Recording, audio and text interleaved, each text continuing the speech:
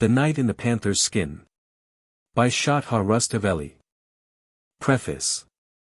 This is an attempt to give a faithful rendering, word by word, of a book which is the mirror of the soul of a cultured people with a great past. The mirror is chipped and tarnished by time and mischance, but the loving labor of scholars may soon renew its luster and repair some of its injuries. Even in the state in which it is here presented, the work can hardly fail to provoke interest. The history of the poem makes it worthy of perusal, for it has been in a unique manner the book of a nation for 700 years, down to our own days the young people learned it by heart. Every woman was expected to know every word of it, and on her marriage to carry a copy of it to her new home. Such veneration shown for so long a period proves that the story of the panther-clad knight presents an image of the Georgian outlook on life, and justifies the presumption that merits tested by the experience of 250,000 days. Most of them troublous, may be apparent to other races, that such a book may be of value to mankind, and chiefly to those peoples which, like the Georgian, came under the influence of Greek and Christian ideals. Here we are dealing with no alien psychology, but with a soul which, though readily responsive to the great cultural movements of Nearer Asia, one showed in 1,000 years of struggle that its natural gravitation was towards Western Europe. Whither with pathetic constancy it kept its gaze fixed. To Iberia of the East and Iberia of the West, the high water marks of Arab conquest, were both fertilized by the Semitic flood, and, whether or not they have some ancient ethnic affinity, this has given them not a few common characteristics. Spain had Christendom at her back, Georgia carried on her glorious crusade in isolation till the struggle was hopeless, and a century ago she was forced into an alliance with the Russian Empire. From her situation, geographical and political, Georgia was the country most likely to show that approximation of Eastern and Western thought typical of the epoch of the Crusades. And in these latter days it is largely due to the infusion of Iberian blood that Turkey and Persia have still sufficient vitality to attempt reforms. It might have been expected that a people whose life was a ceaseless fight to keep for Christendom the bridge between Asia and Europe would have put into its greatest artistic effort an uncompromising confession of faith. But freedom of thought rather than fanaticism is characteristic of Shota, so at various times, down to the 18th century, the Orthodox clergy destroyed manuscripts of the poem. And the Editio Princeps of 1712 could only appear because its royal editor appended to it a pious mystical commentary.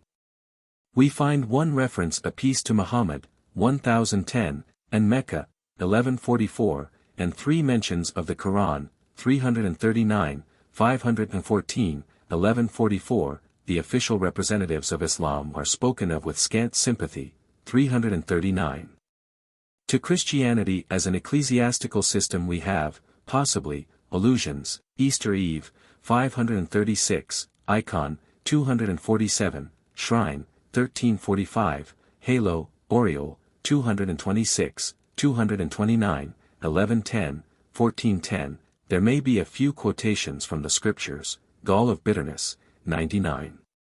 Hart and Waterbrooks, 835, 1564, Tinkling Cymbals, 772, Charity Faileth Not, 1520, Through a Glass Darkly, 110, 656, 707, 1431, Hidden Treasure, 882, Be Content, Judge Not, 18, Rivers Run into the Sea, 49.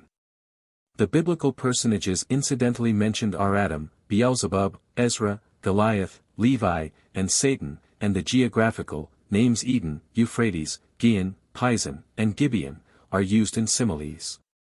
There seems to be a reference to the doctrine of regeneration, 184, and another perhaps to purgatory, 785. When he wrote his poem, Rustaveli had evidently no violent prejudice for one religion more than another, but was of a critical and eclectic turn of mind, and formed for himself a working philosophy of life, showing Persian and Arabian tendencies. But with so much of Christianity and Neoplatonism as to bring it near to Occidental minds. The Georgians in the 10th and 11th centuries interested themselves in the domain of philosophy in those same questions which occupied the leading minds of the Christian world of that period both in the East and the West. With this distinction from the others e.g., Europeans that in those days the Georgians responded earlier than others to the newest tendencies of philosophic thought, and worked in a panoply, exemplary for its time, of textual criticism directly on the Greek originals. 3. There is throughout the poem manifest joy in life and action. God createth not evil, 1468, 1485, ill is fleeting, 1337, since there is gladness in the world, why should any be sad? 687. It is after all a good world, fair to look upon despite its horrid deserts, a world to sing in either because one is happy or because one wishes to be so, 946. There are flowers to gaze on, good wine to drink, fair apparel and rich jewels to wear, beasts worth hunting, games worth playing, foes to be fought, and friends to be loved and helped. There are grievous troubles, but they are to be battled against. It is a law with men that they should struggle and suffer, 776, for them is endeavor, and victory lies with God, 883. However black the outlook, there must be no shirking, for the one deed especially Satan's is suicide, 728, 768, 815, 854, 1169, the game must be played to the end manfully, and God is generous though the world be hard, 911, 1338. He will make all right in the end, 1365, and sorrow alone shows a man's mettle, 945. The keynote is optimism quond meme. Life is a passing illusion, 1572, brief and untrustworthy, 1575, in itself nothing but a silly tale, 697. We are gazers through a cloudy, distorting glass, 110, 656, 707, 1431, our deeds are mere childish sports making for soul fitness. The one way of escape from illusion is in the exercise of that essential part of ourselves which unites us with the choir of the heavenly hosts, 771, love lifts us out of the mundane marsh, 772, brother must act brotherly, 914. We must loyally serve our chosen friends, those with whom we have formed a bond stronger than the ties of blood, for such we must die if need be, 296. The poem is a glorification of friendship, and the story is of the mutual aid of three starlike heroes want to serve one another. 6. Even the gratification of the tenderest love must be postponed to this high duty. The betrothed, the newly wedded, must part for this, 292, 685, 688, 1541, friend makes of himself a road and a bridge, 685, by which his friend passes to joy. That women have their share in such friendships is shown by the fraternity between Asmat'h and Tariel, and it is a proof of the deep culture of the people that such bonds still exist. There is probably no country where men have so many pure ties with women, where they are bound by affection to so many with whom the idea of marriage is never permitted to present itself. It is to the influence of such customs that we may partly attribute the high civilization of the race. It is equally true that respect for women is a sign of ancient culture. Rustaveli is the poet of the whole people, and refinement of manners is not limited to, or absent from, any rank of life. The passage, 234, 235, in which Avt'handil forgets for a moment that he is a gentleman, makes every Georgian blush, and even in these days of comparative degeneracy one never hears of any man behaving with discourtesy in the presence of a woman. Woman is man's equal, the lion's whelps are alike lions, 39, the three heroines are queens in their own right, free to dispose of themselves in marriage, fitted to rule kingdoms. Dame Fatman is acting collector of customs and master of the merchant guild in her husband's absence. Friendship is thus the main fact of life, the thing that makes it worth living. But its highest form is that noblest love, 12, of which some of the introductory quatrains treat. This is the divine frenzy, 27, 29, breathed only into the gentle, the fair, the wise, the brave, and the generous, 9, unseating the charioteer reason, antecedent to a nuptial choice, transforming the lover into the divine likeness. And thus preparing him for the creative act by which mankind is renewed from age to age. It is a tender feeling, 9, pure in its essence, 10, hiding itself from the view of the world, 12, needing not love in return, but enduring patiently the wrath of the beloved. 10. It is changeless in its object. 11. Steadfast to the end. When it is reciprocated it sweetens death, for in eternity it finds full fruition. 1280–1282. It is in this passion, relentless and beautiful like the panther whose coat he wears, that Tariel is wrapped. If in his advocacy of reticence in affairs of the heart, and his insistence on playing the game, Rustaveli makes a special appeal to British readers. There are at least 2 points wherein he might seem likely to lack their approval: his hyperbolic descriptions of grief at separation, and his hackneyed astronomic similes for human beauty. But such emotional excesses are by himself disapproved. 855, 911, and they find parallels in our own literature as late as the 18th century, and with passages like those in 806 and 1423 we have numerous analogies in Western literature. It is to be remembered that every parting is looked upon as possibly, or even probably, the last, and is thus invested with the bitterness of death. 994. The radiant loveliness of the heroes and heroines is described in terms of the brightest celestial lights, because the shining forth of the soul through a fair countenance is in sober fact more brilliant, even, than those heavenly bodies which were of old the objects of worship. Then, again, there are 3 unpleasant incidents in the story: Avt'handil's murder of the Chaknager, and his intrigue with Fatman, and Tariel's assassination of Khwarazmshah. We are not concerned to defend the morality of those transactions, and prefer to suppose that they were as repugnant to Rustaveli as to ourselves. They are necessary to the working out of the plot, and they were all for the sake of women and directly instigated by women. As for Tariel's ill-treatment of Rostevan's men and the Khatavians, we are to presume that his madness is his excuse. Like Hamlet, grief at a father's death, loss of both sovereignty and mistress, combined to produce a mania sometimes murderous in its manifestations. But as soon as he is cured, his natural kindness of heart returns, and his boyish disposition exhibits itself in frolic. 1351, 1352.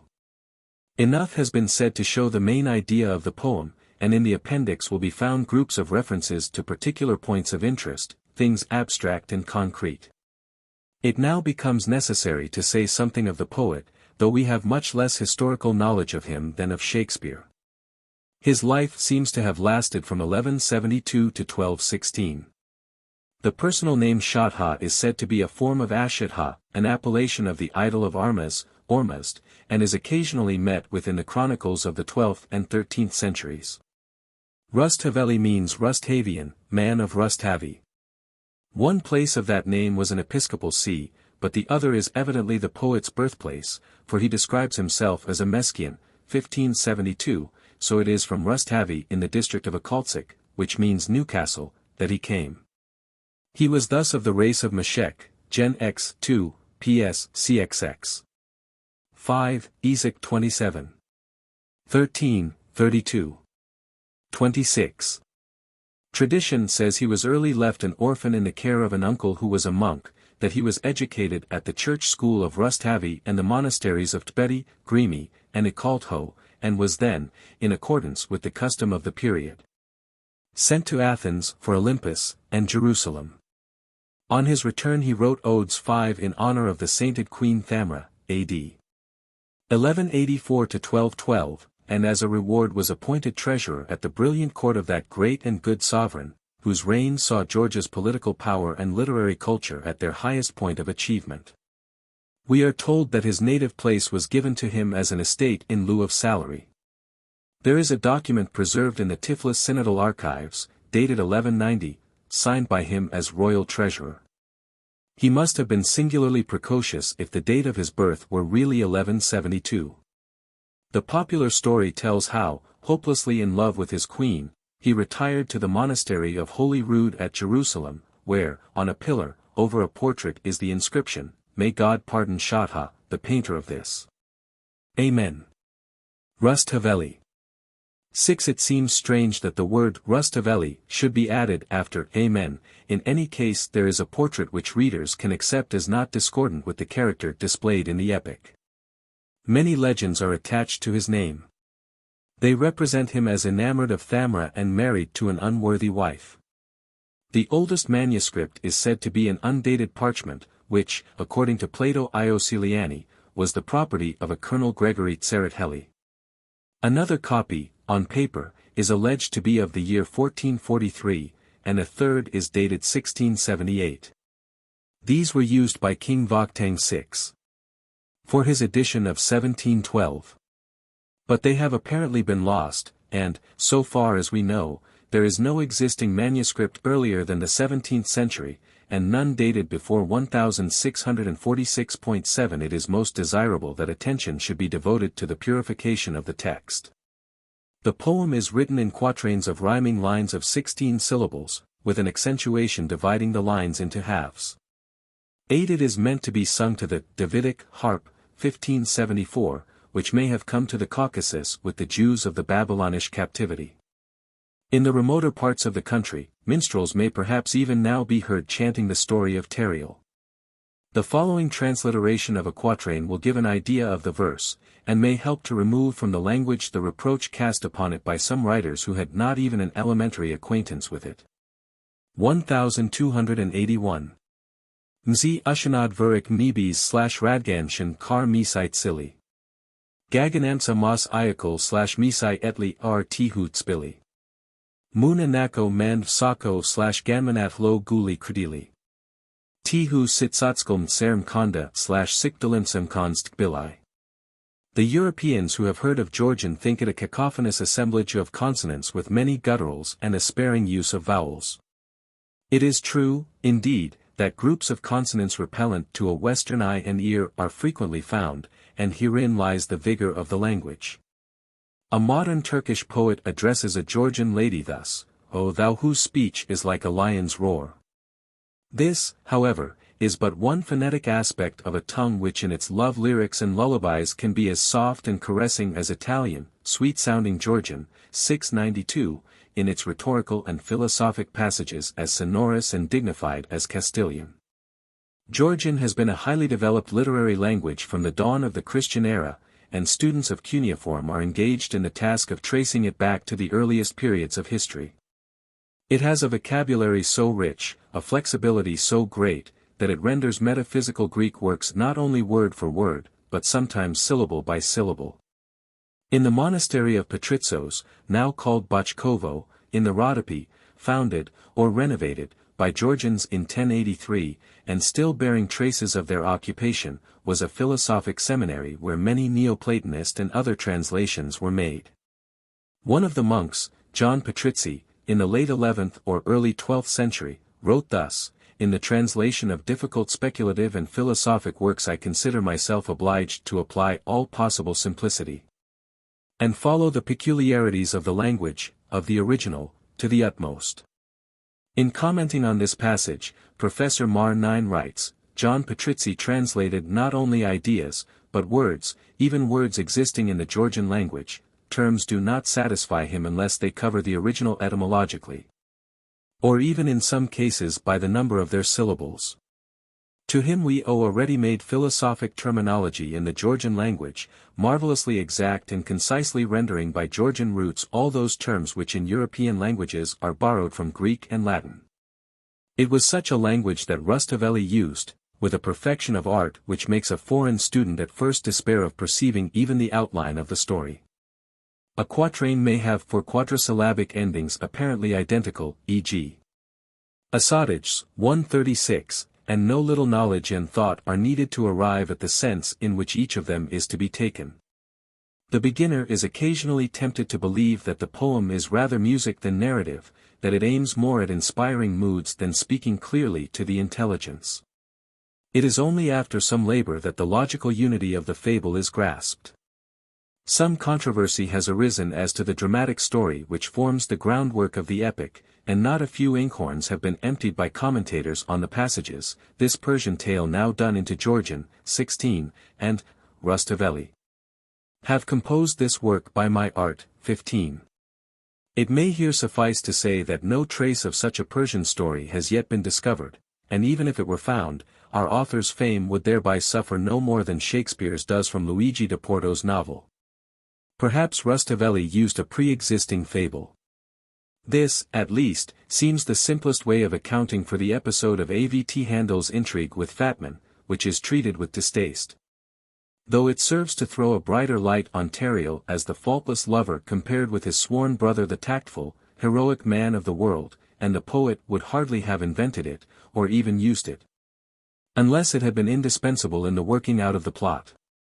It is true that nearly all the characters have Persian names, perhaps none but Tariel, Thinathin, Davar, and Avt'handil are originally Georgian, and the last is doubtful, and a large number of Persian words are used 10. But this seems to be due partly to a desire of avoiding the appearance of hinting at current events, and partly to a fashion of the time, the natural result of literary sympathies between two neighboring cultured peoples.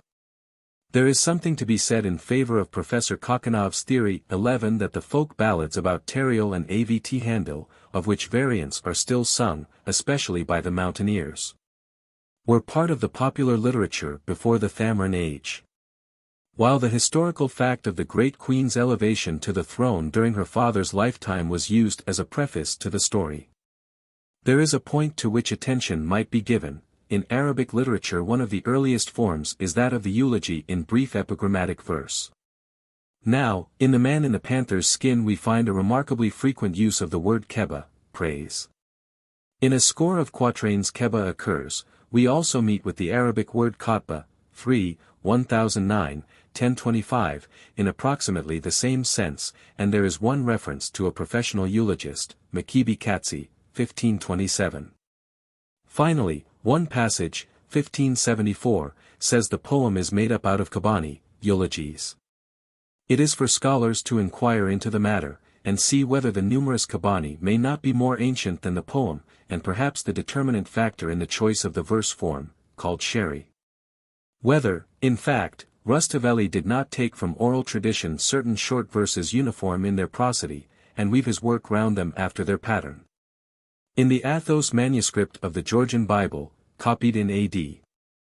978 for the great warrior monk Thornasai from an earlier translation, that a Song of Songs is Keba Kabatha, this seems to show that in ancient Georgia the Keba, or eulogy, was the poem par excellence.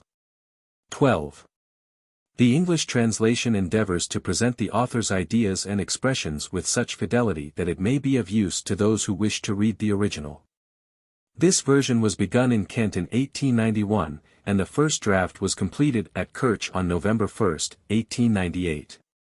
But in spite of frequent revision and correction, carried on till December, 1909, it is imperfect, and the translator estimated that 10 more years of study at least would be required to bring it to its final shape.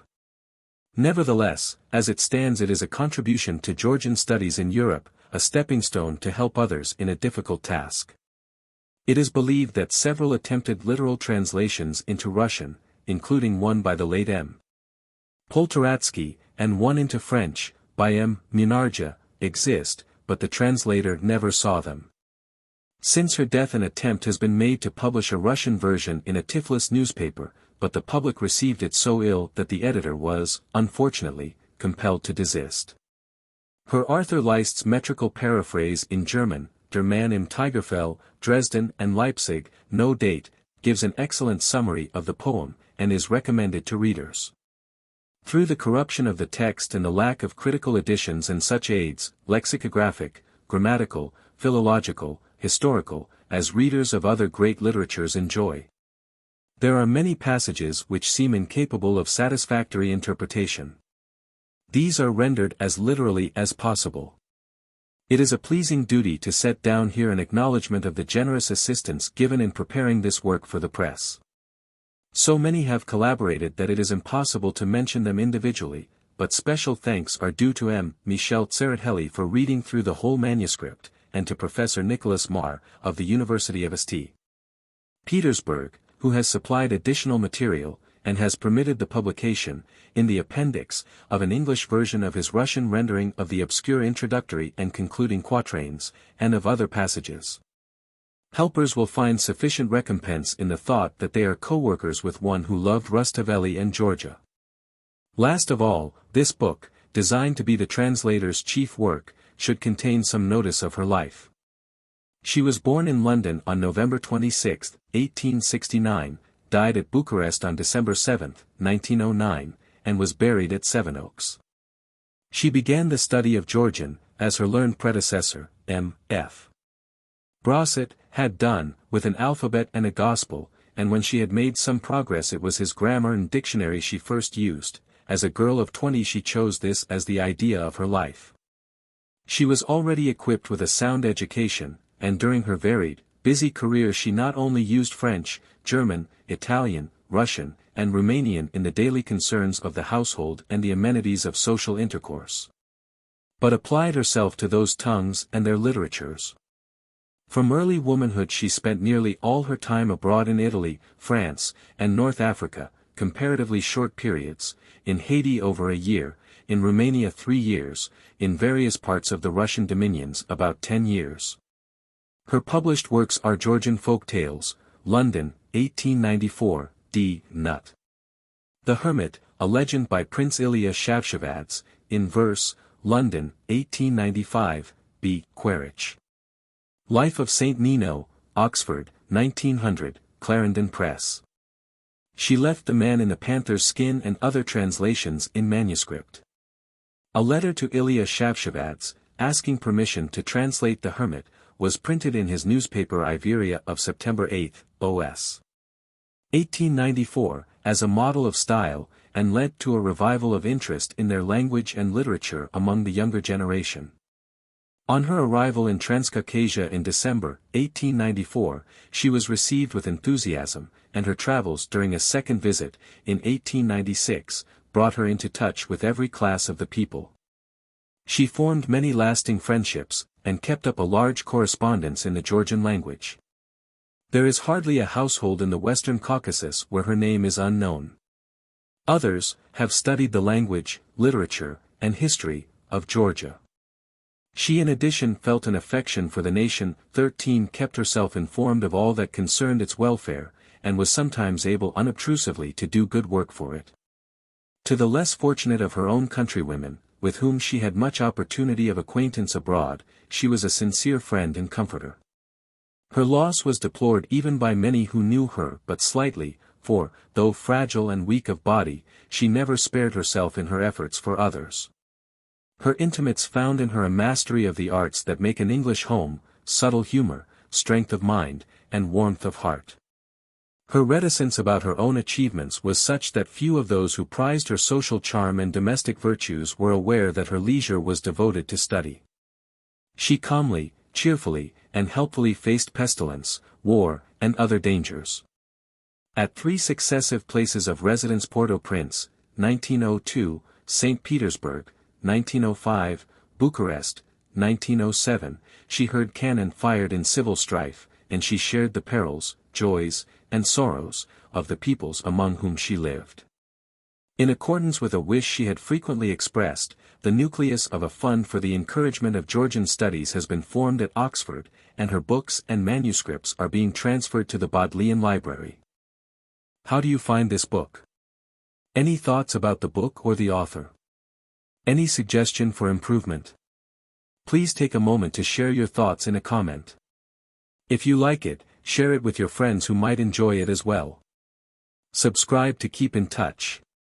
Visit CompleteAudiobooks.com for more quality content. Introductory Quatrains. 1. He who created the firmament, by that mighty power made beings inspired from on high with souls celestial. To us men he has given the world, infinite in variety we possess it, from him is every monarch in his likeness. 2. O one God! Thou didst create the face of every form. Shield me, give me mastery to trample on Satan, give me the longing of lovers lasting even unto death, lightning, of the burden, of sins I must bear thither with me. 3. Of that lion whom the use of lance, shield and sword adorns, of the king, the sun Thamra, the ruby-cheeked, the jet-haired, of her I know not how I shall dare to sing the manifold praise. They who look upon her must offer her the sweets for which she hungers. 4. By shedding tears of blood we praise King Thamra, whose praises I, not ill-chosen, have told forth. For ink I have used a lake of jet, and for pen a pliant crystal. Whoever hears, a jagged spear will pierce his heart. 5. She bade me indite sweet verses in her praise, laud her eyebrows and lashes, her hair, her lips and teeth, cut crystal and ruby arrayed in ranks. An anvil of soft lead breaks even hard stone. 6. Now want I tongue, heart and skill for utterance. Grant me strength. And if I have aid from thee I shall have understanding, so may we succor Tariel. Tenderly indeed should we cherish his memory and that of the 3 star-like heroes want to serve one another. 7. Come, sit ye down, ye who have been born under the same fate, let us shed a never-drying tear for Tariel's sake. I sat me down, Rustaveli, indite a poem, my heart I pierced with a lance. Hitherto the tale has been told as a tale, now is it a pearl, of, measured, poesy. 8. To a lover, beauty, glorious beauty, wisdom, wealth, generosity, youth and leisure are fitting, he must be eloquent, intelligent, patient, an overcomer of mighty adversaries, who has not all these qualities lacks the character of a lover. 9. Love is tender, a thing hard to be known. True love is something apart from lust, and cannot be likened thereto. It is one thing, lust is quite another thing, and between them lies a broad boundary, in no way do they mingle here my saying. 10. The lover must be constant, not lewd, impure and faithless, when he is far from his beloved he must heave sigh upon sigh, his heart must be fixed on one from whom he endures wrath or sorrow if need be. I hate heartless love embracing, kissing, noisy bussing. 11. Lovers, call not this thing love, when any long for one today and another tomorrow, lightly, bearing parting's pain.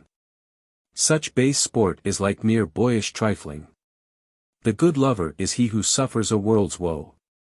12. There is a first. Noblest, love, it does not show, but hides its woes, the lover, thinks of it when lied is alone, and always seeks solitude.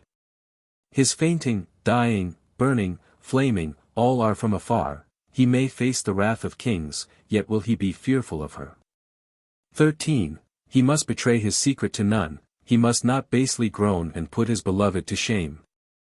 In naught should he manifest his love, nowhere must he reveal it, for her sake he looks upon sorrow as joy, for her sake he would willingly be burned, or willingly burns, with love. 14. How can the sane trust him who noises his love abroad, and what shall it profit to do this? He makes her suffer, and he himself suffers. How should he glorify her if he shame her with words? What a chance if one hurt not his beloved's heart. 15. I, Rustaveli, have composed this work by my art. For her whom a multitude of hosts obey, I lose my wits, I die.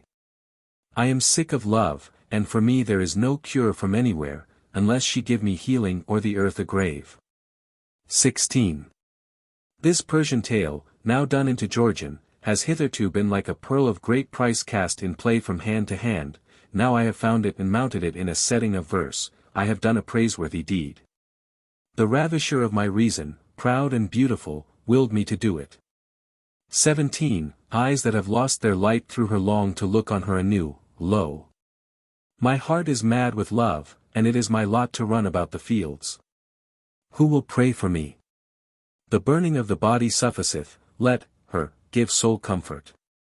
In praise of threefold hue, the verse must needs fall short. 18. With what fate gives to a man, therewithal should he be content, and so contentedly speak of it. The laborer should ever work, the warrior be brave. So, also, should the lover love love, and recognize it. Who judges not will not be judged by others. 19. Minstrelsy is, first of all, a branch of wisdom. Divinely intelligible to the godlike, very wholesome to them that hearken, it is pleasant, too, if the listener be a worthy man, in few words he utters a long discourse, herein lies the excellence of poetry. 20. Like a horse running a great race on a long course, like a ball-player in the list striking the ball fairly and aiming adroitly at the mark, even so it is with the poet who composes and indites long poems. When utterance is hard for him and verse begins to fail. 21. Then, indeed, behold the poet, and his poesy will be manifest. When he is at a loss for Georgian words, and verse begins to fail, he will not weaken Georgian, nor will he let it grow poor in words. Let him strike the ball cunningly. He will show great virtue. 22. He who utters, somewhere, 1 or 2 verses cannot be called a poet, let him not think himself equal to great singers.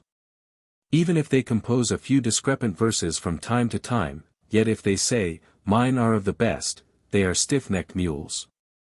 23. Secondly, lyrics which are but a small part of poetry and cannot command heart-piercing words, I may liken them to the bad bows of young hunters who cannot kill big game, they are able only to slay the small. 24. Thirdly, lyrics are fit for the festive, the joyous, the amorous, the merry, for pleasantries of comrades, they please us when they are rightly sung. Those are not called poets who cannot compose a long work. 25. The poet must not spend his toil in vain. One should seem to him worthy of love, he must be devoted to one, he must employ all his art for her, he must praise her, he must set forth the glory of his beloved. He must wish for naught else, for her alone must his tongue be tuneful.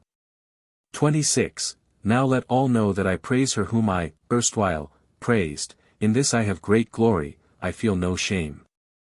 She is my life, merciless as a leopard is she. Her name I pronounce hereafter with triumph and praise. 27. I speak of the highest love divine in its kind. It is difficult to discourse thereon, ill to tell forth with tongues. It is heavenly, upraising the soul on pinions. Whoever strives thereafter must indeed have endurance of many griefs. 28. Sages cannot comprehend that one love, the tongue will tire, the ears of the listeners will become wearied, I must tell of lower frenzies, which befall human beings. They imitate it when they want to not, but faint from afar. 29. In the Arabic tongue they call the lover madman, because by non-fruition he loses his wits. Some have nearness to God, but they weary in the flight. Then again, to others it is natural to pursue beauty. 30. I wonder why men show that they love the beloved. Why shame they her whom they love, her who slays herself for them, who is covered with wounds? If they love her not, why do they not manifest to her feelings of hatred? Why do they disgrace what they hate? But an evil man loves an evil word more than his soul or heart. 31. If the lover weep for his beloved, tears are her. His due. Wandering and solitude befit him, and must be esteemed as roaming. He will have time for nothing but to think of her. If he be among men, it is better that he manifest not his love. 1. Story of Rostevan, king of the Arabians. 32. There was in Arabia Rostevan, a king by the grace of God, happy, exalted, generous, modest, lord of many hosts and knights, just and gracious, powerful, far-seeing, himself a peerless warrior, moreover fluent in speech. 33. No other child had the king save one only daughter, the shining light of the world, to be ranked with naught but the sunny group, whoever looked on her, she bereft him of heart, mind and soul. It needs a wise man to praise her, and a very eloquent tongue. 34. Her name is Avt'handil, let it be famous. When she had grown up to full womanhood, she contemned even the sun. The king called his viziers, seated himself, proud yet gentle, and, placing them by his side, began to talk graciously to them. 35. He said, I will declare to you the matter on which we are to take counsel together. When the flower of the rose is dried and withered it falls, and another blooms in the lovely garden. The sun is set for us, we are gazing on a dark, moonless night. 36. My day is done, old age, most grievous of all ills, weighs on me. If not today, then tomorrow I die. This is the way of the world. What light is that on which darkness attends? Let us instate as sovereign my daughter, of whom the sun is not worthy. 37. The vizier said, O king, why do you speak of your age?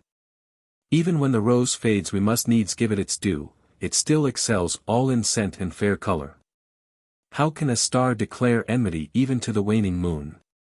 38. Speak not then thus, O king. Your rose is not yet faded.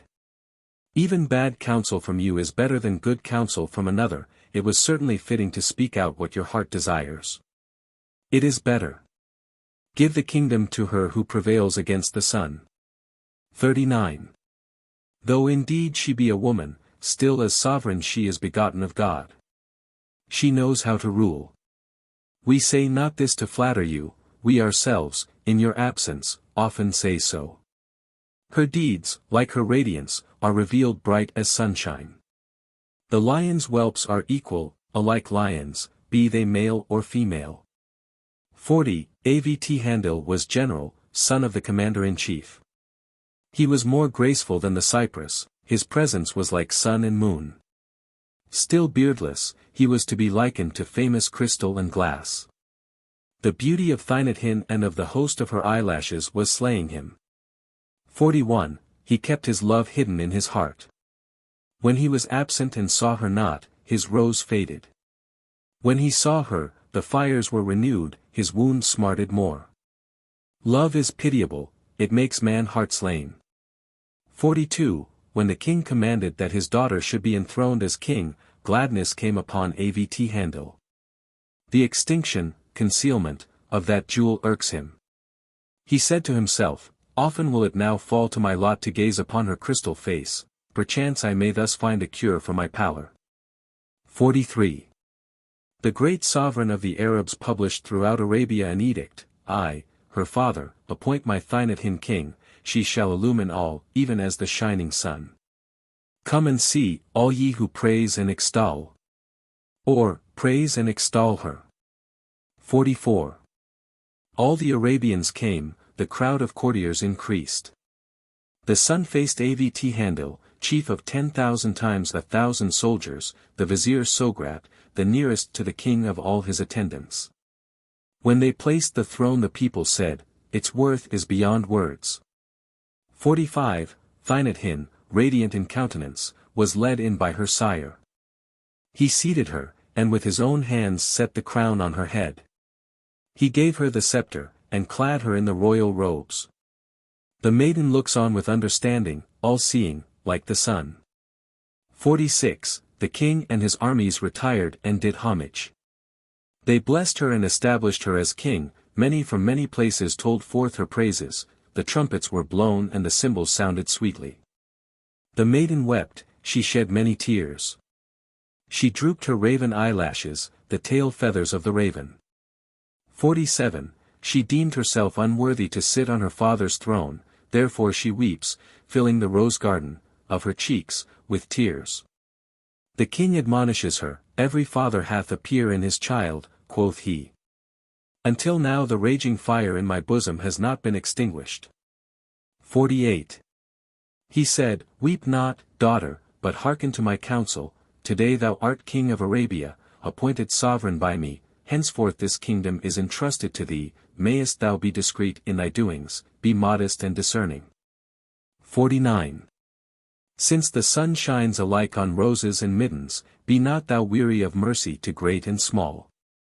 The generous binds the free, and he who is already bound will willingly obey. Scatter liberally, as the seas pour forth again the floods they have received. 50. Munificence in kings is like the aloe planted in Eden. All, even the traitor, are obedient to the generous. It is very wholesome to eat and drink, but what profits it to hoard? What thou givest away is thine, what thou keepest is lost. 51. The maiden hearkened discreetly to this her father's advice. She lent ear, she heard, she wearied not of instruction.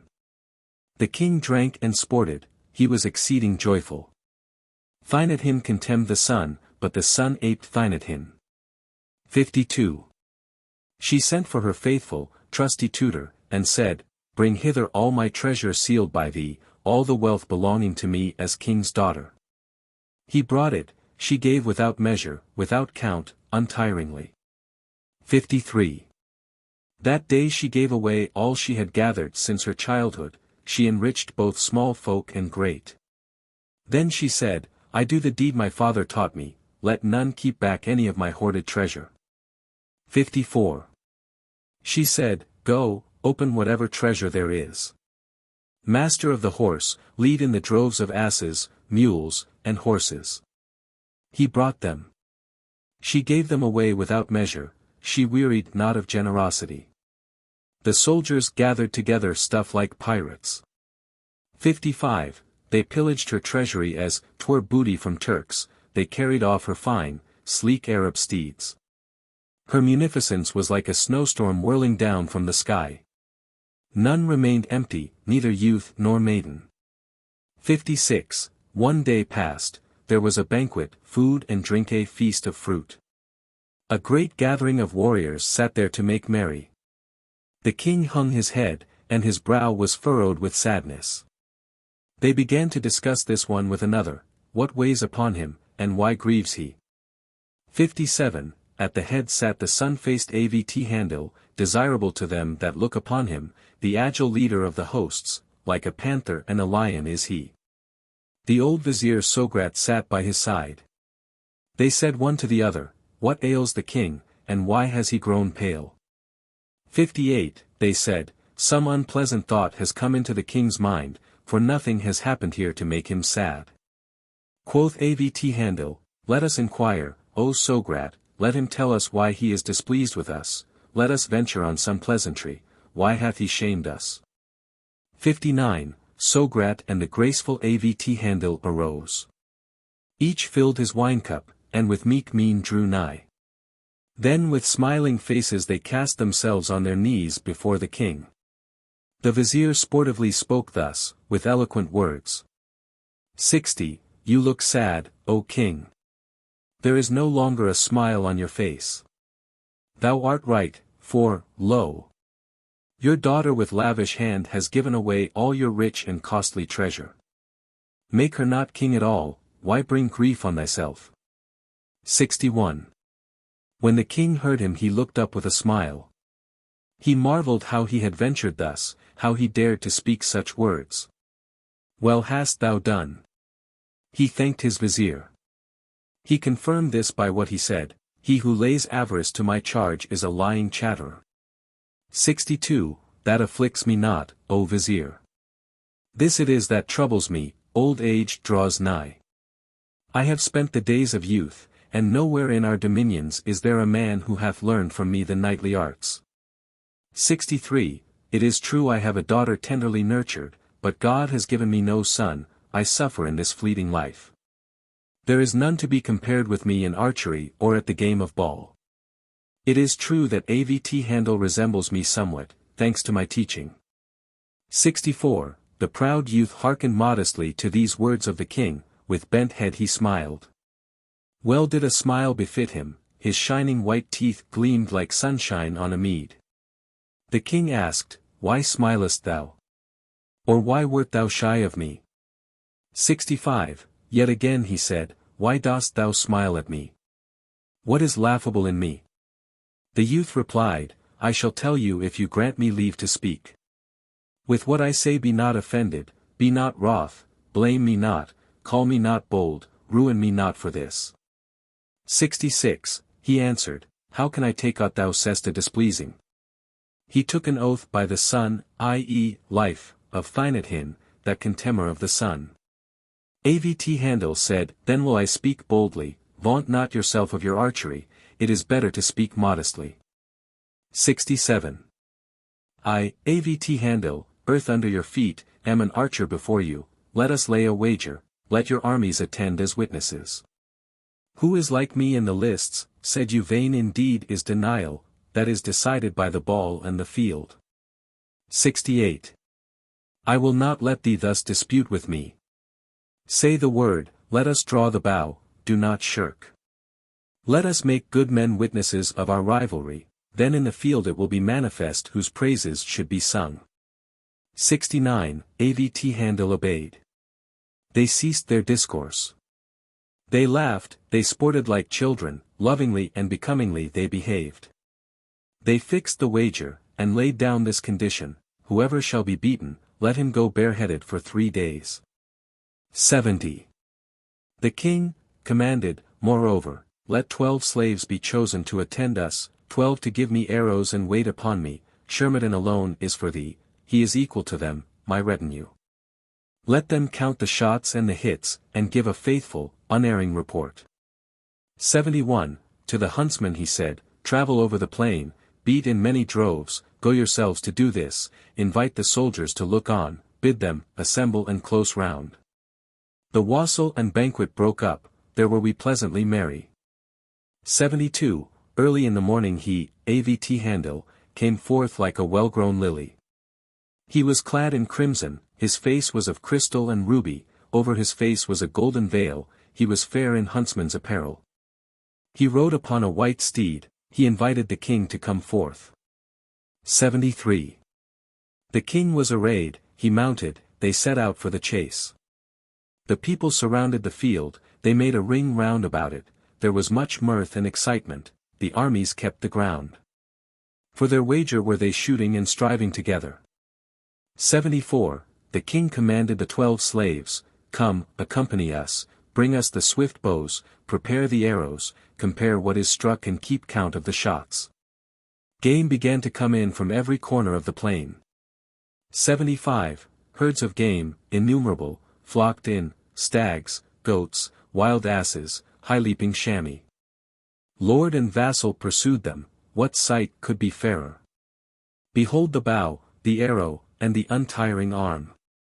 76. The dust from their horses' tracks cut off the sun's rays. They slew, their arrows sped, blood flowed through the field, as the shafts were shot away the slaves brought more of them.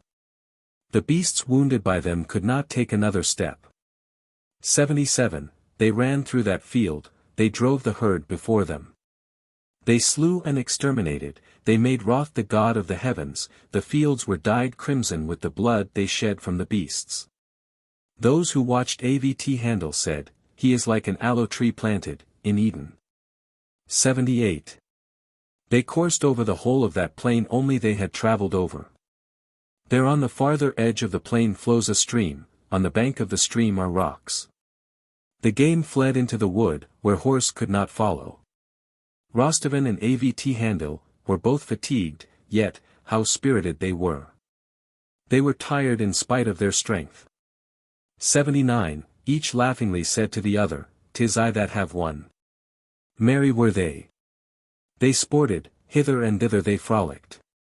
Then came the slaves who had tarried, and, the king, said, Tell the truth, we seek not flattery from you. 80. The slaves said, We shall speak the truth, think not we shall deceive you, O king. We may by no means liken you to him. Slay us at once if you will, it matters not, this cannot help you in any way.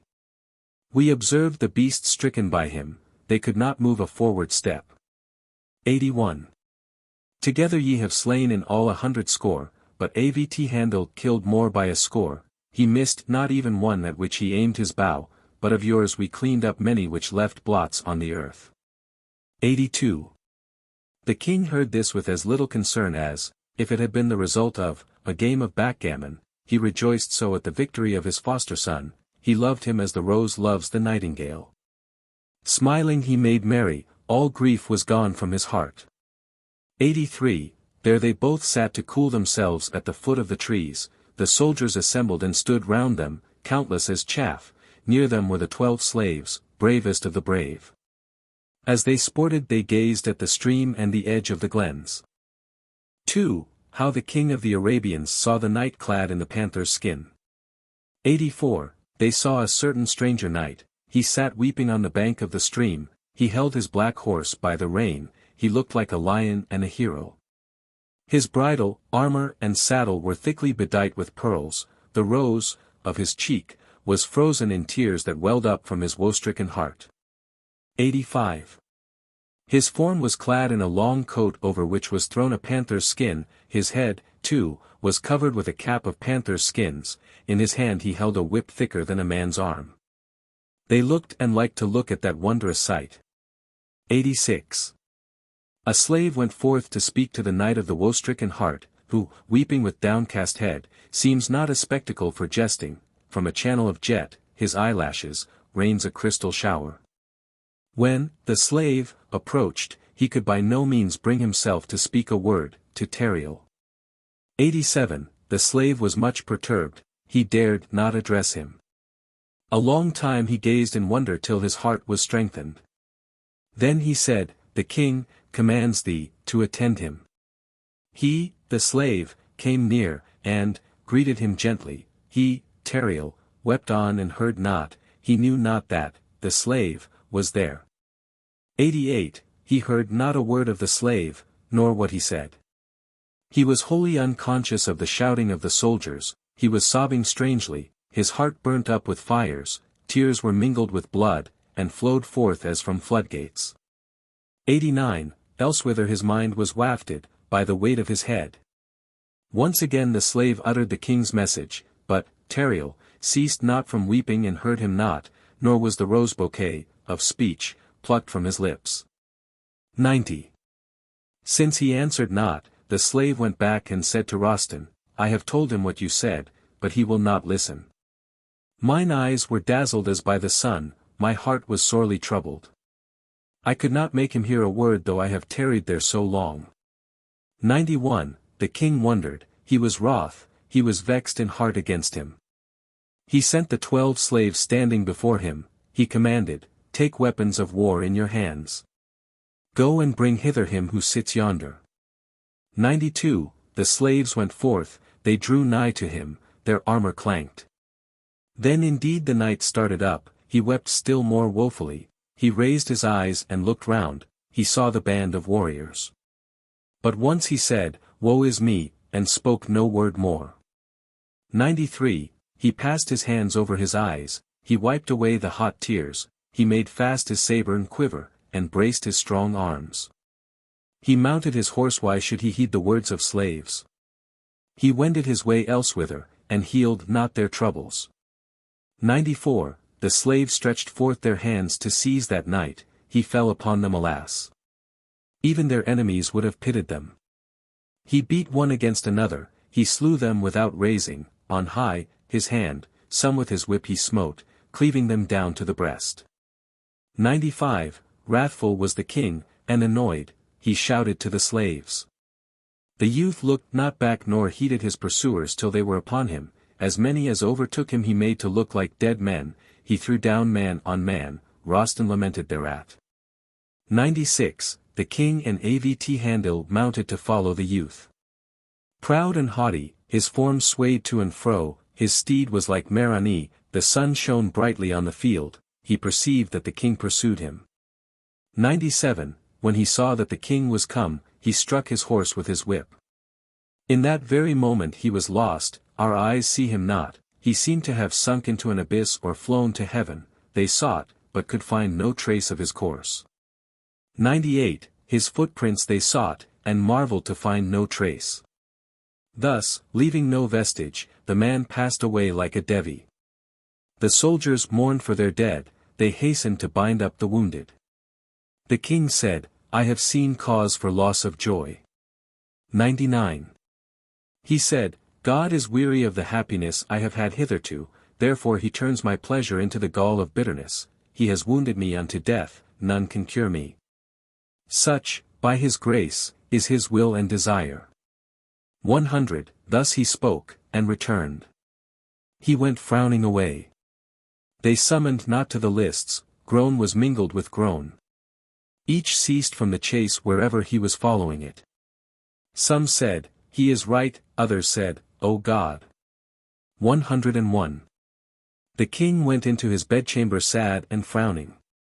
Avt'handil watched like a son that none save himself should follow, all went away, the household dispersed, merriment ceased, the castanet and the sweet harp. 102. Finethin heard of her father's great sadness. She rose and came to the door, she with whom the son strove asked the chamberlain, "Sleeps he or wakes he?" He answered, "He sits brooding, his color has suffered a change." 103. Avt'handil alone is present, he sits in a chair before him. They have seen a certain stranger knight, this is the cause of his melancholy. Finethin said, "I will now depart, it is not time for me to go in. When he asks for me, say, she was here but now. 104, time passed, he inquired, what doth the maiden, my solace and jewel, my water of life? The chamberlain replied, she came, pale-faced, but now. She learned of your sadness and went away, but she is ready to come to your presence. 105, he said, go, call her, how can I bear absence from her? Say unto her, why didst thou turn back, O life of thy father? Come, drive away my grief, heal my wounded heart. I will tell thee wherefore my joy fled. 106, Thynethin rose and came, she did as her father wished.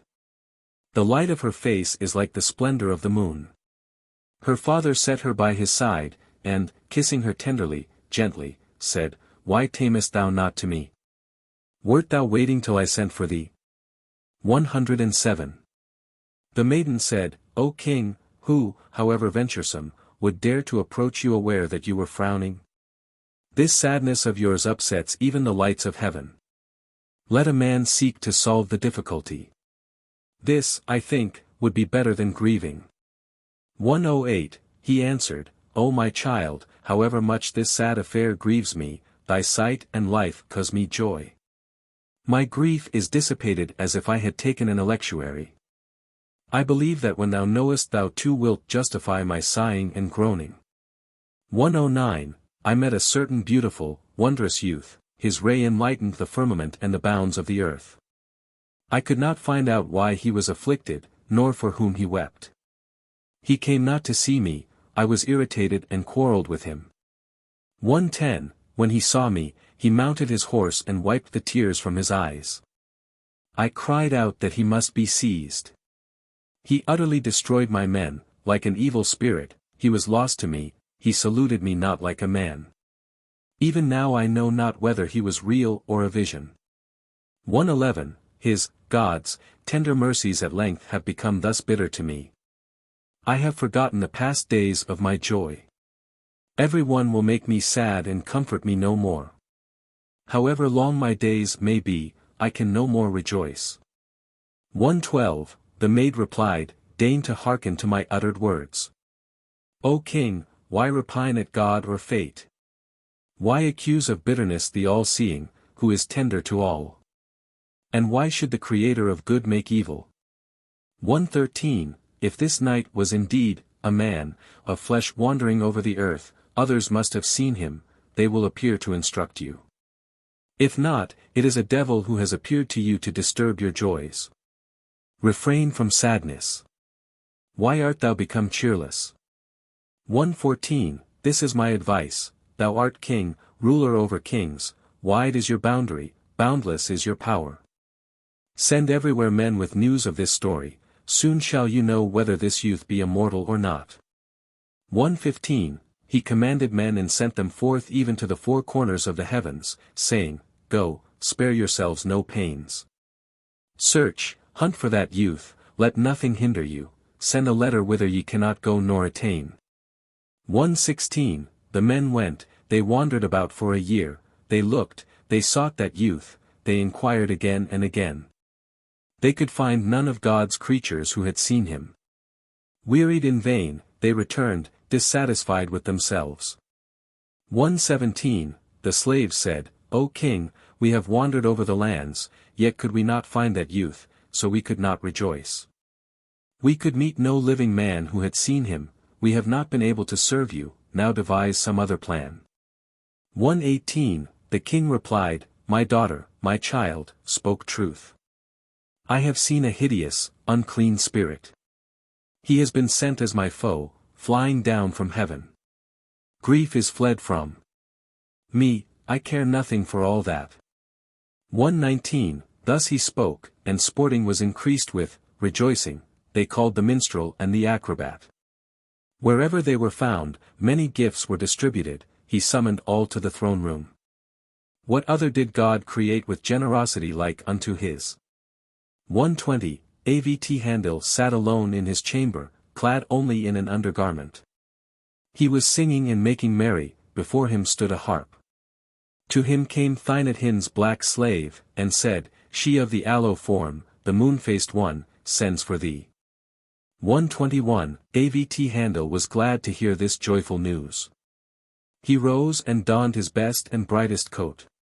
He rejoiced to meet the rose, they had never yet met alone. Pleasant is it to gaze on beauty, and be near one beloved. 122, proudly and boldly Avt'handil came to her, he was ashamed of none. He will see her for whom the tear of woe full oft had flowed. The peerless one sat mournful, she shone like lightning, her rays eclipsed the moon. 123. Her fair form was clad in unlined ermine, she wore negligently veils whose price it were hard to tell, but her black, heart-piercing eyelashes and the thick, long tresses which embraced her white throat were her real adornments. 124. Pensive she sat in her red veil, she quietly greeted Avt'handil, and gently bade him be seated. The slave placed a seat, he sat down modestly and respectfully. Face to face he gazed on her, full of great joy. 125. The knight said, How indeed can I speak to one so dread? If the moon meet the sun it is consumed, it fades away. I am no longer at leisure to think, I fear for myself. Tell me, then, why you are sad and what will relieve you. 126. The maiden replied with elegant words, not ill-chosen, saying, Although thou hast hitherto remained far from me, yet I wonder thou shouldst be timid even for a moment. But first I must tell thee of the malady which afflicts me, as a plague. 127. Dost thou remember, when thou and Rostevan killed game in the plain, how ye saw a certain stranger youth who wiped his tears away? Since then I have been a prey to thoughts of him.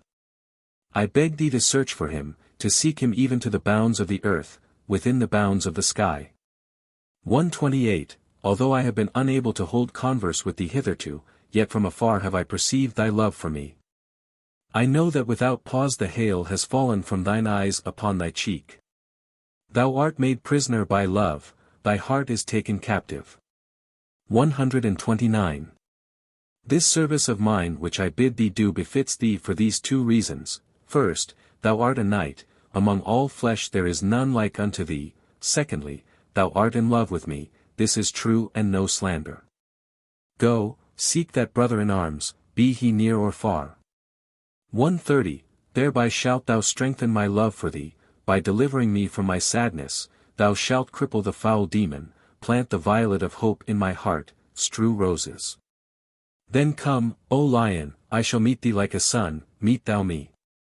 131. Seek 3 years him whom thou hast to seek, if thou find him, come gaily telling thy victory. If thou find him not, I shall believe he was a vision.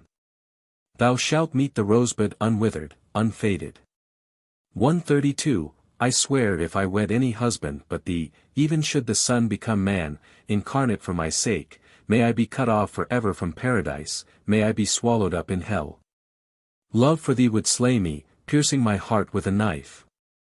133. The knight replied, O son, who causest the jet 14 to blink, what have I said to thee, and what have I done to make thee suspect me? I awaited death. Thou hast renewed my will to live. I shall certainly obey thee like a slave in service. 134. Again he spoke, O son, since God has created thee a son, so that the heavenly planets obey thee wherever they may be, I have heard from you than which has overwhelmed me with grace, my rose shall not wither, thy ray shines generously upon it. 135. Once more they made an oath together, they promised each other, they confirmed it and discoursed much, with many a word, what grief they had borne until now became easy. Their white teeth flashed white lightning as if transparent. 136. They sat together, they made merry, they talked simply of 100 things, they spoke with their crystal and ruby, faces, and jet, eyes. The knight said, Those who gaze upon thee become mad. My heart is burned to ashes by the fire that comes from thee. 137. The youth went away, but he could not bear parting from her, he looked back, his eyes were dazed, crystal hails down and freezes the rose, his graceful form was trembling. He had heart for heart, he had lent, his to love. 138, he said to himself, O son, separation from thee is thus early manifested on the rose, my crystal and ruby have faded, I am become yellower than amber.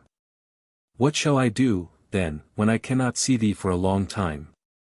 This shall be my law, death for the beloved is fitting. 139.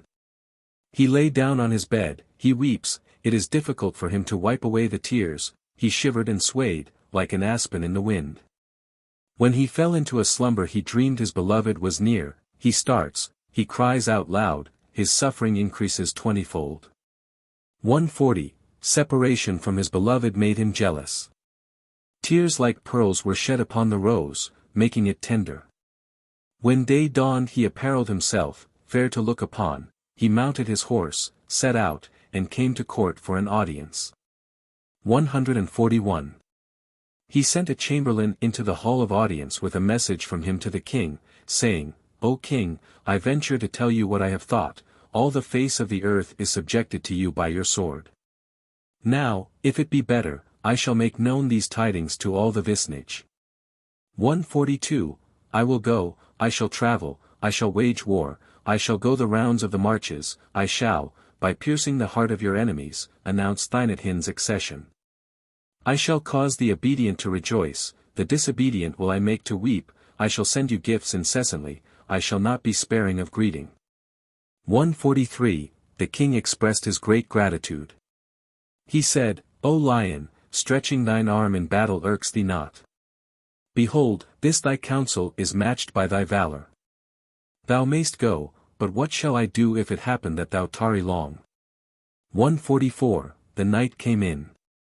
He did homage, and spoke some words of thanks, O monarch, I wonder that you should deign to praise me. Now God will perchance lighten for me the darkness of separation, and let me see again in joy your joyful face. 145. The king hung upon his neck and kissed him like a son, like unto them have none been, neither upbringer nor upbrought.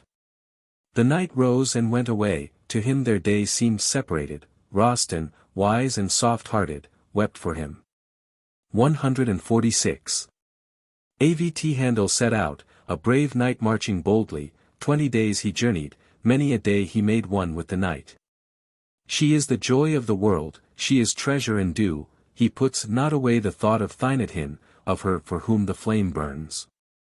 147, whenever he came there was rejoicing in the kingdom, nobles met him, they gave generous gifts, the sun-faced had not wasted time in his rapid journey. A dawning joy met them that came into his presence. 148. He had a strong city to strike terror in the marches, outside was a rock, I tell thee, with an unmortared wall. The knight spent there 3 days in the pleasant chase, he appointed his pupil, Shermidin, as vizier. 149. This is the slave Shermidin mentioned above, brought up with Avt'handil, faithful and self-sacrificing to him. He knew not hitherto of the fire which burned the night, now he, Avt'handil, revealed the hopeful words of the sun, Thynethin. 150. He said, Lo, Shermidin, for this I am ashamed before thee, thou knowest all my affairs and hast given heed to them, but hitherto thou hast not known what tears I have shed, in her from whom I had suffering I now find joy. 151. I am slain by love and longing for Thynethin, from the narcissus, eyes, hot tears moistened the frosted rose, I could not till now show my hidden woe, now has she bidden me hope, therefore thou sayest me joyful. 152. She said to me, learn news of that lost night, then come, I shall fulfill thy heart's desire, I want no husband save thee, a planted tree falls to my lot. She gave me the balm of my heart, until that moment bound captive. 153. First, I am a knight, I wish to go forth to serve my lady. Faithfulness to kings is fitting, vassal must act as vassal, then, she has extinguished the fire, my heart is no longer consumed to soot. A man must not bend before misfortune, but meet it like a man. 154, Of all lords and vassals thou and I are most friendly, therefore I entreat thee to hear this from mine own mouth. In my stead I appoint thee lord and chief over mine armies, I could not entrust this matter to others. 155. Lead forth the soldiers to battle, rule the nobles, send messengers to court telling the state of affairs, write letters in my stead, present priceless gifts, why should it be known that I am not here? Thou must not let my absence be perceived. 156. Represent me in military duties and in the hunting field, wait here for me 3 years, keep my secret, perchance indeed I shall return, my aloe tree shall not fade, but if I come not back, mourn me, weep for me, utter sighs. 157.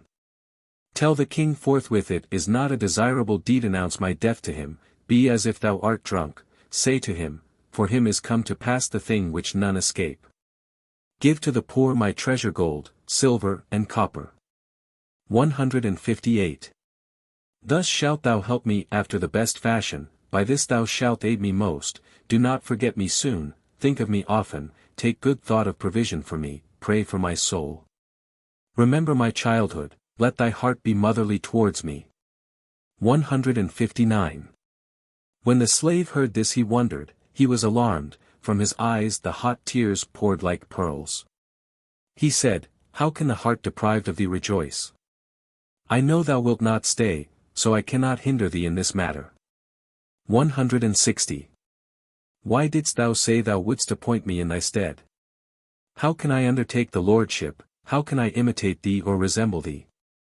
It were better that the earth cradled me too than that I should have to think that thou art alone. Rather let us both steal forth, I will accompany thee, take me with thee. 161. The knight replied, hearken unto me, I tell thee truth without beating about the bush, when a lover would roam the fields, alone he must wander.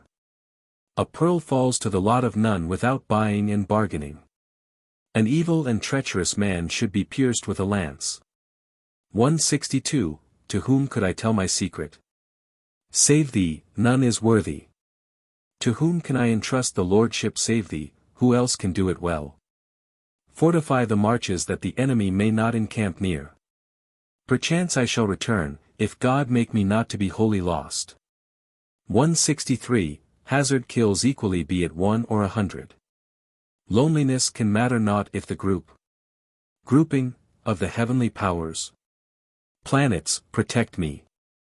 If I come not hither in 3 years, then will it beseem thee to mourn and wear funeral garb. I will give thee a letter, whoever is my courtier must obey thee. 3. Avt'handil's letter to his vassals. 164. He wrote as follows, my vassals, my instructors and some my pupils, faithful, trusting tried, attentive to my behests like shadows, hearken to my letter all assembled. 165. Give ear. I, Avt'handil, earth beneath your feet, write this unto you, with mine own hand have I written this epistle. For a little while I have preferred roaming to drink and song, for bread and meat I shall trust to my bow and thumb. 166. I have in hand a certain matter which makes me journey to a far country, I depart alone, and this year shall I travel. I ask you only this, I beseech you let me find the realm unshaken by the foe. 167.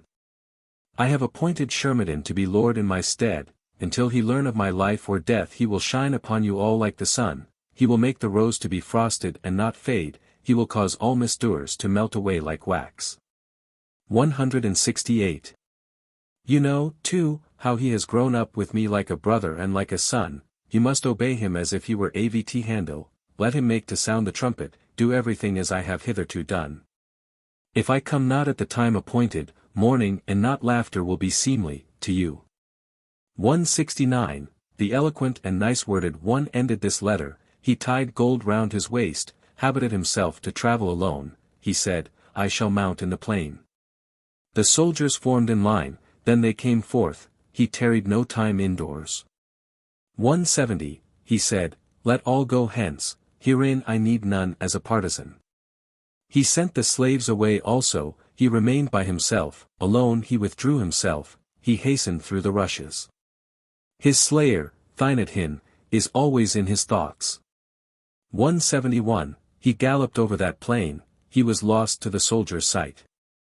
Whatever human being might have seen him and pursued him, his sword could not harm him, his arm was hampered. He was heavy laden with a burden of grief for her sake. 172. When the soldiers hunted and sought their lord, and could no longer find the sun-faced, their countenances paled, their great joy turned into heaviness, they ran everywhere to seek him, whoever had a swift horse. 173. O lion, whom can God put in thy place? They ran and brought out other messengers from elsewhere, they could learn nothing of him, he passed from that place. His disheartened hosts shed hot tears. 174. Shermidon assembled together the courtiers and nobles, he showed them the letter in which he, Avt'handil, had told them his tidings. When they heard it, all remained heart-pierced, they beat themselves, there was not a tearless heart, not an unbruised breast. 175, all said, though our state without him is irksome to us, to whom save thee could he give his seat and throne? Of a truth we shall obey thee, whatever thou commandest any of us. They made that vassal lord, all did him homage. 4. Avt'handil sets forth in quest of Tariel. 176. Dionysi the wise, Esros bear me witness in this. It is pitiable when the rose wherewith the ruby of Badakhshan is not to be compared and whereto a reed stem serves as form, becomes covered with rime and frostbitten. Wherever he wanders abroad he is wearied of abodes. 177. Avt'handil travelled over that plain at a flying pace, he left the bounds of the Arabs, he journeyed in foreign lands, but separation from his son had taken away part of his life. He said, if I were near her now I should not shed hot tears. 178. Fresh snow had fallen, and, freezing on the rose, blasted it. He wished to strike his heart, sometimes he uplifted his knife. He said, Fate, the world, has increased my grief 90 and 100-fold.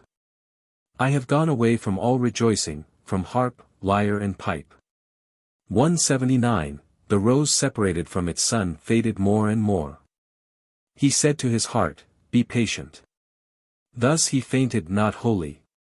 He journeyed through passing strange places on his quest, he asked tidings of wayfarers, he was friendly with them. 180. There seeks he the shedder of tears which flowed to increase the sea. The land seems to him a couch, his arm his pillow. He says to himself, O beloved, I am far from thee, my heart stays with thee, I lament. For thy sake death would be joy to me. 181. He journeyed over all the face of the earth, he went thoroughly over it, so that beneath heaven was no place left where he had not been, but he met none who had heard tidings of him he sought, meanwhile 3 years save 3 months had passed. 182. He arrived in a certain dreadful country, exceeding rough, for a month he saw no man, no son of Adam. Neither Vis nor Ramin saw such woe like unto his. By day and by night he thought of her, his beloved. 183. He reached as a resting place the slope of a great high mountain, thence appeared a plain which it would take 7 days to cross. At the foot of the mountain flowed a river that could not be bridged. Both sides were covered down to the water's edge with forests. 184. He goes up, turns round, and counts the time, the remaining days he has 2 months left. He sighs at this, he rejoices not. Alas! If the thing were revealed. Again he is timid in heart by reason of this. No man can turn evil to good, none can be born again of himself. 185. He became thoughtful, he stood to consider the matter. He said to himself, if I return thus, why have I spent so much time in the field? What can I dare say to my star, how I have spent the days? I have learned not even gossip regarding him I seek. 186. If I return not, I must spend yet more time in the quest, if I can learn no tidings of him I seek, when the time agreed upon with Shermidon is past, his cheeks will be bathed, in tears, he will go and tell the king whatsoever things are fitting. 187. He will tell him of my death, as I myself bade him. Then would there be mourning, weeping, bitter would the matter be for them. Thereafter should I return after travelling everywhere. On this he thinks, weeping, distressed in mind. 188. He said, O God, why make thy judgments crooked because of me? Why, alas, should I have made such a journey in vain? Thou hast rooted up joys from my heart, thou hast given griefs a nest there. All my days my tears will never cease. 189. Then he said, Patience is better, and communed thus with himself, Let me not die a day too soon, cast not down my heart, without God I can do nothing, my tears flow in vain. No one can change that which is decreed. That which is not to be will not be. 189a, he said to himself, Die, for thee it is better than shameful life. Thou wilt go back, thine Hin, who brightens the sunny day, will meet thee, she will ask thee for tidings of that sun. What does groaning avail? Thus thinking, he forthwith sets out for the reedy, watery edge of the wood. 190. All beings under the heavens have surely passed me by in turn, but regarding that man naught can I learn anywhere. Doubtless they who called him a cadge spoke truth.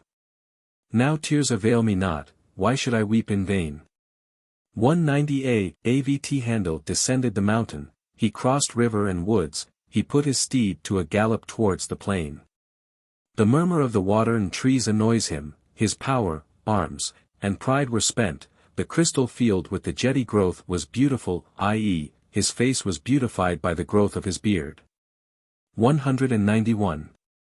He resolved to return, he sighed and groaned, he turned towards the plain, he traced out the road with his eyes, for a month he has seen no human being anywhere, there were terrible wild beasts, but he hunted them not. 192. Though Avt'handil was become wild with heart groaning and sighing, yet he wished to eat, after the wont of Adam's race, he killed game with his arrow, with arm longer than Rostam's. He alighted on the edge of the reedy ground and kindled a fire with a steel. 193. He let his horse pasture while he roasted the meat. He saw 6 horsemen coming towards him. He said, They look like brigands, else what good is to be found? No other human being has ever been here. 194. He took his bow and arrow in his hand, and went gaily towards them. 2 bearded men were leading their beardless brother, his head was wounded, his heart had swooned from loss of blood. They wept and grieved, his poor spirit was almost fled. 195. He called out, Brothers, who are ye? I took you for brigands. They replied, Be calm, help us and put out the fire. If thou canst not help us, add grief to our grief, and make it complete, weep with us who need pity, scratch thy cheeks too. 196. Avt'handil approached, he spoke to the men with the grieved hearts. They told him their story, speaking with tears, We are 3 brothers, for this we shed bitter tears, we have a large fortified town in the region of Khatavians. 197. We heard of good hunting ground, we went forth to the chase, countless soldiers accompanied us, we dismounted on the bank of a stream, the hunting pleased us, for a month we went not away. We killed wild beasts without measure in the plain, on the mountain and on the ridge. 198. We 3 brothers shamed the archers with us, so we 3 vied still one with another, I kill best, I am better than thou, thus each pushed his claim with words. We could not manifest the truth, we wrangled, we strove with one another, none wanted to be last. 199. Today we sent away the soldiers loaded with stags' hides. We said among ourselves, Let us judge truly who of us is mightier with his arm. We remained alone, we were private, we killed in our own sight, we shot not before onlookers. 200. We had 3 armor-bearers, squires, with us, we ordered the soldiers to go away, mistrusting not. We hunted over plain, through wood and den, we slaughtered the wild beast, and not even a bird flew up. 201. Suddenly there appeared a knight, morose and gloomy of visage, seated on a black horse, black as Pegasus. His head and form were clad in a panther's skin with the fur outside, and beauty such as his has ne'er been seen by man before. 202. We gazed upon his rays, we scarce could support the brightness, we said, He is a sun on the earth. We cannot say, There is a sun, in heaven. We wished to seize him, we were venturesome and tried, this is the cause of our sighs, moans, weeping. 203. I, the eldest, earnestly begged the man from the younger, my next brother asked for his horse as a keepsake, this one only asked leave to conquer him. We granted him this as his due. As we went towards him he came forward unchanged, calmly and in beauty.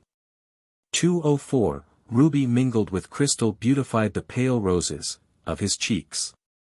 He withered up tender thoughts towards us, he explained nothing, neither did he let us go, he showed not any consideration for us at all, with his whip he ripened us who had spoken tartly to him. 205. We gave him over to our youngest brother, we elders kept back, he seized upon him, and said, Stand. Thus he spake to him with his tongue. He, Tariel, held no sword in his hand, so we moved away. He struck him on the head with his whip, we saw the blood flow indeed. 206, with a stroke of his whip he cleft his head thus, like a corpse he became lifeless, like earth he was brought to earth. Thus he humbled, levelled with the ground, him who had been audacious to him. Before our eyes he went away, bold, severe and haughty. 207, he turned not back again, he went away quietly and without haste. Lo! There he rides look. Like the sun and moon. The weeping ones joylessly showed him far off to Avt'handil, there only appeared his black steed carrying along that sun. 208. Behold, it befell Avt'handil that his cheeks need no longer be covered with snow from tears, since he had not passed so much time abroad in vain. When a man attains the thing wished for, when he must find what he sought, then need he no longer remember past woes. 209, he said, Brothers, I am a wanderer without a place. To seek that night I have gone far from the home of my upbringing. Now from you I have learned what it was by no means easy to discover. May God never again give you cause to grieve. 210, As I meet my wish, my heart's desire, so even may God not let your brother suffer. He showed them his resting place. Go at your ease, said he, give him repose in the shade, rest your weary selves. 211. Thus he spoke and went his way, he spurred on his horse, he flew like a hawk's not hindered by the string, or like the moon meeting the sun of heavenly light, for this cause he has extinguished his burning fires. 212. He drew nearer, he bethought himself how he might contrive the meeting, senseless converse yet more enrages a madman. If a wise man would compass a difficult deed, he must not lose his presence of mind and tranquility. 213. Since yon man is so unreasoning in days that he suffers not any to speak with him or look on him, if I go up we shall meet only to slaughter each other, either he will kill me or I shall kill him, he will be still more hidden. 214. Avt'handil said, Why should I suffer so many woes in vain? Whatever he is, it cannot be that he has no nests, let him go whithersoever he will, whatever walls encompass him there shall I seek him if my powers fail not. 215. 2 days and nights they fared, one behind, one before, wearied by day and by night, eating no food, nowhere they paused, not one moment of time, from their eyes tears flowed, moistening the plains. 216. One day they travelled, and at eventide high rocks appeared. In the rocks were caves, in front a stream flowed down, it was not possible to say how many rushes were at the water's edge, tall trees whose tops I could not reach rose high against the rock. 217, the knight made for the cave. He passed the streams and rocks. Avt'handil alighted from his horse, he betook himself to the great trees, he climbed up to look, at the foot he tethered his horse, thence he watched, that night went shedding tears. 218. When the night, the panther skin clad, passed the woods, a maiden dressed in a black mantle came forth to the door of the cave, she wept aloud, her tears uniting with the sea, the knight dismounted, with his arms he embraced her neck. 218a. The knight said, Sister Asmat'h, our bridges are fallen into the sea, i.e., we are lost, we shall never, timely, come upon the track of her for whom fires burn us. Thus he spoke and beat his hands upon his breast, the tears rained down. The maiden swooned, he embraced her, they wiped each other's tears of blood. 2:19, the forest became thicker from the tearing of their hair, each embraced the other, the youth the maid, and the maid the youth. They wailed, they lamented, the rocks re-echoed their voices, Avt'handil gazed in wonder on their behavior. 220. That maid composed her soul, she endured the wound of her heart, she led the steed into the cave, she took off its trappings, she unbuckled the knight, she ungirded his armor. They went in. That day passed to its close. 221. Avt'handil was surprised. How am I to know this story, said he. Day dawned. The maiden came forth clad in the same color, she put the bridle on the black horse, she furbished it, the bridle, with the end of her veil. She saddled it, she carries the armor quietly, with no clattering. 222, it was the custom, it seems, with that knight never to tarry longer. The maiden wept and beat her breast, she tore her thick hair. They embraced each other, he kissed her and mounted his horse. Asmat'h, already gloomy, became still more gloomy. 223, Avt'handil once more saw near him the face of that man, his mustaches had hardly grown, he was without a beard. Is it not the Son of Heaven, said he. He smelt the smell of the aloe wafted on the wind. For him the killing of a lion was just as easy as for a lion to kill a goat. 224. He rode out the same road he had come in by the day before, he passed the rushes, he went beyond, far into the plain. Avt'handil gazed in wonder, secretly he was hidden in the tree. He said, God has managed this matter exceeding well for me. 225. How could God have done better for me than this? I will seize the maid, I will make her tell me the story of that night, I shall also tell her all mine, I shall make her know the truth. I shall not smite the knight with the sword, nor shall I have to be pierced by him. 226, he came down and loosed his horse, which he had tied to the tree, he mounted and rode up. The door of the cave was open, the heart-shaken, tear-flooded maiden ran out thence, she thought the rose-faced, crystal-haloed one was come back.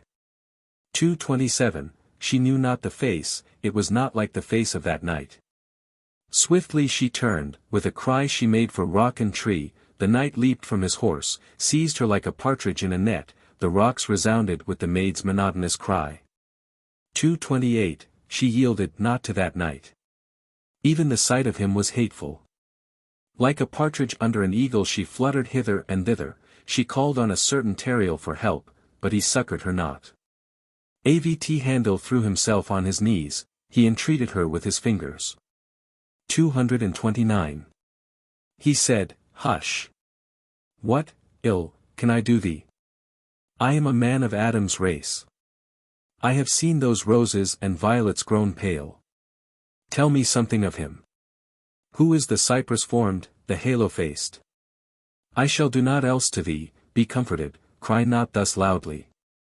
230, the weeping girl, like a suppliant for justice, said, If thou be not mad, let me go, if thou art mad, return to reason. Now thou lightly askest me to tell thee a very hard matter, try not in vain, look not to me to tell his story. 231, again she said, O knight, what wilt thou, or what dost thou request of me? This thing cannot be even written with the pen. Once thou shalt say, Tell me, 100 times I shall tell thee no. As smiling is better than weeping, so I prefer mourning to song. 232, Maiden, thou knowest not whence I come, what woes I have endured. For as long as I have sought tidings, from none have I heard them. I have found thee, however much my words may annoy thee, I cannot let thee go till thou tell me. Be not bashful with me. 233, the maiden said, Why have I fallen in with thee? Who am I? Or who art thou? The sun is not near me, this thou knewest, O hoarfrost, therefore thou thus annoyest me, long discourse is tedious, so I shall speak shortly to thee, on no account shall I tell thee aught, do whatsoever thou wilt. 234. Yet again he adjured her, he threw himself on his knees before her, but naught could he win from her. He wearied of entreaty, his indignation mounted to his face, blood flowed to his eyes, he arose, he drew her by the hair, he put a knife to her throat. 235, thus he spoke, how can I forgive thee so much ill will? If I weep, shall the tear be in vain? It is better for thee to tell me, I shall trouble thee no more, if not, may God slay mine enemy as I slay thee. 236, the maid replied, thou hast done exceeding ill to think of using force. If thou kill me not I shall not die, I am hale and alive. Why shall I tell thee anything until the time when I shall no longer see woes, and if thou kill me I shall have no head to converse with thee. 237. Again she said, Oh, why didst thou find me? Who art thou that speakest with me? Who? I cannot be made to tell this story with living tongue. I will make thee kill me at mine own wish, like a despised letter, easily shalt thou tear me. 238. Think not that death would be suffering to me, for it would free me from weeping, it is the dryer up of the ford of tears, the whole world seems to me as straw, even so do I weigh it, I know not who thou art, that I should tell thee trusty words. 239, the knight said, to himself, thus shall I not make her speak, I must think of some other way, it is better to ponder the matter.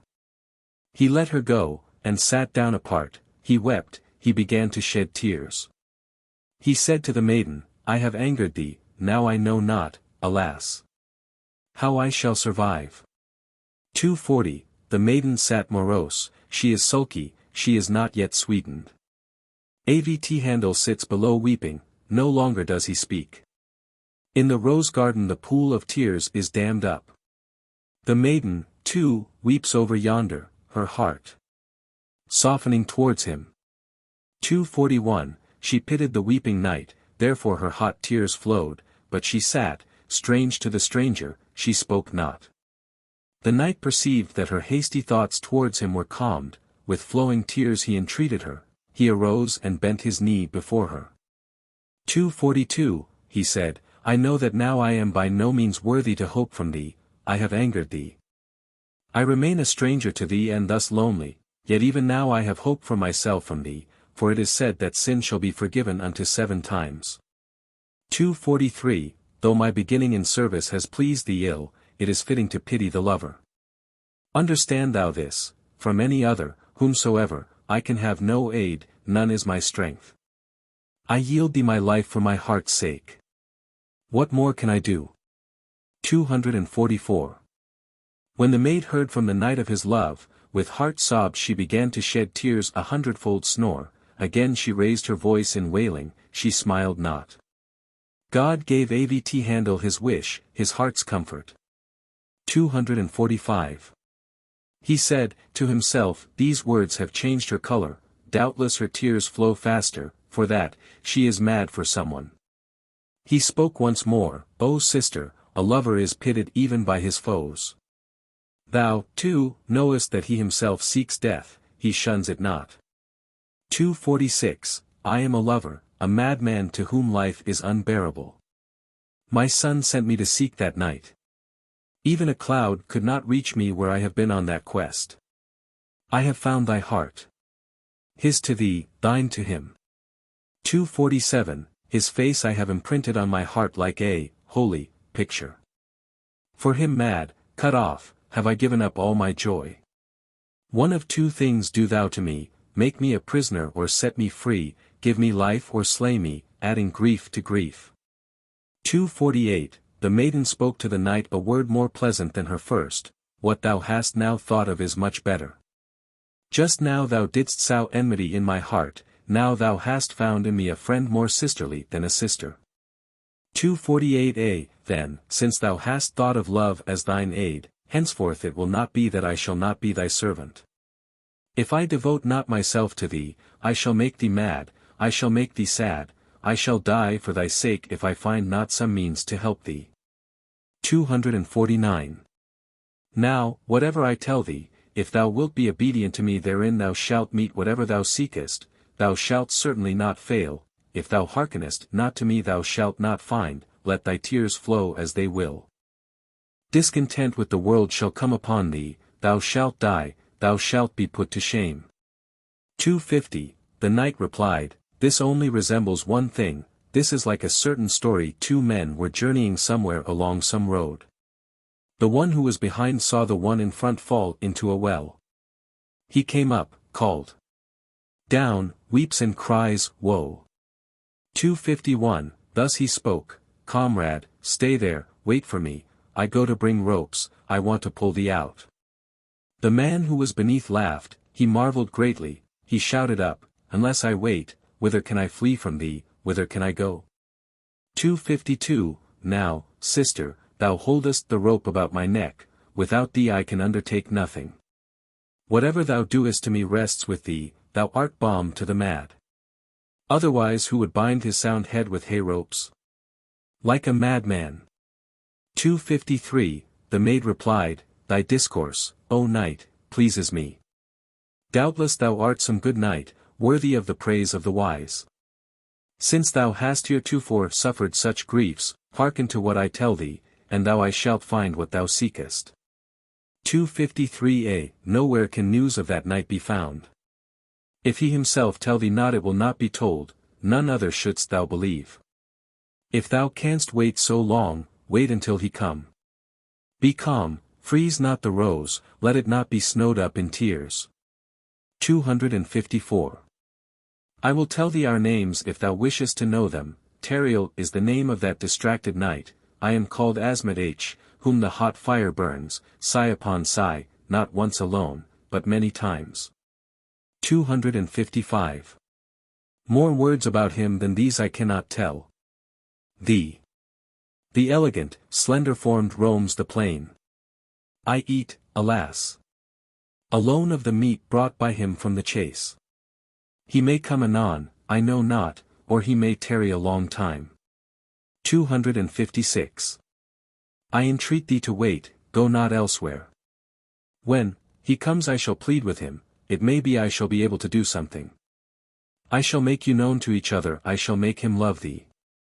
He himself will tell thee his story. Thou shalt make thy beloved to rejoice.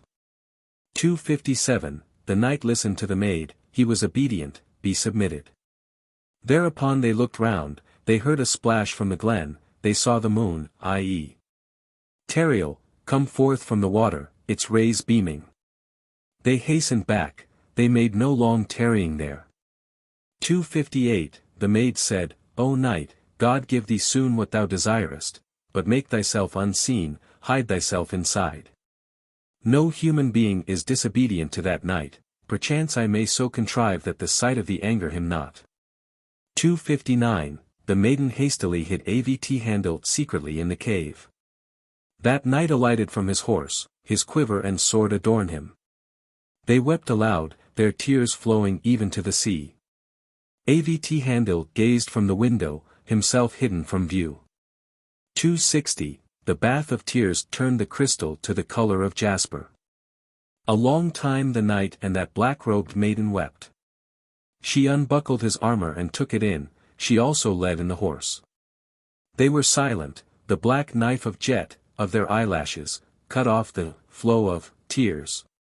261, Avt'handil watched from the window, a prisoner but now freed from his dungeon. The maid laid down the panther's skin, the knight sat upon it, he sighs with added grief, the jetty eyelashes are plated by tears of blood. 262, that maiden betook herself to the lighting of a gentle fire with a steel. She thought he would eat meat roasted, a bird cooked, whole, she gave it to him, he bit off a piece, it was difficult for him to eat, he had no appetite, he began to spit it out unchewed. 263. He lay down a little, he fell asleep, but only for a short time, he was afraid, he screamed aloud, he leaped up as if dazed, he cried and incessantly beat his breast with a stone and his head with a stick. The maiden sits apart looking at him, and scratches her face. 264, why hast thou returned, she asked. Tell me what has happened to thee. He answered, I came upon a certain king hunting. He had countless soldiers, heavy weighed their baggage, he hunted in that plain where beaters were scattered. 265, it was melancholy for me to see men, the fire flamed up still more, I came not near to meet him, I pitied myself. I returned pale from them. I hid in the wood. I thought, if he pursues me no more, I shall go away at daybreak tomorrow. 266, the maiden's tears sprang forth an hundredfold, 10,000-fold more. She said, Thou roamest alone with wild beasts in the deep forest, thou approachest no man for converse and entertainment, thou canst not help her thus, why dost thou waste thy days in vain? 267, Thou hast fared over the whole face of the earth. How couldst thou not find one man in whom to take pleasure, and who could be with thee without making thee mad, though it would not lessen thy grief? If thou deest and she perishes, what doth this profit thee? 268. He said, O sister, this is like thy heart, but for this wound there is no balm upon earth. Who can find such a man as hath not yet come into the world? My joy is death, the severance of flesh and soul. 269. Why should God cause a man to be born under the same planet as I, even if I desired his companionship and converse? Who could bear my woes, or even attempt it? Save thee, sister, I have no human being anywhere. 270. The maid said, Be not angry with me, I fear and entreat thee, since God has appointed me thy vizier, I cannot conceal the best that I know in the matter, to go to extremes is of no use, thou hast overstepped the bounds. 271. The knight replied, I know not what thou askest of me, tell me clearly. How can I create a man for my service without God? God needs me to be unhappy, what can I do? Of a truth I am become as a wild beast, to this pass have I brought myself. 272. The maid again spoke, I have harassed thee with overmuch advice, but if I could find a man who would come to thee of his own free will, who would stay near thee, who would rejoice thee by his acquaintance. Wilt thou swear not to kill him nor do him any hurt? 273, he answered, If thou wilt show him to me, greatly shall I rejoice at sight of him. I swear, by the love of her for whose sake I wander mad in the fields, I shall do naught unpleasing, I shall never cause any bitterness to him. I shall be pleasant and love him, and do all I can to be amiable. 274, the maid rose and went to bring that knight. He is not angry, quoth she, to encourage him. She took him by the hand and led him forth, like the full moon. When Tariel saw him he thought him like the sun. 275, Tariel met him. They were both fit to be ranked as suns, or as the moon in heaven, cloudless, spreading her rays on the plain beneath. Compared with them the aloe tree was of no worth. They were like the 7 planets, to what else shall I liken them? 276, they kissed each other, they were not bashful at being strangers, they opened the rose, from their lips their white teeth shone transparent. They embraced each other's neck, together they wept, their jacinth, which was worth rubies, they turned into amber. 277, the knight turned, he grasped Avt'handil's hand in his hand, they sat down together, and wept long with hot tears. Asmat'h calmed them with wonderful words, slay not yourselves, darken not the sun with your eclipse. 278, Tariel's rose was only covered with a light frost, not frozen. He said to Avt'handil, Haste, tell me thy secret. Who art thou? Whence art thou come? Where is thy home? As for me, death has forgotten me, even by it am I abandoned. 279, Avt'handil gave answer. Beautiful are his words, O lion and hero Tariel, thou who behavest gently, I am an Arabian, from the court of Arabia, I am consumed by love, unquenchable fire burns me. 280, I love the daughter of my lord. Her lusty-armed servants now view her as their king. Though thou knowest me not, I have seen thee, if thou wilt call it to mind. Dost thou remember when thou slewest the strong-armed slaves? 281. We saw thee roaming in the plain, and we came upon thee. My lord was angry with thee, and we quarrelled fiercely with thee. We called thee, thou earnest not, we pursued thee with soldiers. Thou didst dye the fields crimson with the blood thou madest to flow. 282, Thou didst cut the heads of all with a whip, without a sword. The king mounted, thou wert lost to us, we could not cut off thy track. Like a cadge thou wert hidden, the slaves were terrified. This enraged us still more, we were completely stunned. 283, The king became gloomy, you know that a monarch also has humors. They looked for thee, they sought thee everywhere, they wrote a letter of command. They could find none who had seen thee, neither young nor old. Now she has sent me, she to whom neither sun nor ether is to be compared. 284. She said to me, Learn for me news of that vanished sun, then will I do that which thou desirest. She told me that for 3 years the stream of tears was to flow without her. Dost thou not marvel that I could bear the lack of the sight of her smile? 285, Until now I have seen no man who saw thee. I saw robbers who spoke rudely with you, thou didst strike them with thy whip, one thou madest like a corpse. They whose brother was dying told me. 286, Tariel recalled their bygone fight. He said, I remember the affair, though it happened long ago. I saw thee and thy master together at the chase. I was weeping because I was thinking, alas, of my destroyer. 287, What did you want with me? What did you desire? What had we in common? You, mighty, were sporting, we bathed our cheeks in tears. When you set the slaves upon me you dared to take me. Now, methinks, instead of capturing me you bear away corpses. 288, I looked round when I saw thy lord approach me, I had pity on his kingship, therefore I laid not my hands upon him, I fled before your eyes, I said nothing. My horse looks invisible, in what other way shall I describe him? 289, Before a man can blink or wink the eye, I can flee that which I know to be unpleasant. Those Turks, on the other hand, I did not consider myself unjust to them. Their overbearance and my prowess ill became them. 290, Now thou art come with good intent, the sight of thy face rejoices me, O cypress-formed, sun-like faced, brave as a hero, but thou hast toiled, thou art not untried by trouble. Hard is it to find a man, like me, abandoned by God in heaven. 291, Avt'handil said, How dost thou praise me, thou worthy of the praise of the tongue of the wise?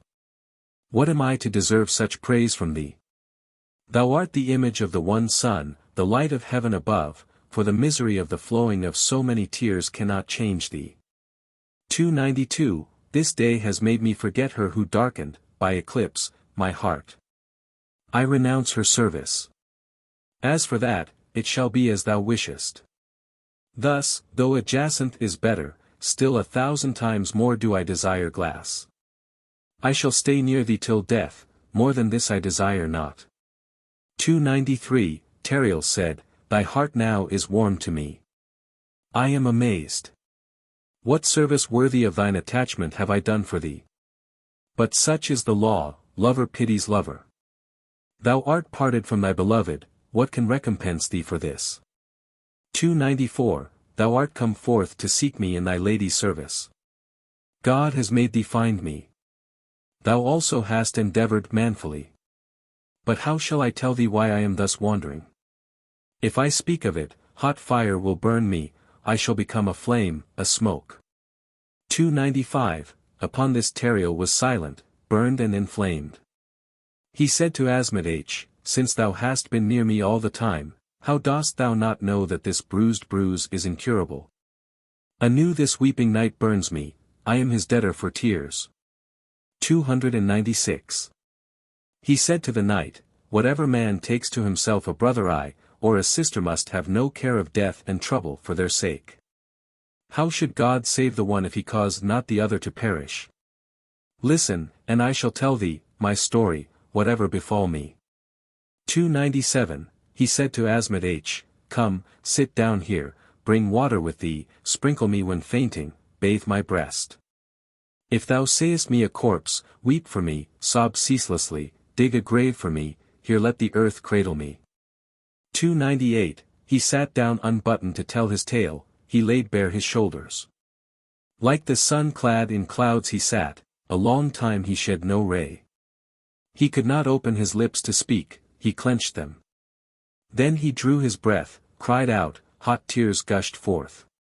299, he sobbed, O beloved, mine own, lost to me. My hope and life, my thought, my soul, my heart. Who cut thee off I know not, O tree planted in Eden. How can the hot fire not consume thee, O heart 100 times kindled? 5. The telling of his tale by Tariel when he first told it to Avt'handil. 300. Hearken, give heed to the hearing of my tidings, discourses and deeds such that I can scarce utter them. She who maddens me, for whom I am overpowered by melancholy, for whom flow streams of blood, from her I never expect comfort. 301. Thou knowest, as every man knows, of India's 7 kings.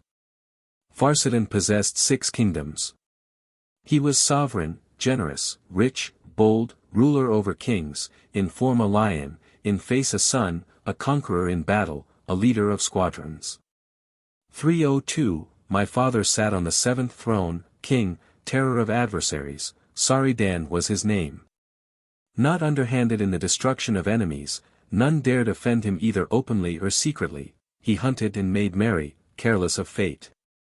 303. He hated solitude, it created hosts of cares in his heart.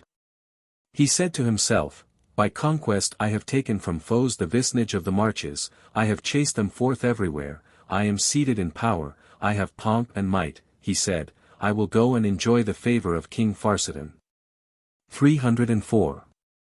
He resolved to dispatch an envoy to Farsidan, he sent a message saying, Thou hast the rule of all India, now I also wish to exhibit before you the power of my heart, may the glory of my faithful service remain. 305. Farsidan, on hearing those tidings, made great jubilation. He sent a message, Ruler of the lands, give thanks to God, because thou, a king like me enthroned in India, hast done this, now come, I shall honor thee like a brother and parent. 306. He bestowed on him 1 kingdom well worthy of a good knight, or vassal, also the dignity of Amirbar, Grand Marshal, the Amirbar in India is also Amir Spasilar, Commander-in-Chief. When he sat as king, he was not absolute, he only lacked the overlordship, in all else he was sovereign lord. 307. The king considered my father equal with himself, he said, I wager that no man has an Amirbar like mine. They waged war and they hunted, they forced their enemies to make peace. I am not like him, as no other man is like me. 308. The king and the sun-like queen had no child, for this they were sad. A time came when the armies were seized with alarm thereat. Woe befall that cursed day when I was born, to the Amirbar. The king said, I shall rear him as my son, he is even of mine own race. 309. The king and queen took me as their child, they brought me up as lord of all the soldiers and countries, they gave me wise men to instruct me in the behavior and deportment of kings. I grew up, I became like the sun to look upon, like a lion in mien. 310. Asmat'h, tell me whatever thou knowest to be false in my story. When I was 5 years old I was like an opened rosebud. To me it appeared no labor to slay a lion, it was like a sparrow. Farsidan cared not that he had no son. 311. Asmat'h, thou art witness of my pallor. I was fairer in beauty than the sun, as the hour of dawn than darkness. Those who saw me said, he is like a nursling of Eden. My person now is but a shadow of what it was then. 312. I was 5 years old when the queen became with child. When he had said this the youth sighed, and weeping said, she bare a daughter. He was like to faint, Asmat'h sprinkled water on his breast. He said, she for whom these flames now burn me was like the sun even then. 313. The tongue with which I now speak cannot utter the praise of her. Farsidan sat down to announce the good news with jubilation and pomp. From everywhere came kings bringing many kinds of gifts. They gave away treasure. They filled the soldiers with presents. 314. the guests at the birth festivities separated. They began to rear me and the maiden, even then she was like the sun's rays augmented threefold, the king and queen loved us and looked on us alike. Now shall I utter the name of her for whom my heart is consumed by flame. 3:15, the knight swooned when he sought to mention her name. Avt'handil also wept, his fire made his heart like soot. The maiden revived, Tariel. She sprinkled water on his breast. He said, hearken. But this truly is the day of my death. 3:16, that maiden was called by the name Nestan-Darejan. When she was 7 years old she was a gentle and wise maid, moonlike, not equaled by the sun in beauty. From her how can the heart bear separation, even if it were adamant or forged steel. 317. So she grew up, and I was able to go to battle. Since the king looked upon the maid as the heir to the kingship, he gave me back into the hands of my father. When I was of that age I played at ball, I sported in the lists, I killed a lion like a cat. 318, the king built a house, and in it a dwelling for the maid, for stone he used bezoar, cut jacinths and rubies. In front was a little garden and a fountain of rose water for bathing, there abode she for whose sake a furnace of flame consumes me. 319, day and night cut aloes poured forth their incense from censers. Sometimes she sits in the tower. Sometimes she descends to the garden when it is shaded. Davar was the king's sister, a widow who had been wedded in Khatavians, to her the king gave his child to be taught wisdom. 320. The palace was curtained with cloth of gold and costly brocades, none of us saw her, how, she became crystal and rose of face, Asmat'h and 2 slaves she had, they played backgammon. There her shape was formed, she grew up like a tree, in Gabaon. 321, I was 15 years old. The king brought me up as a son, by day I was before him, and, he did not even give me leave to sleep, at home. In power a lion, to the eye a son, in form I was like one reared in Eden. They lauded the feats done by me in archery and in the lists.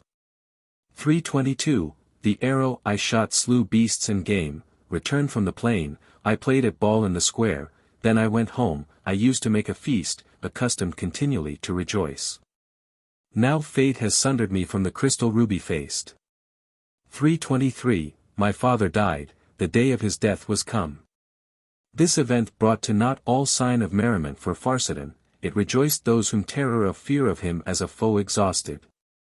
The loyal began to mourn and recall the reproaches of their enemies. 324, I sat in the dark, mourning, for a year, annihilated by fate, by day and by night I groaned, calmed by none. Then courtiers came to conduct me, they told me the king's command, he said, son Tariel, we're mourning no longer. 325, we are even more grieved, than thou, at the loss of our peer. He gave 100 treasures, and commanded that I should put off my black raiment. He gave me all the lordship that had belonged to my father. Thou shalt be a Mirbar, fulfill the duties of thy father. 326, I was inflamed. Inextinguishable furnaces burned me for my father's sake. The courtiers standing before me led me out from the dark, the monarchs of India made jubilation at my coming forth, they met me afar off, they kissed me with regard like parents. 327. They seated me near their thrones, they honored me like their son, they both told me gently of my obligation of duty, I was recalcitrant, and to behave as he, my father, had done seemed a horror to me. They would take no denial. I submitted, and bent to them, did homage, as a Mirbar. 6. Tariel tells the tale of his falling in love when he first fell in love. 328, when he had wept for some time he again began to tell his tale, one day the king and I had come home from the chase, and he said, let us see my daughter. He took me by the hand. Does it not surprise thee that I live when I remember that time? 329. I saw the garden fairer indeed than all places of delight, the voice of birds was heard, sweeter than a siren's, there were many fountains of rose water for baths, over the door were hung curtains of cloth of gold. 330. The king ordered me to take some wood partridges and carry them to the maiden. I took them and went to burn myself at a flame. Then I began to pay the debt of fate. It needs a lance of adamant to pierce a heart of rock. 331. I knew he wished none to see his son like one. I stood outside, and the king went in through the curtain of the door. I could see nothing, I only heard the sound of talk. He commanded Asmat'h to take the partridges from the emir bar. 332. Asmat'h drew aside the curtain, I stood outside the curtain. I saw the maiden, Nestan, a lance pierced my mind and heart. Asmat'h came, I gave her the partridges, she took them from me who was burned with fire. Ah me! Since then in eternal furnace I burn. 333, now failed that light which despised even the sun, he could tell no more, he fainted, groaning bitterly. The night, Avt'handil, and Asmat'h wept, the visnage re-echoed their voices. They said gloomily, the arms that brought to naught heroes are become useless, alas. 334, Asmat'h sprinkled water, upon him, Tariel came back to consciousness, for a long time he could not speak, melancholy bound and overcame his heart. He sat down and moaned bitterly, his tears were mingled with the earth, he said, woe is me! What a great agitation is her memory to me! 335. Trusters in fortune have their pick of her gifts, they are lucky, but at last are not spared her treachery. I praise the prudence of those sages who oppose her. Hearken to my tidings if life remain in me. 336, they took in the partridges. I could make no way for myself. I fell, I fainted, force was fled from mine arms and shoulder. When I came back to life I heard the voice of weeping and woe, the household surrounded me like one who is embarking on a ship. 337. I lay in a fair bed in a great chamber, the king and queen wept over me with undrying tears, they scratched their faces with their hands, tearing their cheeks, mullahs sat round, they called my sickness bewitchment of Beelzebub. 338. When the king saw mine eyes open he embraced my neck, he said to me with tears, my son, dost thou indeed live? Speak one word. I could give no answer, like a madman I was greatly affrighted. Again I fell into a faint. Blood rushed into my heart. 339, all the mukris and mullahs watched round me, in their hands they held the Quran, all of them read, they thought I was struck by the adversary of mankind, I know not of what they raved. For 3 days I was lifeless, inextinguishable fires burned me. 340, the doctors also marveled, saying, what manner of sickness is this? Nothing medicable afflicts him, some melancholy has laid hold of him. Sometimes I leaped up like a madman, I uttered idle words. The queen poured forth tears enough to make a sea.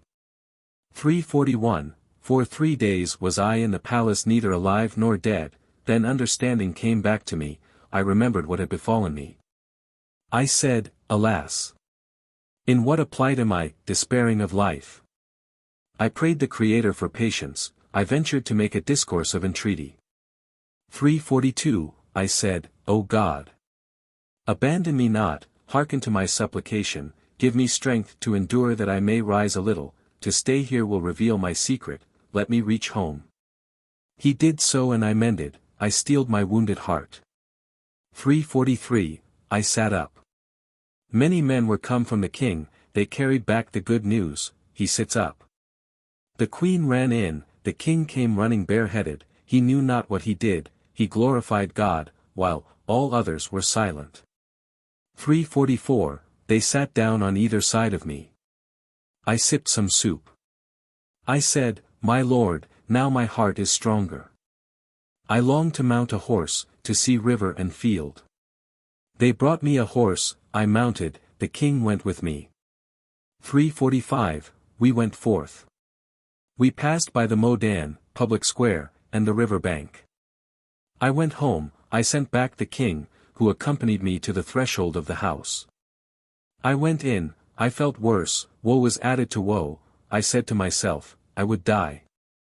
What more can fate do to me? Or, what more than this can my ill luck merit? 346, the bath of tears changed the crystal, of my face, to saffron color, 10,000 knives cut my heart still more. The doorkeeper of the bedchamber entered, he called out the steward, I said to myself, what news does he know, either this one or that one? 347, it is Asmat'h's slave. What knows she? He. I called, ask. Invite him in. He came in. He gave me a love letter. I read it. I was surprised how I had made another's heart burn with heat, I had no suspicion of her, my heart burned with melancholy for this. 348. I was surprised wherefore I was loved, or how she, Asmat'h, dared to declare it to me. But, thought I, disobedience avails not, she will denounce me for silence, she will lose hope of me, then will she reproach me. I wrote what answer was fitting to enamorment. 349, days passed, and heart burned me still more with flame. I no longer watched the soldiers going to the plain to sport. I could not go to court. Many physicians began to come. Then I began to pay the joys and debts of the world. 350, they, the physicians, could do nothing for me, the twilight of darkness fell upon my heart. No one else discovered the burning of the hot fire, of love. They blamed my blood. The king ordered them to bleed my arm, I let it be done, so as to hide my sufferings, to let none suspect. 351, after my arm was bled I lay melancholy alone in my bed. My slave came in, I glanced at him to ask what he wanted. It is Asmat'h's slave, said he. I told him to bring him in. I thought in my heart, what has she found in me, or who is she? 352, the slave gave me a letter, I read it slowly. I learned from the letter that she wished to come quickly to me. I wrote in reply, it is time. Thou art right to be surprised. Thou shalt come if thou wantest me, suspect me not of tardiness in coming. 353, I said to my heart, why do such lances make thee thus melancholy? I am a Mirbar, king. All the Indians are subject to me. If it come to their knowledge they will make the deed 1,000 times more weighty, if they find it out they will not let me travel in their regions. 354. A man came from the king saying he wished to hear the news. I ordered him in, the king, commanded me to be bled. I said, my arm has been bled, I have begun to mend. I come to your presence. It is fitting for me to rejoice the more for this again. 355, I went to court. The king said, now, do this no more. He seated me quiverless on a horse, he girded not my loins, with weapons. He mounted, he let fly the falcons, the partridges shrank with fear, the archers formed in ranks said, bravo! Bravo! 356, we made a feast at home that day for those who had been in the plain, the singers and minstrels were not dumb. The king gave away many precious stones praised as unique, none of those present were left dissatisfied that day. 357, I strove, but, could not keep myself from melancholy, I thought on her, the fire burned into a larger flame in my heart. I took my comrades with me, I sat down, they called me an aloe tree, I drank and feasted to hide my misery and grief. 358, my treasurer of the household whispered in mine ear, a certain woman asks if she can see the Amirbar. Veils cover her face, which is, worthy of the praise of the wise. I replied, take her to my chamber, she is invited by me. 359, I rose up, those sitting at the banquet prepared to depart. By your leave, said I, do not rise. I shall not tarry long. I went forth and entered the chamber, a slave stood on guard at the door, I nerved my heart to suffer shame. 360, I halted at the door, the woman came forward to meet me and did me homage. She said to me, blessed is he whoever is worthy to come before thee. I marveled, whoever saluted a lover. I thought, she knows not how to make love, even if she knew she sits quiet. 361. She said to me, this day makes my heart to burn with a flame of shame. Thou thinkest I came hither to thee for that purpose, but I find cause for hope in the fact that I have not waited long for thee. Since I am worthy of this attention, I cannot say that God's mercy has failed me. 362, She rose, she said to me, I am commanded to inquire after thee by one who is bashful of thee. Suspect me not of what has been said by command of my mistress. Such great boldness is in order to please her heart. This letter will tell thee for whom I speak. 7. First letter written by Nestan-Darejan to her lover. 363, I saw the letter, it was from her for whom fire consumes my heart. The sunbeam wrote, O lion! Let not thy wound appear. I am thine. Die not, but I hate vain fainting. Now Asmat'h tells thee all that is spoken by me. 364, Pitiful fainting and dying, what love dost thou think this? It is better to exhibit to the beloved deeds of heroism. All dwellers in Khatavians are our tributaries. Now their ill will towards us cannot be borne by us. 365, I was desirous to wed thee even before, but hitherto I have not found opportunity to speak. The other day I saw thee deprived of reason sitting in the litter. Then I heard all that had befallen thee. 366, I will tell thee truth, hearken to this that I say to thee, go, do battle with the Khatavians, exhibit thyself to me in a goodly manner, this is better for thee. Weep idly no more. Why moisten more the rose? What more can the sun do to thee? Behold, I have turned thy darkness to dawn. 8. First letter written by Tariel to his beloved. 367, with mine eyes I gazed upon the letter written by her. I wrote in answer, O moon, how indeed can the sun surpass thee? May God not give me that which is not like thee. I feel as in a dream. I cannot believe in my survival. 368, I said to Asmat'h, I cannot devise more answer than this. Say thus to her, O sun. Since thou art arisen as a light for me, behold thou hast quickened me, who was dead.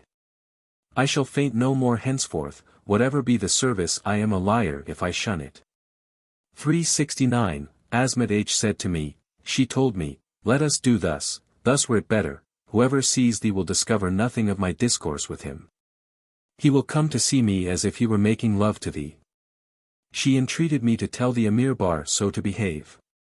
370, this counsel pleased me, the wisdom of the heart of her whom even the sun took care not to gaze on. She had given to me to hear the refined deconversation of her in whose rays daylight was like darkness.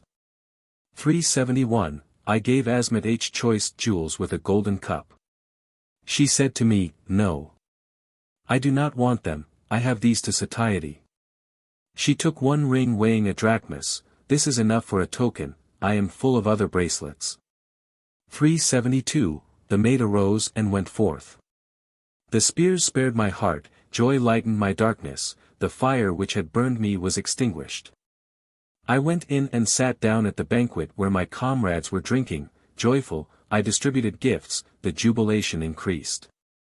9. Tariel writes a letter and sends a man to the Khatavians. 373, I sent a man to Khatavians and a letter from me, I wrote, the king of the Indians is of a truth powerful from God, every hungry soul of those faithful to him is sated. Whosoever is disobedient will have himself to blame, for any ill that may befall him. 374, Brother and Lord, by you we will not be embittered. When you see this command wend hither, if you come not we shall come, we will not steal upon you. It is better you should come to us, spill not your own blood. 375, I sent the man, I gave my heart up yet more to rejoicing, I made merry at court, the fire unbearable in its burning was extinguished. Then the world, fate, gave me lavishly what I desired, now I am mad, so that I annoy even the wild beasts if I approach them. 376, at first the plan of roaming, then reason soothed me. I feasted with my comrades, but the greatness of desires hindered me from joy, sometimes they filled me with melancholy, I uttered curses against fate.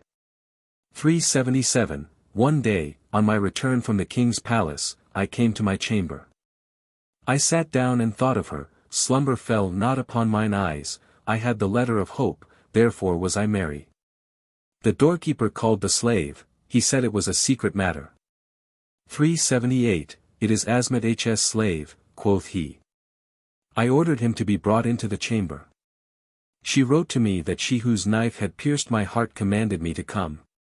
Joy lightened my darkness, she loosened my chains. I went, I took the slave, I spoke not at all with him. 379. I entered the garden, I met none to speak to me.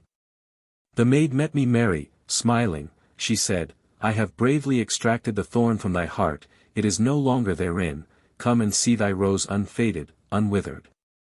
380. The maid with an effort raised the heavy curtain, there stood a canopy adorned with choice rubies where sat she whose face was like the sun flashing, her eyes, like inky lakes, looked beautifully at me. 381. A long time I stood, and she spoke no word to me whom she yearned for, she only looked at me sweetly as at an intimate. She called Asmat'h, they spoke together, the maid came and whispered in my ear, now go, she cannot say anything to thee. Again the flame reduced me to soot. 382, Asmat'h led me forth, I went out, I passed the curtain. I said, O fate, who not long ago didst heal my heart, thou gayest me hope then, why hast thou scattered my joy? My heart is still more devastated again by the pain of parting. 383, Asmat'h promised me comfort. We walked through the garden, she said to me, let not the brand be thus seen upon thy heart because of thy going. Shut the terrace of sorrows, open the door of joy. She is ashamed to speak, therefore she behaves with dignity. 384, I said, O sister, I think this heart-balm is from thee. I adjure thee, part me not from life, extinguish this flame with tidings, cut me not off from letters, send them ceaselessly, if thou learnest something from me I think thou wilt not keep it hidden from me. 385. I mounted, my horse, I went thence, a stream flowed from the channel of tears. I went to bed, maddened, I had no power to sleep. I, the crystal and ruby, became bluest indigo. I preferred night, I wished not for the dawn of day. 386. Denizens of Khatavians came, it was time for them to come, they brought a proud and insolent message, we are no cowards, neither are our keeps unfortified. Who is your monarch? What lord is he over me? 10. The letter written by the king of the Khatavians in answer to Tariel. 387, he wrote, I, Ramaz the king, write a letter to thee Tariel. I marveled at what was written in the letter penned by thee. How dost thou summon thither me who am lord over many peoples? I will look at no other letter which comes from thee. 388, I commanded the soldiers to be summoned, I sent forth the lord of the marches. They gathered together the armies of India more numerous than the stars, from near and far all hastened towards me, plain, rock and waste were altogether filled with soldiers. 389, they came swiftly, they made no tarrying at home. I held a review. The good order of the troops pleased me, their alertness and valor, beautifully drawn up in squadrons, the speed of their steeds, their Khwarezmian armor. 390, I raised the royal standard with flag of red and black. I commanded the countless troops to set out in the morning. I myself wept, I mourned exceedingly my evil fate, if I see not the sun I know not how I can ever depart. 391, I went in. The sadness of my pensive heart was increased unto me. Burning tears welled forth from mine eyes like a pool. My luckless fate, said I, has never yet ruled. Why did my hand lay hold of the rose since thus it could not cull it? 392, a slave entered, a wondrous thing befell me.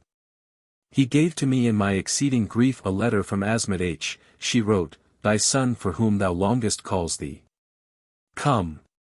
'Tis better than to weep there and moan at the deed of fate. 393, so much did I rejoice as was fitting. It was twilight, I went forth, I entered the garden gate, where Asmat'h had first met me, there she appeared standing, she said with a smile, enter, the moon awaits thee, the lion. 394. I entered the house reared beautiful with terrace upon terrace, the moon shone forth surrounded with rays of light at the full, within the curtain she sat clad in green raiment, majestic and rare, wondrous of face and form. 395. I went in and stood on the edge of the carpet, the fire in me began to be quenched, the darkness of my heart was lightened, joy rose up like a column.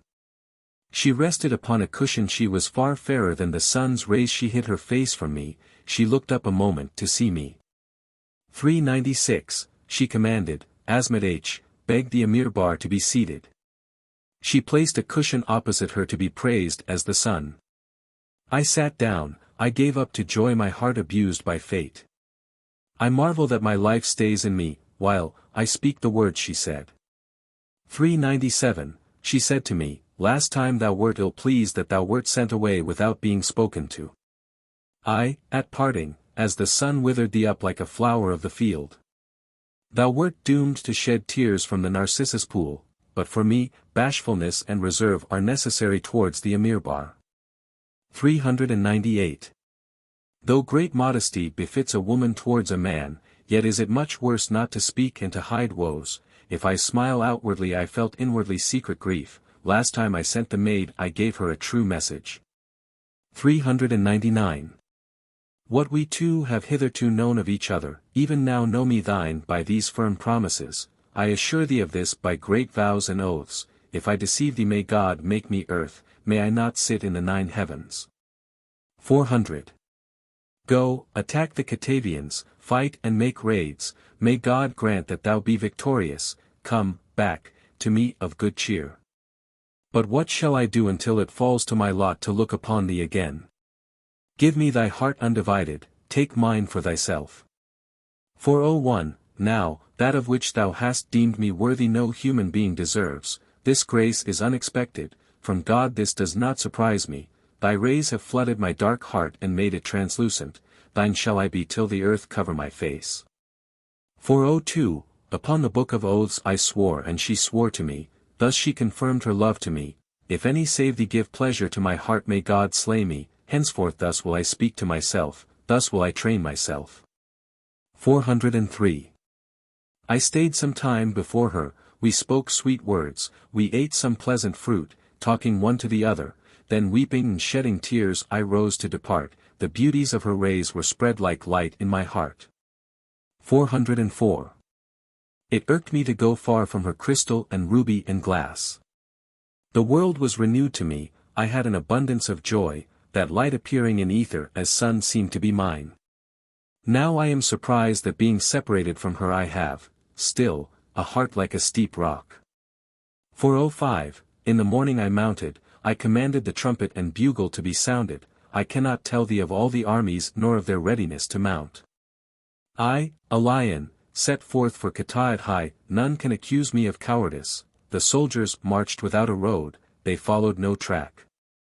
406, I crossed the boundaries of India, I went on a considerable time. A man met me from Ramaz, the Khan over Khatavians, he repeated to me a message conciliatory to the heart, your Indian goats are able to eat even our wolves. 407, he presented me with astounding treasures as a gift from Ramaz. He said, he entreats thee, destroy us, not, it is not a thing thou shouldst do, put us on our oath, thereby are our necks bound with twigs, without devastation we shall deliver over to thee ourselves, our children and possessions. 408. Forgive us in that we have sinned against thee, we ourselves repent, by God, if thou wouldst have mercy on us, bring not thine armies hither, destroy not our land, let not the heavens fall upon us in wrath. We give thee our castles and cities, let a few knights come with thee. 409, I placed my viziers at my side, we discussed and counselled, they said, thou art young, therefore we sages venture to say to thee, alas! They are exceeding treacherous. We have seen it indeed once already, may they not slay thee treacherously, may they not bring on us, woe. 410. We counsel thus, let us go forth with brave heroes only, let the soldiers follow close behind us, let them be apprised of the tidings by a man, if they be true-hearted, trust them, make them swear by God and heaven. If they submit not to thee, pour forth thy wrath and moreover the wrath of heaven upon them. For 11, this advice counselled by the viziers pleased me, I returned a message, O King Ramaz, I know thy decision, life is better than death to thee. We put not our trust in stone walls. I will leave the soldiers, I will come with a few, towards thee will I march. For 12, I took with me 300 of the soldiers, good brave knights, I went forth and left all the army. I said, wherever I shall go, march over the same fields, follow me closely, help me, I shall call you if I need help. For 13, I travelled 3 days, another man of the same Khan met me, again he presented me with many beautiful robes.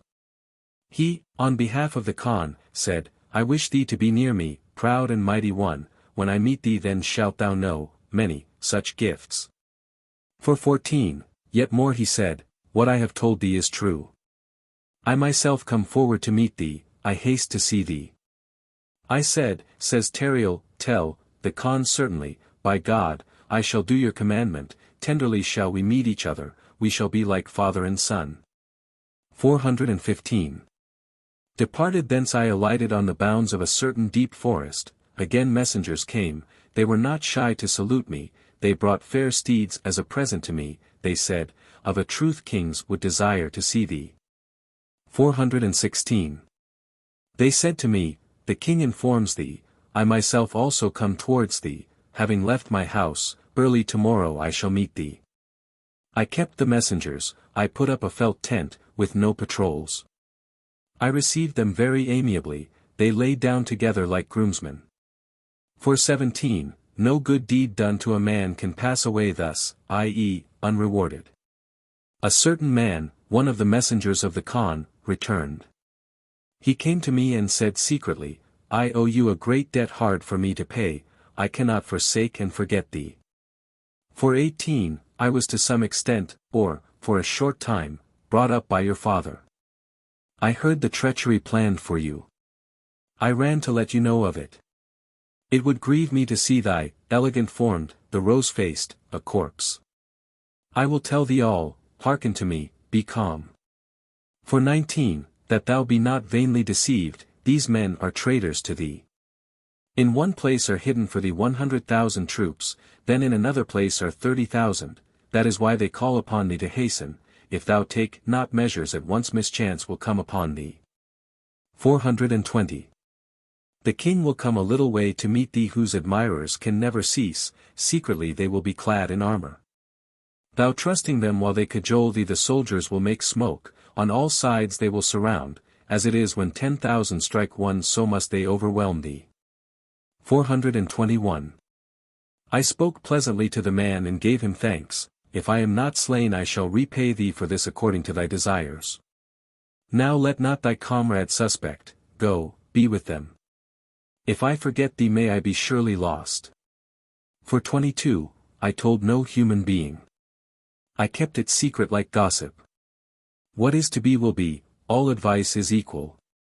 But I sent men towards the armies though the way was long, I gave the message, come quickly, hasten over mountain and hill. 423. In the morning I gave a sweet message to the messengers. They were to tell King Ramaz, I am coming to meet thee, come, I also come soon. Another half day I journeyed on, I took no heed of trouble. There is a providence, if I am to be killed today where below can I hide myself? For 24, I mounted a certain peak, I saw dust in the plain. I said to myself, King Ramaz is coming. Though he has spread a net for me, my sharp sword, my straight lance, will pierce their flesh. Then I spoke to my troops, I set forth a great plan. For 25, I said, brothers, these men are traitors to us. Why should the power of your arms be weakened on that account? Those who die for their kings, upwards their spirits fly. Now let us engage the Khatavians. Why should we gird on the sword in vain? 426. Proudly, with fierce words, I commanded them to don armor, we clad ourselves for fight in chain coats of mail with shoulder pieces, I formed squadrons, I set out, I went in great haste, that day my sword cut in pieces mine adversary. 427. We approached. They perceived that our forms were clad in armor. A man came with a message from the king. He said, "We look upon your treachery as untimely, now we see your armor, this causes us displeasure." 428. I sent back a message, "I too know what thou hast contrived for me, you have made certain plans, but they will not come to pass, give orders, come and fight me as is the law and custom, I have taken my sword in my hand to slay you." 429. When the messenger came, why did they send yet another? They made smoke for the soldiers, they made plain what was hid, they came forth from ambush, they advanced from both sides, they formed into many ranks, though, thank God, they could not harm me. 430. I took a lance, I applied my hand to helming myself, I was eager for the fray to break them, I extended a stadium's length, I made ranks and advanced in a long line. They drew up innumerable cohorts, they stood calm and undisturbed. 431. When I came near they looked at me, "He is a madman," said they. I, strong-armed, made my way thither where the main body of the army stood, I pierced a man with my lance, his horse I overturned, they both departed from the sun, i.e. life, the lance broke, my hand seized, the sword, I praise, O sword, him who wedded thee. 432, I swooped in like a falcon among a covey of grey partridges, I threw man upon man, I made a hill of men and horses. The man thrown down by me spins like a dragonfly, I completely destroyed at one onslaught the two front squadrons. 433, crowding they surrounded me, about me was a great fight. When once I struck none could stand, I made blood spurt forth as from a fountain, he whom I clove hung on his horse like a saddle-bag, wherever I was they fled from me, they were wary of me. 434. At the evening hour their watchmen cried forth from the summit, "Stand no longer, let us go, heaven looks again on us in wrath, a terrible dust is coming, we should beware of this. Let not their countless tens of thousands of soldiers completely destroy us." 435, my soldiers whom I had not brought with me, when they heard of it, set out, they travelled day and night without stopping, neither plain nor mountain could contain them, they appeared, they beat the kettledrum, the trumpet sounded aloud. 436, the enemy, saw them, they started to flee, we raised a shout, we pursued over the fields in which we had fought our battle. I unhorsed King Ramaz, we found each other with swords. We captured all his armies, we slew them not. 437. Those who fled were overtaken by the rear guard, they began to seize them, to throw down the terrified, the vanquished, they, Tariel's troops, had a reward for their sleeplessness and night watching. The prisoners, even those that were unwounded, ceased not to wail like sick men. 438, we dismounted to rest on the battlefield. I had wounded my arm with the sword, it seemed to me a mere scratch. My armies came to see me and praise me, they could not speak, they knew not how to express their admiration. 439, the glories which they thrust upon me were sufficient for one man, some blessed me from afar, some tried to kiss me. Those nobles who had trained me wept over me, they saw that which had been cut by my sword, they marveled exceedingly. 440, I sent soldiers everywhere to bring in booty, they came together loaded. I was proud of myself. I had dyed the plain with the blood of those who had sought to slay me. I did not fight at the gate of the cities, I seized them without a battle. 441, I said to Ramaz, I have learned of thy treacherous deed. Now that thou art captured justify thyself, fortify not strongholds, count them all into thy hand, else, why should I overlook thy guilt towards me? 442, Ramaz said to me, I have no more power left. Give me one of my magnates over whom I may have lordship, I will send him to the guardians of the castles, let me speak with them, I will give all into thine hands, since I make it thy property. 443. I gave him a magnate, I sent knights with him, I caused all the governors of fortresses to be brought before me, they gave the strongholds into my hands, thus I made them repent the war. With what can I compare the abundance of treasure? 444. Then I went in to travel through and inspect Khatavians, publicly they presented me with the keys of the treasuries, I settled the country, I commanded, be ye without fear, the sun shall not burn you, be assured you will be left unburned. 445. I examined the treasuries one by one from end to end, I should be weary if I mentioned all the wondrous kinds of treasures. I saw together a marvelous mantle and veil, if thou didst see it thou wouldst desire to know its name. 446. I could not learn what stuff it was nor what kind of work, everyone to whom I showed it marveled. And, said it was a divine miracle. Neither was the basis of the tissue like that of brocade nor carpet, its strength was as if it had been wrought like iron, I might say tempered in fire. 447. I put them aside as a present for her whose ray enlightened me. I chose as a gift for the king whatever was best, 1,000 mules and camels, all strong-limbed, I sent them loaded, he also learned the good news.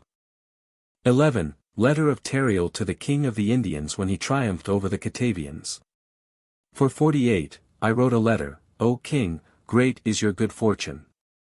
The Khatavians plotted treachery to me, though it fell on them to their hurt. Therefore am I tardy in telling you my true tidings. I have captured the king, I come to thee with spoil and prisoners. 449. When I had put everything in order I set out from Khatavians. I took the treasures, I despoiled the kingdom, I could not get enough camels, I loaded bullocks with the burdens, I had found glory and honor, for what I had desired that had I obtained. 450. I led away captive the king of Khatavians. I came to India, sweet was the meeting with my foster father, what eulogy he uttered to me cannot be repeated, for me to tell it were unseemly, he undid mine arm, he bound it with a soft bandage. 451. Fair tents stood pitched in the public square, Maidan, for him who desired to speak with and gaze upon me. That day he, the king, who rested there spread a banquet, he caressed me, sitting near me he gazed at me. 452. That night we spent in feasting, pleasantly we made merry there. In the morning we left the Maidan, we entered the city. The king commanded, call the soldiers, assemble them, show me this day the Khatavians, lead in the prisoners. 453. I led in King Rama's captive before him. The king looked sweetly on him as on a son whom he had cradled.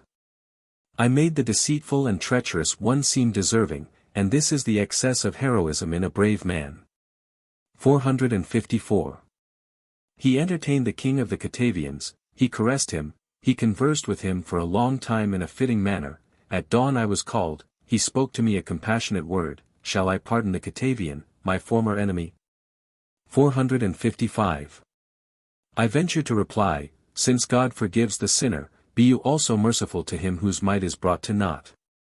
He said to Ramaz, know that I send thee hence forgiven, but show not thyself before me again disgraced. 456. He levied a tribute of 100 times 100 drachmas, also 1,000 katoris, also brocades and satins, then he clad him and all his courtiers, and sent them away with pardon in place of wrath. 457. The Khatavian thanked him, bent, paid lowly homage, he said, by God, I repent my treachery towards you, if ever I sin against you again then kill me. He departed and took all his folk with him. 458. A man of the king's came. It was dawn, and the morning grey was past, he brought a message, for 3 months have I been separated from thee, I have eaten no game killed by arrow in the field, if thou be not tired come forth, though it be time to be tired. 459. I apparelled myself, I went into the hall of audience, a pack of harriers met me, all the space round the hall was full of falcons. The king sat decked in beauty like the sun, he rejoiced at the coming of me, the lovely and fair. 460. He said secretly to his wife, but unknown to me to gaze on Tariel return from war is desirable, he brings light to the onlooker's heart, however dark it may be, whatever I ask thee to do it without delay. 461. Now, without consulting thee I have thought of a plan, but thou too must know it, since the maid is to be king, and has been so nominated by us ourselves, whoever shall see her, now let him who is like a tree in Eden see her lo. Even today. Seat her by thy side, both of you meet us in the palace, I shall come joyful. For 62, we hunted over plain, mountain foot and hill, there was a multitude of hounds, falcons and hawks. We returned early without having gone a stage from the long road. They did not play at ball, they broke up 2 games. For 63, folk eager to gaze on me filled the city, the bazaar and the roofs, tasselled robes adorned me who had finished the war. I was fair as a pale-hued rose bathed in tears, he who looked on me fainted, true is this, and no falsehood. For 64, the veils I had found in the city of the Khatavians I bound round me, they became me, I maddened, still more, the heart of the mad. The king dismounted, we entered the apartments of my foster parents. I saw the flash of her cheeks like sunlight, I trembled. For 65, the form of that son, Nestan, was clad in robes of orange, behind her was a host of eunuchs in cohorts and lines. With light she quite filled house, street and quarter, there, amid the roses, of her cheeks, shone in beauty coral pearl twins, lips and rows of teeth. For 66, I who had fought and been wounded had mine arm hung from my neck in a sling. The queen rose from her throne, and came, forward to meet me. She kissed me hard like a sun, she made my rose cheek blue, she said to me, henceforth expect not the foe to engage thee. 467. Near at hand they made place for me, there where it pleased me, opposite sat the son for whom my heart was dying. Stealthily I looked at her, she looked at me, no other converse was there. When, I tore away mine eyes from her, thereby was life made hateful to me. For 68, there was drinking and feasting on a scale fitting to their might, such another rejoicing I has not seen, goblet and cup were all of turquoise and ruby. The king gave order that no drunk man be suffered to depart. For 69, being there I gave myself up to the excess of joy, when she gazed at me and I at her, my fire began to be extinguished. I called upon my wild, mad heart to have a care of men, that they observe not. How exceedingly pleasant it is to look face to face on the beloved. For 70, the minstrels ceased to sing. Be silent. They bent their heads. He, the king, said to me, Son Tariel, how can we tell thee how we rejoice? We are in bliss, therefore. Because, our adversaries are woeful, right are thine admirers, not idly do they vaunt. 471. Now, though it is fitting that we should clothe thee who art mighty in glory, we clothe thee not, we doff not those robes beauteously adorning thee. Now thou whose rays are spread abroad hast 100 treasures from us, thou thyself canst have sown what thou desirest, be not bashful before us. 472. He sat down again joyful, drinking and singing increased, again the feast went on, the lyres and tinkling of harps. The queens retired when day met twilight and until evening's joy was not joy. 473, we broke up. We could no more endure the drinking of great goblets. I went into my chamber, my perception became like that of one dazed, I had no power in me, made prisoner as I was, to extinguish that fire, of love.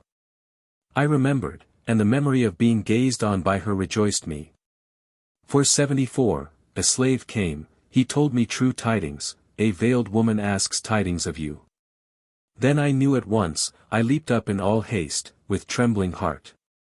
She came in, I saw Asmat'h, who was coming towards me. 475, for the sake of her for whom I am dying I was pleased to see Asmat'h, as if I saw herself, Nestan. I hindered her from doing me homage, I kissed her, I took her hand and seated her near me on my couch, and greeted her, Blessed art thou, come as a shoot from the aloe tree. 476, tell me news of her, speak to me of naught else. She said to me, I will tell thee truth, now from me, thou shalt not hear words uttered merely, to give pleasure. Today ye saw each other, and tenderly were pleased, now again she commands to make known news of her through me. 12. Letter of Nestan-Darejan written to her beloved. 477, she gave me a letter, I gazed on it, it was from the light of the face of the lands. She wrote, I have seen the loveliness of thy gem-like brilliancy. Fair wert thou returned from battle, after urging on thy horse, not ill seems to me the cause of the flow of my tears. 478, If God hath given me my tongue it befits me to use it for thy praise. Dead for thy sake I can by no means speak, for lacking thee I die. The sun, i.e., Nestan, made a little garden of rose and jet, as a garden for the lion, by thy son, myself pertains to none save thee. 479. Though thou hast shed a stream of tears yet have they not flowed in vain, henceforth weep no more, put away grief from thee. Those who look upon thee curse unrestrained those who look upon thee. Veil me with that which but now was bound round thee. 480. Give me the veils that sometime adorn thee, when thou sayest me, thou also shalt be pleased that that which is thine adorns me. Bind on thine arm this bracelet if thou honourest what is mine, and such another night thou shalt not pass as long as thou livest. 481. Here Tariel, become like a wild beast, weeps, his grief increases 1,000-fold. He said, I have the armlet which she formerly bound on her arm. He undid it, took it off, man cannot estimate its worth, he pressed it to his lips, he fainted and fell like a corpse. 482. He lay more lifeless than a corpse at the door of the tomb. On both sides are seen bruises from his fist which he had struck on his breast. A stream of blood flows from Asmat'h's scratched cheeks. She poured water on him again, she succored him, the sound of gurgling water is heard there. 483, Avt'handil, too, sighed bitterly, he gazed on the unconscious form. Asmat'h multiplied her groans, her tears hollowed out the stones. Then she restored him to consciousness, his fires she quenched with water, he said, I live, fate even now is drinking my blood. 484, pale he sat up, he stared with his eyes like one dazed, the rose was become quite saffron and wan. A long time he neither spoke nor looked at them, he was mightily oppressed that he remained, alive, and died not. 485, he said to Avt'handil, hearken. Though I have the mind of a madman, I will tell thee my tale and that of her who has buried me. It seems to me a joy to meet the friend thou hast not met. It surprises me that I am alive, that I survive hale. 486, the sight of Asmat'h, in whom I trusted as in a sister, pleased me. When I had seen the letter, she gave me this armlet, I bound it on mine arm at once, I doffed from my head that strange and rare thing of some strong, black, stuff, the veil. 13. Tariel's letter in answer to his beloved. 487, I wrote, O sun. Thy ray beaming forth from thee struck my heart, my alertness and boldness are brought to naught, mad for thee, I have perceived thy beauty and loveliness. With what service can I pay thee in exchange for life? 488, then when thou didst make me to survive, and, sufferedst me not to be wholly sundered from life, now this time I compare with that time. I have received thine armlet. I have bound it round mine arm. How can I show my joy as much as is fitting? 489, of a truth I offer thee, lo. The veil which thou demandest, also a cloak, of the same stuff, the like of which thou wilt not find. Leave me not to faint, help me, succor me, come. Whom can I entreat in this world save thee? 490, the maid arose and forsook me. I lay down and fell pleasantly asleep, but I shivered, I saw my beloved in my sleep. I awoke, I had her no more, life was a burden to me, thus I passed the night, I heard not her voice. 491, early in the morning they summoned me to the palace, when day was yet at the dawn. I rose. I learned their tidings and went at the same moment. I saw them both sitting with pleased faces. When I entered they bade me be seated, I sat down before them on a chair. 492. They said to me, God has brought old age upon us so that we are exhausted, the time of age approaches us, youth has passed from us. We have no son, but we have a daughter whose rays fail us not. We care not for the lack of a son, we are reconciled to that. 493, now we want a husband for our daughter. Where shall we find him to whom we may give our throne, whom we may form in our image, make him ruler of the kingdom, guardian of the realm, that we be not destroyed, that we may not let our enemies whet their swords for us? 494. I said, how can your heart not feel the want of a son? But she who is like the sun suffices for our hope. Whomsoever you choose as son-in-law, he will rejoice greatly. What more can I say? You yourselves know what will be fitting. 495. We began to take counsel on the matter. I tried to keep my heart firm though it was weakened. I said to myself, I shall say nothing and can do nothing to hinder this. The king said, there is Khwarazm-Shah, king of the Khwarezmians, if you would give us his child for ours there is none like him. 496, it was clear that they had settled it beforehand, they glanced at each other, their words also were guarded. It was not for me to venture to say anything to hinder them, only I became as earth and cinders, my heart quivered to and fro. 497, the queen said, Khwarazm-Shah is a king reigning with power. Who could be better than his son for our son-in-law?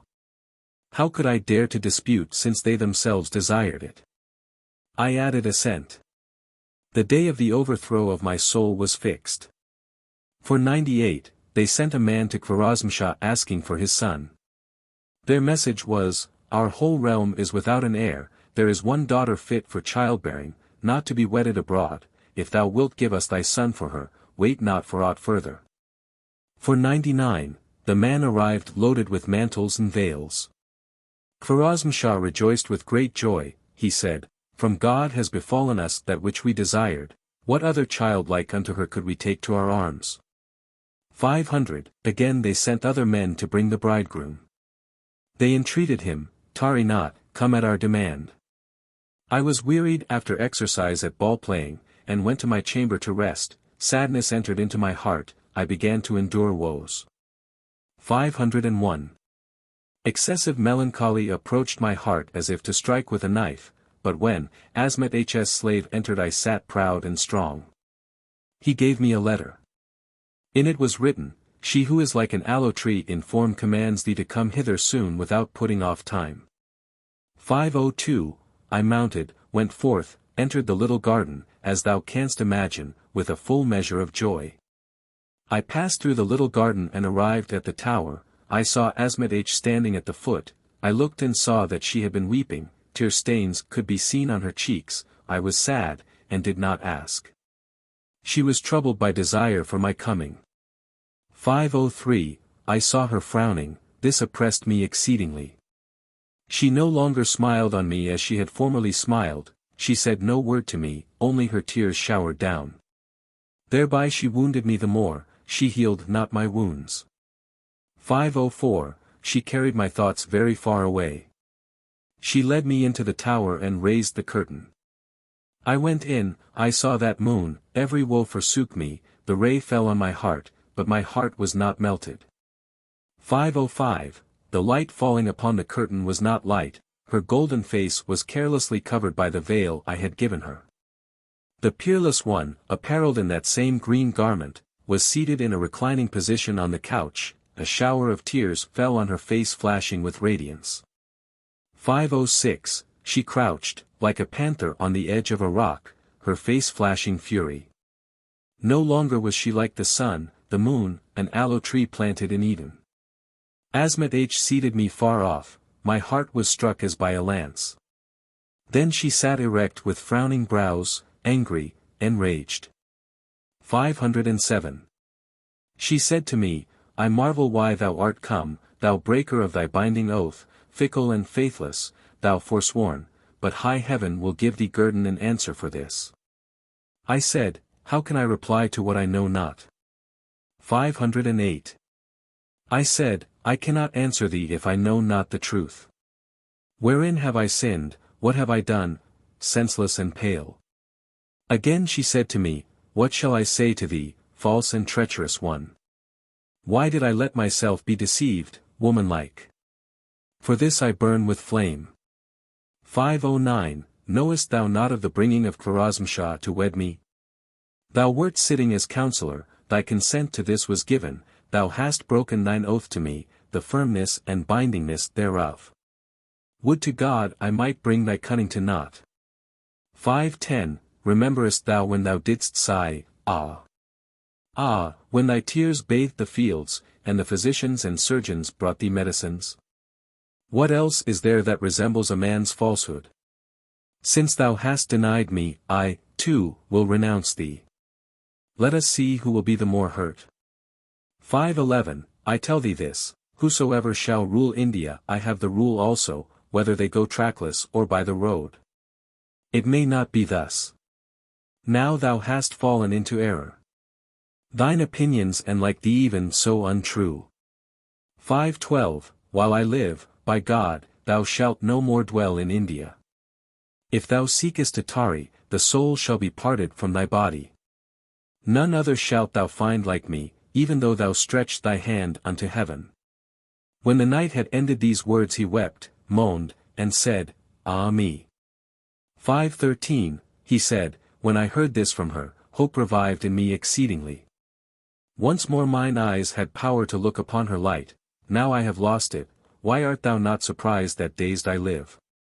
Woe to thee fleeting world! Why seekest thou to drain my blood?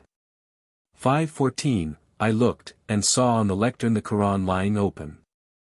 I raised it, I stood up, and, praising God and afterwards her, said, O son, thou burnest me, and in truth my sun is set, since thou slayest me not, I will venture to make thee some answer. 515 If what I tell thee, these words, be falsely cunning, may heaven itself be wrathful with me, may all the sun's rays be turned against me. If thou considerest me worthy to be judged, I have done no ill. She said, what thou knowest, speak. She nodded to me.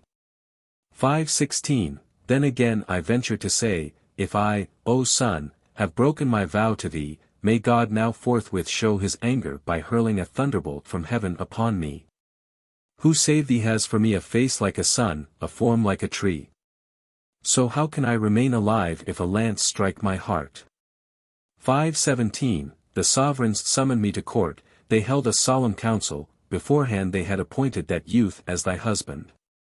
Even if, I had opposed it I could not prevent it, I should have been a fool for my pains, I said to myself, agree with them for the nonce, it is better for thee to fortify thy heart. 518 How could I dare to forbid it, since he, Farsidan, understands not, knows not that India shall not remain masterless. It is I alone who am her, India's, owner, none other has any right. I know not him whom he, Farsidan, will bring hither, nor who is mistaken, in this matter. 519 I said, I can do nothing in this, I shall contrive some other means. I said, be not assailed by a multitude of thoughts. My heart was like a wild beast, 1,000 times I was ready to fly to the fields. To whom can I give thee? Why shouldst thou not take me? 520 I sold soul for heart's sake, thus the tower became for me a market. That rain which at first had frozen the rose became milder, I saw pearl in the coral, round about, the coral, was tenderly enfolded, she said, why do I, too, judge this to be right? 521 I do not believe thee to be treacherous and faithless, a denier of God, not thankful to him, entreat of him myself and lordship in gladness over India, I and thou I shall be sovereigns that is the best of all matches. 522 The wrathful, enraged one became tender to me, either the sun was on earth or the full-faced moon, she set me near her, she caressed me, hitherto unworthy of this, she conversed with me, thus she extinguished the fire kindled in me. 523 She said to me, the prudent should never hasten, he will contrive whatever is best, he will be calm under fate.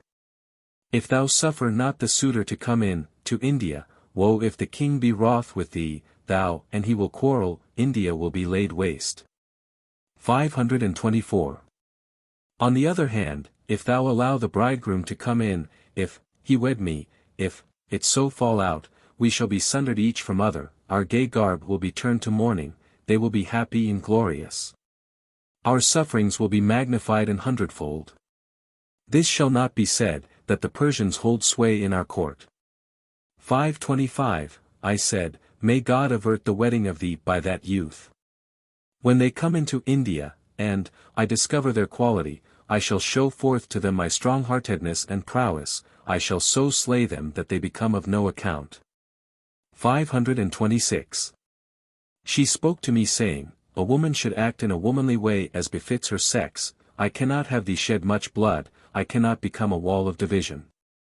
When they come, slay the bridegroom without killing his armies. To do true justice makes even a dry tree green. 527, thus do, my lion, most excellent of all heroes, slay the bridegroom stealthily, take not soldiers, slaughter not his armies like cattle or asses. How can a man bear the burden of much innocent blood? 528, when thou hast killed him, tell thy lord, my father, say to him, I could never let India be food for the Persians, it is mine own heritage, never will I give up even an ounce of it. If thou wilt not leave me in peace I will make a wilderness of thy city. 529, say not that thou wantest my love or desirest me, so will the righteousness of thy deed seem the greater. The king will then entreat thee in the most desperate and abject manner, I shall give myself into thy hands, reigning together will suit us. 530, this counsel and advice pleased me exceedingly. I boasted that I would wield my sword for the slaying of my foes. Then I rose to depart. She began to entreat me to sit down, I longed to do so, but could not bring myself to clasp and embrace her. 531, I tarried some time, then, I left her. But I became like one mad, Asmat'h went in front of me, I shed hot tears, my grief increased 1,000-fold, my joy was reduced to 1, then I went unwillingly away, and so I went slowly. 532, a man came. The bridegroom cometh, announced he but, wretched man. He knew not what God was preparing for him.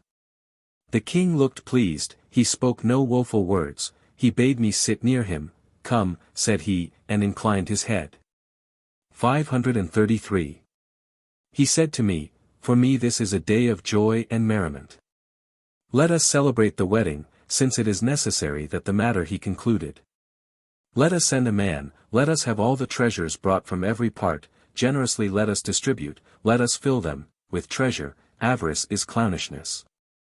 534, I sent in all directions men carrying treasure. The bridegroom also came, they were no laggards, our men met them from inside, from outside came the Khwarezmians, the sum of their soldiers could not be contained even by the fields. 535. The king commanded, prepare the Maidan with tents, let the bridegroom rest, let him tarry there a little while, the other armies can go thither without thee to see him, thou shalt see him here, go not, this will suffice for thee. 536. I raised on the Maidan tents of red satin. The bridegroom arrived and entered the tent, he dismounted, it seemed not like Easter Eve. Those inside began to go out, there was a host of courtiers there, the soldiers began to form in ranks according to their clans. 537, I was wearied, as is the wont of one who has done duty, tired, I turned homeward, and wished to sleep. A slave came and gave me a letter from Asmat'h the sweet, come quickly. She who is like a full-grown aloe commands thee. 538, I dismounted not, I went quickly obedient. The maiden, Asmat'h, had been weeping, I asked her, why flow thy tears? She said to me, being engaged in thy defense, how can I avoid weeping? How can I justify thee unceasingly, whatever kind of advocate I may have become? 539, we went in, we saw her seated on a cushion, her brows puckered. The sun could not more illume the visage than she. I stood before her. She said to me, why standest thou there? The day of battle comes or, wert thou forsaking me, wert thou false to me and deceiving me again? 540. I was angered, I said nothing, hastily I went out, again, I called back, now shall it be seen if I did not wish it.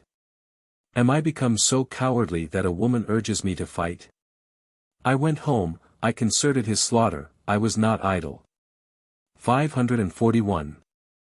I commanded 100 servants, prepare for battle. We mounted, we passed through the city without letting anyone perceive us. I went into the tent. It is a horror to tell with the tongue how the bridegroom was lying. I killed that youth without shedding of blood. On our side, though his blood cried out as it flowed. 542, I cut the tangled edge of the tent, I tore it, I seized the youth by his legs and struck his head on the tent pole. Those lying at the door cried, their lamentation was marvelous. I mounted my horse, departed, my coat of chain mail protected me. 543, an alarm was raised against me, there was a cry to pursue me. I went on, they began to follow, I slew my pursuers. I had a strong city, impregnable to the foe, I reached it in safety, pleasantly, unhurt. 544, I sent a man, I made known to all the soldiers, let all who will aid me come hither. My pursuers did not weary of coming in the depth of dark night, when they recognized me they kept their heads whole. 545, I arose at daybreak, I apparelled myself when night dawned into morn. I saw 3 lords sent by the king. He sent a message, saying, God knows I have fostered thee like my son, why hast thou thus changed my rejoicing into heaviness? 546, why didst thou make Khwarazmshah's innocent blood to fall on our house? If thou didst desire my daughter, why didst thou not tell me so? Thou hast made life distasteful to me, thine aged foster father, thou thyself hast brought it about that thou remainest not with me till the day of my death. 547. In answer I sent a message, O king, I am stronger than bronze, and this alone hinders me from being destroyed by the fire and flame of death, but, as you know, a king should be a doer of justice, by your son. I am far from desiring your daughter. 548, thou knowest how many palaces and thrones are in India, I am the sole heir left, all has fallen into your hands, all their heirs have died out, their heritage remains to you, by right the throne belongs to none but me. 549. I swear by your virtue, I cannot flatter you, now this is not just, God gave thee no son, thou hast an only daughter. If thou appointedst Khwarazmshah king, what would have been left for me in exchange? Can another king be seated on the throne of India while I wear my sword? 550, I want not thy daughter, marry her, rid her of me.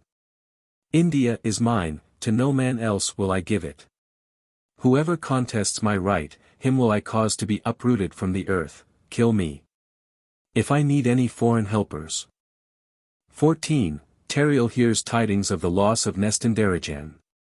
551, I sent those men. I was mad in mind, since I could learn not of her I grew more inflamed with grief. I went to look from a wall I had built overlooking the plain. I learned a dreadful thing, though I lost not my head. 552, 2 pedestrians appeared, I went to meet them, it was a woman with a slave, I recognized who was coming, it was Asmat'h, with disheveled head, blood flowing from her face. No more did she call to me smiling, nor did she greet me with a smile. 553, when I saw her I became perturbed, my mind was maddened. I cried from afar, what has befallen us, why does the fire consume us? She wept pitifully, she could hardly utter words, she said to me, God has engirt the sphere of the heavens in wrath for us. 554, I came near, I inquired again, what has happened to us? Tell me the truth. Again she wept aloud piteously, again the flame burned her, for a long time she could speak no word to me, not the 10th part of her griefs, her breast was dyed crimson with the blood trickling from her cheeks. 555. Then she said to me, I will tell thee, why should I hide it from thee? But inasmuch as I shall make thee to rejoice, so have mercy upon me, suffer me not to live, let me not survive, I entreat thee, have pity on me, save me from my fate, fulfill thy duty to thy God. 556. She said to me, when thou slewest the bridegroom and the alarm was raised, the king heard it, he leaped up, he was sore stricken thereat, he called for thee, he ordered thee to be summoned, in a loud voice he cried. They sought thee, they could not find thee at home, and thereat the king complained. 557, they told him, he is not here, he has somewhere passed the gates. The king said, I know, too well I understand. He loved my daughter, he shed blood in the fields, and when they saw each other they could not refrain from gazing. 558, Now, by my head, I will slay her who is called my sister. I told her gods, she has caught her in the devil's net.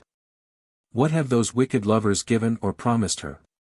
If I allow her to remain alive, I renounce God, this is ready for her punishment. 559. Seldom was it the king's wont to swear by his head, and when he thus swore he brake not his oath, forthwith he fulfilled it. Someone who knows who heard this wrath of the king told it to Davar the Kaj, who knows even heaven by her sorcery. 560. Some enemy of God told Davar, the king's sister, thy brother hath sworn by his head, he will not leave thee alive, the people know it. She spoke thus, the good God knows that I am innocent, and let that same people know who it is that slays me and for whose sake I am slain. 561. My mistress was the same as when thou didst leave her, her head was still wrapped in thy veils, beautifully they became her. Davar spoke words such as I had never heard, Harlot, thou harlot, why didst thou slay me? I think thou too shalt not rejoice. 562, Wanton, harlot woman, why didst thou cause thy bridegroom to be slain, or why dost thou make me pay for his blood with mine? My brother shall not slay me in vain for what I have done, what I have made thee do. Now God grant thou mayst never meet him whom thou didst incite to hinder this. 563. She seized her, dragged her along, tore her long hair, wounded her, bruised her, fiercely she frowned, Nestan could make no answer, but only sighed and moaned, a black woman was of no avail, she could not heal her wounds. 564. When Davar was sated with beating and bruising, 2 slaves with Kaj-like faces came forth, they brought a litter, they spoke rudely to her, they put that son inside, thus was she made prisoner. 565, they passed the windows towards the sea. Immediately she was out of sight. Davar said, who would not stone me for doing this? Who? Before he, Farsidan, slay me, I shall die. Life is wearisome to me. She struck herself with a knife, died, fell in a stream of blood. 566. Why marvelst thou not to see me alive, unpierced by a lance? Now do to me what befits a bringer of such tidings, by the Most High, deliver from this unbearable life me who have not yet ceased to breathe. Her tears fell piteously, undiminished, unceasing. 567, I said, Sister, why should I kill thee, or what is thy fault? What shall I do in return for the debt I owe her? Now I devote myself to seek her wherever rock and water are found. I became quite petrified, my heart grew like hard rock. 568, excessive horror maddened me, fever and trembling came upon me. I said to myself, die not. To lie idle, in the grave, is of no avail. Better is it to roam forth to seek her, to run and wander in the fields. Behold the time for thee, who wishest to go with me. 569, I went in, I arrayed myself quickly, accoutred I mounted my horse. 160 good knights of long service joined me, we passed forth from the gates in order of battle. I went to the seashore, I saw a ship, the skipper saw me apparelled. 570. I entered the ship, I went out to sea, I cruised amidst the sea. I let no ship from any quarter pass unseen. I waited, but I heard nothing. Mad, as I was, I became still more maddened, God hated me so that he forsook me wholly. 571. Thus I spent a year 12 months which were to me like 20 but I found no man, even in a dream, who had seen her. All those who were attendant upon me were dead and perished. I said, I cannot defy God, what he wills even that will I do. 572, I was weary of tossing on the seas, so I came ashore. My heart had become altogether like a beast's, I hearkened to no counsel. All those who were left to me in my misfortune have been scattered from me, but God abandons not a man thus forsaken by fortune. 573, only this Asmat'h and 2 slaves remained with me as my comforters and counselors. I could learn no news of her, Nestan, not even a grain's weight. Weeping seemed to me as joy, and streams of tears flowed down. 15. The story of Nuradin Fridden when Tariel met him on the seashore. 574, I landed by night, I came ashore where gardens were seen. It seemed as if there were a city, we came near, on one side the rocks were hollowed out. The sight of men gave me no pleasure, brands were imprinted on my heart. I dismounted to rest at a spot where there were lofty trees. 575, I fell asleep at the foot of the trees, the slaves break bread. Then I woke sad, the soot, of sorrow, made night in my heart, in so long a time I had learned not, neither gossip nor sooth, my tears pressed from mine eyes with the fields. 576, I heard a shout. I looked round, a knight cried out haughtily, he was galloping along the seashore, he was hurt by a wound, his sword was broken and soiled, blood flowed down, he threatened his foes, was wrathful, cursed, complained. 577. He sat upon a black steed, the same which I now possess, like the wind he swept along, enraged, wrathful. I sent a slave, to tell him, I was desirous to meet him, I bade him say, stand. Declare unto me who angers thee, O lion. 578. He spoke not to the slave, nor did he hear a word. Hastily I mounted, I went along to meet him, I overtook him, I came before him, I said, stay, hearken to me. I too wish to know thine affair. He looked at me, I pleased him, he checked his course. 579, he looked me over, and said to God, how hast thou made such a tree?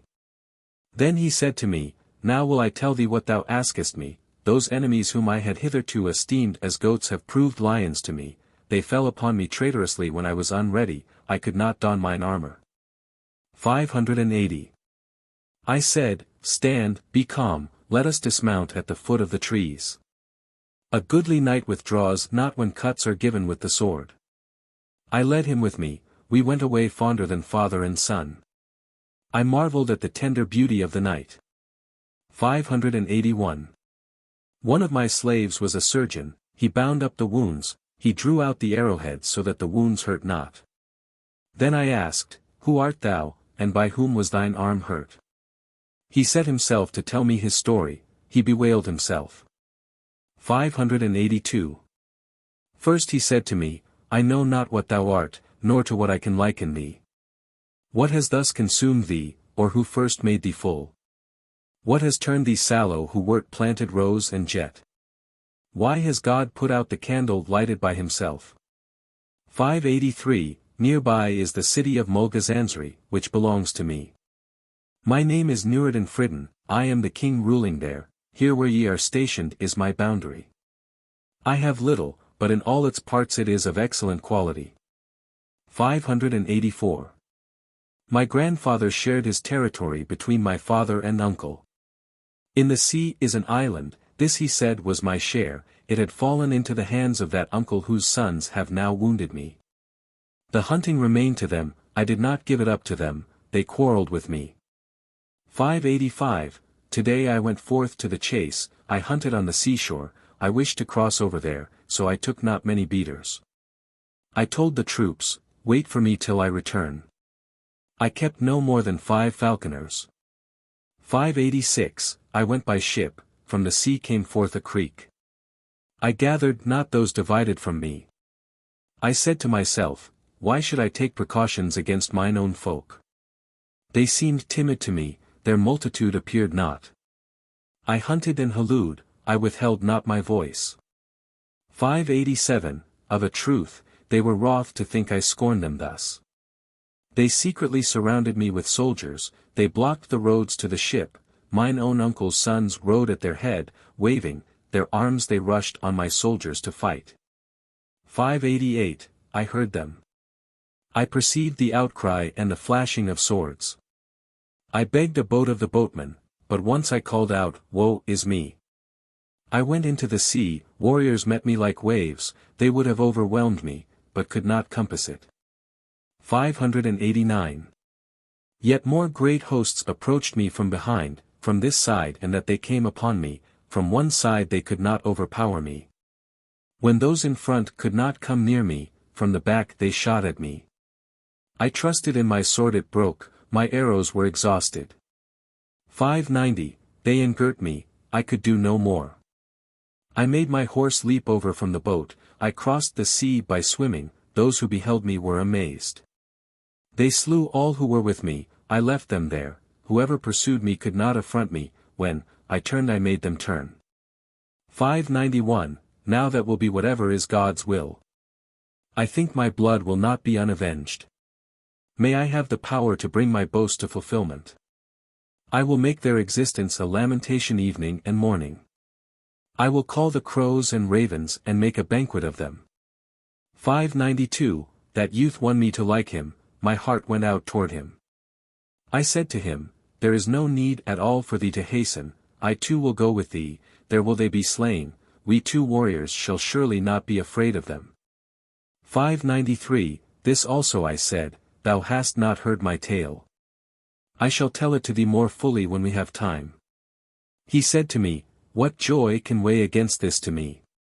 To the day of my death my life will be devoted to thy service. 594, we went to his fair, though small, city. The troops met him.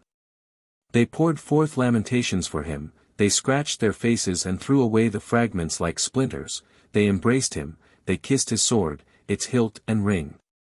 595, again I pleased, I his new friend seemed fair to him. They spoke my praises, O son, thou art a bringer of fine weather to us. We went and saw his fair, rich city. Every form was clad in broad brocade. 16, Tariel's aid to Fridun, and their victory over their foes. 596, he was healed, and able to fight and use horse and armor. We prepared galleys and the number of a host of troops. It needed a man to pray, to God, for some aid for those who gazed upon them, now will I tell thee of that night's battle, the punisher of his adversaries. 597, I perceived their design, and saw them donning their headgear. Ships met me, I know not if there were 8, in all, swiftly I threw myself upon them, they began to row, I struck, one of the ships, with my heel and upset it, like women they bewailed themselves. 598. I betook myself to yet another, and seized the lip, prow, of the ship with my hand, I drowned them in the sea, I slew them, they had no opportunity for battle. The rest fled from me, they made for their harbor. All who saw me marveled, they praised me, they hated me not. 599, we crossed the sea, we landed. Mounted they threw themselves on us. Again we engaged, there began the vicissitudes of battle. Fridun's bravery and agility pleased me then. In warfare a lion, in face a sun, that aloe tree fought. 600, with his sword he cast down both his cousins, he cut their hands clean off, thus he crippled them, he led them away bound by the arms, the one did not abandon the two. He made their knights to weep, his knights to vaunt themselves. 601, their soldiers fled from us, we threw ourselves upon them, we scattered them, swiftly we seized the city, we wasted no time. We broke their legs with stones, we tanned their skin into leather. Kill me, if it was possible to empty the treasure both by lading and stowing. 602, Fridun inspected the treasures and put his seals upon them. He himself led away his 2 vanquished cousins, he shed their blood in exchange for his, and poured it out on the fields. Of me they said, thanks God who has planted aloe trees. 603, we went back, to Fridun's. The triumph exhibited by the citizens was heard, suppliants there laid hold on the heart of beholders. All uttered praise to me and Nuradin, in a panegyric, they said to us, through the strength of your right arms their blood still flows. 604. The soldiers acclaimed Fridun as king and me as king of kings, themselves as subjects and me as sovereign of them all. I was gloomy, they could never find me culling roses, they knew not my story, there it was not lightly spoken of. 17. Fridun tells Tariel tidings of Nestan-Darejan. 605, one day the king and I went forth to the chase, we climbed upon a cape jutting out into the sea. Fridun said to me, I will tell thee how, when we were out riding for sport, I once saw a wonderful thing from this cape. 606, I bade him speak, and Fridun told me even this tale. One day I wished to hunt, I mounted this steed of mine. It seemed as if there were a duck in the sea, a falcon on the land, I stood here and watched the flight of the hawk thitherward. 607, now and then as I climbed uphill I gazed out to sea. I perceived a small thing far away on the sea, going so swiftly that nothing of its kind could equal it. I could not make it out. In my mind I marveled at these two things. 608, I said to myself, what is it? To what can I liken it? Is it bird or beast? It was a boat tented over with many folded stuff, a steersman guided it. I fixed mine eyes upon it, and there in a litter sat the moon. I would have given her the seventh heaven, as habitation. 609. Two slaves as black as pitch crept out, they put ashore a maiden. I saw her thick tressed hair, the lightning that flashed from her to what colors can it be likened, would illumine the earth, and make the sunbeams of no account. 610. Joy made me hasten, quiver, stagger. I loved that rose who appeared torn to mine eyes. I resolved to engage them, I said, let me go towards them, what creature can fly away from my black steed? 611, I pressed my horse with my heel. There was a noise and rustling among the rushes. I could not reach her, however much I used the spur, they were gone. I came to the seashore and looked round, she appeared only as a last ray of the setting sun, she went farther away, she was gone from me, therefore was I consumed by flame. 612, this I heard from Fridun, heat was added to my fire. I threw myself down from my horse, I wholly abased myself, with mine own blood shed from my cheeks I anointed myself. Kill me. That anyone but I should have seen that tree. 613. This behavior of mine astonished Fridun, it seemed passing strange to him. But he was exceedingly pitiful to me, by weeping he placated me, like a son he soothed me, he pled with me, treated me with deference, and, pearl-like, hot tears sprang from his eyes. 614, alas! What have I, misguided, madly told thee? I said, it matters not, grieve not for that. She was my moon, for her the fire consumes me hotly. Now will I tell thee my tale, since thou thyself wishest to have me as comrade. 615, I told Fridun all that had befallen me. He said to me, what have I, mistaken, shamed, said to thee? Thou mighty king of the Indians, wherefore art thou come to me? A royal seat and throne become thee, a whole palace. 616. Again he said to me, to whom God gives for form a young cypress, from him he withdraws the spear, though at first he lacerate his heart therewith. He will grant us his mercy, he will thunder it from heaven, he will turn our sorrow to joy, he will never grieve us. 617, we went back tearful, we sat down alone together in the palace. I said to Fridun, save thee, none is mine aid. God has not sent thy like to earth, and since I know thee what more do I want? 618, thou hadst no friend until the time when thou didst meet me, use now thy tongue and mind to counsel me in this, what can I do? What is the best thing to bring joy to her and me? If I can do not I shall not tarry, i.e., survive, a moment. 619, he said to me, what better fate could I have from God than this? Thou art come to be gracious to me, king, sovereign of India. Needs it that after this I should desire any gratitude? I stand before thee as a slave to obey thee slavishly. 620, this city is the highway for ships coming from all parts, an emporium of much foreign news of all kinds. Here shall we hear of the balm to assuage the fire which burns thee. God grant that these woes and pains pass away. 621, we will send out sailors who have fared on the sea before, let them find for us that moon for whose sake grief is not lacking to us. Until then be patient, so that thy mind torture thee not, grief will not last for, shall not joy overcome it. 622, that very instant we called men, we settled the business. We commanded them, go with ships, sail over the sea, seek her out for us, fulfill the desire of her lover, undergo 1,000 hardships for this, not merely 7 or 8. 623, he appointed men wherever there were havens for ships.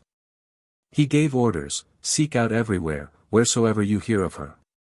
Waiting seemed to me a consolation, my pains became lightened, absent from her I felt joy, and for the sake of that day I am ashamed. 624. Fridun set up a throne for me in the place for the overlord.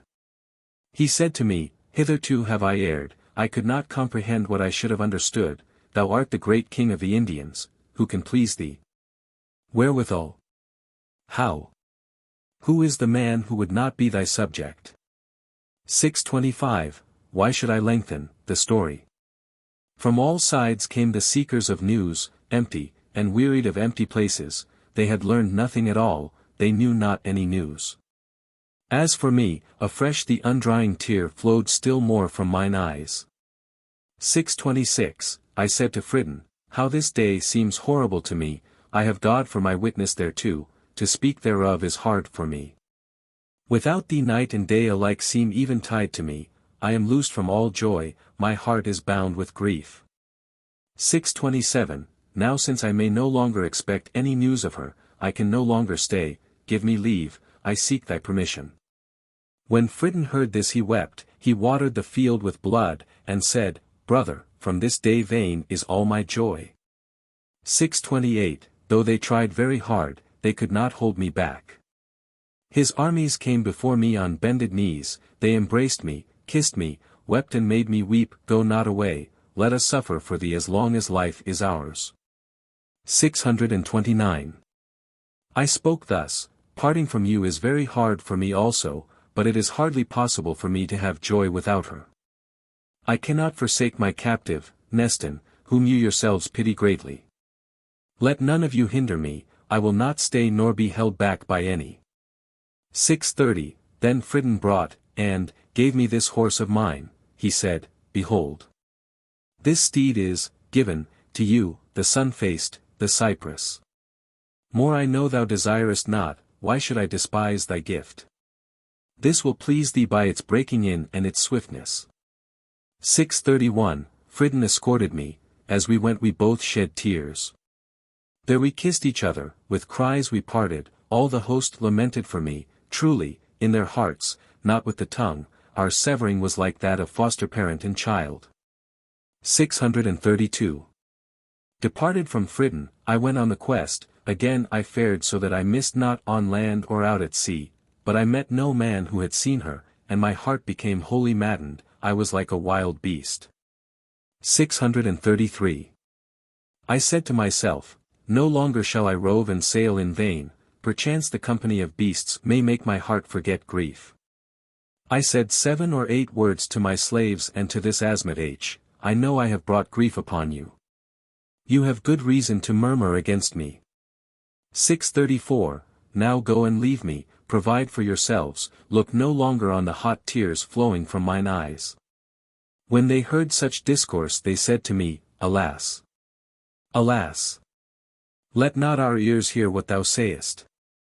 635, let us not see any master or lord apart from thee, may God not sunder us from your horse's footprints. We would gaze upon you, a fair and adorable spectacle. Fate, forsooth, makes a man listless, however valiant he may be. 636, I could not send them away, I hearkened to the words of my slaves, but I forsook the haunts of human tribes, the retreats of goats and stags seemed a fitting abode for me. I roamed, I trod every plain below and hill above. 637, I found these manless caves, hollowed out by Davies. I combated them, I destroyed them, they could by no means prevail against me. They killed my slaves, ill had they buckled on their coats of mail. Fate made me gloomy, her showers again bespattered me. 638, behold, brother. Since that day am I here, and here I die. Mad I roam the fields. Sometimes I weep and sometimes I faint. This maid will not abandon me, she too is burned by fire for her, Nestan's, sake. I have no other resource to try but death. 639. Since a beautiful panther is portrayed to me as her image, for this I love its skin, I keep it as a coat for myself, this woman sews it, sometimes she sighs, sometimes she groans. Since I cannot kill myself, in vain is my sword whetted. 640. The tongues of all the sages could not forth tell her praise. Enduring life, I think upon my lost one. Since then I have consorted with the beasts, calling myself one of them, I am suitor for death, not else I entreat of God. 641. He beat his face, he rent it, he tore his cheeks of rose, the ruby turned to amber, the crystal was shattered. Avt'handil's tears flowed too, one by one they dripped from his lashes. Then the maid soothed him, Tariel. On bended knees she besought him.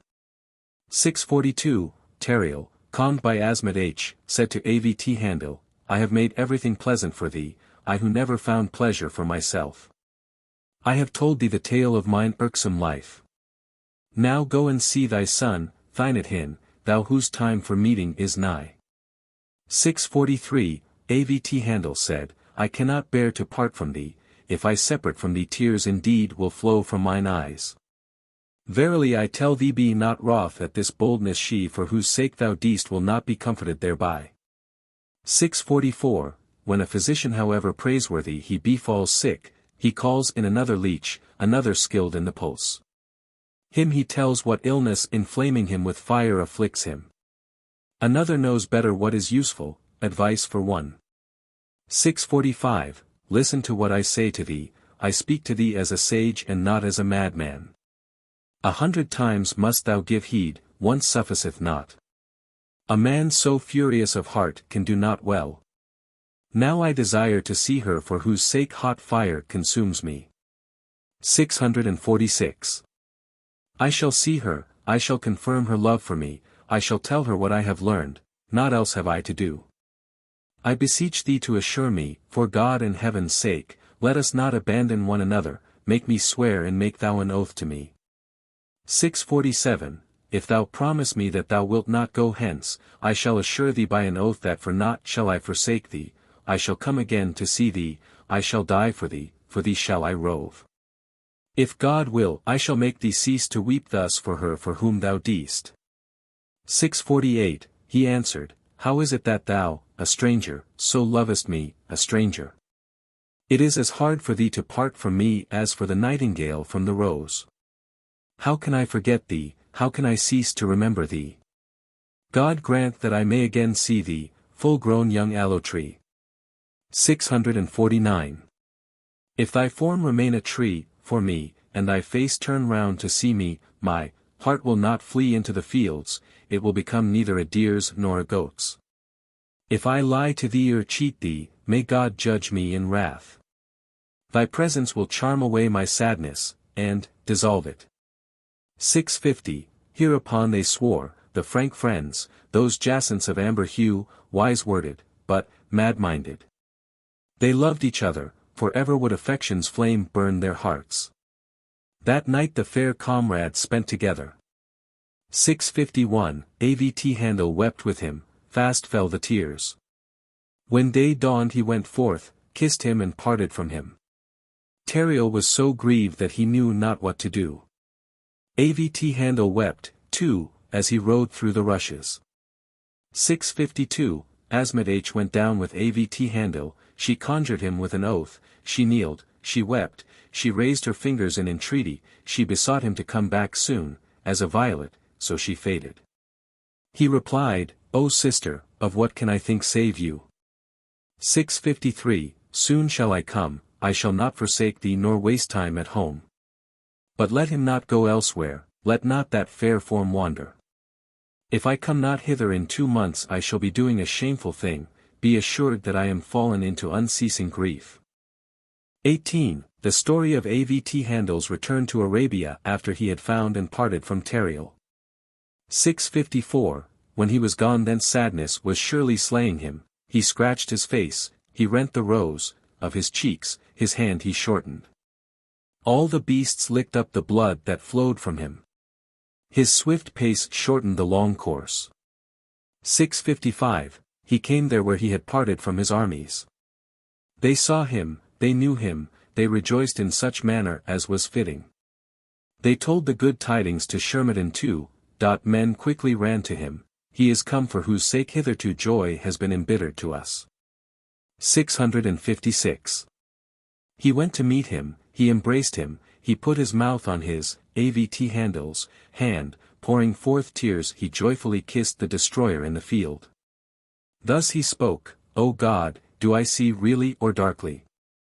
How am I worthy of this, that mine eyes should gaze upon thee, safe and sound? 657, the knight saluted him low, he put face upon face, he said, I thank God that no grief afflicts thee. The magnates did homage, whoever was worthy kissed him. There was great jubilation, great and small alike rejoiced. 658, they came where a dwelling house had been built, all the city was assembled to see him, forthwith he sat down to feast, gay, proud, merry. An assemblage of tongues could not fully describe the joy of that day.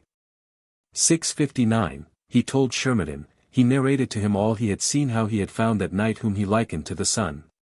Avt'handil was hampered by tears. He said with half-closed eyes, without him it seems to me alike to dwell in palace or hut. 660, Shermidin, told him all the home news, none knows of thy departure, whatever thou toldst me so have I done.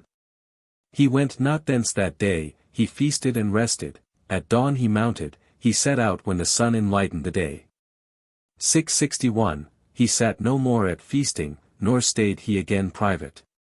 Shermidin, the bearer of good tidings, went to announce Avt'handil's arrival, swiftly he fared, in 3 days he made a 10 days' journey.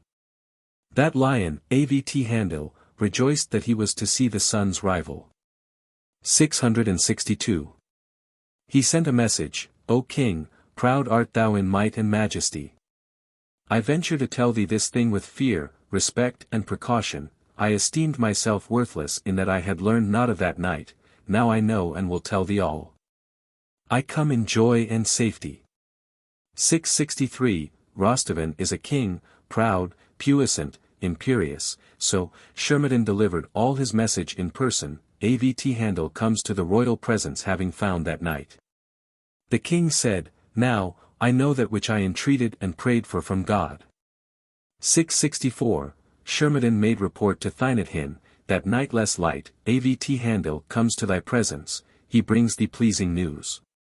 Thereat, light flashed forth from her, even braver than the sun's. She gave him a gift, and robes to all his people. 665. The king mounted and went to meet the knight who was coming thither, for this, honor, the sun-faced one incurred a great debt, of gratitude, joyous and warm-hearted they met, and some of the multitude of magnates seemed as if drunken. 666. When he approached, the knight alighted and did homage to the king. Rostevan, possessed by excess of joy, kissed him.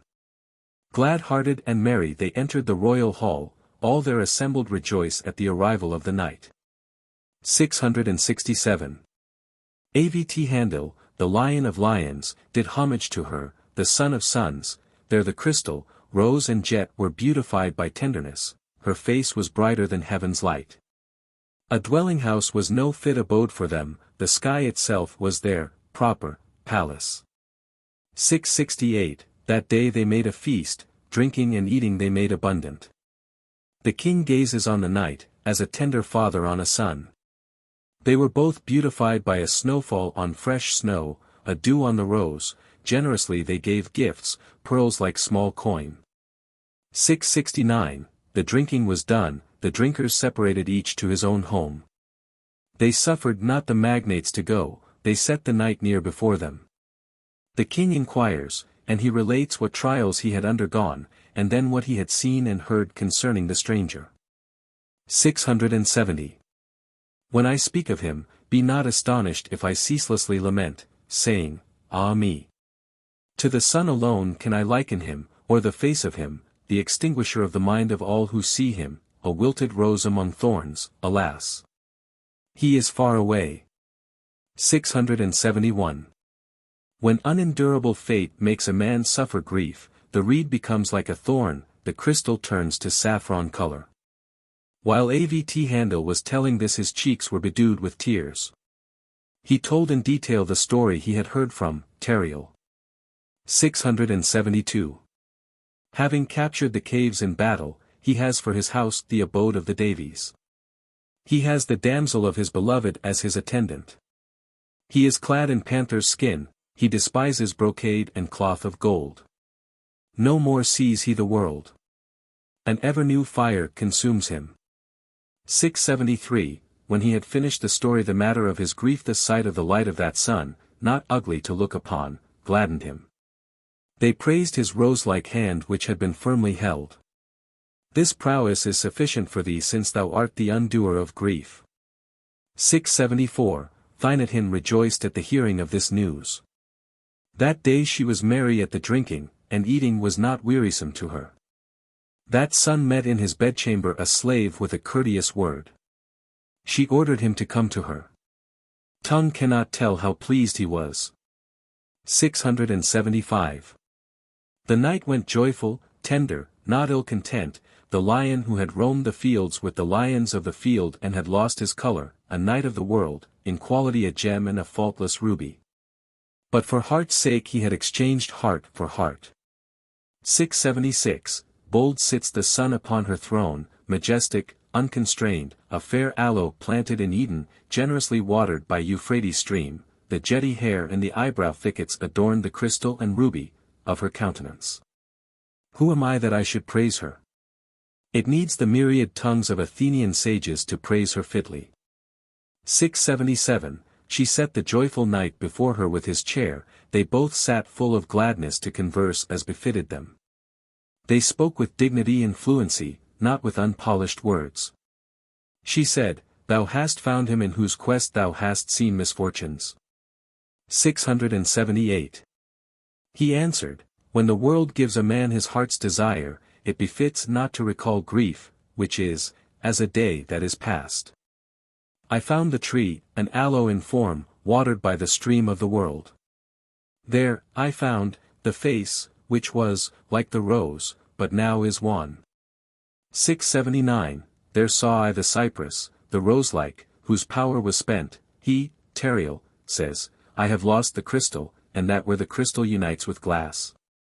I burn, for him, because, like me, unendurable fire consumes him. Then again he told the story he had heard from Tariel. 680. He recounted all his misfortunes and sorrows by the road during the quest. Then he told her how God had thought him worthy to find what he desired. World, life, man, all, seems to him as to a beast, alone he roams mad with the brutes, he weeps in the field. 681. Ask me not, what praise can I speak, how couldst thou understand from me? Nothing can please one who has seen him, the eyes of the beholders are weakened as by the brilliance of the sun. The rose is not become saffron, now the violet is gathered in nosegays.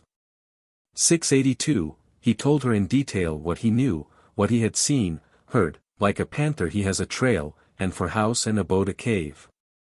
A damsel is there ready to cherish him, to maintain his life and bear his sorrows.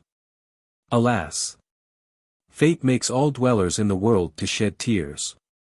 683. When the maiden heard this story she had attained the fulfillment of her will. Her moon-like face shone as 'twere with radiance at the full.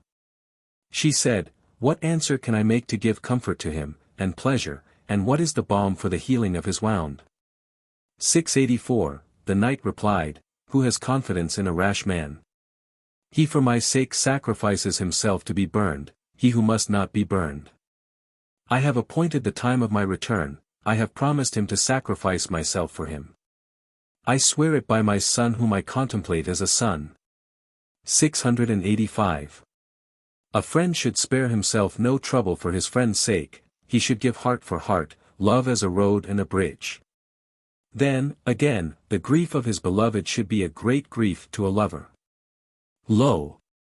Without him joy is not to me, and myself I hold of none account. 686. The sun-like one said, all my heart's desire is fulfilled, first thou art come in safety having found that which was lost, then the love implanted by me in thee has grown, I have found balm for my heart hitherto burned. 687. Fate treats every man like the weather, sometimes there is sunshine and sometimes the sky thunders forth in wrath, hitherto grief has been upon me, now this gladness is my lot, since the world has joy in it why should any be sad? 688. Thou dost well not to break the oath thou didst swear, it is necessary to fulfill strong love for a friend, to seek for his cure, to know the unknown. But, tell me, what shall I, luckless, do if the sun of my heaven be hidden? 689. The knight replied, by nearness, to thee, I have united to 7 woes 8.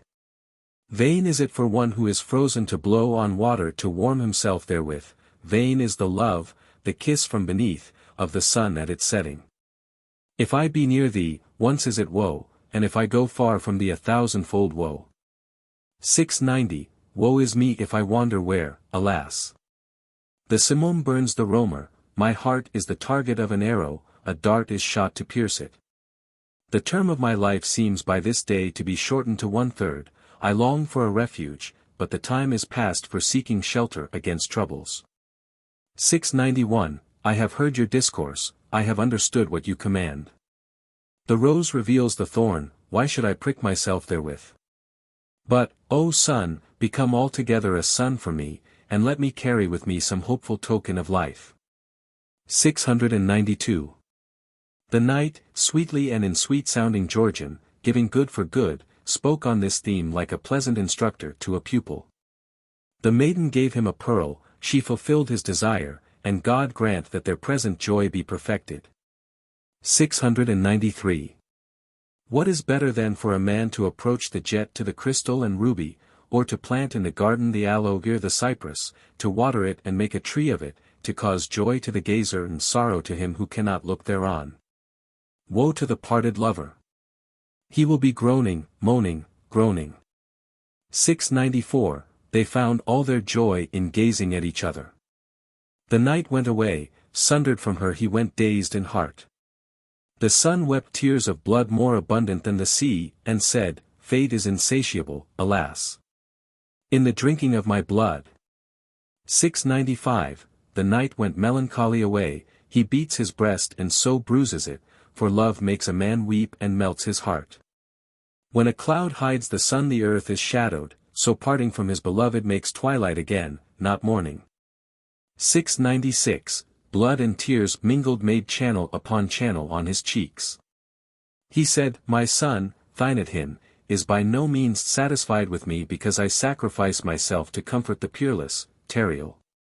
I marvel how the black eyelash brands the heart of adamant. Until I see her, O world, I wish for no joy from thee. 697. Him who yesterday was an aloe planted, watered and fully grown in Eden, him today fate thrusts through with her lance, pierces with her knife.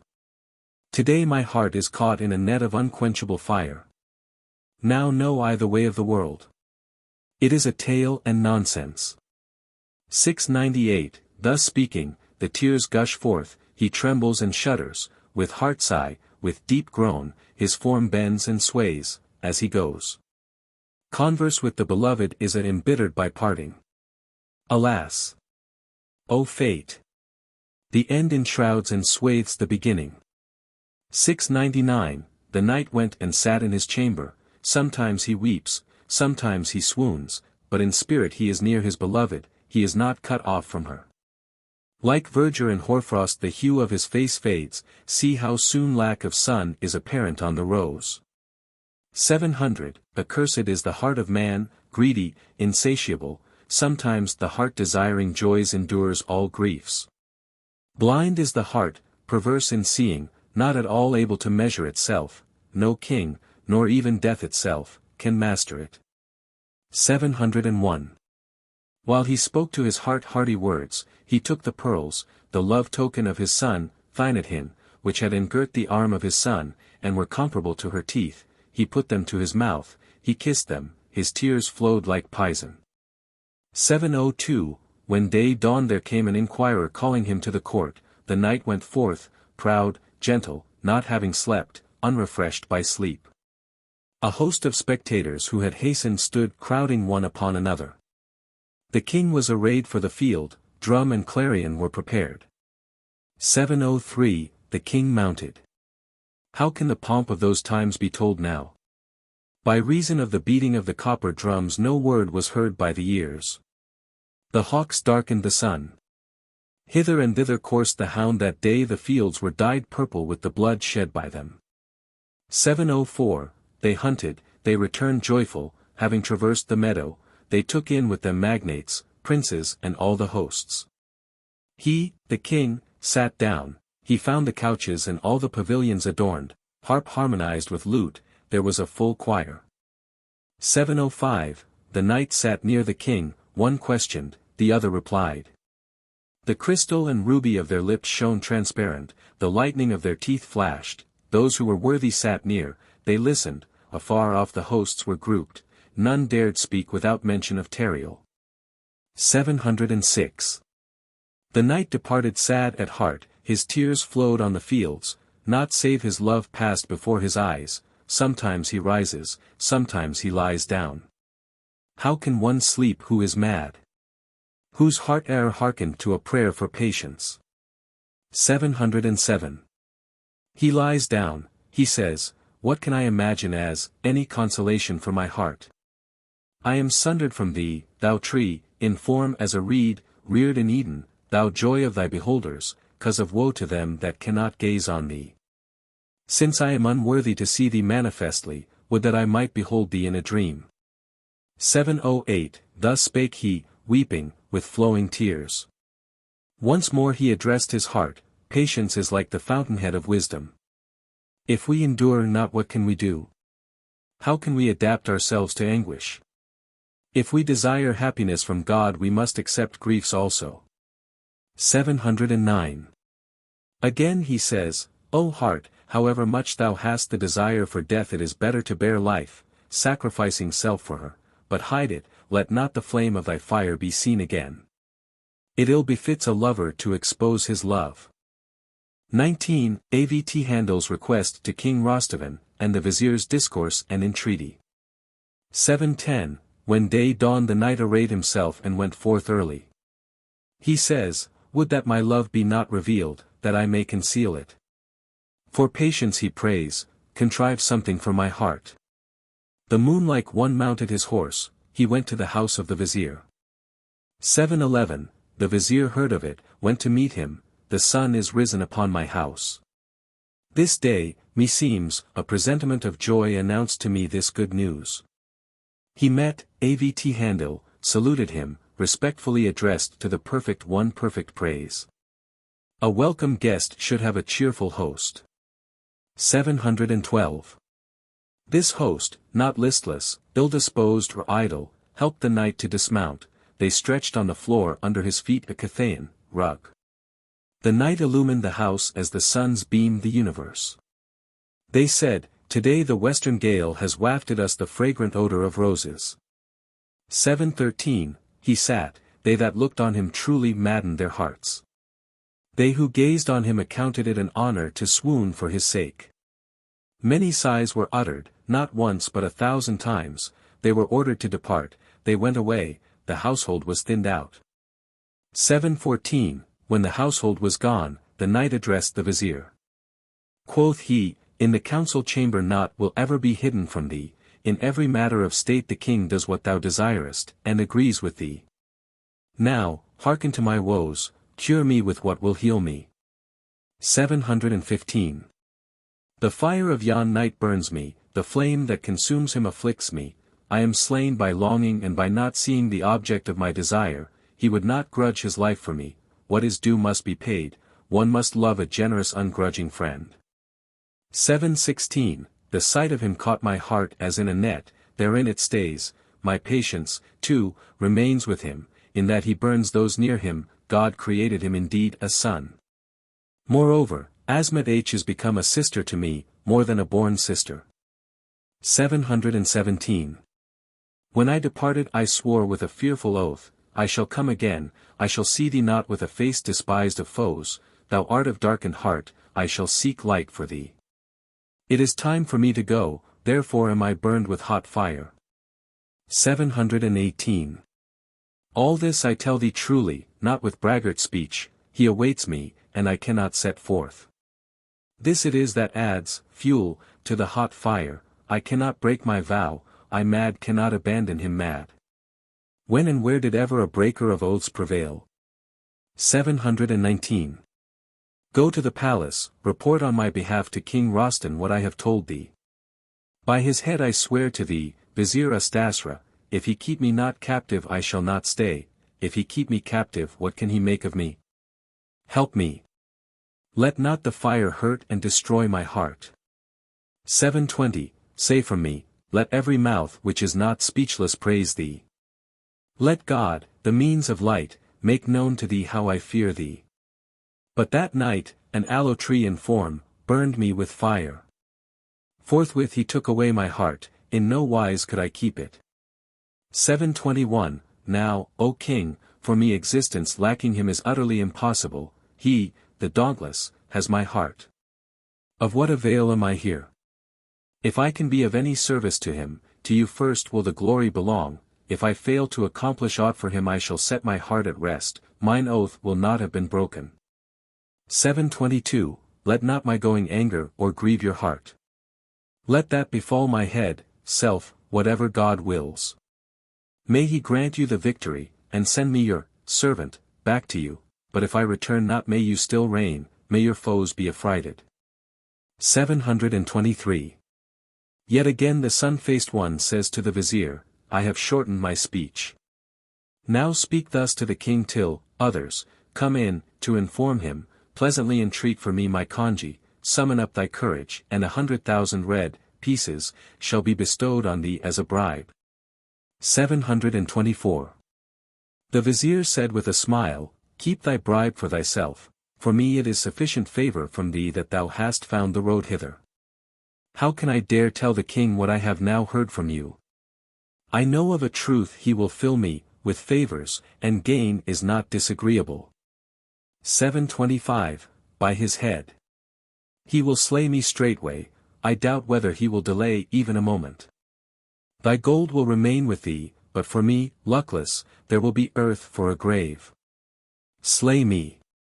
What is of equal value with life to a man? The thing cannot be said and I cannot say it, however much anyone should reproach me. 726. A road cannot go over, beyond, itself. How can I, luckless, lay down my life for thee? He will despoil me or kill me. He will say, how dost thou speak these words? Why didst thou not inform me there and then? Why art thou such a madman? Life is better than loot, this I even now learn. 727, even if the king permit thee to depart, why should the hosts also be deceived? Why should they let thee go, why should they be hoodwinked, or why should they be removed far from their son? If thou depart, our foes will become bold, will even themselves with us, but this must not be, as sparrows cannot change to hawks. 728, the knight wept, with tears he spoke, must I strike a knife into my heart? O Vizier, it is apparent in thee thou knowst not what love is, nor hast thou in others seen friendship or oath. Or if thou hast seen such, how canst thou prove that without him my joy is possible? 729, the sun has turned. I knew not what would make the sun turn. Now let us help him, it is better for us, in return he will warm our day. No one knows mine affairs like myself, what embitters me, what sweetens me. The discourse of idle men greatly grieves a man. 730. Of what profit can I be to the king or his hosts, since I am mad now, and, my tears flow unceasingly? It is better that I go away, I will not break my word, oaths prove a man. The griefs a man has not seen cannot be comprehended by him at all. 731, now, O Vizier, how can thy cursed heart be calm in this juncture? Iron in my place would become wax and not hard rock, I cannot repay his tears, even if gin flowed from mine eyes. Help me if thou wouldst, desire help from me. 732. If he give me not leave I shall steal away. Unknown shall I depart from him, as it entreats me so shall I deliver my heart to be consumed by fire. I know he will do nothing to thee because of me, if he be not disposed to exile thee. Promise me whatever may happen to thee I shall sacrifice myself to be tortured. 733, the Vizier said, Thy fire consumes me also with fire. I can no longer look on thy tears, the world itself vanishes. Sometimes speech is better than silence, sometimes by speaking we spoil things. I shall speak, if I die it matters not, my life will be sacrificed for thee. 734, when the Vizier had said this he arose and went to the palace. He saw the king arrayed, the sun-like face looked straight upon him. He was afraid, he dared not tell him unpleasing news, perplexed he stood, he thought not on warlike matters. 735, the king saw the Vizier struck dumb by sadness. He said, What grieves thee? What knowest thou? Why art thou come sad? He answered, I know nothing at all, but I am indeed wretched. You will be justified in slaying me when you hear the astounding news. 736. My mourning neither adds to my grief nor surpasses it, I am afraid, though an envoy has no care for fear. Now Avt'handil bids thee farewell, he entreats, he wrangles not, he says that, for him the world and life are not without yon night.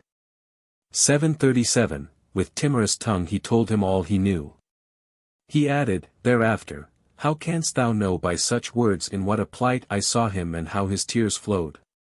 Though you should let your wrath fall forthwith on me, you are just. 738. When the king had heard this he was wroth, he lost his senses, his color wild and he became terrible, he would have terrified onlookers. He cried, What has made a madman of thee? Who else would have related this?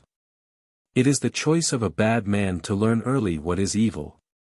739, traitor-like, thou hast told me of this as if it were a merry matter, what more could anyone do to me save slay me faithlessly, treacherously?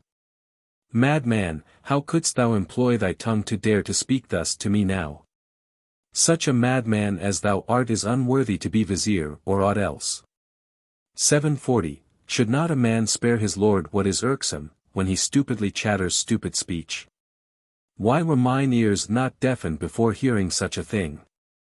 If I kill thee, my neck must bear the responsibility for thy blood. 741, again he spake, if thou hadst not now been sent hither by him, by my head. I had cut off thy head, let there be no doubt of this. Go, withdraw. Look at the mad, stupid, desperate, improper, fellow. Brave word, brave man, brave the deed done by him. 742, he bent down, he threw chairs, he hit the wall and shattered them. He missed his aim, but for his, the Vizier's, sake he made them, the chairs, like adamant, not willow-like. How couldst thou tell me of the going of him who plaited the aloe tree branches?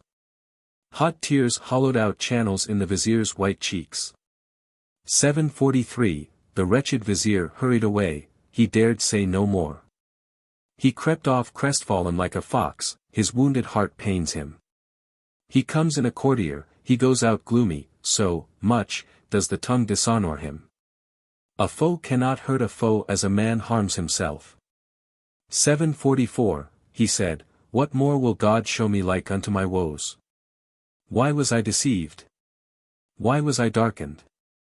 Would that someone might enlighten me. Whoever announces anything so boldly to a sovereign, my evil days stand upon him too, how can he ever enjoy peace? 745, the disgraced Vizier went away in black luck. Gloomily, sad-faced, he said to Avt'handil, what thanks can I give thee? Thanks to thee, what a courtier am I become. Alas! I have lost my peerless self by mine own fault. 746. He begs the bribe and behaves sportively, albeit his tears were not dry. I marvel why he spends his time in making jokes, why he is not grieved in heart. Quoth he who gives not what he promised quarrels with the Murav 15. It is said, a bribe settles matters even in hell. 747, how he took the matter, what he said to me, it is not to be told by me. What evil, what stupidity, what idiocy, what madness, he attributed to me. I myself am no longer worthy of the name of man, no longer have I sense. At this I marvel why he slew me not, God must have given him patience. 748, I knew too what I did, it happened not to me by mistake. I had pondered, I knew he would be wroth with me, therefore is my grief increased. None can avoid vengeance for a deed done with forethought. Still, for thy sake death seems joy to me, my woes are not in vain. 749. The knight replied, it is wholly impossible for me not to depart.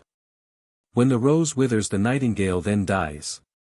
He must seek a dewdrop of water, for the sake of this he must rove everywhere, and if he cannot find it what will he do or wherewith shall he soothe his heart? 750, without him I cannot bear to sit or lie. I will choose to roam like the beasts, with them to run. Why does he, Rostevan, desire me who am in such a state to fight his adversaries? It is better to have no man at all than to have a dissatisfied one. 751, I will tell him once again. Now, however angry the king may be, surely he can judge how my heart burns and flames. If he grant me not leave, I shall steal away when hope is gone. If I die, my portion and village will be uprooted. 752. When they had conversed, the Vizier made a banquet befitting them, he played the host, gave fair gifts to the fair guest, he enriched his attendants, both youths and greybeards. They parted, the knight went home as the sun was setting. 753. He, Avt'handil, sent a message to the king, saying, how can I give or bestow on thee that which befits thee? What return can I think of for the debts I owe thee? If I survive I shall die for thee, I shall make myself thy slave. I shall repay love, with a like weight.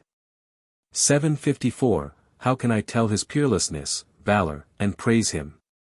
He was a man fitting and worthy even of such a deed. Thus should service be, as much as lies in one's power. When a man is in trouble then needs he brother and kinsman. 20. Avt'handil's discourse with Shermidin when he stole away.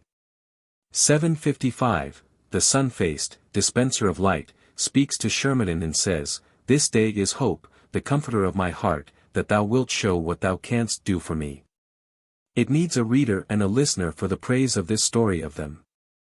756, he says, Rostevan did not grant me leave, he hearkened not even to a word from me, he knows not wherein one's being lies and how one's life is in another. Without him, Tariel, in truth I live not, neither abroad nor at home. What unrighteous deed has God ever forgiven to anyone? 757. Though I resolved not to forsake him, and my decision is final, every liar and traitor insults God, and thus lies the heart, seeing not him weeps and sighs, moans and groans, it comes not near to any joy, it shudders, grows sullen, cries clack. And alas! 758, 3 are the ways of showing friendship by a friend, first, the wish for nearness, impatience of distance, then giving and not grudging, unweariedness in liberality, and attention and aid, roaming in the fields td help him. 759. But why should I lengthen speech, it is time to shorten it. Now to steal away is the healing of this bruised heart. Hearken to what I shall entreat so long as thou hast time in my company, and fortify thyself in observance of what I have already taught thee. 760. Now prepare as first leader to serve the sovereigns, manifest thy valor and integrity in all things. Take care of my household, command my troops, repeat anew the service, the attention thou hast hitherto shown. 761. Keep my foes out of the marches, let not thy might fail in aught, grudge no good to the loyal, may they that are false-hearted towards thee be slain, if I return, well shall thy due be repaid to thee by me, service to a master is never lost. 762. When he heard this, the hot tear flowed from Shermidin's eyes. Quoth he, Wherefore should I be affrighted by sorrow in loneliness?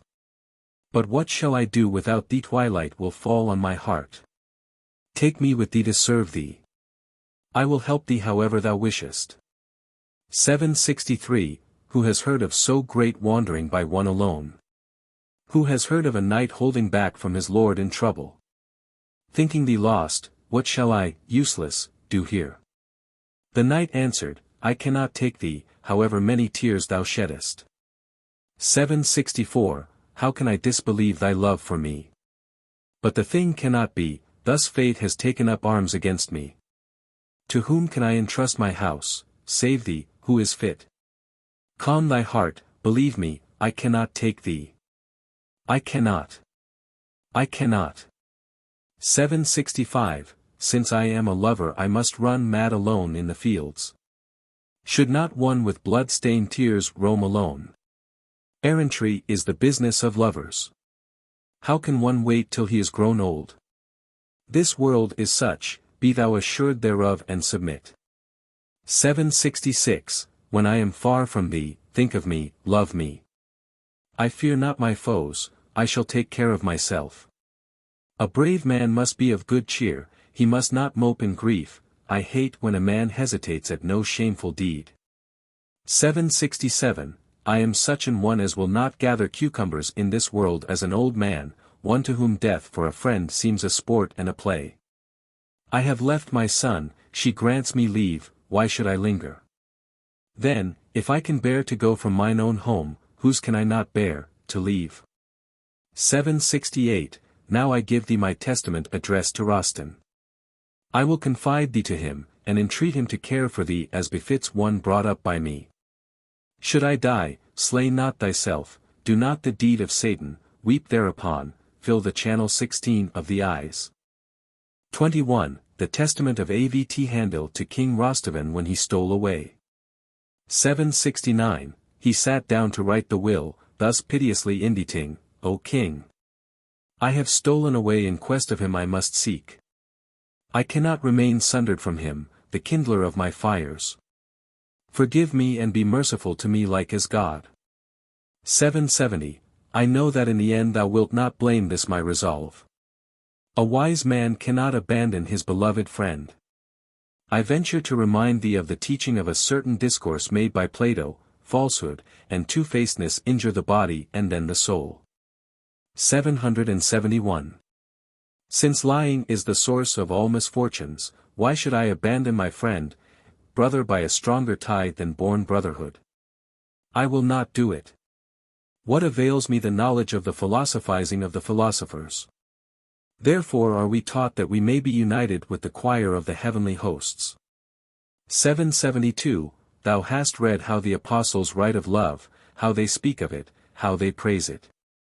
Know thou it and harmonize thy knowledge, love exalteth us, this is as it were the tinkling burden of their song, if thou conceive not this how can I convince ignorant men? 773. He who created me, even he gave me power to overcome foes. He who is the invisible might, the aid of every earthly being, who fixes the bounds of the finite, sits immortal God as God, he can in one moment change 100 into 1 and 1 into 100. 774. What God wills not will not become fact. The violet fades, the rose withers, if they cannot gaze on the sunbeams, every lovely thing is desirable for the eye to gaze on. How can I endure the lack of him, or how can life please me? 775. However angry thou art, forgive me that I have not kept your command, enthralled, I had no power to fulfill it. No. To go was the remedy for the flaming of my furnaces. Wherever I may be, what matters it to me if I have but my free will? 776. Sadness avails thee not, nor useless flow of tears. The deed which is inevitably decreed above cannot be avoided. It is a law with men that they should struggle and suffer woes, and no creature of flesh hath power to thwart providence. 777. Whatever God has predestined to come to pass upon me, let it be fulfilled, and when I return my heart will no longer remain ashes. May I see you also joyful in majesty and manifold wealth. What I can do for him is my glory, and this is sufficient booty for me.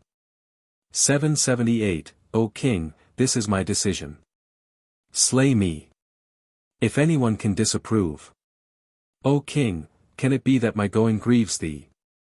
I cannot be false, I cannot do a cowardly deed. He would shame me when we meet face to face in that eternity whereto we both shall come. 779, Mindfulness of a friend ne'er doeth us harm. I despise the man who is shameless, false and treacherous. I cannot be false. I cannot do it for a mighty king. What is worse than a hesitant, tardy-going man? 780, What is worse than a man in a fight with a frowning face, shirking, affrighted and thinking of death? In what is a cowardly man better than a woman weaving a web? It is better to get glory than all goods. 781, A narrow road cannot keep back death, nor a rocky one, by him all are leveled, weak and strong-hearted. In the end the earth unites in one place youth and greybeard. Better a glorious death than shameful life. 782, And now I fear, O king, to make this request to you, mistaken is he who expects not death momentarily. It which unites us all comes alike by day and by night. If I see thee not living, life will be fleeting for me. 783. If fate, the destroyer of all, destroy me, an orphan I shall die traveling, unmourned by parent, nor will those who brought me up, nor the friend whom I trust, enshroud me, then indeed will your merciful, tender heart have pity on me. 784. I have countless possessions weighed by none, give the treasure to the poor, free the slaves, enrich every orphan without means, they will be grateful to me, remember me, bless me, I shall be thought of. 785. Whatever is not worthy of being kept in your treasury, give part to build orphan homes, part to build bridges, be not sparing in the spending of mine estate for me, I have none save thee to quench the hot fires. 17. 786. Henceforth thou shalt learn no more news from me, herewith I commit my soul to thee, this letter tells thee so, without flattering thee, the devil's deed shall not seduce, my soul, it will prevail, forgive me and pray for me. What can be exacted from me dead? 787, I entreat thee, O king, for Shermidin my chosen servant. This year he hath an added day of grief. Comfort him with the favor I was wont to favor him withal. Make not the tears to flow from his eyes welling with blood. 788, My testament is ended, written by mine own hand. Behold, mine upbringer, I have parted from thee, I am gone away with maddened heart. Let not the sovereigns be grieved for my sake, be ye not clad in gloom, but be ye in your sovereignty feared by foes. 789, When he had made an end of writing he gave the will to Shermidin. He said, Convey this to the king discreetly. None can excel thee in any service. He embraced him and wept over him bloody-hued tears. 22, Avt'handil's prayer in the mosque, and his flight. 790. He prayed and said, Great God of earths and heavens, who sometimes punishest, sometimes art ready to reward, unknowable and unspeakable, Lord of lordships, give me to endure longings, O ruler of heart utterances. 791. God, I beseech thee, who governst the deeps and heights, thou didst create love, thou hast decreed its law, fate has sundered me from mine excellent son, uproot not the love sowed by her for me. 792. God, merciful, I have none beside thee, from thee I beg aid on the road, however long I travel, shelter me from the mastery of foes, the turmoil of the seas, the evil one by night. If I survive, I shall serve thee, I shall offer sacrifice to thee. 793, When he had prayed, he mounted his horse, and, privily passed through the gates, he sent back Shermidin, albeit he made great lamentations. The vassal weeps and beats his breast, the wretched man sheds floods of tears. What can rejoice the vassal deprived of the sight of his lord? 794, Now will I begin another tale, I will attend the parting night. There was no audience that day for the wrathful Rostan. When day dawned he rose sullen, he was as if he poured flame from his face, he commanded the Vizier to be called, thither they led him pale with fear. 23, King Rostevan hears of Avt'handil's secret flight. 795, When he saw the Vizier arrived with reverence in the hall of audience, Rostan said, I recall not what thou saidst yesterday. Thou didst annoy and enrage me, for a long time I could not compose my soul, therefore did I scold thee, Vizier, heart of heart.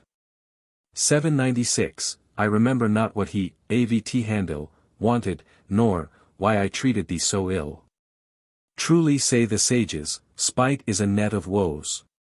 Never act in such a way. Consider the matter carefully. Now, tell me what thou saidst. Speak and repeat thy discourse. 797, Again the Vizier submitted his speech of yesterday. When he, Rostan, heard it, he made no lengthy answer, If I think thee not mad may I be the Jew Levi, 18 Let me hear no more of this, else I wholly give thee up. 798. When the Vizier went forth to seek, he could not find the crystal one, Avt'handil, only the slaves with flowing tears told of his flight. He, the Vizier, said, I cannot go to court, I should remember former days. Whoever is daring let him dare. I repent what I have already said.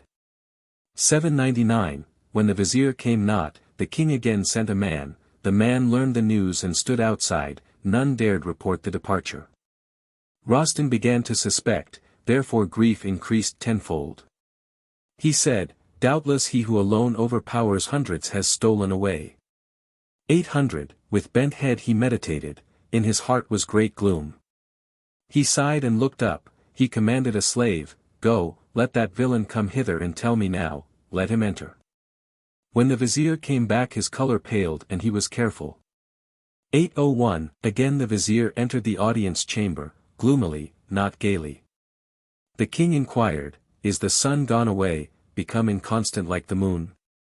The Vizier told him all, how he, Avt'handil, had gone away secretly, the sun no longer shines on us, the weather is not bright.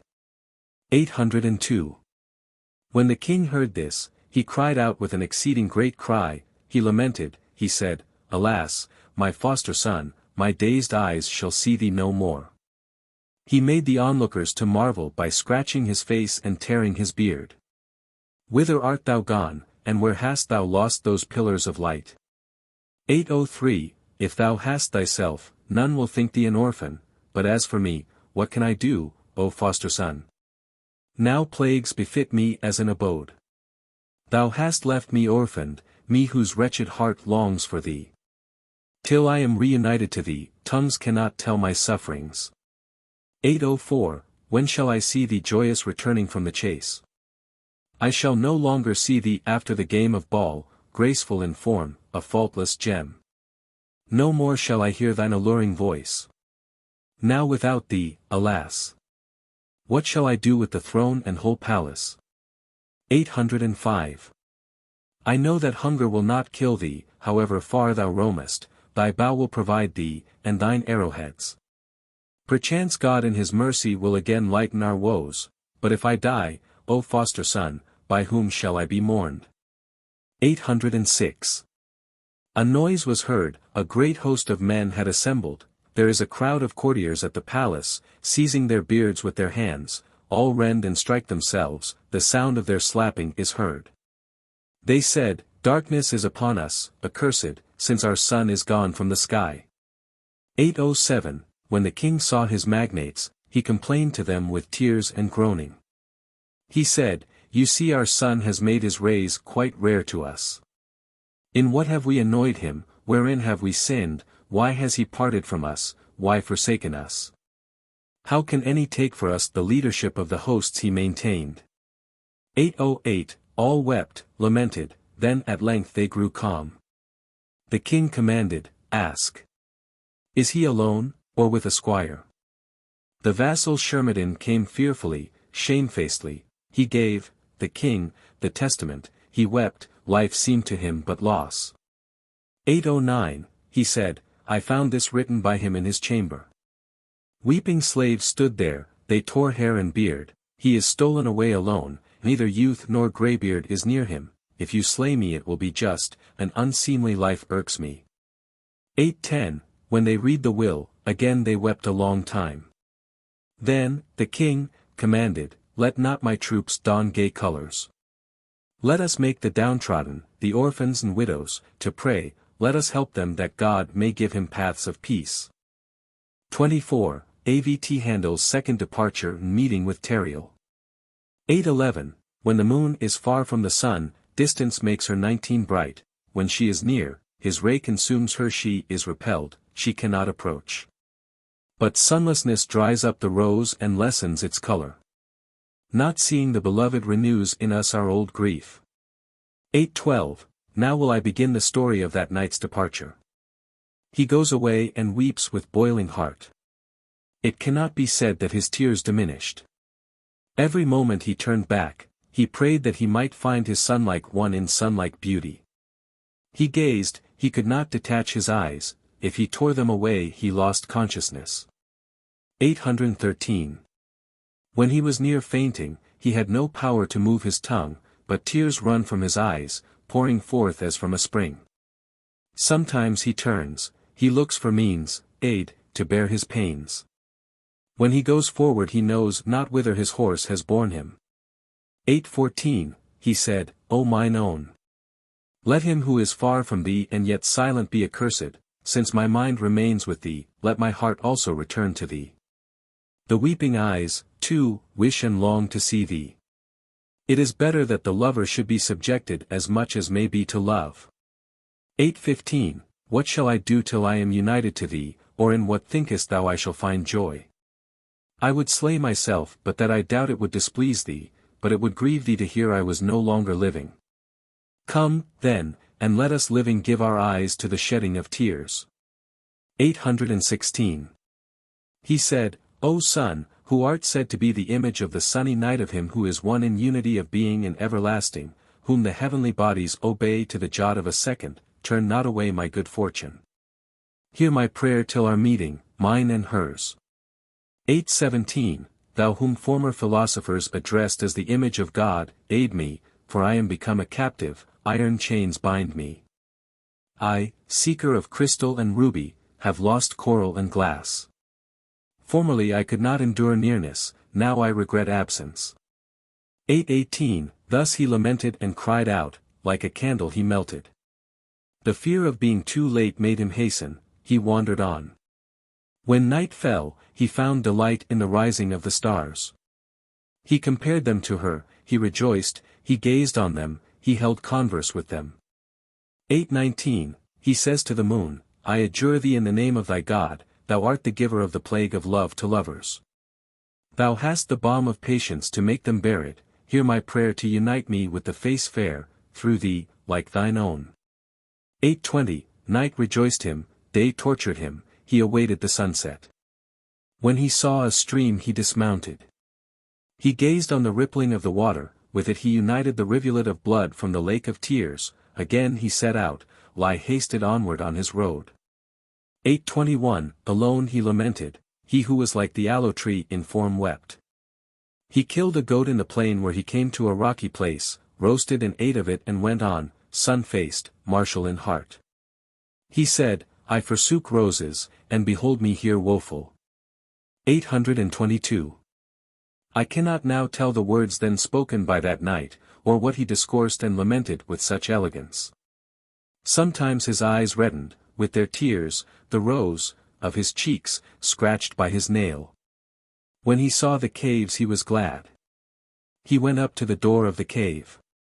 823, when Asmat'h perceived him, she went to meet him, her tears fell fast, she rejoiced so greatly that she will never have such joy again. The knight dismounted, embraced her, kissed her, and conversed with her. When a man has waited for a man, the coming pleases him wondrously. 824, the knight said to the damsel, Where and how is thy lord? The damsel wept with tears which might have fed the sea. She said, When thou wert gone, he roamed about, for it irked him to be in the cave, now I know not of him either by sight or tidings. 825. The knight was pained as if some lance had struck him in the midst of his heart. He said to Asmat'h, O sister, not thus should a man be. How could he break his oath? I deceived him not. How could he be false to me if he could not keep it? Why did he promise? If he promised me, why did he lie? 826. Since save for him I counted not this world as grief, why did he forget me when I departed? Why could he not endure? What troubled him? How dared he break the oath he had sworn? But why should I marvel at evil from my fate? 827. Again the maiden spoke, Thou art justified in such sorrow. But when thou shalt judge aright, suspect me not of complaisance. Is not heart needed to fulfill oath and promise? He, bereft of heart, awaits only the curtailment of his days. 828. Heart, mind and thought depend one upon another. When heart goes, the others also go and follow it. A man deprived of heart cannot play the man, he is chased forth from men. Thou sawest not, thou knowest not, what fires consumed him. 829. Thou art right in murmuring that thou art separated from thy sworn brother, but how can it be told into what plight he fell? How can I tell thee the fact? Tongue will fail, will be exhausted, the aching heart will ache, still more. Thus think I, for I saw, I luckless born. 830. Hitherto none has heard in story of sufferings like unto his, such torture would affright not only men, but, even stones, sufficient for a fountain are the tears that have flowed from his eyes. Whatever you say, you are right, one is wise in another's battle. 831. When he went forth, burned, consumed with fires, I asked him, Tell me, his adopted sister, what will Avt'handil do when he comes? He replied, Let him come to seek me useless for his sake. I shall not leave this vicinage, I will not break my promise to him. 832. My vow I will not break, that oath will I not belie. I shall wait till the time appointed, however much the channels, of tears, may flow. If he find me dead, let him bury me, let him say alas. And mourn. If I meet him living, let him marvel, for my life is doubtful. 833. Henceforth the sundering of the sun and the mountain top hath befallen me, only I must shed tears moistening the plains, maddened, I am tortured by the exceeding multiplication of groans, death has forgotten me, behold the deed of fate. 834. This true saying is written on a stone in China, who seeks not a friend is his own foe. Now that to which nor rose nor violet could be likened is become saffron. If thou seekest, then, seek him, do what befits thee. 835. The knight said, Thou art right in not justifying me in murmuring against him. But bethink thee what service I have done as one prisoner, of love, to another, I fled from my home, like a stag seeking water I seek him and think of him, I wander from field to field. 836. The crystal pearl shells guard the ruby-hued pearl and apparel it, from her I have gone away, I could not stay near her, I could not make her happy, nor could I be happy. By my privy flight I have angered the equals of God, in return for their favors I have troubled their hearts. 837. My Lord and Upbringer, by the grace of God living in might, paternal, sweet, merciful, a sky-snowing graciousness, to him have I been faithless, I went away, verily I forgot all, and, guilty toward him, I no longer await any good thing from God. 838. All this afflicts me thus, O sister, for his sake. I have not deceived him, but am come a wayfarer by night and day. Now he is gone somewhere, he for whom I am consumed with fire, wearied in vain and weeping I sit with a sad face. 839. Sister, the hour and time give me no more leisure for converse. I repent not the past, early will I fulfill the word of the wises, I go, I will seek, either shall I find him or bring death early upon me. Otherwise, since I am thus doomed by fate, what can I embolden myself to say to God? 840. No more than this he said, he wept and went his way. He passed the rocks, crossed the water, went through the reeds and came to the plain. The wind blowing over the fields froze the rose to a ruby hue. Why givest thou me this plague? He reproached fate for this. 841, he said, O God, wherein have I sinned against thee, the Lord, the all-seeing? Why hast thou separated me from my friends? Why didst thou lure me on to such a fate? One thinking of two, I am in a parlous plight, if I die I shall not pity myself, my blood be on my head. 842. My friend cast a bunch of roses on my heart, and so wounded it, that oath fulfilled by me he kept not. If, O fate, thou partest me from him, my joy is past, to mine eyes another friend were reviled and shamed. 843. Then he said, I marvel at the spleen of a man of sense, when he is sad, of what avail is a rivulet from the terrace of tears? It is better to choose, to ponder over the fitting deed. Now for me, too, it is better to seek that sun, like one, reed-like in form.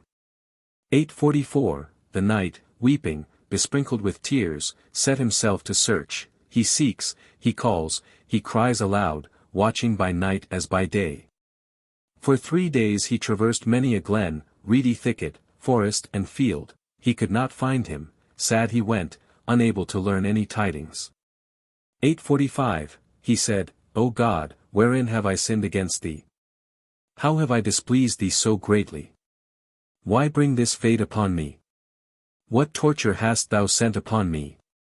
Judge me, O judge, hearken to my prayer, shorten my days, thus turn my woes to joy. 846, weeping and pale, the knight went his way and spoke. He mounted a certain hill, the plain appeared in sunshine and shadow. He saw a black horse, standing with the reins on his neck on the edge of the rushes. He said, Undoubtedly it is he, of that there can be no doubt. 847. When he saw, the heart of the knight leaped up and was lightened, here to him, distressed, joy became not tenfold, but 1,000-fold. The rose, of his cheeks, brightened its color, the crystal, of his face, became crystal, indeed, the jet, of his eyes, grew jetty, like a whirlwind he galloped down, he rested not from gazing at him. 848, when he saw Tariel he was indeed grieved. Tariel, sat with drawn face in a state near unto death, his collar was rent, his head was all torn, he could no longer feel, he had stepped forth from the world. 849. On one side lay a slain lion and a blood-smeared sword, on the other a panther stricken down a lifeless corpse. From his eyes, as from a fountain, tears flowed fiercely forth, thus there a flaming fire burned his heart. 850. He could not even open his eyes, he had wholly lost consciousness, he was come nigh to death, he was far removed from joy. The knight calls him by name, he tries to rouse him by speech, he cannot make him hear, he leaped about. The brother shows his brotherliness. 851, he wipes away, Tariel's, tears with his hand, he cleansed his eyes with his sleeve, he sits down near by and only calls him by name. He says, Know'st thou not me, Avt'handil, for thy sake wandering and mad? But he heard little, staring with fixed eyes. 852, this is all thus, even as related by me. He wiped away the tears from his eyes, he somewhat recalled him to consciousness, then only he knew, Avt'handil, kissed him, embraced him, treated him as a brother. I declare by the living God none like him was ever born. 853. He said, Brother, I was not false to thee, I have done what I swore to thee, unparted from my soul I have seen thee, thus have I kept my vow, now leave me. Till death I shall weep and beat my head, but I entreat thee for burial, that I be not yielded to the beasts for food. 854, the knight replied, What ails thee? Why doest thou an evil deed? Who hath not been a lover, whom doth the furnace not consume? Who hath done like thee among the race of other men? Why art thou seized by Satan, why kill thyself by thine own will? 855. If thou art wise, all the sages agree with this principle, a man must be manly, it is better that he should weep as seldom as possible, in grief one should strengthen himself like a stone wall. Through his own reason a man falls into trouble. 856, Thou art wise, and, yet, knowest not to choose according to the sayings of the wise. Thou weepest in the plain and livest with the beasts, what desire canst thou thus fulfill? If thou renounce the world thou canst not attain her for whose sake thou deest. Why bindest thou a hale head, why openest thou the wound afresh? 857, Who hath not been a lover, whom hath the furnace not consumed? Who hath not seen pains, who faints not for somebody? Tell me, what has been unexampled? Why should thy spirits flee? Knowst thou not that none e'er plucked a thornless rose? 858, They ask the rose, who made thee so lovely in form and face? I marvel why thou art thorny, why finding thee is pain. It said, Thou findest the sweet with the bitter, whatever costs dear is better, when the lovely is cheapened it is no longer worth even dried fruit. 859. Since the soulless, inanimate sea rose speaks thus, who then can harvest joy who hath not first travailed with we? Who hath ever heard of aught harmless that was the work of devilry? Why dost thou murmur at fate? What hath it done unexampled? 860. Hearken to what I have said, mount, let us go at ease. Follow not after thine own counsel and judgment, do that thou desirest not, follow not the will of desires. Were it not better thus I would not tell thee, mistrust not that I shall flatter thee in aught. 861, Tariel, said, Brother, what shall I say to thee? Scarce have I control of my tongue, maddened, I have no strength to hearken to thy words. How easy to thee seems patience of the suffering of my torments. Now am I brought close to death, the time of my joy draws nigh. 862, Dying, for her I pray, never shall I entreat her, with my tongue. Lovers here parted, there indeed may we be united, there again see each other, again find some joy. Come, O friends, bury me, cast clods upon me. 863, How shall the lover not see his love, how forsake her? Gladly I go to her. Then will she wend to me. I shall meet her, she shall meet me, she shall weep for me and make me weep. Inquire of 100, do what pleaseth thine heart, in spite of what any may advise thee. 864. But know thou this as my verdict, I speak to thee words of truth, death draws nigh to me, leave me alone, I shall tarry but a little while, if I be not living, of what use am I to thee? If I survive, what canst thou one make of me, mad? Mine elements are dissolved, they are joining the ranks of spirits. 865, What thou hast said and what thou speakest I understand not, nor have I leisure to listen to these things. Death draws nigh me maddened, life is but for a moment. Now the world is grown distasteful to me more than at any time, heretofore. I, too, go thither to that earth whereon the moisture of my tears flows. 866, Wise. Who is wise, what is wise, how can a madman act wisely? Had I my wit such discourse would be fitting. The rose cannot be without the sun, if it be so, it begins to fade. Thou weariest me, leave me, I have no time, I can endure no more. 867, Avt'handil spoke again with words of many kinds. He said, By my head. By these empty words I shall do thee some good. Do it not. It is not the better deed. Be not thine own foe. But he cannot lead him away, he can do nothing at all by speech. 868. Then he said, Well, since thou wilt by no means hearken to me, I will not weary thee, my tongue has hitherto spoken in vain. If death be better for thee, die. Let the rose wither they all wither. One thing only I pray thee, grant me this, for this his tears were flowing. 869, Where the Indians, black lashes, engird the crystal, brow, and rose, cheeks, with a hedge of jet from this am I parted, hastily I went, not quietly.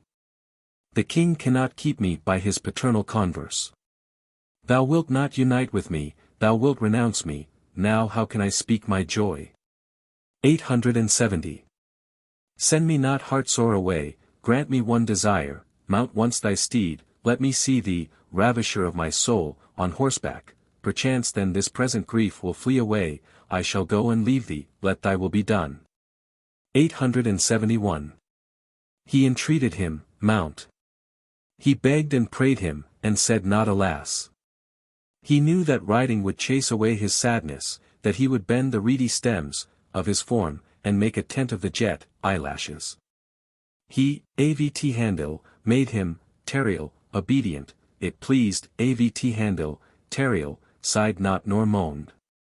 872, he said plainly, I will mount, bring forward my horse. Avt'handil brought the horse, and gently helped him to mount. He did not make him pant with haste, he took him towards the plain, he made his graceful form to sway. Some time they rode, going made him seem better. 873, he, Avt'handil, entertains him, and speaks fair words to him. For Tariel's sake he moved his coral-colored lips in speech. To hear him would make young the aged ears of a listener. He put away melancholy, he took unto himself patience. 874. When the elixir of grief, Avt'handil, perceived the improvement, joy not to be depicted lightened his rose-like face, joy which is, the physician of the reasonable, the sigh and moan of the foolish. He who had formerly spoken senselessly now spoke reasonably. 875, they began to converse, he spoke a frank word, one thing will I say to thee, open to me what is secret. This armlet of her by whom thou art wounded, how much dost thou love it? How dost thou prize it? Tell me, then let me die. 876, he said, how can I tell thee the likeness of that incomparable picture? It is my life, the giver of my groans, better to me than all the world water, earth and tree. To hearken to that to which one should not listen is more bitter than vinegar. 877, Avt'handil said, I truly expected thee to say this. Now, since thou hast said it, I will answer thee, and think not I shall flatter thee. To lose Asmat'h were worse than the loss of that armlet. I commend not thy behavior in choosing the worsen.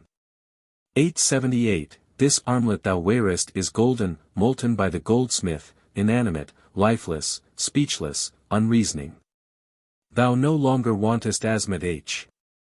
Behold a true judgment. First, she, luckless, was with her, Nestan, then she is thine own adopted sister. 879, between you, and Nestan, she formed a bond, by thee she has been called sister.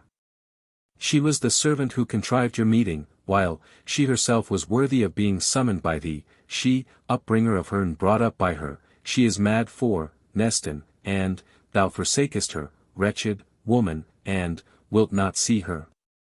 Bravo! A just judgment, indeed. 880, he said, what thou sayest is only too true. Pitiable is Asmat'h, who thinks of, Nestan, and sees me. I thought not to live, thou art come in time to quench the fires. Since I still survive, come, let us see, albeit I am still dazed. 881, he obeyed. Avt'handil and the Amirbar set out. I cannot achieve the praise of their worth, teeth like pearls, lips cleft roses. The sweetly discoursing tongue lures forth the serpent from its lair. 882, thereupon, Avt'handil, says, for thy sake will I sacrifice mind, soul, heart, but be not thus, open not thy wounds afresh. Learning avails thee not if thou do not what the wise have said, of what advantage to thee is a hidden treasure if thou wilt not use it. 883, grieving is of no use to thee, if thou art sorrowful what good will it do thee? Knowst thou not that no man dies undesignedly? Awaiting the sunbeams the rose fades not in 3 days. Luck, endeavor and victory, if God will, shall be thy lot. 884, the knight, Tariel, replied, this teaching is worth all the world to me. The intelligent loves the instructor, he pierces the heart of the senseless. But what shall I do, how can I endure when I am in excessive trouble? My griefs have hold of thee too. If, then, thou justify me not, shall I not wonder? 885. Wax hath an affinity with the heat of fire, and therefore is lighted, but water hath no such affinity. If wax fall into water, it is quenched. Whatever thing afflicts someone himself, in that will he be bold for the sake of others too. Why knowst thou not once for all in what way my heart melts? 886. With my tongue will I relate to thee in detail all that hath befallen me, then indeed with wise heart judge the truth. I expected thee, awaiting thee was irksome to me, I could no longer endure the cave, I wished to ride in the plain. 887. I came up that hill, I had traversed these reeds, a lion and a panther met, they came together. They seemed to me to be enamored, it rejoiced me to see them, but what they did to each other surprised me, horrified me. 888. I came up the hill, the lion and panther came walking together. They were to me like a picture of lovers, my burning fires were quenched. They came together and began to fight, embittered they struggled, the lion pursues, the panther flees. They were not commended by me. 889. First they sported gaily, then they quarreled fiercely, each struck the other with its paw, they had no fear of death, the panther lost heart, even as women do, the lion fiercely pursued, none could have calmed him. 890. The behavior of the lion displeased me. I said, Thou art out of thy wits. Why annoyest thou thy beloved? Fie on such bravery. I rushed on him with my bared sword, I gave him to be pierced by the spear, I struck his head, I killed him, I freed him from this world's woe. 891. I threw away my sword, I leaped down, I caught the panther with my hands, I wished to kiss it for the sake of her for whom hot fires burn me. It roared at me, and worried me with its blood-shedding paws. I could bear no more. With enraged heart I killed it too. 892. However much I soothed it, the panther became not calm. I grew angry, I brandished it, dashed it on the ground, shattered it. I remembered how I had striven with my beloved. Yet, my soul tore not itself altogether out of me. Why, then, art thou astonished that I shed tears? 893. Behold, brother. I have told the woes that grieved me. Life itself befits me not. Why didst thou wonder that I am thus fordone? I am sundered from life, death is become shy of me. So the knight ended his story, sighed, and wept aloud. 25. Here is the going of Tariel and Avt'handil to the cave, and their seeing of Asmat'h. 894. Avt'handil also wept with him and shed tears. He said, Be patient, die not, rend not altogether thy heart. God will be merciful in this, though sorrow hath not shunned thee, if he had willed to part you, he would not first have united you. 895. Mischance pursues the lover, embitters life for him, but to him who at first bears woe it yields joy at last. Love is grievous, for it brings thee nigh unto death, it maddens the instructed, it teaches the untaught. 896. They wept and went on, they wended their way to the cave. When Asmat'h saw them she rejoiced indeed. She met them, she wept, her tears wore channels in the rocks. They kissed and wept aloud, each pressed the other to tell his news again. 897. Asmat'h said, O God, thou who canst not be expressed by man's tongue. Thou art the fullness of all.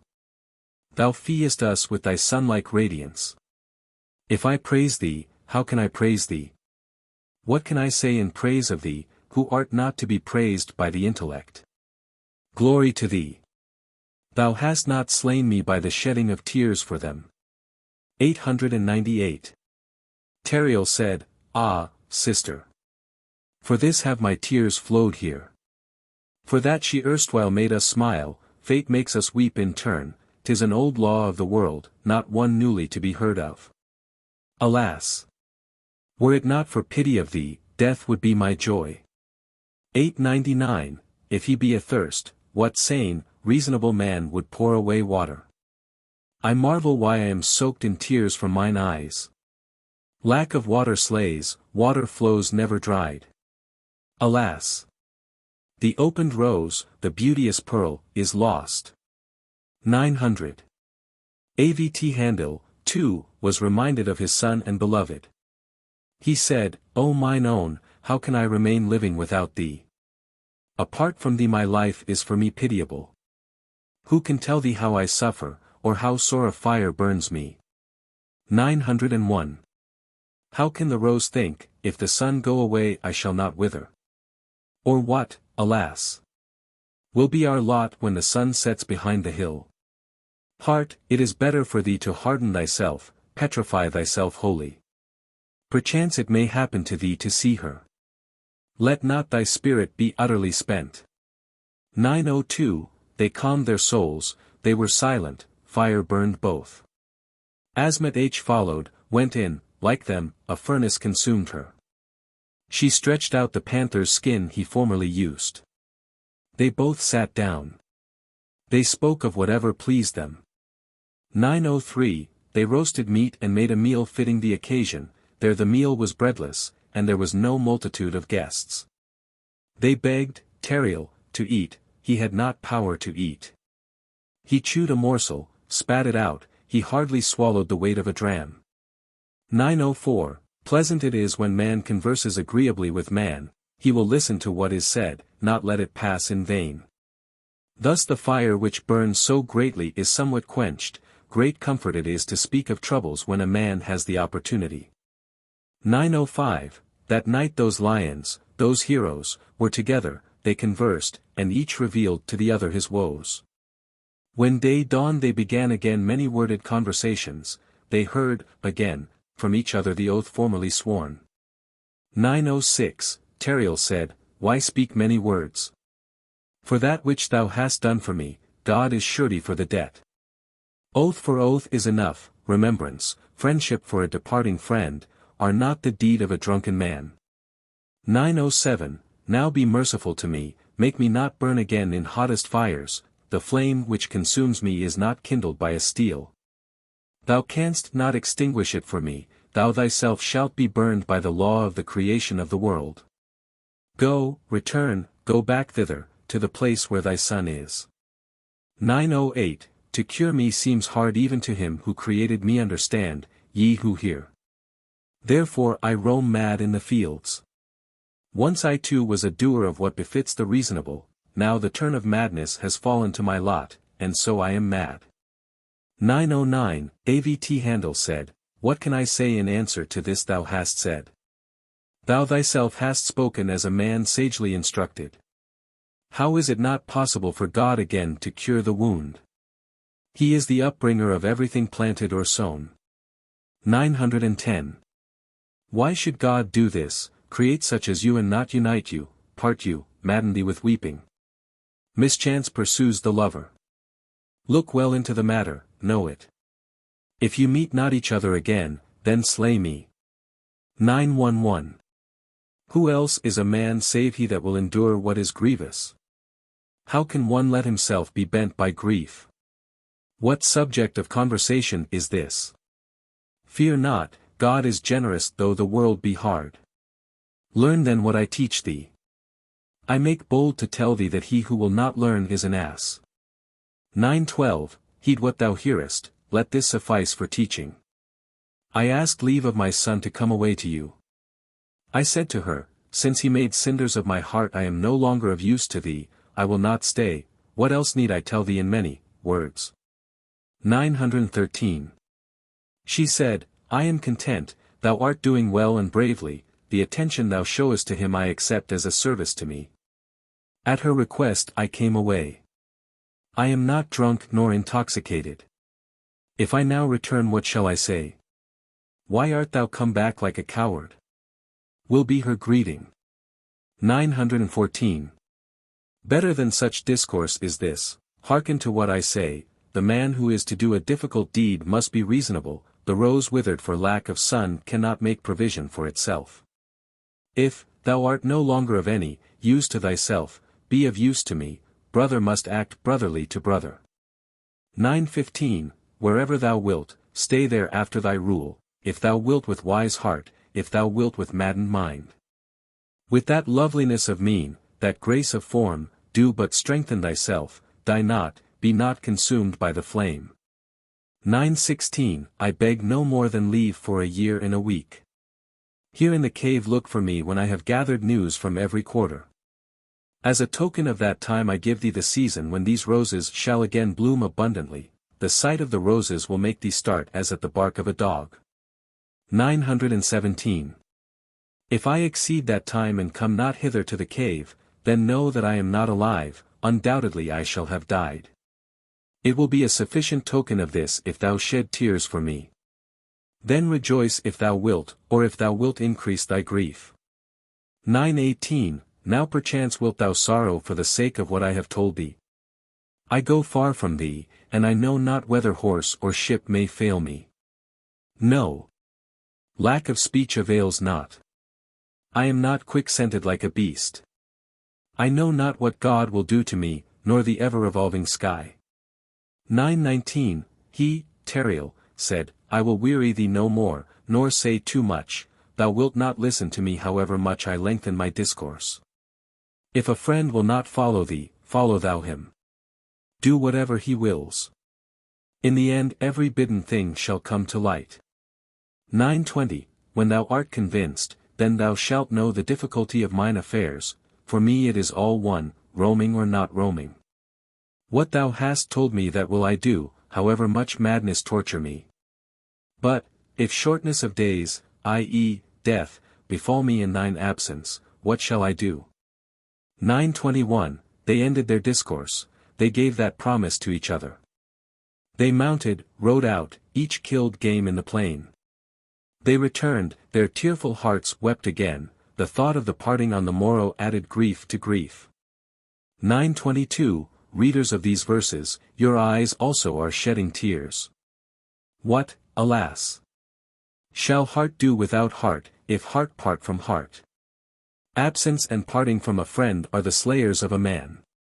Who, indeed, knows not, understands not, how hard is that day.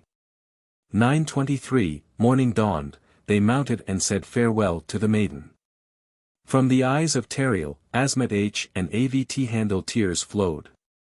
The cheeks of all three hung out flags of crimson. Those lions ever made wild, by grief went out to the beasts. 924 They descended, from, the caves and went away crying aloud with flowing tears. Asmat'h weeps and laments, O lions! Whose tongues can chant lamentations for you? The sun has burned and consumed you heavenly stars. Alas for my woes so great! Alas the sufferings of life! 925 Those knights, departed thence, travelled that day together. They came to the seashore, there they tarried, they travelled not through dry land. That night they parted not, again they shared their fire. They wept for the absence from each other, they bewailed it. 926 Avt'handil said to Tariel, the channel of the flow of tears is dried. Why didst thou separate from Fridun, the giver of this steed? Thence are tidings and means to be learnt regarding that beautiful son. Now I go thither, teach me the way to thy sworn brother. 927 Tariel teaches him by word the direction of the road to Fridun. He made him understand as well as he could by his power of speech, go towards the east, fare even unto the seashore.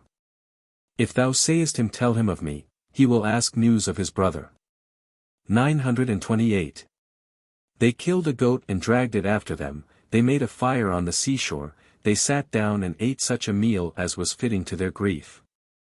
That night they were together, they lay together at the root of a tree. I curse treacherous fate, sometimes generous, sometimes niggardly. 929 At dawn they rose to part, they embraced each other. The things said by them then would have melted anyone who heard. They shed on the fields tears from the eyes like waters from a spring. Long they stand in a close embrace, breast was welded to breast. 930 With tears and face scratching and tearing of hair they parted, one goes up, the other goes down. Roadless they ride by bridle paths through the rushes, as long as they saw each other, with drawn faces they shouted, looking upon their frowns the sun would frown too. 26 of the going of Avt'handil to Fritiness when he met him at Mulgazanzar. 931, Alas! O world, fate, what ails thee? Why dost thou whirl us round? What ill habit afflicts thee? All who trust in thee weep ceaselessly like me. Whence and whither earnest thou? Where and whence uprootest thou? But God abandons not the man forsaken by thee. 932, Avt'handil, parted from Tariel, weeps, his voice reaches to the heavens. Quoth he, the stream of blood which flowed anew flows once again. Now is parting as hard as union will be till we meet in heaven. Men are not all equal, there is a great difference between man and man. 933. Then the beasts of the field drank their fill of the tears he shed there, he could not quench the furnace, he burned with frequent fire. Again the thought of Thynadhin fills him all the more with grief.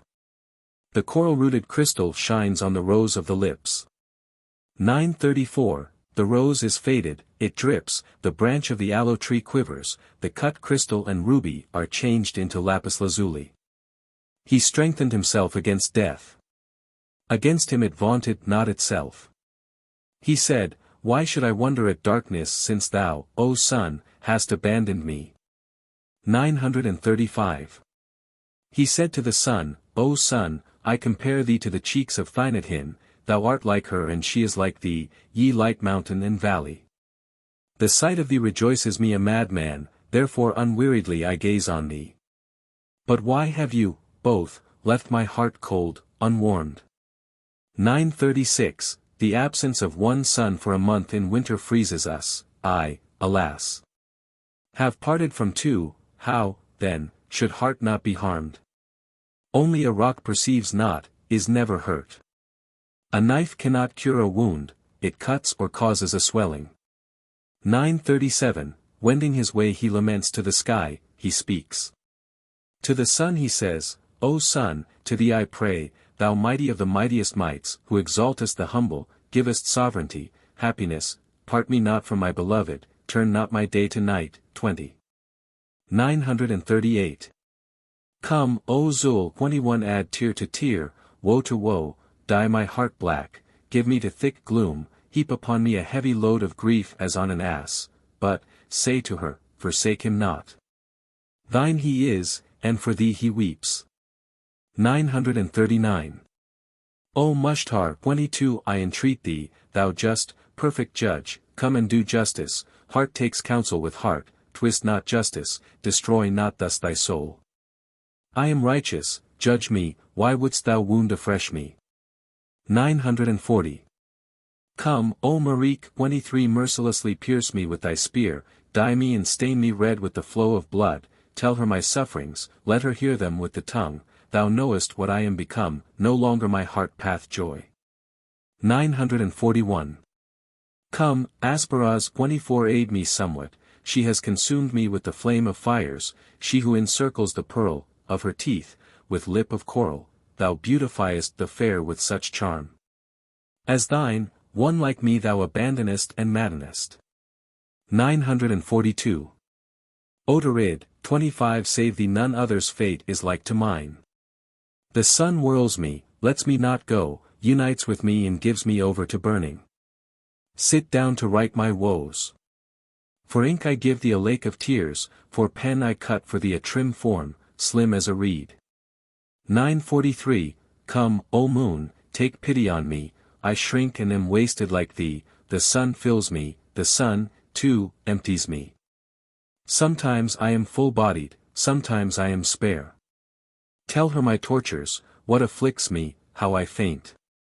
Go, say, forsake him not. I am hers, and for her sake I die. 944.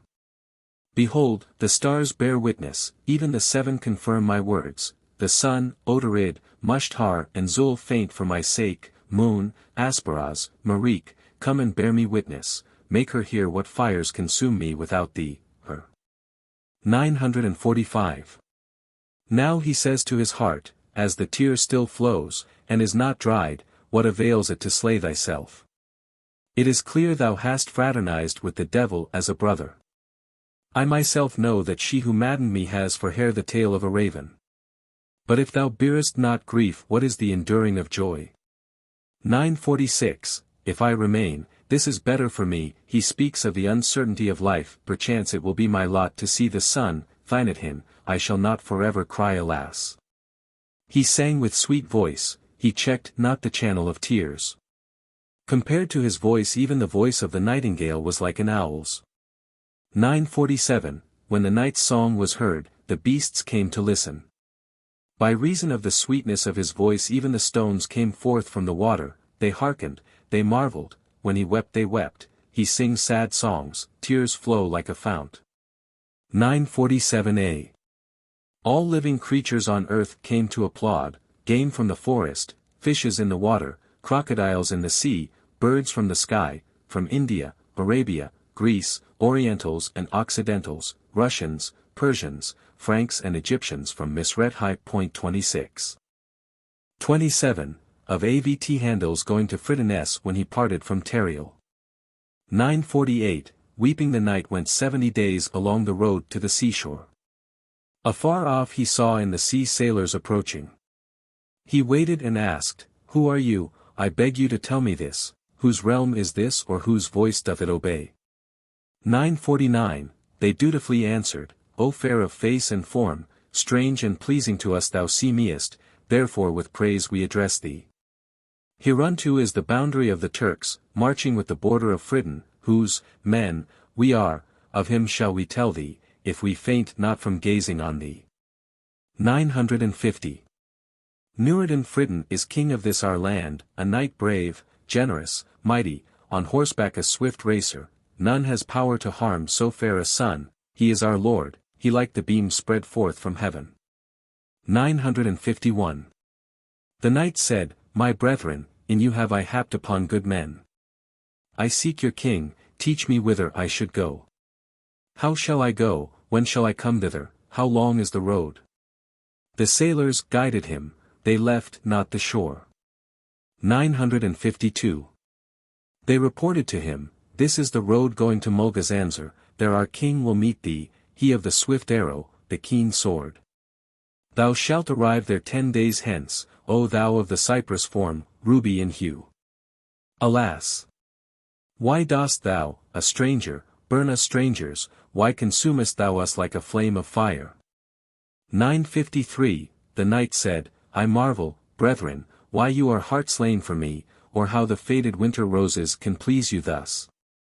If you had seen us then when we sat proud, uncrippled, we charmed them that gazed on us, with us they sat joyful. 954, They departed, the knight turned to pursue his road, he whose form is like the cypress, whose heart is like iron. He puts his horse to a canter, he discourses, he speaks aloud to comfort himself, the narcissi, his eyes, thunder, it rains tears, they lave the crystal and glass, of his face. 955. Whatever strangers he met on the road served him, were subservient to him.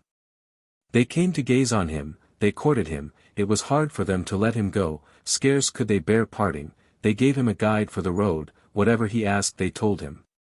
956, He neared Mulgazanzar, soon he ended the long road. In the plain he saw an army of soldiers, and they were seen to be destroying game, on all sides a chain was formed, they encircled the outside of the field, they shot and shouted, they mowed down beasts like standing corn. 957. He met a man, he asked him tidings of that host, he said, Whose is this sound of trampling and stir? He answered, Fritin the monarch, king of Mulgazanzar, hunts, he holds the edge of the sedgy plain in girt. 958. Matchless in mien he went towards the troops, he became merry, how can I ever tell the beauty of that night? Those who are parted from him he makes to freeze, like the sun he burns them that are met with him. He renews, if they look on him, those who gaze, his form sways like a tree. 959, In the very midst of the hosts an eagle soared from somewhere. The knight urged on his horse, he emboldened himself, he feared not.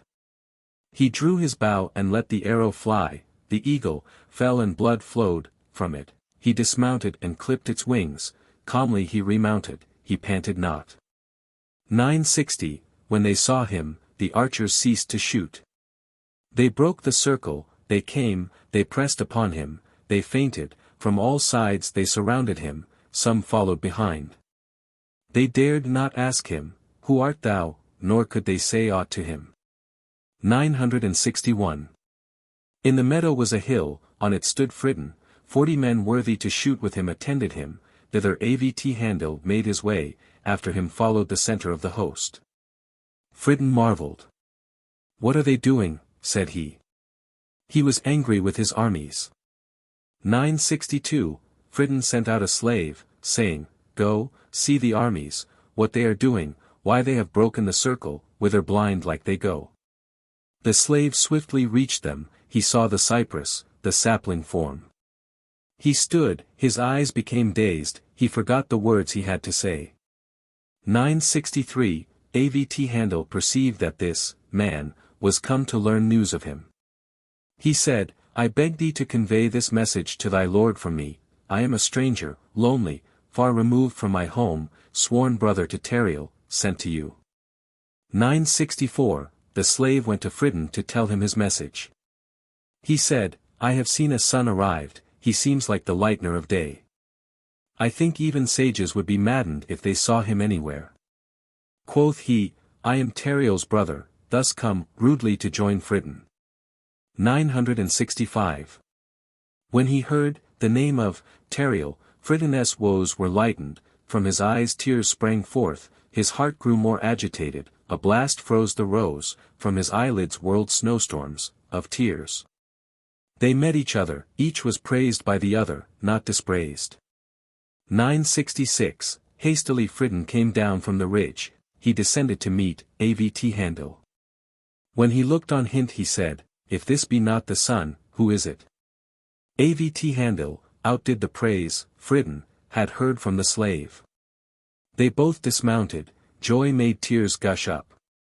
967, they embraced, they were not shy for being strangers.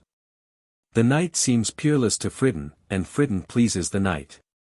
Any onlookers who saw them, would, despise the sun. Slay me. If another like them will ever be bargained for or sold in the bazaar. 968, what knights are there like Fridun? But near him is one whom praises still more befit. The sun makes the planets invisible when they come near, a candle gives no light by day, but its rays shine by night. 969, they mounted their horses and set out for Fridun's palace. The chase was broken up.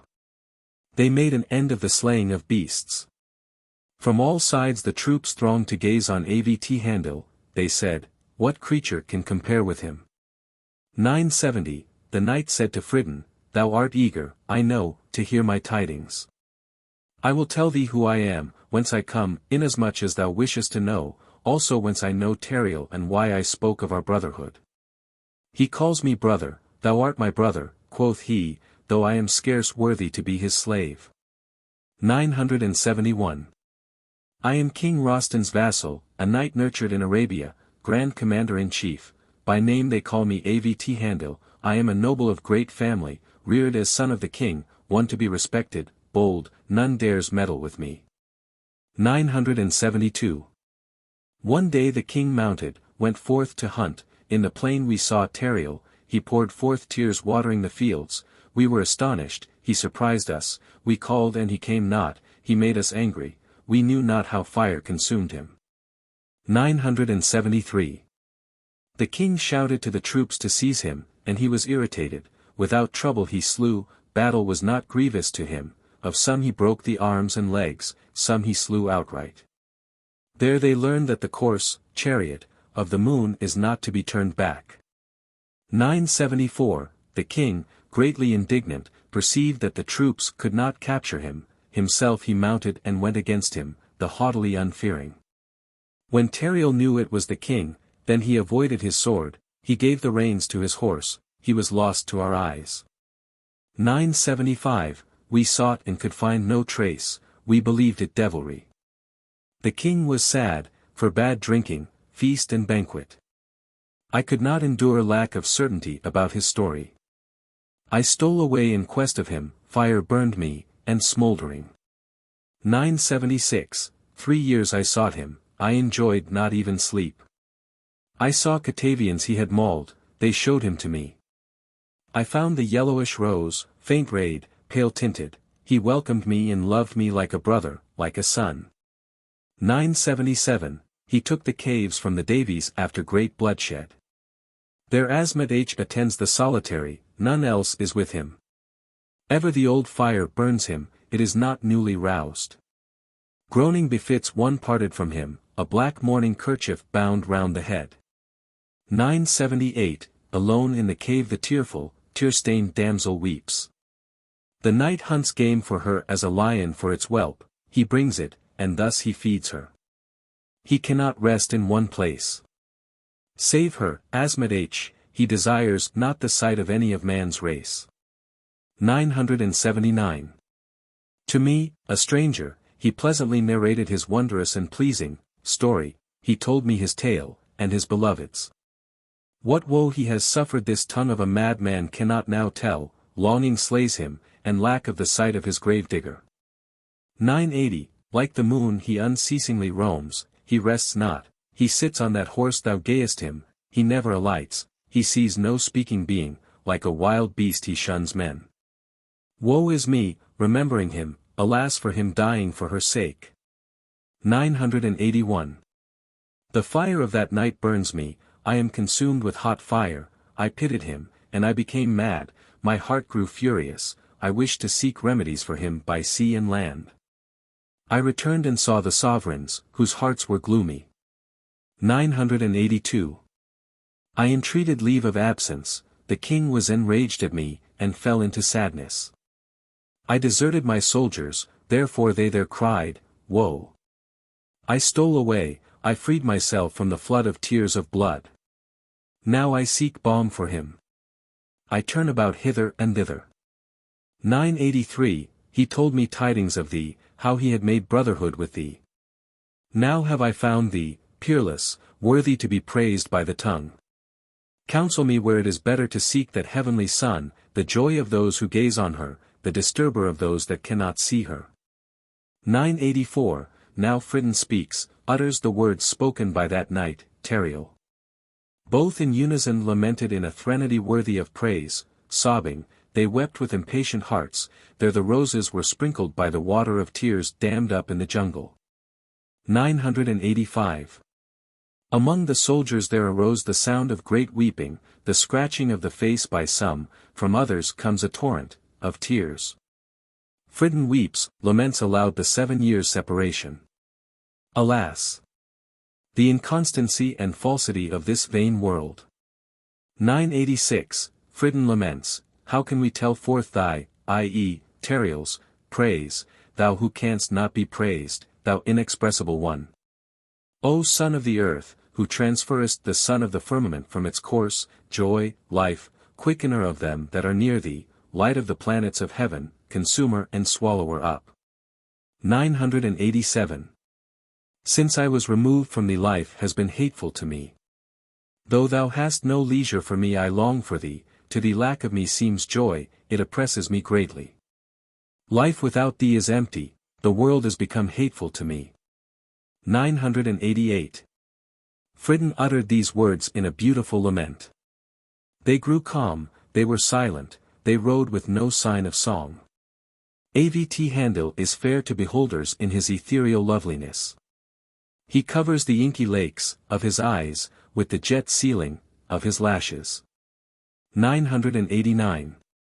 They entered the city, there they found the palace adorned in perfection, with all the officers of state mustered, the slaves delicately apparelled were in faultless order, they were enraptured and ravished in heart with Avt'handil. 990. They entered and held a great court, not a privy council, on this side and on that side 10 times 10 magnates were ranged, apart sat the two together, who can tell forth their praise. Here glass, their jet, adorned the crystal and ruby, of their faces. 991, they sat, they banqueted, they multiplied the best liquor, they entertained Avt'handil as kinsmen, treats, kinsmen, they brought beautiful vessels, all quite new. But the heart of those who looked on that youth, alas, was given to flame. 992, that day they drank, they ate, there was a banquet for the tribe of drinkers. Day dawned, they bathed Avt'handil, there lies abundance of satin. They clad him in raiment worth many thousands of drachmanes, 27 they girded him with a girdle of inestimable worth. 993, the knight tarried some days, though he could not brook delay.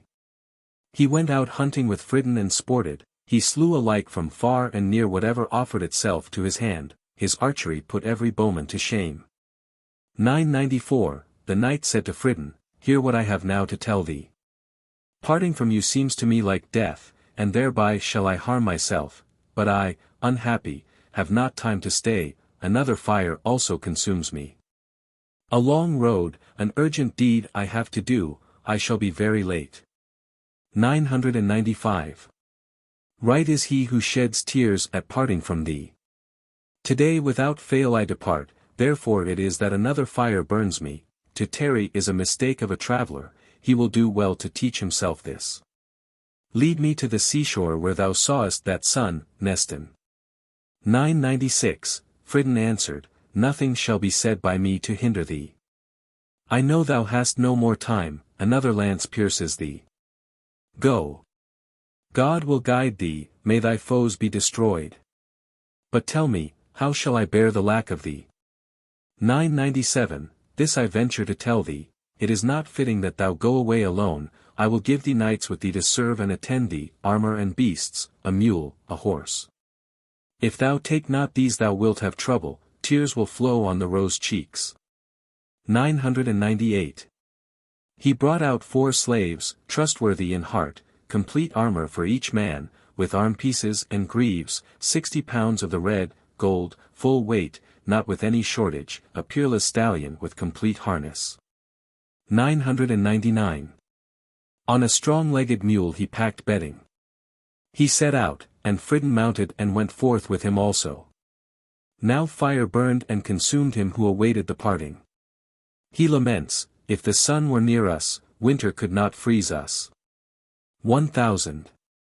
The rumor of the knight's departure spread, they gave themselves up to grief, the burgesses flocked together, those who sold silk goods like those who sold fruit, the voice of their lamentation was like thunder in the air. They said, we are removed from the sun, come, let us close our eyes. 1001, they passed through the city, they went on, they came to the seashore where Fridun had formerly seen the sun, Nestan, seated. Landed. There they shed a rivulet of blood from the lake of tears. Fridun tells the story of that shining captive. 1002, hither the 2 slaves brought by ship the sun, white-teethed, ruby-lipped a black sight. I spurred my horse, I determined to steal her by sword and arm, they saw me from afar, they soon fled from me, the boat seemed like a bird. 1003, they embraced each other, they multiplied the springs of tears. They kissed, and both their fires were renewed, the inseparable sworn brothers parted like brothers. Fridun remained, the night went away, the form the slayer of gazers.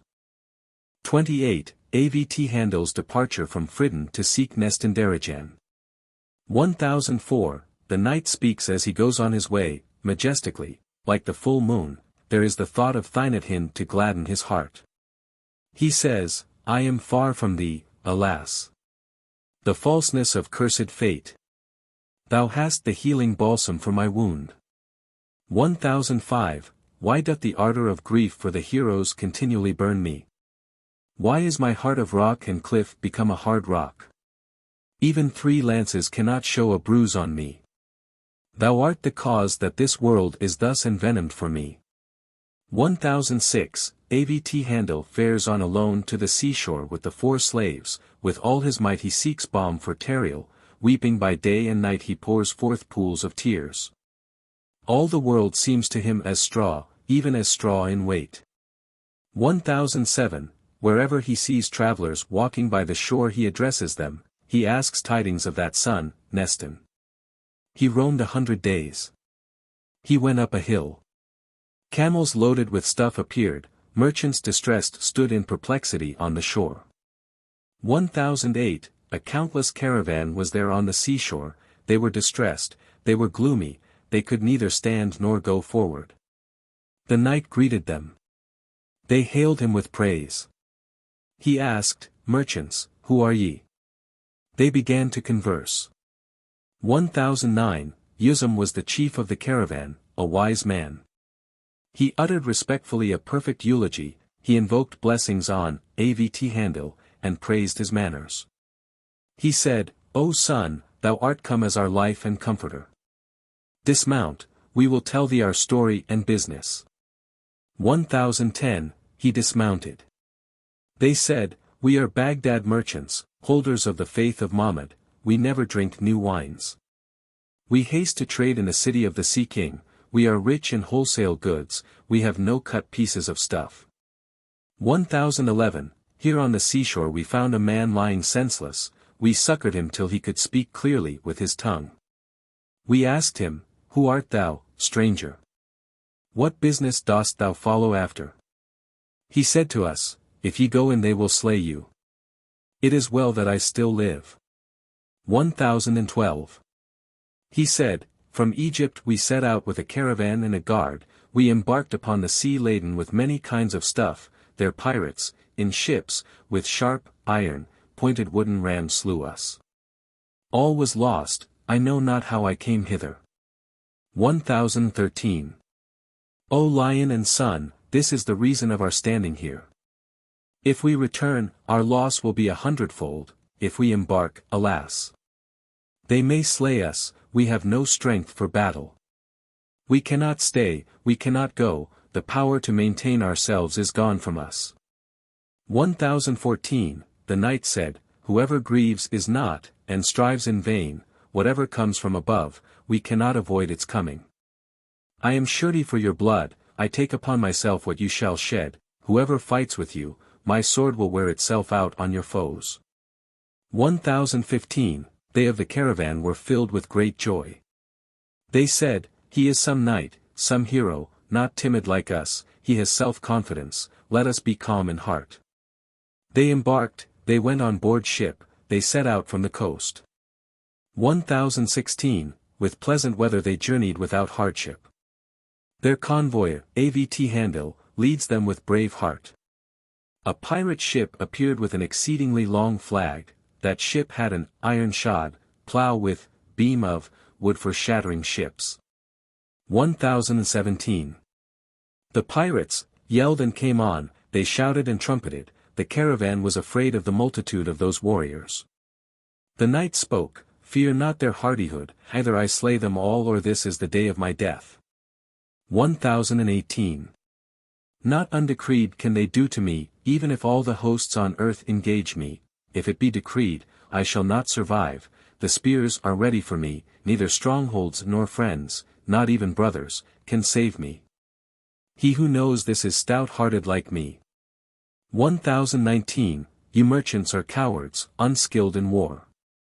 Lest they slay you with the arrow from afar, shut the doors behind you. Behold me alone how I fight, how I use my lion-like arms. See how I make the blood of the corsair's crew flow. 1020, with gesture like a swift panther he clad his form in armor, in one hand he held an iron mace. He stood forth with dauntless heart in the front of the ship, and as he slew onlookers with his gaze, so he slew foes with his sword. 1021, those warriors yelled, their voices were uninterrupted. They thrust the beam upon which was the plough. The knight stood fearless at the head of the ship, he trembled not, he struck with the mace, he broke the beam, the lion's arm swerved not. 1021, A. The beam was destroyed, and Avt'handil remained with ship unshattered. Those warriors feared, they sought a way to shelter, they could not contrive it in time, he leaped on his foes, threshing them down round about him, there was not left their living man unhacked by him. 1022. With intrepid heart he slew those warriors like goats, some he threw down on the ship, some he cast into the sea, he threw one upon another, 8 upon 9 and 9 upon 8. Those who were left were hidden among the corpses, they stifled their cries. 1023, as much as his heart desired was he victorious in the fight with them. Some humbly adjured him, slay us not, by thy faith. Those he slew not, he enslaved them, whoever survived his wounds. Truly saith the apostle, fear makes love. 1024, O man! Boast not of thy strength, brag not drunken like. Might is of none avail if the power of the Lord aid thee not. A tiny spark overcomes, and burns up great trees. If God protect thee, it cuts alike well whether thou strike with a log or a sword. 1025, there Avt'handil saw their great treasures. He grappled twin-like ship to ship. He called the caravan. Uzum was merry when he saw, he rejoiced, he lamented not, he spoke a eulogy in his praise, he gave form to great imaginings. 1026, praisers of Avt'handil need even 1,000 tongues, even they could not tell how fair he appeared after the fight. The caravan shouted, saying, Lord, thanks to thee. The sun has shed down on us his beams, the dark night has broken into day for us. 1027, they came up to him, they kissed his head, face, feet, hand. They spoke praise unstinted to the fair, the praiseworthy, the sight of him maddens the wise man as well as the fool. We all are saved by thee in so hard a mischance. 1028. The knight said, thanks to God, the Creator, Maker of all, by whom the heavenly powers decree what is to be done here, 'tis they that do all deeds hidden and some revealed. It is necessary to everyone to believe, a wise man has faith in the future. 1029, God hath deigned to spare your blood, so many souls. I, alas! Vain earth, what am I? Of myself, what have I done? Now I have slain your foes, I have fulfilled what I spoke, I have brought you the ship complete with its wealth as a gift. 1030, pleasant it is when a good knight has won the battle, when he has surpassed his comrades who were with him. They congratulated him, they praised him, in this state they were ashamed. The wound becomes him well, but little was he hurt. 1031. That day they looked at that ship of the corsairs, they put not off till the morrow. How could they count the quantity of treasure lying there? They conveyed it to their ship, they completely emptied the pirate ship. They smashed it up and burned some of it, the wood they bartered not for sixpence. 1032, Uzum conveyed to Avt'handil a message from the merchants, we are strengthened by thee, we know our baseness. Whatever we have is thine, of this there can be no doubt, whatever thou givest us, let it be ours, we have made an assembly here. 1033. The knight announced, O brothers, but now ye heard it, the stream which flowed from your eyes has been perceived by God, he hath saved you alive. What am I? What joy, alas! Have I given you? What could I do with whatever you gave me? I have myself and my horse. 1034, as much treasure as I desired to amass I had of mine own, countless priceless coverlets of silk. What use could I make of yours? What do I want? I am but your companion. Moreover, I have some other dangerous business. 1035, now, of this countless treasure I have found here, take what you each wish, I shall be a claimant against none. One thing I entreat, grant my request, one not to be mistrusted.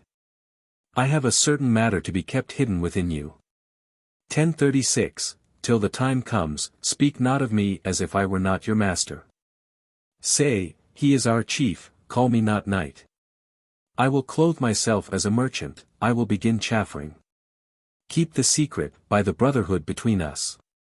1037, this thing very greatly rejoiced the caravan. They came and saluted him, saying, it is our hope the very request we should have made to you, you yourself have made to us that we may serve him whose face we acknowledge as the face of the sun. 1038. Thence they departed and travelled on, they wasted no time, they met fair weather, they sailed ever pleasantly, they delighted in Avt'handil, they sang his praises, they presented him with a pearl of the tint of the knight's teeth. 29. The story of Avt'handil's arrival in Gulansharo. 1039, Avt'handil crossed the sea, with stately form went he. They saw a city engirt by a thicket of garden, with wondrous kinds of flowers of many and many a hue. In what way canst thou understand the loveliness of that land? 1040, with 3 ropes they moored the ship to the shore of those gardens. Avt'handil clad his form in a cloak and sat on a bench. They brought out men that were porters, provided with drachmas.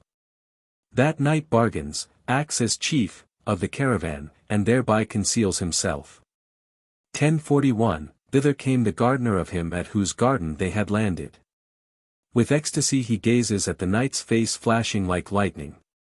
Avt'handil hailed him, he spoke to the man with faultless words, whose men are ye, who are ye? How call they the king reigning here? 1042. Tell me all in detail, quoth the knight to that man, what stuff is dearer, or what is bought up cheap? He said, I see, thy face seems to me like the face of the sun. Whatever I know I will tell thee truly. I will by no means inform thee crookedly. 1043, the sea realm is this, 10 months, travel, in extent, this is the city of Gulansharo 28, full of much loveliness. Hither everything fair cometh by ships sailing from sea to sea. Melik Serkavi rules, perfect in good fortune and wealth. 1044, even if he be old, a man is rejuvenated by coming hither, drinking, rejoicing, tilting and songs are unceasing, summer and winter alike we have many-hued flowers. Whoever knoweth us envieth us, even they who are our foes. 1045, great merchants can find not more profitable than this, they buy, they sell, they gain, they lose, a poor man will be enriched in a month. From all quarters they gather merchandise, the penniless by the end of the year have money laid by. 1046, I am gardener to Uzan, chief of the merchants. I shall tell thee somewhat of the manner of his ordinance. This is his garden, your resting place for the day. First it is necessary to show him all the fairest of your goods. 1047. When great merchants arrive they see him and give him gifts, they show him what they have, elsewhere they cannot unpack their goods, for the king they set aside the best, they straightway count out the price. Thereupon he frees them to sell as they please. 1048, his duty it is to receive such honorable folk as you, he orders the caterers how to entertain them fitly. He is not now here, what avails it me to speak of him to meet you and carry you away with him, pressing you politely, is the way he should treat you. 1049. Fatman Kot Hun, the lady, his wife, is at home, a hospitable hostess, amiable, not rough.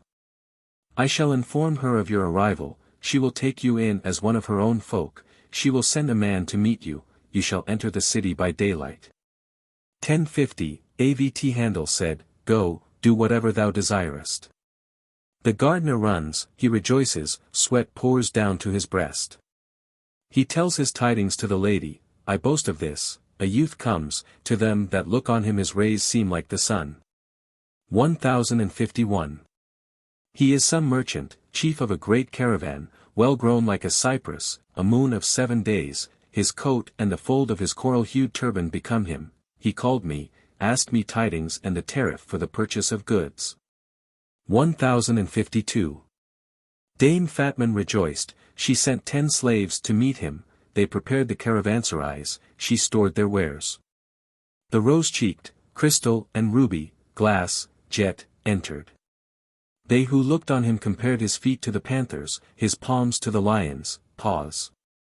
1053, there was a hubbub, the hosts of the town all assembled, they pressed on this side and on that, saying, We will gaze on him till sleep time. Some were carried away by desire, some had their souls reft from them, their wives grew weary of them, their husbands were left contemned. 30. Avt'handil's arrival at Fatman's, her reception of him and her joy. 1054, Fatman, Uzan's wife, met him in front of the door, joyful she saluted him, she showed her pleasure, they greeted each other, they went in and seated themselves. As I have observed, his coming annoyed not Dame Fatman. 1055, Dame Fatman was attractive to the eye, not young but brisk, of a good figure, dark in complexion, plump-faced, not wizened, a lover of female minstrels and singers, a wine-drinker. She had abundance of elegant gowns and headdresses. 1056, that night Dame Fatman entertained him right well. The knight presented beautiful gifts, they that received them said, they are worthy. Fatman's entertainment of him was worthwhile. By God! She lost not. When they had drunken and eaten, the knight went out to sleep. 1057, in the morning he showed all his wares, he had them all unpacked, the fairest were laid aside for the king, he had the price counted out. He said to the merchants, take them away. He loaded them, and had them carried away. He said, sell as ye will, reveal not who I am. 1058, the knight was clad as a merchant, he was by no means dressed in his proper raiment. Sometimes Fatman calls on him, sometimes he visits Fatman. They sat together, they conversed with refined discourse. Absence from him was death to Fatman, as Ramines was to Vis. 29. 31, Fatman becomes enamored of Avt'handil, writes him a letter and sends it. 1059, better, for him who can bear it, is aloofness from woman, she plays with thee and pleases thee, she wins thee over and trusts thee. But in a trice she betrays thee, she cuts whatever pierces, so a secret should never be told to a woman. 1060. Desire of Avt'handil went into the heart of Dame Fatman, love grew from more to more, it burned her like fire, she essayed to conceal it, but could not hide her woes, she said, what am I to do, what will avail me? She reigned, she poured forth tears. 1061, if I tell him this, alas! He will be wroth, even the sight of him will become rare to me, if I tell him not, I cannot endure it, the fire will become more intense. I will speak, let me die or live, let one, or other, be my lot. How can the physician cure him who tells not what hurts him? 1062. She wrote a piteous letter to be presented to that youth concerning her love, revealing her sufferings, moving and shaking the listener's heart, a letter to be kept, not to be idly torn up. 32. The letter of love written by Fatman to Avt'handil. 1063. O son, since it pleased God to create thee a son, thus a joy and not a desirer of woes to them removed from thee, a burner of those near united, a consumer of them with fire, thy glance seems sweet to the planets, a thing to be boasted of. 1064. They that gaze on thee become enamored of thee, for thy sake piteously they faint. Thou art the rose I marvel why nightingales quiver not on thee. Thy beauty withers the flowers, and mine too are fading. If the sunbeams reach me not timely I am quite scorched. 1065, God is my witness that I fear to tell you this, but, luckless, what can I do for myself? I am quite parted from patience. The heart cannot constantly endure the piercing of the black lashes. If by any means thou canst help me, then help, lest I lose my wits. 1066. Till an answer to this letter reaches me, till I know if thou wilt slay me or reassure me, till then shall I endure life, however much my heart pains me. Oh, for the time when life or death will be decided for me. 1067. Dame Fatman wrote and sent the letter to the knight. The knight read it as if it were from a sister or kinswoman, he said, she knows not my heart. Who is she who courts the lover of her whose I am? The beloved I have, how can I compare her, beauty, to this one's? 1068, said he, what hath the raven to do with the rose, or what have they in common? But upon it the nightingale has not yet sweetly sung. Every unfitting deed is brief, and then it is fruitless. What says she? What nonsense she talks! What a letter she has written! 1069, this kind of thought he thought in his heart. Then said he to himself, save thee I have no helper. For the sake of that for which I am a wanderer, since I wish to seek her, Nestan, I will do everything by which I can find her, what else should my heart heed? 1070. This woman sits here seeing many men, a keeper of open house and a friend to travelers coming hither from all parts. I will consent, she will tell me all, however much the fire burns me with its flames, perchance she will be of some use to me. I shall know how to pay my debt to her. 1071, he said, when a woman loves anyone, becomes intimate with him and gives him her heart, shame and dishonor she weighs not, being wholly accursed. Whatever she knows she declares, she tells every secret. It is better for me, I will consent, perchance I shall somewhere find out the hidden thing. 1072, again he said, none can do aught if his planet favor him not. So what I want I have not, what I have I want not. The world is a kind of twilight, so here all is dusky. Whatever is in the pitcher, the same flows forth. 33. Avt'handil's letter in answer to Fatman's. 1073, Thou hast written to me, I have read thy letter in praise of me. Thou hast anticipated me, but the burning of the fire, of love, afflicts me more than thee. Thou wishest, I too want thy company uninterrupted. Our union is agreed since it is the desire of both. 1074, I cannot tell thee how Fatman's pleasure increased. She wrote, the tears I, absent from thee, have shed suffice. Now I shall be unaccompanied, here shalt thou find me alone, hasten my union with thee, tonight when evening falls. Come. 1075. That very night when the letter of invitation was presented to the knight, when twilight was falling and he was going, another slave met him on the way, with the message, Come not tonight, thou shalt find me unready for thee.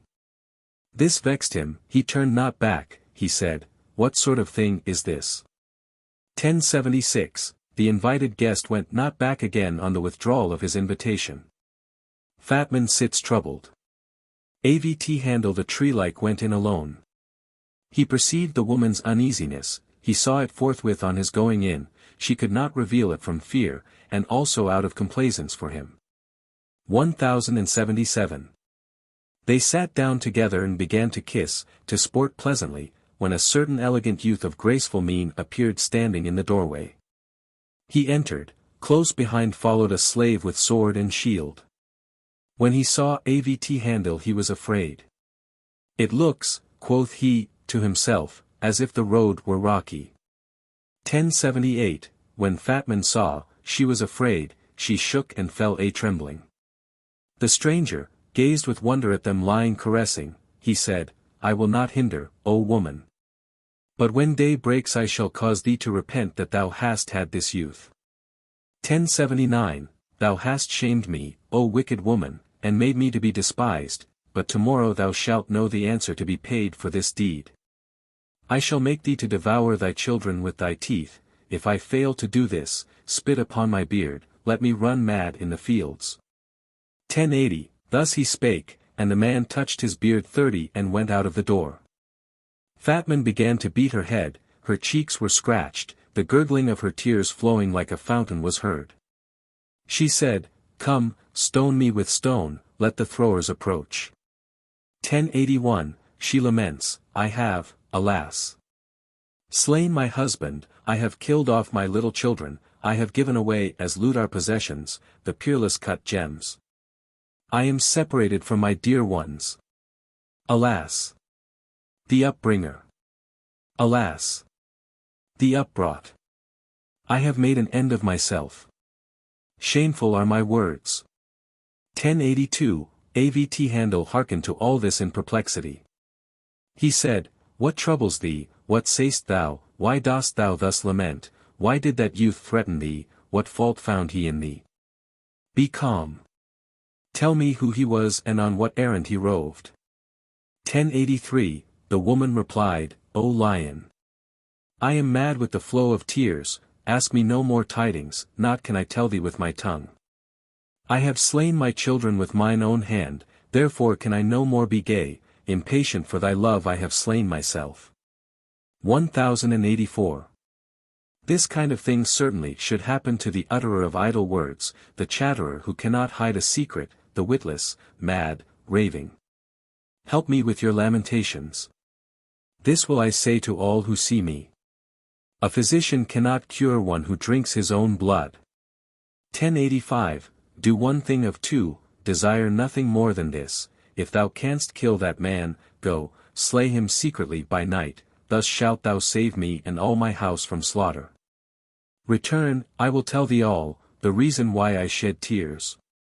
1086, if not, take away thy loads on asses this very night, escape from my neighborhood, gather everything for flight.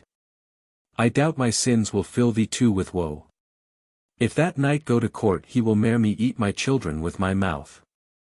1087, when Avt'handil, the proud, gifted with bold resolve, heard this, he arose and took a mace. How fair, how bold is he! To ignore this matter would be remissness on my part, said he. Think not any living is his like, there is none other like unto him. 1088. To Fatman he said, give me a man as instructor, as guide, let him show me the road truly, else I want no helper, I cannot look on that man as a warrior and mine equal. What I do I shall tell thee, wait for me, be calm. 1089. The woman gave him a slave as guide and leader. Again she cried out, inasmuch as the hot fire is to be cooled, if thou slay that knight to assuage the irritation of my heart, he has my ring, I entreat thee to bring it hither. 1090. Avt'handil of the peerless form passed the city. On the seashore stood a building of red-green stone, in the lower part fair palaces, then above terrace upon terrace, vast, beautiful, numerous, hanging one over the other. 1091. Thither is the sun-faced Avt'handil led by his guide, who says to him in a low voice, this is the palace of him thou seekest. He shows it to him, and says, sayest thou him standing on yonder terrace? There he lies to sleep. Know this, or thou shalt find him sitting. 1092, before the door of that luckless youth lay two guards. The night, Avt'handil, passed, he stole in without making a sound. He put a hand on each of their throats, forthwith he slew them, he struck head upon head, brain and hair were mingled. 34, here is the slaying of the Chaknager and his two guards by Avt'handil. 1093, that youth lay alone in his chamber with angry heart. Bloody-handed Avt'handil, strong in stature, entered, he gave him no time to rise, privily he slew him, we could not have perceived it, he laid hold of him, struck him on the ground, slew him with a knife. 1094.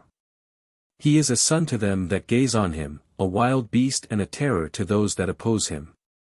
He cut off the finger with the ring, he hurled him down to the ground, he threw him from the window towards the sea, he was mingled with the sands of the sea. For him nowhere is there a tomb, nor spade to dig his grave. 1095, not a sound of their slaughter was heard. The sweet rose came forth, whereby could he have been so embittered? This is a marvel to me, how he could thus steal his blood. As he had lately come, by the same road went he away. 1096, when the lion, the sun, the sweetly speaking knight, came into Fatman's house, he announced, I have slain him, no more will that youth see sunny day.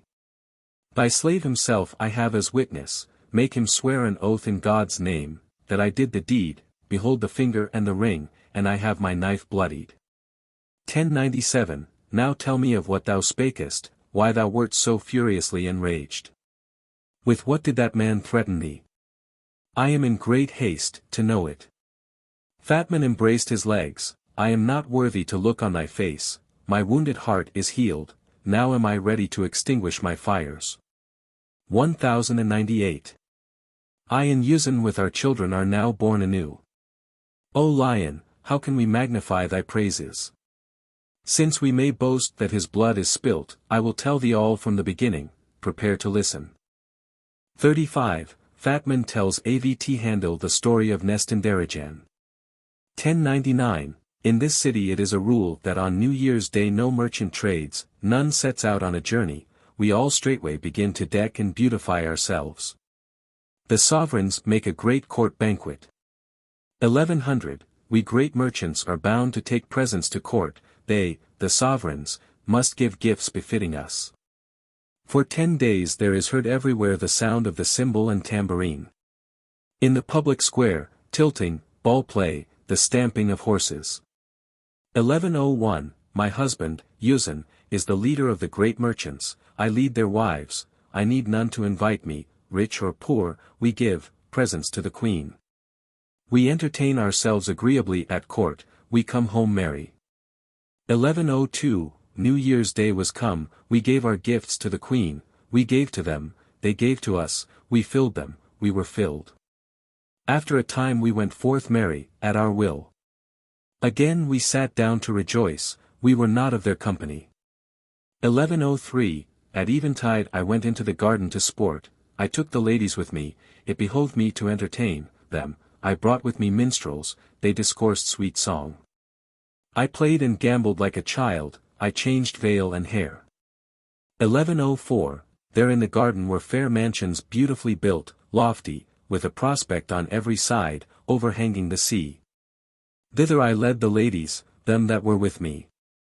Anew we made a banquet, we sat pleasantly, joyously. 1105, merry, I entertained the merchants' wives, pleasantly, in a sisterly way. While drinking, without any cause a distaste came upon me. When they perceived me thus, they separated, all that sat at meat. I was left alone, some sadness fell on my heart like soot. 1106, I opened the window and turned my face to the sea, I looked out, I shook off the sadness growing within me. Far away I saw something small, it floated in the sea, methought a bird or beast, to what else could I liken it? 1107, from afar I could not recognize it, when it came near it was a boat. Two men clad in black, and black also of visage, on either side stood close, only a woman's head appeared, they came ashore, that strange sight astonished me. 1108, they beached the boat, they landed in front the garden. They looked thither, they looked hither, to see if any anywhere observed them, they saw no creature, nothing alarmed them. Secretly I watched them, I was quiet indoors. 1109. What they landed from the boat in a chest they took off the lid was a maiden of wondrous form, who stepped forth, on her head was a black veil, beneath she was clad in green. It would suffice the sun to be like her in beauty. 1110. When the maiden turned towards me, rays rose upon the rock, the lightning of her cheeks flashed over land and sky, I blinked mine eyes, I could no more gaze on her than on the sun, I closed the curtain of the door on my side. They could not perceive that they were watched. 1111, I called 4 slaves who waited upon me, I pointed, see what beauty the Indians hold captive. Steal down, go forth, quietly, not racing hastily. If they will sell her to you, give them the price, whatever they may be wanting. 1112. If they will not give her to you, let them not, take her away, capture her from them, slay them, bring hither that moon, do the errand well, use your best endeavor. My slaves stole down from above as if they flew, they chaffered, they sold not. I saw the blacks looked right ill-pleased. 1113, I stood at the window, when I saw they would not sell her, I cried, slay them. They seized them and cut off their heads, they threw them out into the sea. They turned back, they guarded the maiden. I went down to meet her, I took her, she had not tarried long on the seashore. 1114, how can I tell thee her praise? What loveliness! What delicacy! I swear she is the sun. 'Tis untrue that the sun is sun. Who can endure her rays, who can delineate her? If she consume me, lo! I am ready, no preparation is needed for this. 1115, when she had ended these words, Fatman rent her face with her hands. Avt'handil, too, wept, he shed hot tears, they forgot each other, for her, Nestan's, sake they became as mad, the spring, of tears, flowing down from above melted the slight new-fallen snow, of the cheek. 1116, they wept. The knight said, break not off. Conclude. Fatman said, I received her, I made my heart faithful to her. I kissed her every part, and thereby I wearied her. I seated her on my couch, I caressed her, I loved her. 1117. I said to her, tell me, O son, who thou art or of what race a child? Whither were those Ethiops taking thee, lady of the Pleiads of heaven? To all these words she made me no answer. I saw 100 springs of tears dropping from her eyes. 1118. When I pressed her with questions, with much discourse, she wept with gentle voice, sobbing from the heart. A stream flowed through the jetty trough of her lashes, from the narcissus eyes, upon the crystal and ruby of her cheeks. Gazing at her I burned, I became dead-hearted. 1119, she said to me thou art a mother, better than a mother. Of what profit can my story be to thee? It is but the tale of a chatterer. A lone wanderer am I, overtaken by an unhappy fate. If thou ask me aught, may the might of the all-seeing curse thee. 1120, I said, to myself, it is not fitting untimeously to carry off and summon the sun, the captor will become mad and wholly lose his wits. A request should be timely, the making of every entreaty. How know I not that it not a time to converse with this sun? 1121, I led away that sun-faced one, already, praise I cannot call her unpraised. By the longing I have for her, and by her sun, life, I hardly could hide the ray that sun. I enveloped her in many folds of heavy brocade, not thin stuff. The tear hails down, the rose is frostbitten, from the lashes blows a snowy blast. 1122. I led into my home that sun-faced one, an aloe tree in form. For her I furnished a house, therein I put her very secretly, I told no human being, I kept her privily, with precaution, I caused a negro to serve her, I used to enter, I saw her alone. 1123, how, alas! Can I tell thee of her strange behavior? Day and night weeping unceasing and flowing of tears. I entreated her, hush. For, but, one moment would she submit. Now without her how do I live, alas! Woe is me. 1124. When, I went in, pools of tears stood before her. In the inky abyss, of her eyes, were strewn jetty lances, eyelashes, from the inky lakes into the bowls full of jet there was a stream, and between the coral and cornelian, of her lips, glittered the twin pearls, rows of teeth. 1125. By reason of the ceaseless flow of tears I could not find time for inquiry. If I asked even, who art thou? What brought thee into this plight? Like a fountain, a rivulet of blood gushed forth from the aloe tree. No human being could endure more, unless made of stone.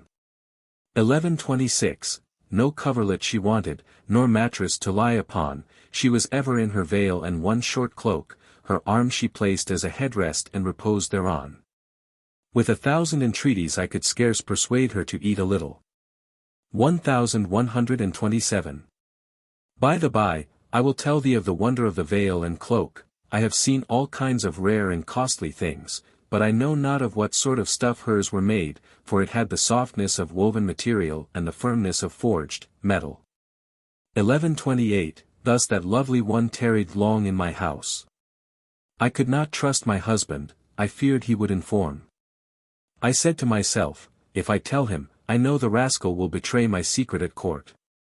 Thus I thought at my frequent goings in and comings out. 1129, I said to myself, if I tell him not, what am I to do, what can I do for her? I know not in the least what she wants, nor what any could do to help her. If my husband finds out, he will slay me, nothing can save me, how can I hide that sun-like light? 1130, alas! What can I do alone? The burning of my fires increases. Come, I will trust him, I will not wrong Yuzin. I will make him swear not to betray me, if he give me full assurance, he cannot doom his soul, he will not be an oath-breaker. 1131, alone I went to my husband, I frolicked and fondled him. Then I said to him, I will tell thee something, but first swear to me thou wilt tell no human being, give me a binding oath. He swore a fearful oath, may I beat my head on the rocks. 1132. What thou tellest me I will reveal to no soul, even unto death, neither to old nor young, friend nor foe. Then I told all to that kind-hearted man, Yuzin, come, I will lead thee to a certain place here, come, I will show thee the sun's pier. 1133, he rose to accompany me, we departed, we entered the palace gates. Yuzin marveled, he even quaked when he saw the sunbeams. He said, What hast thou shown me, what have I seen, what is she, of what stuff? If she be verily an earthly being, may God's eyes look upon me with wrath. 1134, I said, Nor know I aught of her being a creature of flesh, I have no knowledge more than I have told thee. Let me and thee ask who she is, and who is at fault that such madness afflicts her, perchance she will tell us somewhat, we will pray her to do us this great kindness. 1135, we went in, we both had a care to show her respect. We said, O sun, for thy sake a furnace of flame burns us. Tell us what is the cure for the waning moon, what hath ensaffroned thee who art ruby-like in hue? 1136, whether she heard or hearkened not to what we said we know not. The rose was glued together, it showed not the pearl, the serpents, her locks, were twined in disorder, the garden was built with its front to the back, the sun was obscured, eclipsed, by the dragon, it dawned not upon us. 1137. By our converse we could not induce her to answer.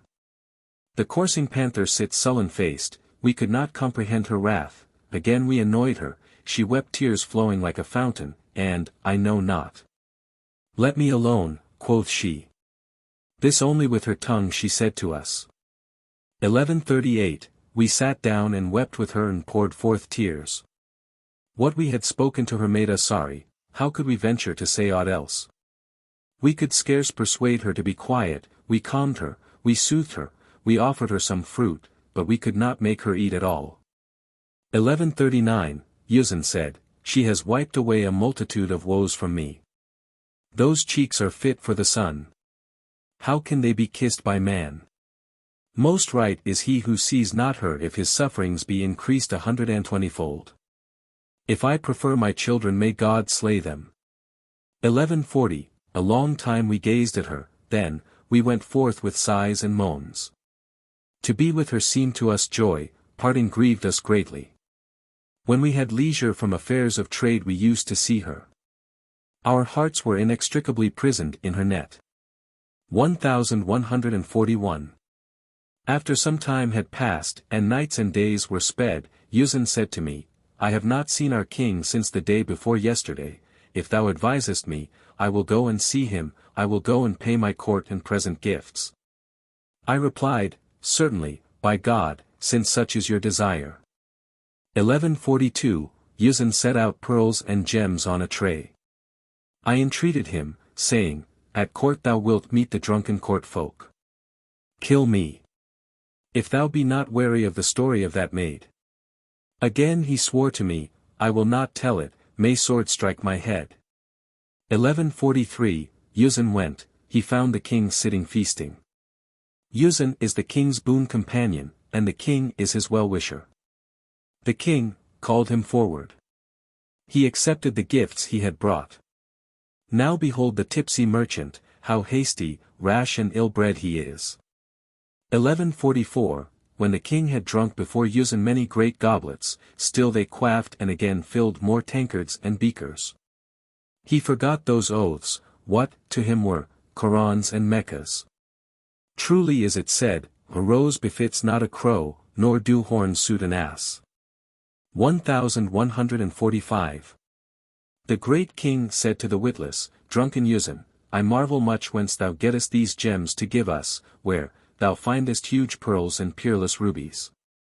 By my head, I cannot return thee 1/10 for thy gifts. 1146. Yuzin saluted, and said, O mighty sovereign, shedder of beams from above, O nourisher of creatures, O sun. Whatever else I have, whose is it, be it gold or treasure? What brought I forth from my mother's womb? By you it has been granted to me. 1147, by your head. I make bold to say that gratitude for gifts beseems you not. I have somewhat else, a daughter-in-law for you, a bride to unite to your son, for this undoubtedly you will thank me when you see the sun's like. Then will you oftener say, happiness is ours. 1148, why should I lengthen, speech? He brake his oath, the power of religion, he told of the finding of the maid portrayed by gazers as a sun. This pleased the king greatly. It gave gaiety to his heart. He ordered her conveyance to court and the fulfillment of Uzen's utterance. 1149, pleasantly I was sitting here at home, hitherto I had not sighed. At the door appeared the chief of the king's slaves, he brought with him 60 slaves, as is the custom of kings. They came in, I was much astonished, I said, this is some high affair, of state. 1150. They greeted me, Fatman, said they, it is the command of the equal of the sun, that made like 2 sons whom Uzen presented today, now bring her to me, I shall take her with me, we have not far to go. When I heard this, the heavens overwhelmed me, with wrath hill struck hill, or heap fell on heap. 1151, thereupon in amazement I inquired, what maid do you want, which? They said to me, Uzen presented, one with, a face flashing with lightning. There was not to be done, the day of the taking away of my soul, i.e., Nestan, was fixed. I trembled, I could not rise, neither could I remain sitting. 1152. I went in, I saw that lovely one weeping and flooded in tears. I said, O son, sayest thou fully how black fate hath played me false? Heaven is turned towards me in wrath, I am despoiled, I am wholly uprooted. I am denounced, the king asketh for thee, therefore am I heartbroken. 1153, she said to me, Sister, marvel not, however hard this may be. Luckless fate hath ever been a doer of ill upon me. If some good had befallen me thou mightest have wondered, what marvel is evil? All kinds of woe are not new to me, old are they. 1154, her eyes poured forth frequent tears like pearls. She rose as fearless as if she were a panther or a hero. Joy no longer seemed joy nor did woe seem woe to her. She begged me to cover her form and face with a veil. 1155, I went into the treasure house. I took out gems and pearls on which no price was set, as much as I could, every single separate one was worth a city. I went back, I girded them round the waist of her for whose sake my black, sad, heart was dying. 1156, I said, O my, dear one. Perchance this sort of thing may somewhere be of use to thee. I gave that face, the sun's peer, into the hands of the slaves. The king was warned, he met her, the kettledrum was beaten, there was hubbub. She went forward with bent head, calm, saying naught. 1157, onlookers flocked upon her, there was trampling and uproar, the officers could not hold them back, there was no quiet there. When the king saw her, cypress-like, coming towards him, he said in amazement, O son, how art thou brought hither, from heaven? Or, how contest thou hither? 1158, sunlike, she made those who gazed on her to blink. The king deigned to say, I have seen, sights, she hath turned me into, one, who has seen not. Who but God could imagine her? Right is he who is in love with her if he, wretched, roam mad in deserts. 1159.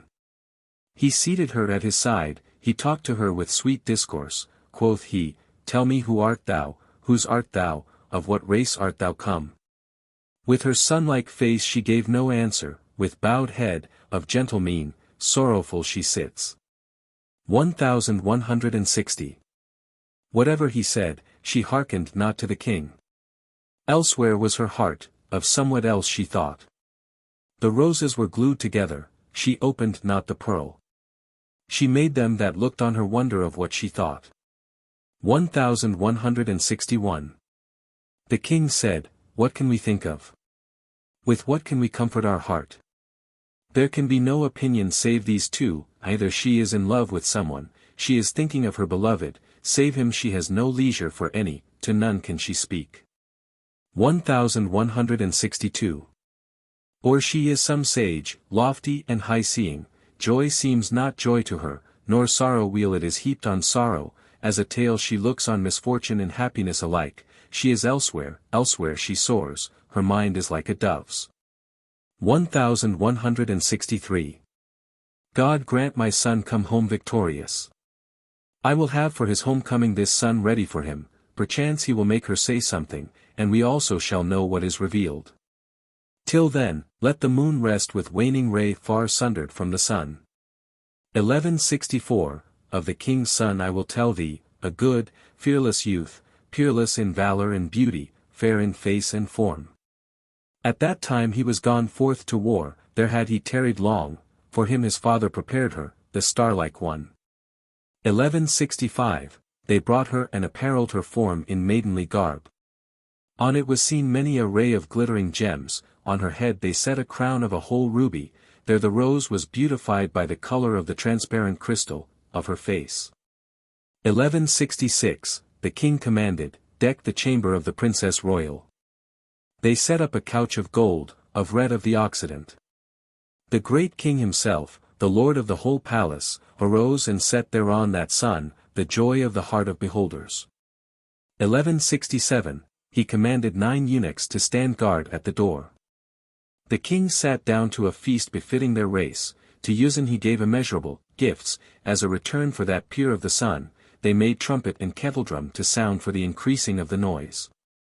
1168, they prolonged the feasting. The drinking went on exceeding long.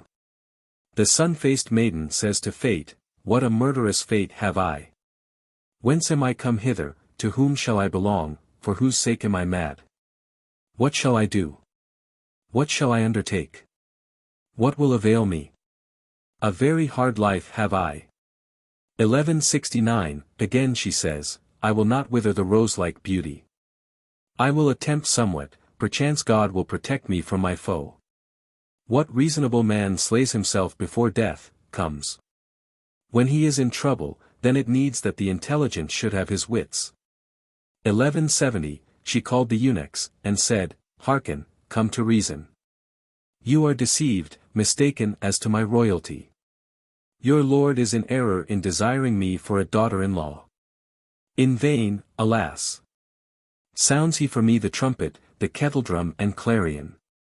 1171, I am not suited to be your queen, elsewhither leads my path. God keep man far from me, be he sun-faced, cypress-formed. You beg of me something different, my business is of another kind. With you my life beseems me not.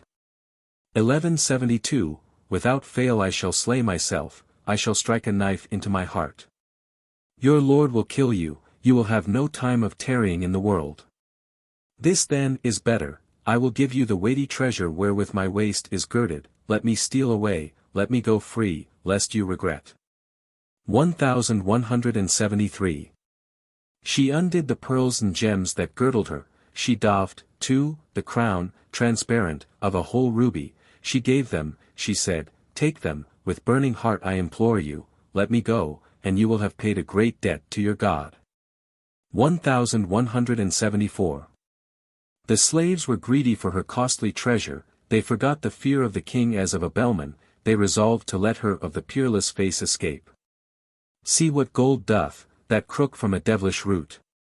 1175. Gold never gives joy to them that love it, till the day of death greed makes them gnash their teeth. Gold, comes in and goes out, they murmur at the course of the planets when it is lacking. Moreover it binds the soul here, in this world, and hinders it from soaring up. 1176, when the eunuchs had ended the matter as she wished, one took off his garment and gave it to her. They passed through other doors, because, the great hall was full of drunken men. The moon remained full, unswallowed by the serpent. 1177, the slaves, too, disappeared, they stole forth with her. The maiden knocked at my door, and asked for me, Fatman. I went, I knew her, I embraced her, was I not surprised? She would not come in with me at all, saying, why dost thou invite me? I regretted it. 1178. She said to me, I have bought myself with what thou gavest me. May God in return reward thee with heavenly favor. No longer canst thou hide me, let me go, send me off swiftly on horseback ere the king get wit and send men to gallop in pursuit. 1179, Swiftly I entered the stable, I loosed the best steed, I saddled it, set her upon it, cheerful was she, not sighing. She was like the sun, the best of heaven's lights, when it mounts the lion. 31 My labor was lost. I could not harvest what I had sown. 1180, the day drew down to evening, the rumor spread, her pursuers came, inside the city was a state of siege, they raised a hue and cry. They questioned me, I said, if you find her there in the house where I am, may I be guilty towards the kings and answerable for their blood money. 1181, they sought, not could they discover, they returned abashed. From that time the king and all his familiars mourn. Behold the palace folk, they go in, clad in raiment, dyed violet color. 32. The sun went away from us, since then we lack light. 1182. Now I shall narrate to thee anon the whereabouts of that moon, but first of all I will tell thee why that man threatened me. I, alas, was his doe, he was my buck, timidity slurs a man, and wantonness a woman. 1183. I am not content with my husband, for he is lean and ill-favored, this man, the Chaknager, was a gentleman high at court, we loved each other, though I shall wear no mourning weeds for him, would that one might give me a cup of his blood to sip. 1184, like a woman, like a fool, I told him this story of the coming of that son to me, and of her stealing away like a fox, he threatened me with exposure, not like a friend, like a foe. Now when I think of him as a corpse, ah! How relieved am I! 1185, whenever we quarrelled alone he menaced me.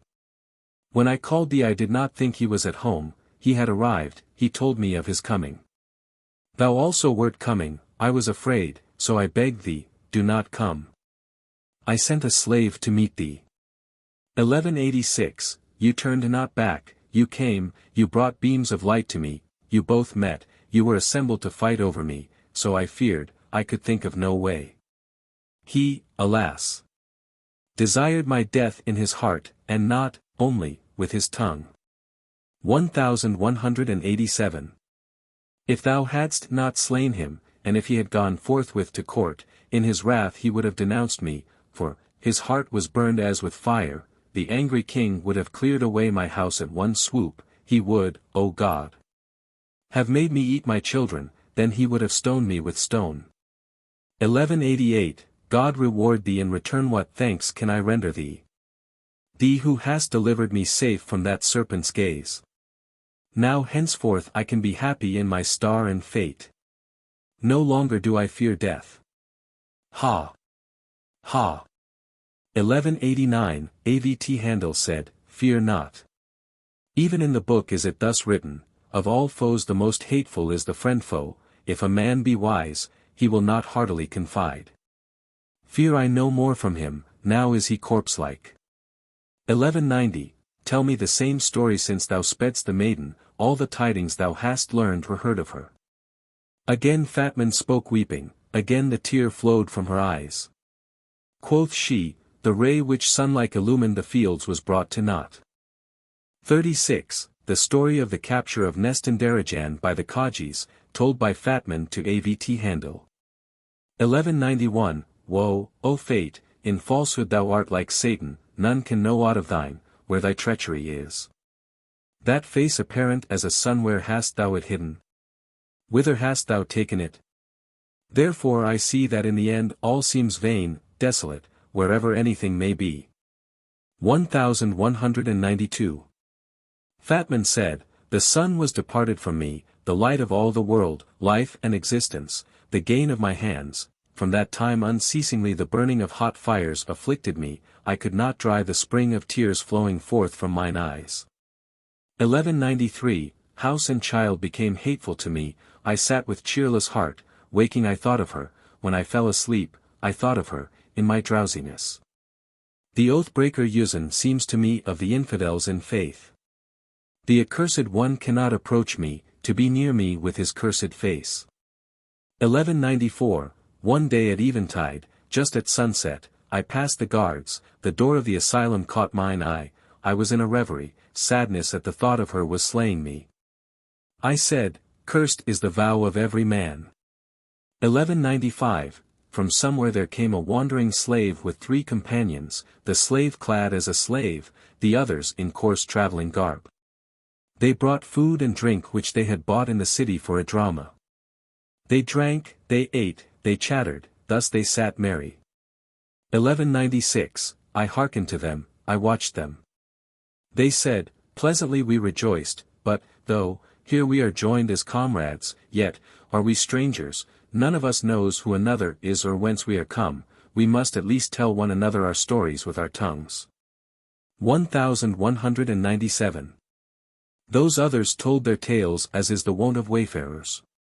The slave said, O brothers, providence is a celestial thing, I harvest for you pearls, you sowed but millet, my story is better than your stories. 1198. I am the slave of the exalted king, the ruler of the Kajis. It chanced that he was struck by a sickness which prevailed over him, the helper of the widow, the comforter of the orphan, was dead to us. Now his sister, better than a parent, rears his children. 1199, Dullurduct is a woman, but a rock, like a cliff, her slave is wounded by none, but he wounds others. She had little nephews, Rosen and Radia. Now she is seated as sovereign of Kadjit, the mighty is she called. 1200, we heard news of the death overseas of her sister. The viziers were distressed, they refrained from assembling a privy council, how can we venture to report the extinction of a face which was the light of the lands? Roshak is a slave, the chief of many thousand slaves. 1201. Roshak said, even if I be killed, for mine absence, I shall not be at the morning. I go into the plain, I will reave, I will fill myself with booty, I shall come home enriched, I shall be back in good time. When the sovereigns goes forth to bewail her sister, I too will accompany her. 1202, he said to us, his underlings, I will go, come with me. He took of us 100 slaves, all chosen by him. By day in the sunlight we reaved, by night also we watched, many a caravan we broke up, we unloaded the treasure for ourselves. 1203, one very dark night we were wandering over the plains. There appeared to us certain great lights in the midst of the field, we said, is it the sun strayed down from heaven to earth? Perplexed, we gave our minds to torturing thought. 1204, some said, it is the dawn, others said, it is the moon. We, drawn up in fighting array, moved towards it. I saw it from very near. We made a wide circuit round it, we came and surrounded it. From that light came a voice speaking to us. 1205, it said to us, who are you, O cavaliers? Tell me your names. From Gulansharo I go, a messenger to Kadjit, have a care of me. When we heard this we approached, we formed a circle round about. A certain sun-faced rider appeared before our eyes. 1206. We gazed at the brilliant face flashing out lightning, its glittering spread itself over the surroundings like the sun, rarely she spoke to us with some gentle discourse, then, from her teeth the ray lighted up her jetty lashes. 1207. Again we addressed that sun with sweet discoursing tongue, she was not a slave, she spoke falsely, this we perceived. Roshak discovered that it was a damsel, he rode by her side, we did not let her go, we made bold to keep her in our hands. 1208. Again we asked, tell us the true story of that sun-like light of thine. Whose art thou, who art thou, whence comest thou, enlightener of darkness? She told us not, she shed a stream of hot tears. How pitiable is the full moon swallowed by the serpent. 1209, neither plain tale nor secret, she told us not, neither who she was, nor by whom she had been treacherously treated. Angrily she spoke with us, sullen, on the defensive, like an asp attacking onlookers with her eye.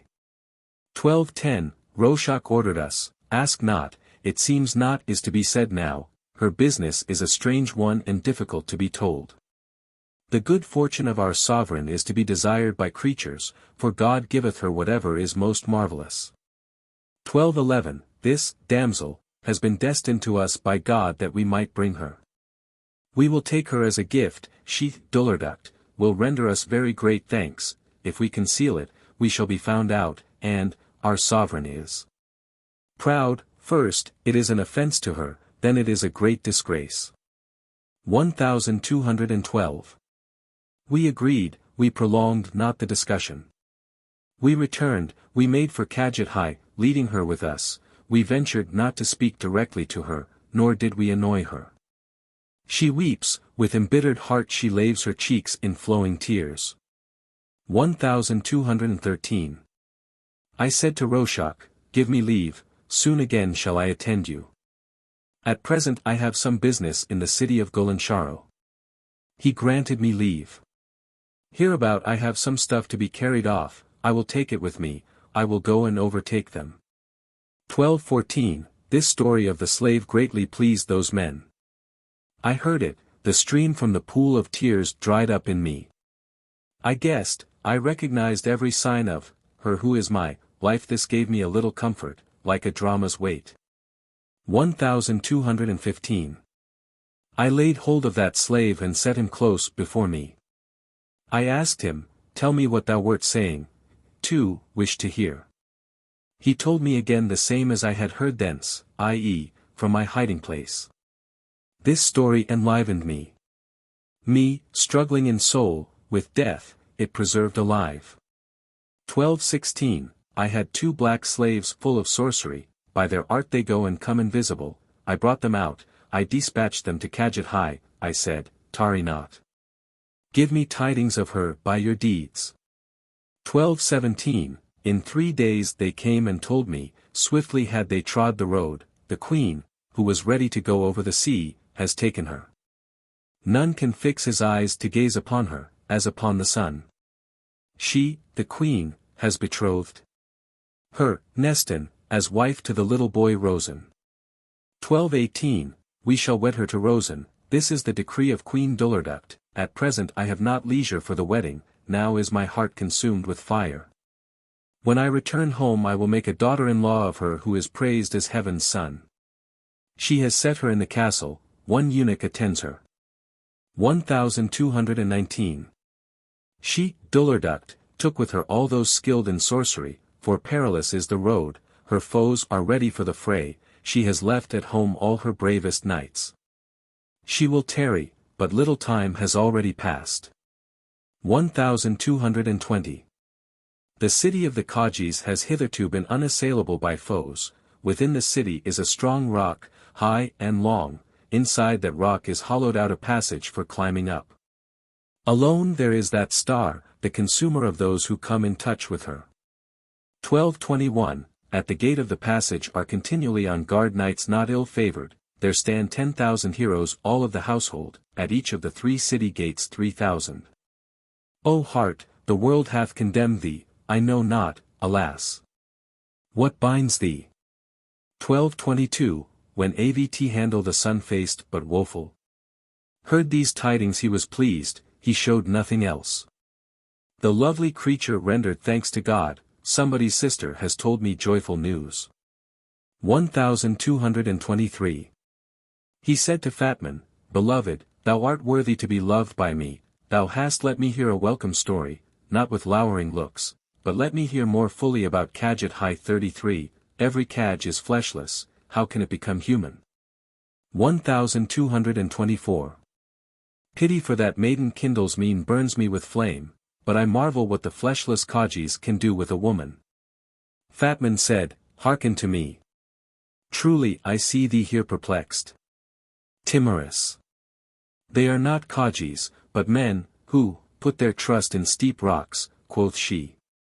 1225 Their name is called Kaji because they are banded together, men skilled in sorcery, exceeding cunning in the art, harmers of all men, themselves unable to be harmed by any, they that go out to join battle with them come back blinded and shamed.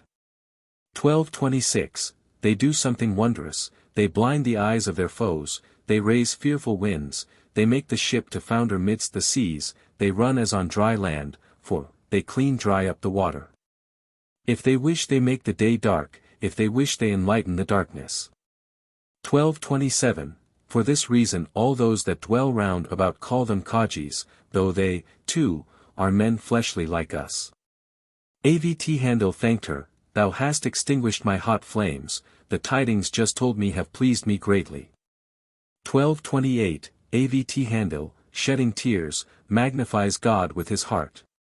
He said, O God, I thank thee, for thou art the comforter of my woes, who wast and art, unspeakable, unheard by ears, your mercy is suddenly spread forth over us. 12:29, For the knowledge of this story he magnified God with tears. Fatman thought of herself, therefore she was again burned up. The knight kept his secret, he lent himself to love, Fatman embraced his neck, she kissed his sun-like face. 12:30, That night Fatman enjoyed lying with Avt'handil. The knight unwillingly embraces her neck with his crystal neck, remembrance of Thynathin slays him, he quakes with secret fear, his maddened heart raced away to the wild beasts and ran with them. 1231. Avt'handil secretly rains tears, they flow to mingle with the sea, in an inky eddy floats a jetty ship. 34 He says, Behold me, O lovers, me who have a rose for mine own. Away from her, I, the nightingale, like a carrion crow, sit on the dung heap. 1232, The tears which flowed there from him would have melted a stone, the thicket of jet dammed them up. There is a pool on the rose field.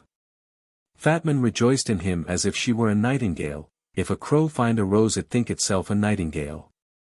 1233, Day dawned, the sun, Avt'handil, whose rays were soiled by the world went forth to bathe. The woman gave him many coats, cloaks, turbans, many kinds of perfumes, fair clean shirts. Whatsoever thou desirest, said she, put on. Be not shy of me. 1234, Avt'handil said, This day will I declare mine affair. The wearing of merchant garb had hitherto been his resolve. That day wholly in knightly raiment he apparelled his brave form. He increased his beauty, the lion resembled the sun. 1235, Fatman prepared a meal, to which she invited Avt'handil. The knight came in adorned, gaily, not with lowering looks. Fatman looked, she was astonished that he was not in merchant garb. She smiled at him, Thus is it better for the pleasure of them that are mad for thee. 1236, Fatman exceedingly admired his beauty. He made no answer, he smiled to himself, It seems she does not recognize me. How foolishly he behaved, how he invited her. Though he took some liberty he did not go farther.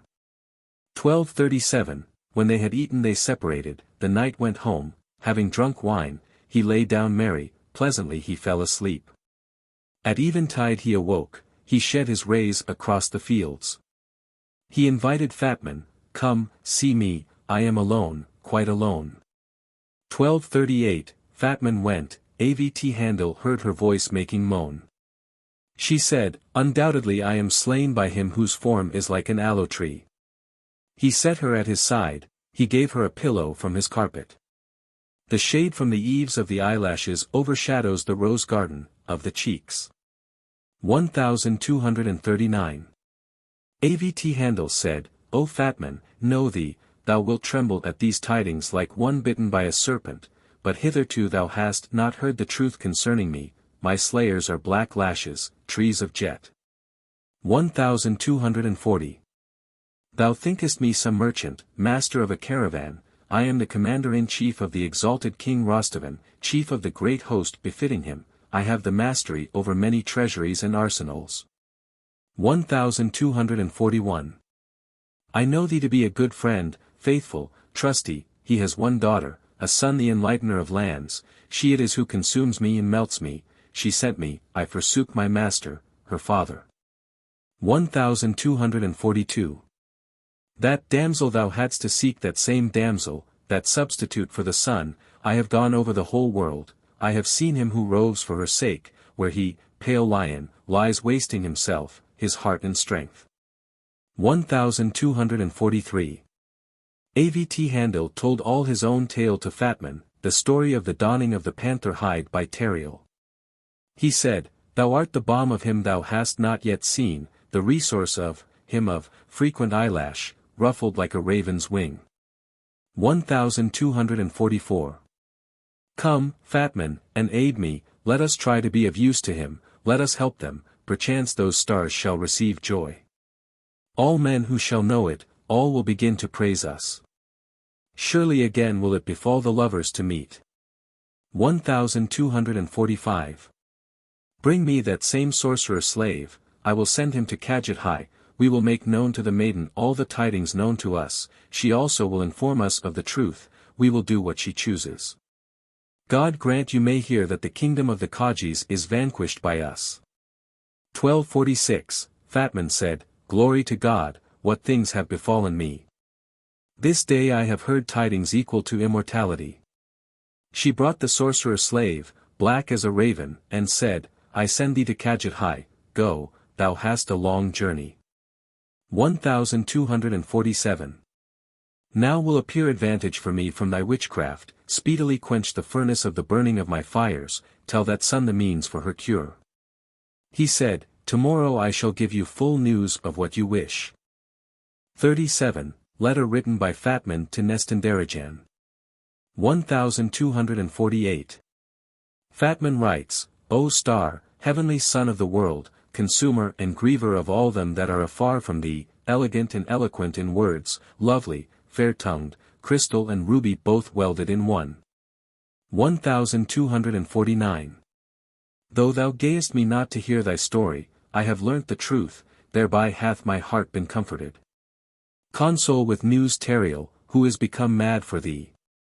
May you both attain your desire, may he be a rose and thou a violet. 1250. His sworn brother is come in quest of thee, Avt'handil, an Arab knight renowned in Arabia, commander-in-chief of King Rostevan, to be contemned of none. Write news of thyself, thou proud one, wise in understanding. 1251. For this purpose have we sent this slave to your presence, we would know tidings of Khatavians. Have the Khatavians come home? We wish to know in detail the number of warriors there. Who are thy guards, and who is their chief? 1252. Whatever thou knowest concerning that place, write to us, make it known. Then send some token for thy lover. All the sorrow thou hast had hitherto, change it into joy. May it please God that I unite the lovers so befitting each other. 1252a. Go, O letter, hasten, if swift be thy knee. I envy thee, thou goest to see the crystal, jet and rubies. In fate thou art happier than I, O letter, the eyes of her who consumes me will look upon thee. If thou hearest of my life after thee, shalt thou not pity me. 1253, Fatman gave the letter to that cunning sorcerer, give this letter to the sun-like maiden. The wizard donned a certain green mantle over his form. In that very moment he was lost to view, he flew over the roofs. 1254, he went like an arrow shot by a swift-bowed archer. When he reached Khatavians it was just dusk twilight. Invisible he passed the multitude of knights guarding the gates. He gave to that son the greeting of her who longed for her. 1255, he passed the closed gates of the castle as if they had been open, the negro entered, the black-faced, long-haired, cloaked. That son was affrighted, she thought it was somewhat to harm her, the rose was changed to saffron and the violets to sky blue. 1256, the Khaj said, Whom thinkst thou me to be, and why faintest thou thus? I am Fatman's slave dispatched to thy presence, this letter will justify me, I speak not falsely to thee. Let the sun's rays come forth, O rose, fade not so soon. 1257, the sun-faced marveled at Fatman's wonderful news. She split her almonds, opened her eyes, the jets. Black pupils, quivered with the rod of jet, her lashes. The slave gave her the letter with his own hand. She sighs, she reads the letter, she wets it with her hot tears. 1258. She asked the slave, Tell me, who is my seeker, or who knows me to be alive, treading the earth? He said, I will venture to tell you only what I know. When thou wentest forth, since then hath our sun been darkened. 1259. Henceforth Fatman's heart hath been torn by lances, the tears she shed are, such as, to be united to the seas. Once already I brought news of thee to her. I call God to witness that for her since then the tear hath not ceased. 1260. Now there came a certain night. Fair of face, in detail she told him all, what trouble you are in, he with hero-like arm is thy seeker, they sent me, they entreated me to hasten with ceaseless haste. 1261. The maiden said, what thou hast said, O man, seems to me to be truth. How could Fatman know from whom I was carried away? Doubtless somewhere is he who burns me with fire. I will write to her, thou also shalt tell how my heart boils. 38. The letter written by Nestan-Darejan to Fatman.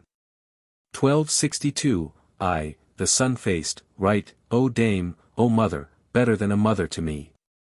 See what the world, fate, hath done to me its thrall. Alas! There is added to those griefs of mine still another. Now that I have seen thy missive it hath greatly encouraged me. 1263, thou didst save me from 2 sorcerers, thou didst alleviate my woes. Now I am thus held here by the whole force of the Kajis, a whole realm, many thousand heroes, guard me alone. Ill befell my counsels and resolves, to flee from Fatman. 1264, what other tidings hence can I write to thee? The king, i.e.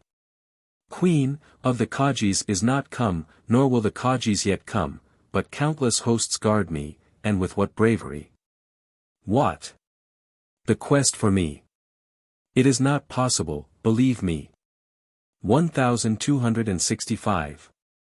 Whoever is come seeking me is wearied in vain he suffers, he is consumed, he is kindled for me, a flame like fire burns him. But I envy him, he hath seen the sun, thus is he not frozen. Without him, alas! What great pity my life is. 1266. Formerly I told thee not my story, I hid it from thee for that my tongue could not speak it, I spared myself woes. I entreat thee, beg my beloved to have pity and not come in search of me, write to him, send him a message. 1267. What afflicts me is enough, let him not slay me with, woe, equal to this, I should see him a corpse, I should die a double death. None can help me, I know this for a truth, this is no gossip. If he, Tariel, will not hearken to thee, stone me with a heap of black stone. 1268, thou didst ask me to send a token, show this, I send a cutting from the veils he gave me.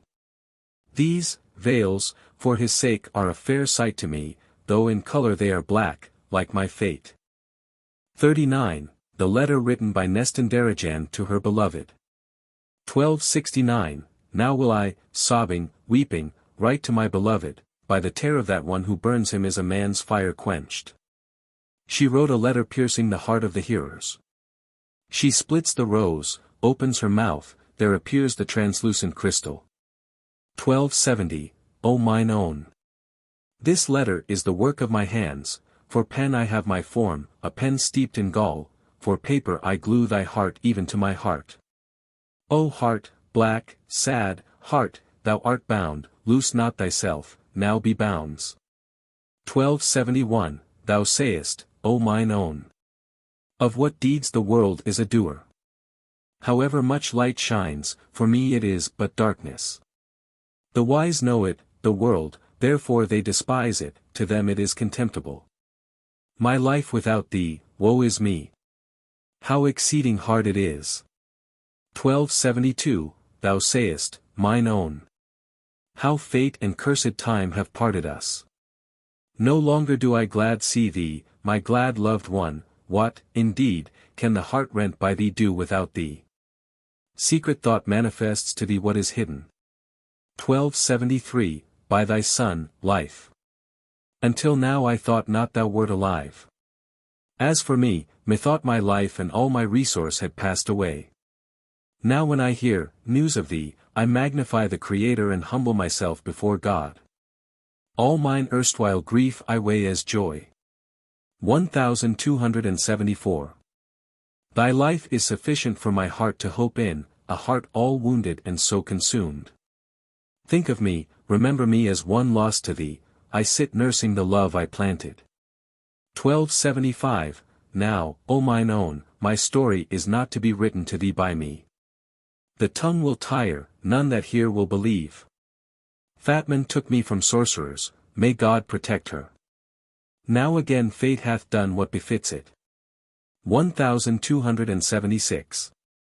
Fate hath now added worse woe to my woe, my ill luck was not appeased by these manifold afflictions, and again it delivered me into the hands of the Kajis, hard to combat. Fate hath done to us, mine own, all that hath befallen us. 1277. I am sitting in a castle so lofty that eyes can scarce see the ground, the road enters by a passage, over it stand guards. Day and night knights miss not their turn as sentries, they will kill those that engage them, like fire will they envelop them. 1278, Surely thou thinkest not that these are of the same kind as other warriors. Slay me not with woes worse than the present. I shall see thee dead, I shall be burnt up like tinder by steel. Since, I am sundered from thee, renounce me with a heart harder than rock itself. 1278a, Beloved, sorrow not with such grief. Tell me, can there be for me another with the form of an aloe tree? Life without thee is not for me, henceforth I should be full of regret, either I would cast myself down from the rock or slay myself with a knife. 1279, By thy sun, life. Thy moon 35 will fall to the lot of none save thee. By thy sun. To none shall she fall though triple suns shone forth. Here would I dash myself down, the great rocks are very nigh to me. To thee would I commit my soul. Perchance wings would be given to me by heaven. 1280, Entreat God for me, it may be he will deliver me from the travail of the world and from union with fire, water, earth and air. Let him give me wings and I shall fly up, I shall attain my desired day night I shall gaze on the sun's rays flashing in splendor. 1281, The sun cannot be without thee, for thou art an atom of it. Of a surety thou shalt adhere to it as its zodiac, Leo, and not as one rejected. There shall I see thee, I shall liken thee to it, thou shalt enlighten my darkened heart.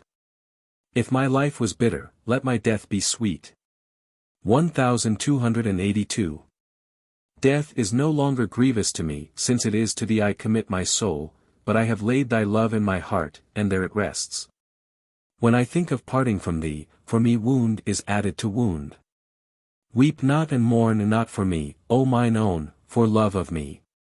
1283, Go, betake thyself to India, be of some help to my father, who is straitened by foes, helpless on all sides, comfort the heart of him who suffers separation from me. Think of me weeping for thy sake with undrying tears. 1284, Whatever complaint I have made against my fate is sufficient complaint. Know this, that true justice goeth from heart to heart, for thy sake will I die, I shall become the prey of ravens. But as long as I live I shall weep and suffer enough for thee, too. 1285, Lo, mark the token from the veil that was thine, from one end I have cut off a strip, O mine own, this, the veil, is all that is left to me in place of that great hope. In wrath the wheels of the seven heavens has turned upon us. 1286, When she had finished this letter written to her beloved, she cut off a fringe from those veils. Bareheaded, the thick, long locks of her hair became her well, the scent blows from the aloe, breathing through the raven's wings. 1287, That slave departed, journeying to Gulansharo.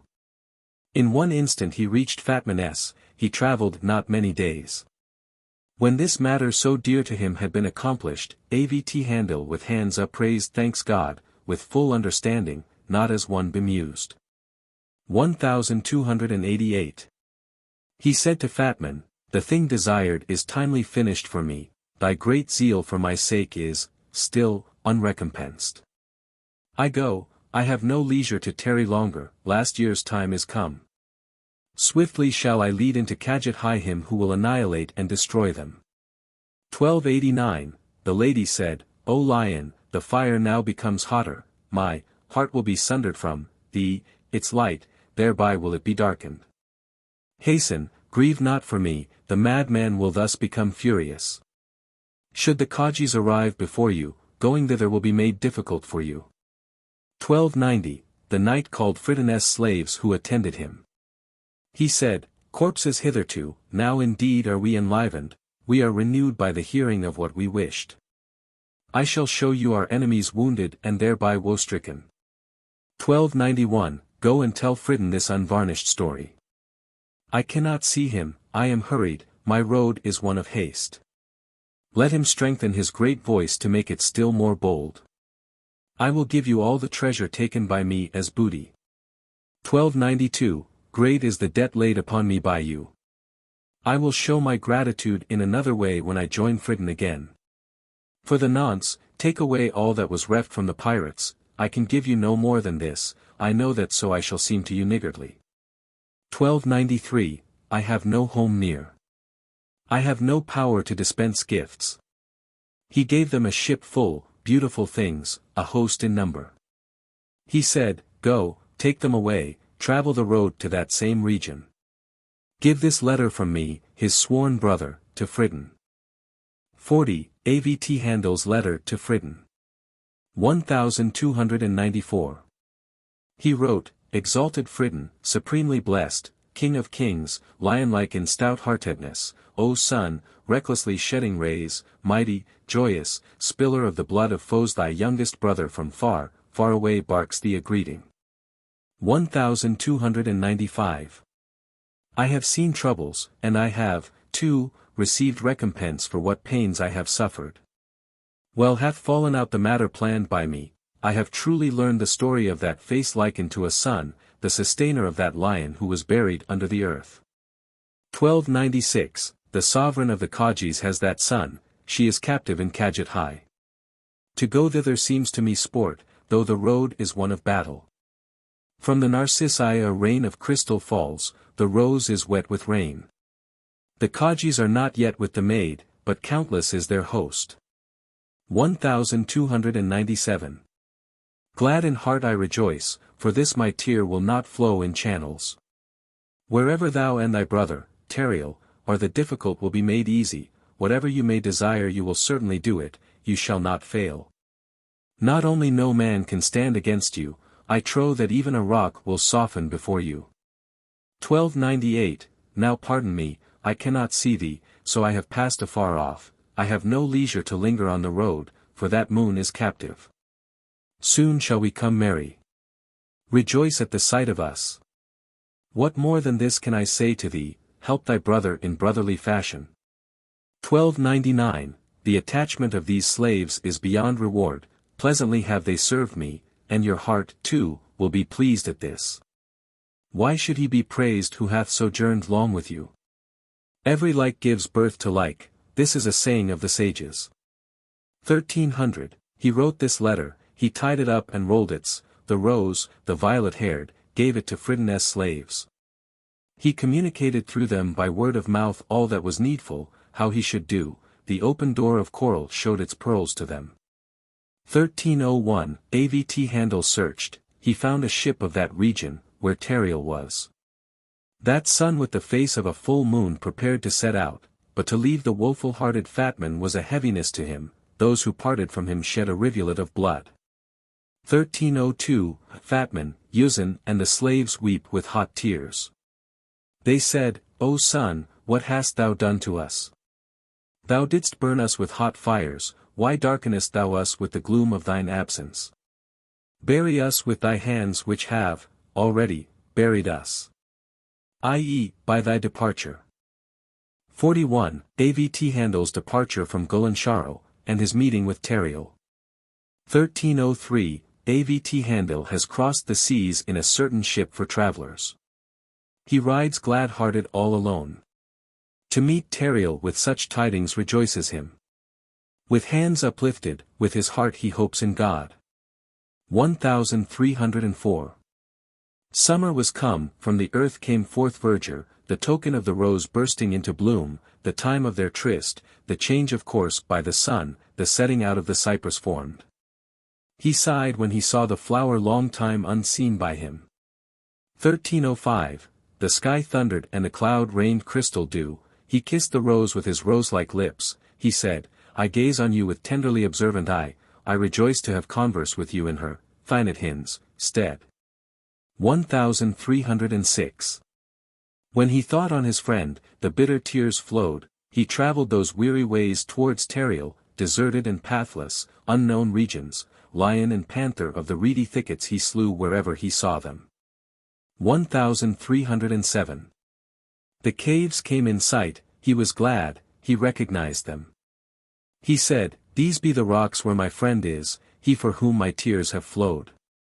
I am indeed worthy to see him face to face, to relate to him what I have heard. If he be not come, what shall I do? Vain will have been my travail. 1308, if he be come, doubtless he would not tarry within, he would go somewhere into the plain, like a wild beast he would roam in the fields. It is better for me to go round by the rushes. He bethought himself, he looked about, thus he spoke and turned, he went towards the plains. 1309, he canters along and sings with merry heart, he shouts to him by name with cheerful voice. He went a little farther, there appeared the sun in full splendor, at the edge of the rushes stands Tariel with sharp sword. 1310, Tariel had slain a lion, its blood anointed his sword. He stood dismounted at the edge of the rushes. His horse was not with him.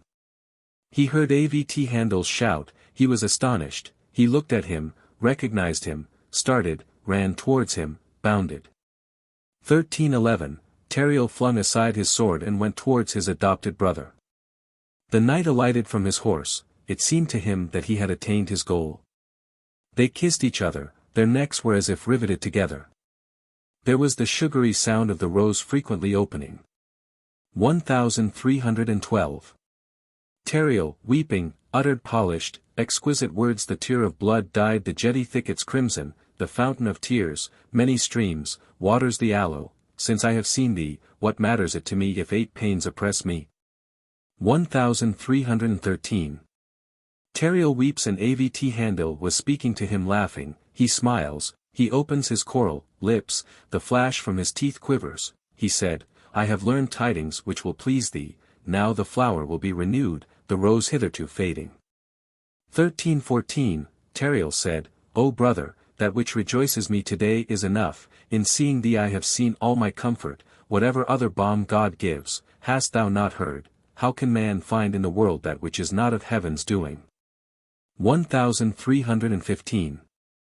When Tariel was not convinced, Avt'handil was ill at ease, he could no longer delay to tell the tale, he hastened, he drew forth the veil of her on whose lips the rose blooms, when Tariel saw, he recognized it, seized upon it, started.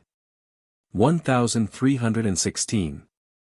He recognized the letter and the fringe of the veil and unfolded them, he pressed them to his face, he fell, a rose pale in hue, his spirits fled, the watchman of Jet bowed his head. Neither can nor even Solomon could bear sorrows like his. 1317. Avt'handil gazes at Tariel lying lifeless, he flew to him, he set about helping him, the sweetly speaking, he could not be of avail to the consumed one, completely burned up with fire, her tokens had laid hold of his life. 1318. Avt'handil sat down to weep. He mourns with melodious voice, full oft he tears his raven locks, he rouses them by seizing them with his crystal hand, he break the ruby polished with a hammer of adamant, thence issue streams which I liken to coral in hue. 1319. He scratches his face, blood flows from his cheeks while gazing at Tariel. What I have done neither madman nor fool hath done. Why did I in my haste pour water on a fire difficult to quench? The heart struck hastily by exceeding joy cannot bear it. 1320, I have slain my friend. What befits me disgraced? I blame myself for a deed not thought out with heed. A stupid man cannot do well in a difficult matter. It is said, chidden slowness is better than praised haste. 1321, Tariel lay unconscious, as if scorched. Avt'handil rose, he passed through the rushes in search of water. He found the lion's blood, he carries it to quench the flame, he sprinkled it on Tariel's breast, the lapis lazuli became ruby-hued. 1322, Avt'handil sprinkled the breast of that lion, Tariel, with the lion's blood. Tariel started up, the ranks of the race of India moved, he opened his eyes, he received power to sit up, blue seems the ray of the moon diminished in ray by the sun. 1323, winter makes the roses fade, their leaves fall. The ardor of the summer sun burns them, they bemoan the drought, but upon them nightingales complain with lovely voice, heat consumes, frost freezes, the wounds hurt them in either case. 1324, even so is it hard to deal with the heart of man. It is mad alike both in grief and in joy, it is always wounded, its fate is never whole. He only can trust this world who is his own foe. 1325, Tariel gazed again on the writing of his slayer, he reads, though the reading of her letter maddens him. His tears blind him to the light, dark seems the beam of day. Avt'handil rose, he began to speak with rough words. 1326, he said, such behavior is unworthy of an instructed man. Why should we weep now? It behoves us to set about the making of smiles. Arise, let us go in quest of that lost son. Soon shall I lead thee to her, I must bring thee to thy desired one. 1327, what joy befits us, therewithal let us first rejoice. Then let us mount and set out, let us wend towards Kajit high. Be our swords our guides, let us sheath them in the Kajis' backs, untroubled shall we return, we shall reduce them to carrion. 1328, then Tariel asks for tidings. He no longer fainted. He looked up, he raised his eyes, the black and white lightning glittered, as a ruby by the sun so was his color increased. Who is worthy that towards him the sky turn ever in mercy? 1329, to Avt'handil he gave thanks. He conversed with him, how shall I speak thy praise, worthy to be praised by the wise? Like a spring up on a mountain thou hast watered the flower of the plain, thou hast cut off for me the flow of tears of the pool of the narcissi, the eyes. 1330, I can never make thee a return, may the God of heaven repay thee. May he in my stead reward thee from his height. They mounted and went home, they made great rejoicing. Now the world, fate, will indeed sate Asmat'h so long hungering. 1331. At the door of the cave Asmat'h sits alone, not fully dressed, when she had looked she recognized Tariel, and with him a knight on a white horse, both were sweetly singing like songster nightingales. Immediately she recognized them she rose hastily, bare but for her smock. 1332, hitherto she had ever seen him come to the cave weeping, now she wondered to behold him singing, laughing. Seized with fear she arose, her understanding was like a drunkard's, she heard not yet the news she so longed for. 1333, when they saw her they shouted to her, laughing and showing their teeth, Ho! Asmat'h! God's mercy is come down on us from on high, we have found the lost moon, what we desired that have we done, now we shall have our fires quenched by fate, our sorrows turned to joy. 1334, Avt'handil alighted from his horse to embrace Asmat'h. She laid hold of the aloe, pliant to the touch was its branch, his arm, she kisses his neck and face, she sheds tears. Tell me what thou hast discovered, what thou hast done. Beseeching thee, I weep on the field. 1335. Avt'handil gave to Asmat'h the letter of her charge, the aloe with faded branch, the pale moon. He said, see the writing of her who hath passed through troubles, the sun approaches us, it hath given us the putting away of shadow. 1336. When Asmat'h saw the letter she knew, Nestan's hand, she marveled, fear seized her, she quakes like one possessed, from head to foot overwhelming wonder laid hold on her, she says, what have I seen, what do I heard is it indeed true? 1337. Avt'handil said, Fear not, this story is true, joy is given to us, all sore grief is put away from us, the sun is come nigh us, darkness is no longer dark for us. Good hath overcome ill, the essence of good is lasting. 1338. The king of the Indians merrily spoke somewhat with Asmat'h, they embraced each other, joy made them weep, the raven's tail, eyelashes, dropped like dew upon the rose, cheeks. God forsaketh not man if man comprehend this. 1339. They gave God great thanks. They said, Thou hast done to us what was best, now we recognize that your mouth would not have adjudged to us the worst. The king of the Indians, with uplifted hand, joyously shouted this. Merry they went into the caves, Asmat'h made ready somewhat for their refreshment. 1340, Tariel said to Avt'handil, Hearken to these words, I will tell thee something, think me not a tedious narrator. Since the time when I captured the caves, and slew droves of Davies, their precious treasury lies here. 1341, Never have I seen it, for I have not wished to do so. Come and let us open it, let us see how much treasure there is. It pleased him. Both arose, nor did Asmat'h stay seated. They broke down 40 doors, it was no great struggle for them. 1342, they found unequaled treasure, hitherto unseen by their eyes. There stood a heap of jewels of fair workmanship. There were seen pearls each as big as a ball for play. Who could make account of the gold not to be numbered by any? 1343, inside those 40 rooms were full. They found an armory newly made for armor. There all kinds of armor were placed like preserves, in a store cupboard, therein was a coffer, sealed, unopened. 1344, upon it was written, Here lieth wondrous armor, chain helmet, habergeon, steel-cutting sword.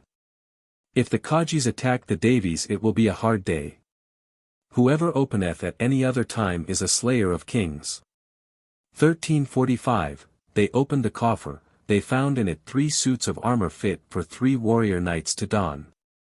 Coats of mail, swords, helmets, greaves of like sort, they were in emerald nests, as it were shrines.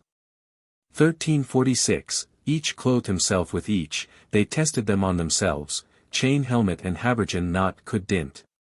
They struck the swords on iron, they cut it like cotton thread. I tell you they prize them more than all the world, they would not barter them for it. 1347, they said, As a sign this is enough for us, we are in good luck. God has gazed on us with his eye, looking down from above. They took up that armor, each put it on his neck, they bound up one set, with leather thongs to present to Fridon. 1348, they took with them some gold, some rare pearls. They went forth, they sealed up the 40 treasuries. Avt'handil said, Henceforth will I fasten my palm to the sword, nowhere shall I go tonight, when day dawns I shall not tarry. 1349. Now, Panther, limn the sworn brothers more steadfast than brothers, these lovers of stars, excelled by none, both heroic knights renowned in bravery. When they go to Kadjit High you shall see a battle of piercing lances. 42, Tariel and Avt'handil go to Fridon. 1350, when day dawned they set out, they took Asmat'h with them. Till they came to Nuradin's land they mounted her behind them. There a merchant gave them a horse for a price in gold, he made not a gift of it. As guide Avt'handil sufficed, whom else need he take? 1351, they wended their way and met with Nuradin's herdsmen, they saw the herd, of horses. It pleased them, who had come for Fridon. There said the Hindu to Avt'handil, I will have thee do a good piece of fooling, come, let us play a joke on Fridon, let us chase his herd. 1352. We will carry off the herd, he will come and hear that the herd is reaved, he will prepare to do battle, to dye the plain with gore. Suddenly he will recognize us, he will be surprised, he will calm his heart. Pleasant is good joking. It makes even the proud merry. 1353, they began to seize the steeds, Fridon's finest. There the herdsmen made a torch, they struck steel. They shouted, "Who are ye, knights, who do such high-handed deeds? This herd is his who strikes the foe with his sword without making him to sigh." 1354, they seized their bows, they pursued the herdsmen shrieked aloud, they raised their voices, "Help, help! Brigands are massacring us!" They made an outcry, they united, they appealed to Fridon, they were not bashful. 1355, Fridon arrayed himself, he mounted, he rode forth in full array. They made an outcry, they united, the regiment covered the fields. Those sons whom winter could not freeze came forward, they were covered up, helmets hid their faces. 1356, when Tariel knew Fridon, "Now have I seen him I want," said he raised his helm, he smiled, he laughed. He said to Fridon, "What dost thou wish? Why doth our coming annoy thee? Bad host! Thou meetest us to fight." 1357, Fridon swiftly dismounted, he fell down and saluted. They also alighted, they embraced, I kissed him. Fridon with upraised hand gave God measureless thanks. The magnates also kissed them, whoever knew them. 1358, Fridon said, "Why tarried ye? I expected ye sooner. I am ready, I shall not lag in any service of yours." It seemed as if two suns and a moon were united there, they beautified one another. They set out, they departed. 1359, at Fridon's fairly builded house they both alighted, he sits down beside his sworn brother Avt'handil. Tariel sat on a throne covered in cloth of gold. To Fridon, renowned as a hero, they presented that armor. 1360, they said, "At this time we have no other gifts for thee, but we have many other fair things lying in a place, we what of?" He laid his face to the ground, he wasted not time, "Such a gift to me is worthy of you." 1361, that night they rested as Fridon's guests. Baths he gave them gifts of garments in plenty, he clad their beauty in beauty, each garment, fairer than the other, he gave them rare jewels and pearls in a golden basin. 1362. He said, "This, that I am about to say, is the speech of a bad host, 'tis as if hospitality to you wise ones, wearied me as if you were mad ones, but tarrying now avails not, it is better to travel the long road. If the Kajis outstrip us there is a risk of trouble." 1363, why should we use great hosts? We want good and few, 300 men suffice us, let us go, swift, like runaways. In Kadjit High for fighting the Kajis we shall put basket hilts on our swords, soon shall we find her whose pleasant aloe form will slay us. 1364, once aforetime I was in Kadjit High, you shall see it, and you, too, shall find it strong. On all sides round about is rock, a foe may not come up to it, if we may not go in privily, it is impossible to engage openly, so we need no army, the squadron cannot follow us secretly. 1365, with what he said, they too agreed.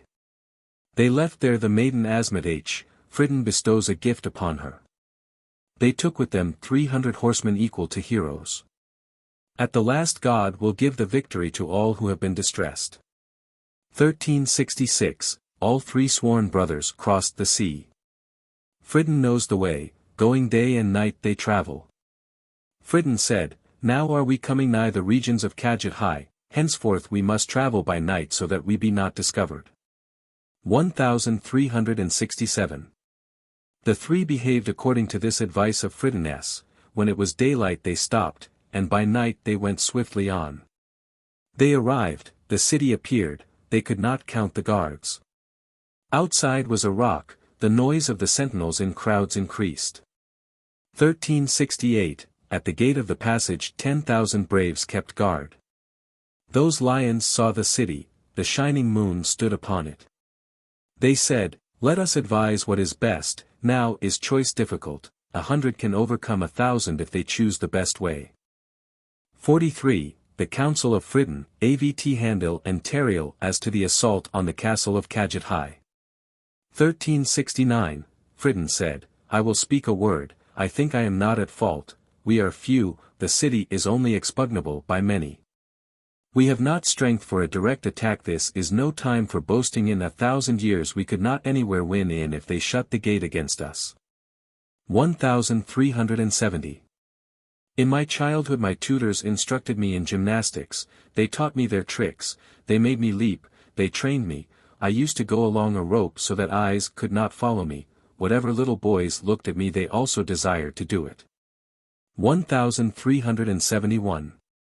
Now, whichever of you knows best how to cast a noose, let us throw the end of a long rope to that tower, it seems as easy for me to cross as a field, I shall make it a trouble to you to find a sound man inside. 1372. To me it seems not to cross in armor, no trouble to bear a shield, nimbly shall I leap down inside, strike like a wind, slay the soldiers. I shall open, you will see the opening of the gate, you too come thither where you hear the uproar of alarm. 1373, Avt'handil said, Ha, Fridan. Friends cannot complain of thee, thou hast hope in thy lion-like arms, wounds hurt not thee. Thou counsellest hard counsel to make foes lament, but hearest thou not how very near the garrison shouts? 1374. When thou goest over, the garrison will hear the clatter of thine armor, they will perceive thee, they will cut the cord, of this thou must be assured. Everything will turn out ill for thee, only the vain attempt will remain to thee. That counsel is of no value, let us help ourselves in some other way. 1375, this is better, you stay hidden in ambush. These men will not lay hands on a traveler coming into the town. I will dress myself as a merchant, I will do a treacherous deed, I will load a mule with helmet, hauberk and sword. 1376, it is of no use for the three of us to go in, there is risk that they would perceive it. I shall go alone as a merchant, and well shall I win in unnoticed, secretly shall I don mine armor, I shall appear, I shall deceive them. God grant that I may make channels of blood to flow generously in there. 1377. Without any difficulty I shall remove the guards inside, you strike outside the gate, all like heroes, I shall shatter the locks, I shall open, you will see the opening of the gate. If aught else would be better, say so. I am for a plan of this sort. 1378, Tariel said, I recognize your heroism exceeding that of heroes, your counsel and advice is like your own stout-heartedness. I know you desire fierce fight, not a vain brandishing of swords, when the battle becomes perilous then are ye men. 1379, but let me too have some choice in the matter. The sound will be heard by her who maddens me. Like the sun she will be standing aloft, you will have fierce fight, she will see me as a non-combatant. This will be a slur on me. Nay, speak no flattering words. 1380. Better than that counsel is this, let us do as I say, let us divide the men by hundreds, when night turns to dawn let the three of us start out from three places, swiftly let us urge on our horses. They will send out to encounter us, we shall seem insignificant to them, we shall lend a powerful palm to the sword. 1381, swiftly shall we engage them, we shall get round them, they will not be able to shut the gates against us. One of the three will go in, the others from outside will strike with battering rams, that one who is inside will fall on those within, making their blood flow, again let us lay hold of the arms mightily used by us. 1382. Fridan said, I understand, I perceive, I know what it is. None could forestall at the gates that horse that once was mine, when I gave it I knew not that we should want to mount guard over the Kajis in Kajit. If so, I tell thee I would by no means have given it to thee, such is mine avarice. 1383, Fridan the gay jests with such discourse as this. Thereupon they, the eloquent, wise-worded ones, laugh, they joke one with another, with merriment beseeming them. They dismounted and arrayed themselves, they mounted their excellent steeds. 1384. Again they interchanged words, not tart to the mouth. They resolved on that plan proposed by Tariel. They divided among them by hundreds the men, all equal to heroes. They mounted their horses, their helmets they raised. 1385. I saw those heroes shining with rays excelling the sun, those three are covered by the 7 planets with a column of light. Tariel with slender form sits on the black horse, they consumed their foes in fight as their admirers by gazing. 1386. Now, this is what I shall say is their image and likeness, when clouds rain down, and the stream pours from the mountains, it comes and glides through the glens, turmoil and uproar is heard, but when it unites with the sea then is it even so calm. 1387, though Fridun and Avt'handil are unrivaled in valor, yet to engage with Tariel is to be desired of none, the sun hides even the planets, nor do the Pleiads shine. Now give heed, O listener, thou shalt hear of fierce fights. 1388. The three split up into 3, one for each gate, with them they had 300 men all equal to heroes. That night they hastily made a reconnaissance, not illusory. Day dawned, they appeared, they set forth, they each had his shield. 1389. First they went quietly in the guise of some travelers, those inside could not perceive, they could not meet them alertly, they had no fear in their hearts, quietly they stood at ease. They approached.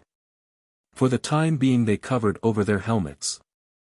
1390, suddenly they spurred their horses, their whips swished. When they saw, they opened the gates, a tumult came forth from the city. The three set out in 3 different directions, thus risking their lives. They played on fifes and drums, they made the trumpets sound shrill. 1391, then the measureless wrath of God struck Kadjit high. Kronos, looking down in anger, removed the sweetness of the sun, to them, the Kajis, also in wrath turned round the wheel and circle of heaven. The fields could not contain the corpses, the army of the dead was increasing. 1392. The sound of Tariel's mighty voice made men unwounded faint, he rent the armor, the strength of the chainmail was brought to naught, they attacked the gates on 3 sides, they found no difficulty in cutting them down. When they entered the city they began swiftly to destroy the castle. 1393, Avt'handil and the lion Fridun met inside, they had wholly destroyed the enemy, whose blood flowed in streams, they shouted and saw each other, they rejoiced greatly. They said, how goeth it with Tariel? Their eyes roved round seeking him. 1394, none of them knew, they could hear not of Tariel. They wended to the castle gate, no care had they for the foe. There they saw a bank of armor, shattered chips of sword blades, the 10,000 guards lifeless, like dust. 1395. All the castle guard lay like sick men, every one wounded from head to foot, their armor rent in pieces, the castle gates open, the fragments of the gates flung aside.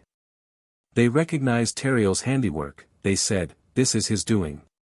1396. They found the roads prepared, they entered and crept up the passages, they saw, the moon was freed from the serpent to meet the suns. He raised his helmet, his reedy hair thrown back became him, well, breast was glued to breast, neck was riveted to neck. 1397, they, Nestan and Tariel, embraced each other, they kissed and shed tears. They were like when Mushtar and Zul are united. When the sun surrounds the rose they become fair and reflect the rays. They that have hitherto seen griefs will henceforth rejoice. 1398, they kissed each other, they stood neck-welded. Again full oft they glued the roses of the opened lips. Now those also, Avt'handil and Fridun, came forth, the 3 sworn brothers were gathered together, they gave greeting to that son, they presented themselves as they were called on. 1399. The son, Nestan, met them with lovely, laughing face, the proud one kissed her helpers with gentle mien, she humbly gave them thanks with dainty words, both together talked with fair discourse. 1400.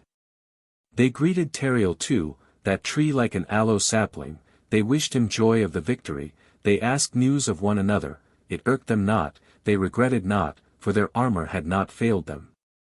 They themselves had quit themselves as lions, those that fought against them had been as hinds and goats. 1401, out of the 300 men, 160 came in with them.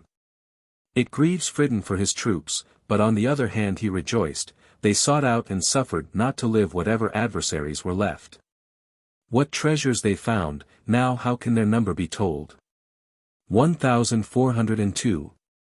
They collected mules, camels, whatever they could find that was swift, they loaded 3,000 with pearls and gems, every gem cut, jacinths and rubies, they placed that son in a palanquin, precautions are taken by them. 1,403. They appointed 60 men to guard the castle of Khatavians. They led away that son hard would it be to ravish her from them they set out for the city of the seas, though long is the way thither. They said, we must see Fatman. We owe her a due recompense. 44. The going of Tariel to the king of the seas and to Fridon. 1404, to the presence of the king of the seas he sent a messenger, of good tidings, he bade him announce, I, Tariel, come, vanquisher of foes, their destroyer and slayer. From Khatavians I bring my son, piercer of me with arrows, I desire to see thee with honor, as father and parent. 1405, now I have the land of the Khatavians and their hordes. O king, all that is good hath happened to me from you, my son was freed by Fatman, she was a mother and a sister to her. What can I give thee in return for this? I hate vain promises. 1406, come, see us before we have passed thy land. I present to thee outright the kingdom of the Khatavians, accept it from me, let thy men be posted there, hold the castle strongly. I am in haste, I cannot come to see thee, come thou forth, wend towards me. 1407. On my behalf tell Uzan, Fatman's husband, to send her, the sight of her will please her she freed, whom else can she desire to see more than her who is brighter than the sun, even as crystal is brighter than pitch? 1408. When Tariel's man was received by the ruler of the seas, it is the custom that the heart is agitated by startling tidings. He gave thanks and glory to God the just judge. Straightway he mounted, he needed no other messenger, or invitation. 1409. He loaded baggage, he appointed the making of their wedding, he takes a number of pretty things, not a great quantity of jet. He has Fatman with him, they made a journey of 10 days. The sight of the lion and the sun, the light of the lands, rejoices him. 1410, afar off the three met the great king of the seas, they dismounted, he humbly kissed them, they were encompassed by a host of troops.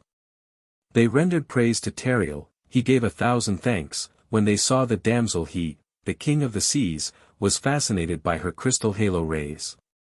1411. Slow fire consumed Dame Fatman at the sight of her, she embraced her, she covered with kisses her hand, foot, face, neck, she said, O God, I will serve thee, since my darkness is lightened for me.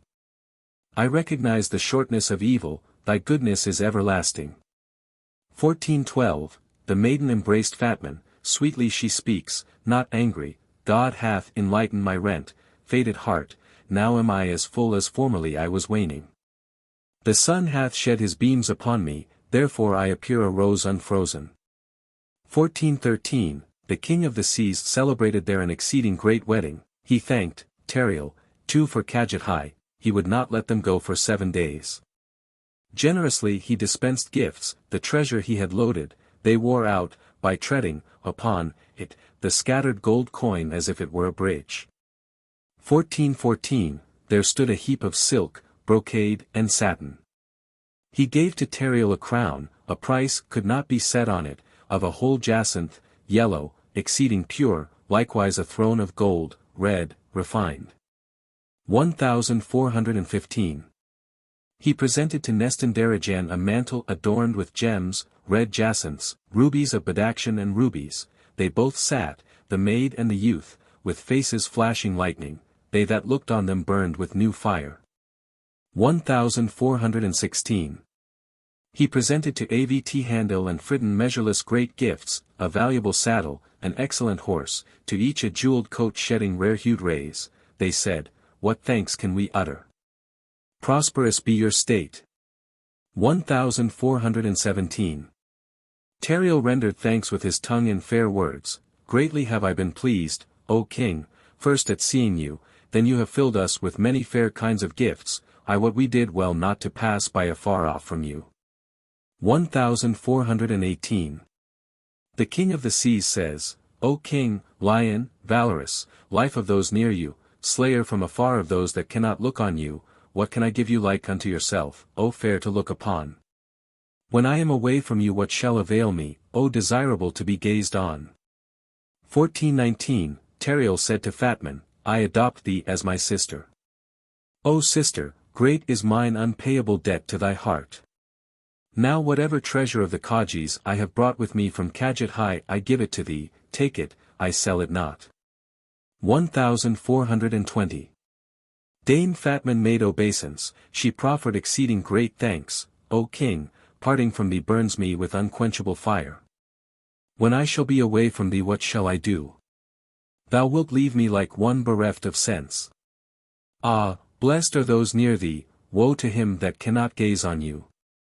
1421, the two radiant ones spoke to the king of the seas, their teeth were crystals, their lips as pearl shells.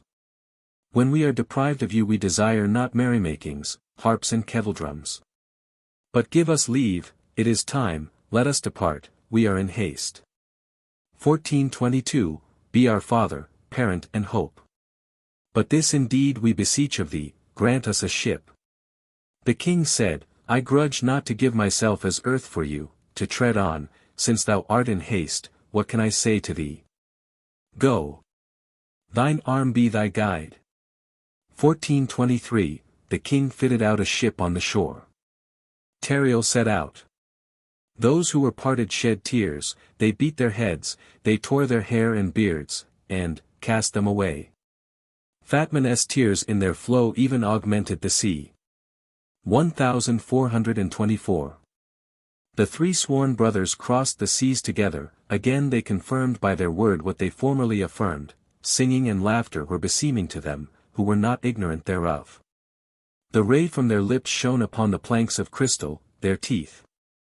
1425, thence they sent a man to Asmat'h as a messenger of good tidings. Also to the households of Fritiness chiefs who had been in the fight, to announce to them, he comes hither, as the sun he rises high, reinforcing the planets, we erstwhile frozen shall be frozen now no more. 1426. They seated that sun, Nestan, in a palanquin, they wended their way along the coast. They sported like children, the passing away of woe gladdened them. They came where was the land of the hero Nuradin, they were met, they heard the sound of frequent song. 1427, there all Fritiness magnates met them. Asmat'h, full of joy, whose wounds no longer appeared, was riveted to Nestan-Darejan so that axes could not unloose them. Now she had ended all her faithful services. 1428, Nestan-Darejan embraces her, kisses her face with her mouth. She said, mine own, woe is me, I have filled thee too with grief. Now God hath granted us grace, I acknowledge his boundless bounty. I know not with what I can repay so great a heart as thine. 1429. Asmat'h said, thanks be to God, I have seen the roses unfrozen. At length understanding hath thus revealed things hidden. Death itself seems to me life when I see you happy. Better than all friends are suzerain and vassals that love one another. 1430, the magnates did homage, they rendered great praise, since God hath caused us to rejoice, blessed is his divinity, he hath shown us your face, no longer doth the burning of fires consume us. Even he that gave the wound, he hath the power to heal it. 1431, they came and put their mouths on their hands, thus they kissed them.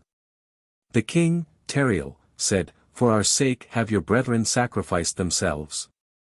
They have found joy in eternity a reality and no dream. They have attained communions with the One, their glories are increased 120-fold.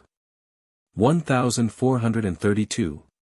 Though their death is sore to me and grievous, yet the great immortal gift hath there fallen to their lot.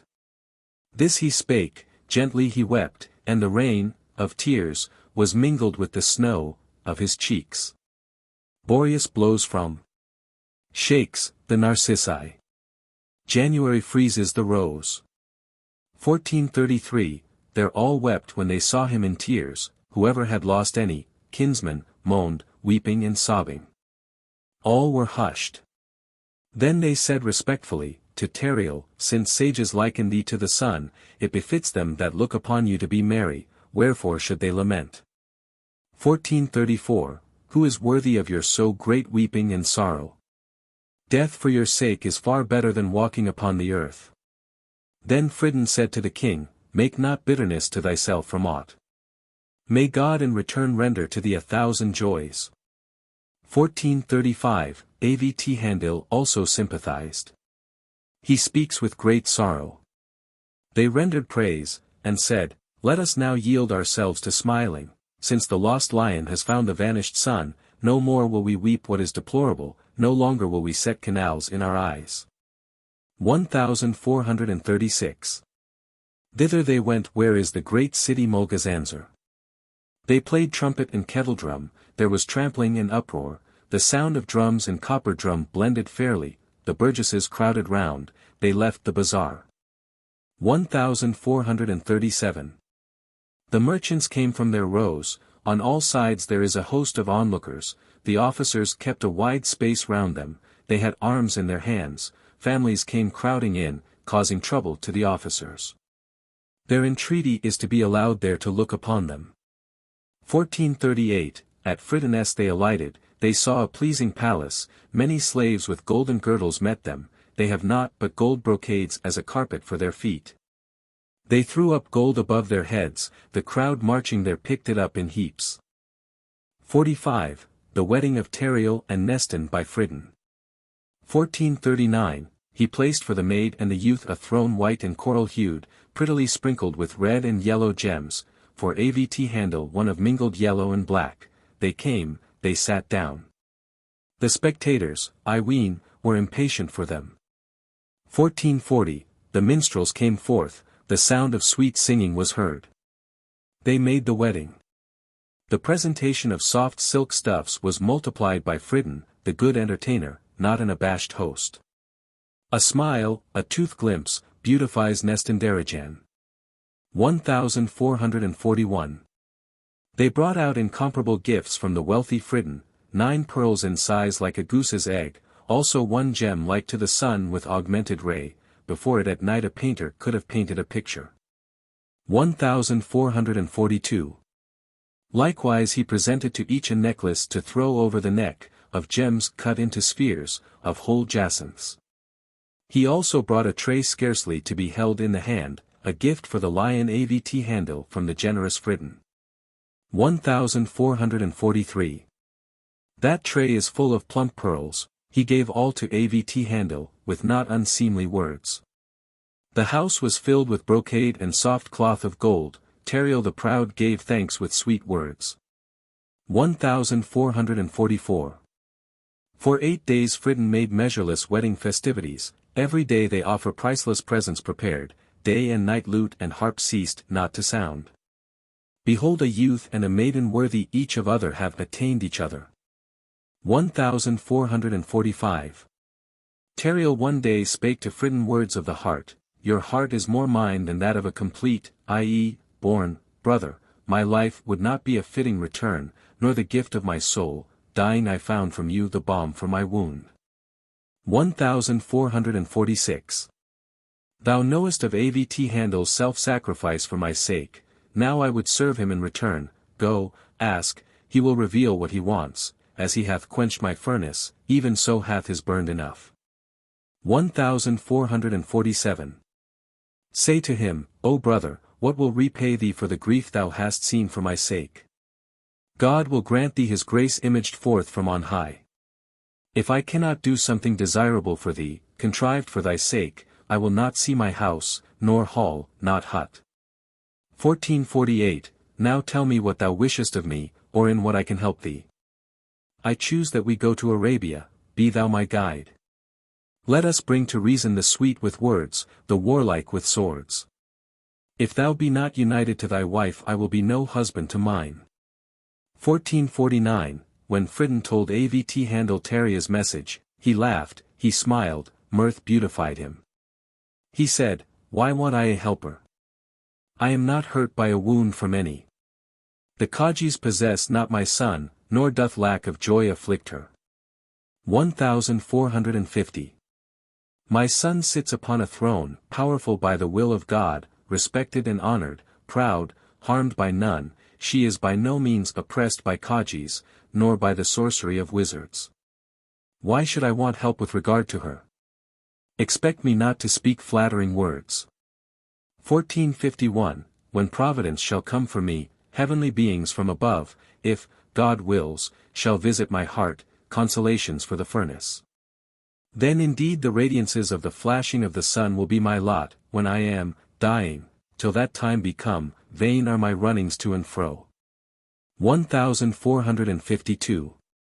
Go and report to Tariel the answer spoken by me, what thanks are needed, O king, however great is thy compassion, even from my mother's womb am I born to be your servant, and, by God, let me be but earth till thou be recognized as king.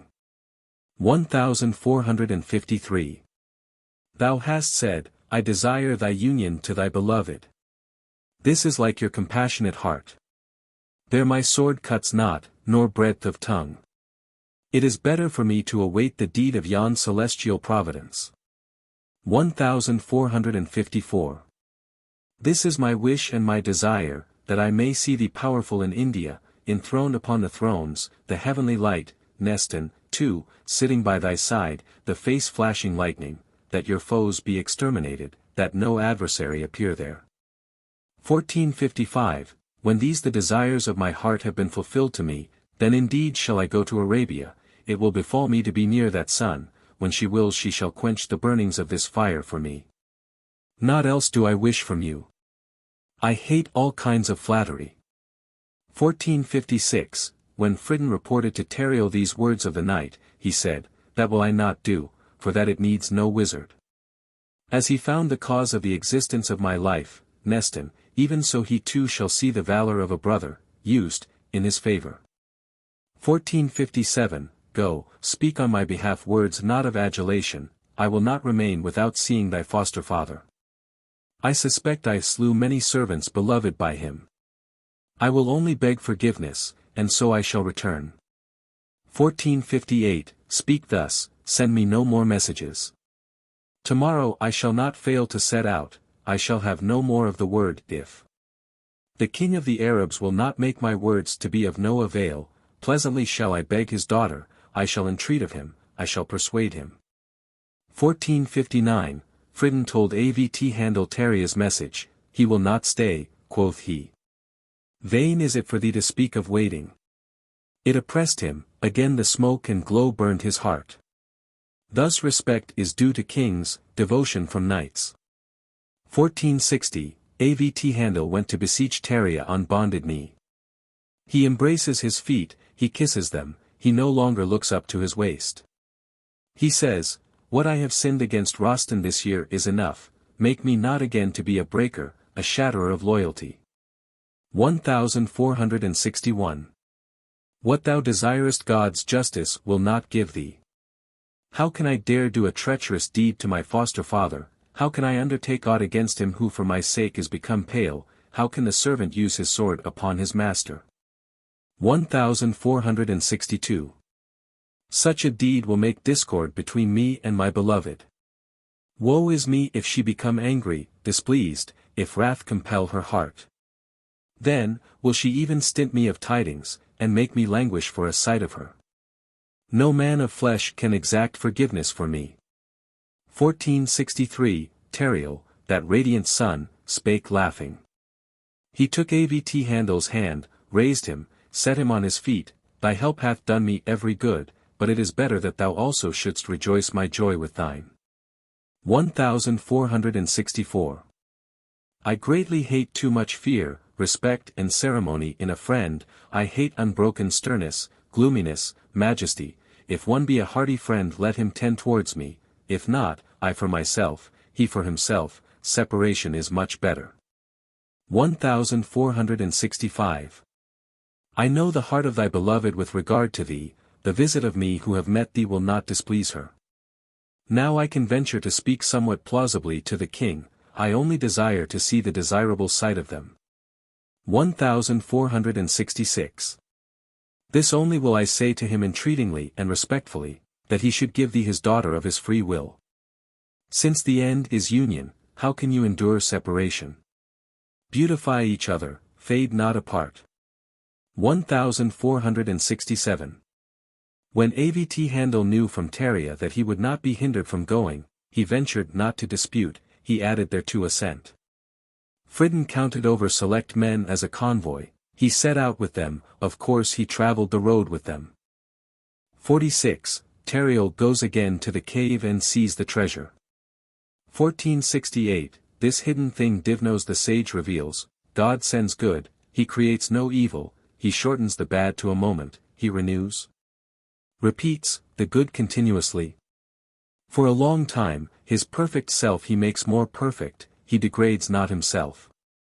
1469, those lions, those sons, set out from Fridun's country.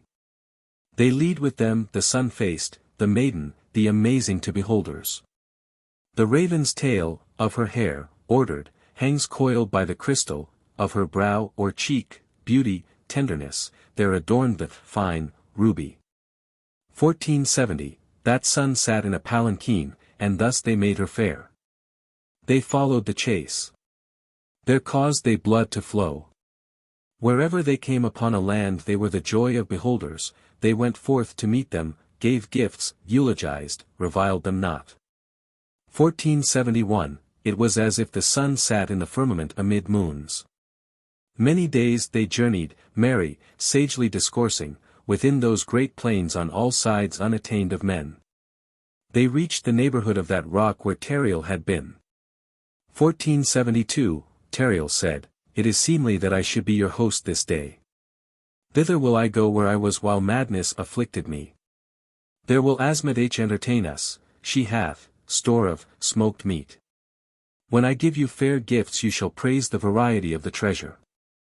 1473, they went in. They dismounted in that cave of the great rocks. Asmat'h had venison, she carves it for the guests.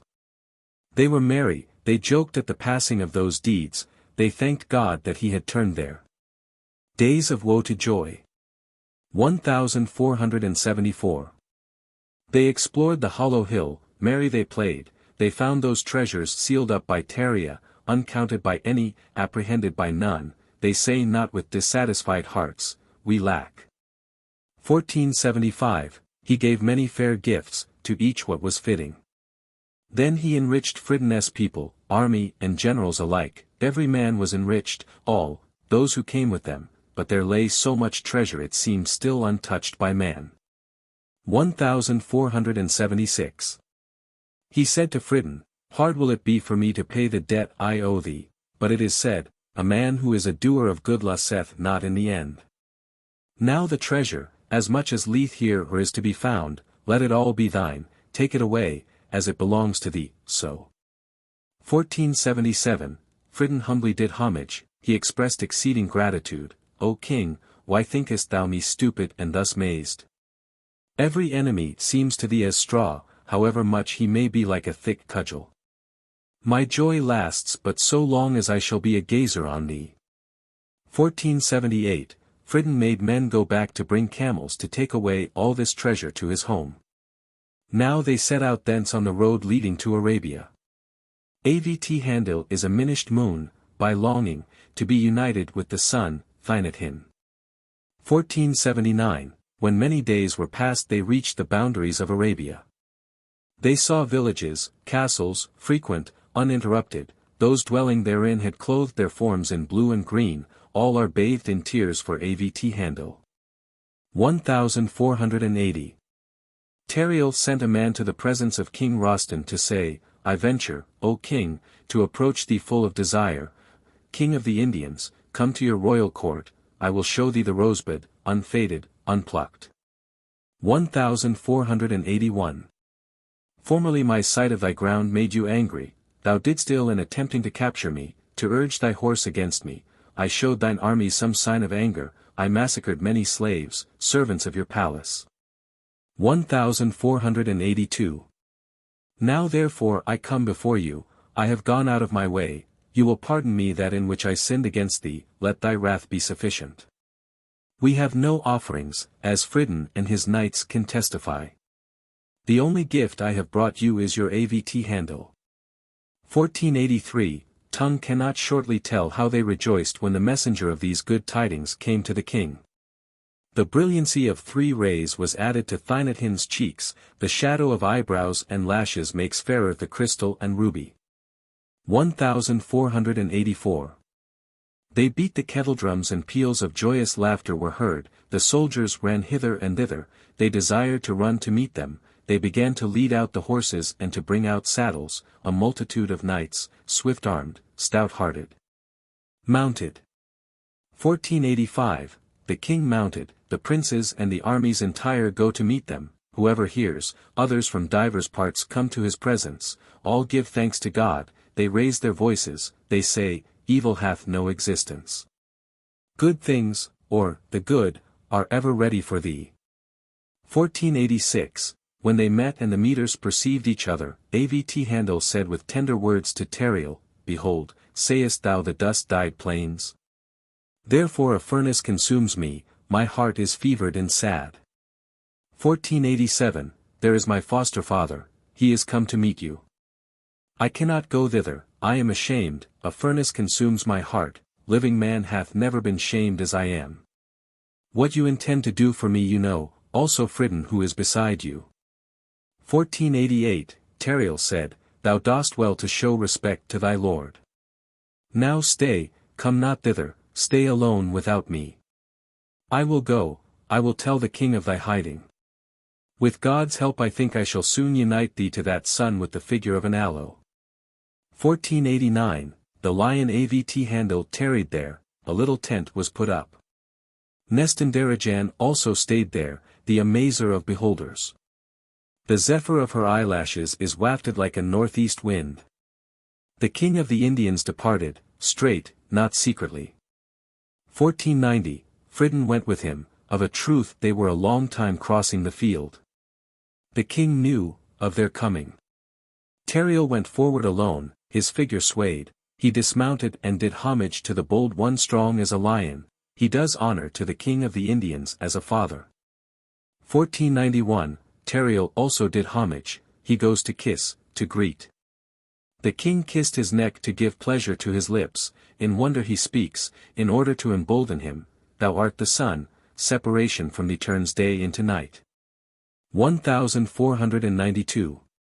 The king marveled at his beauty and good looks, he gazes with wonder on his face, he praises the hardihood of his arms.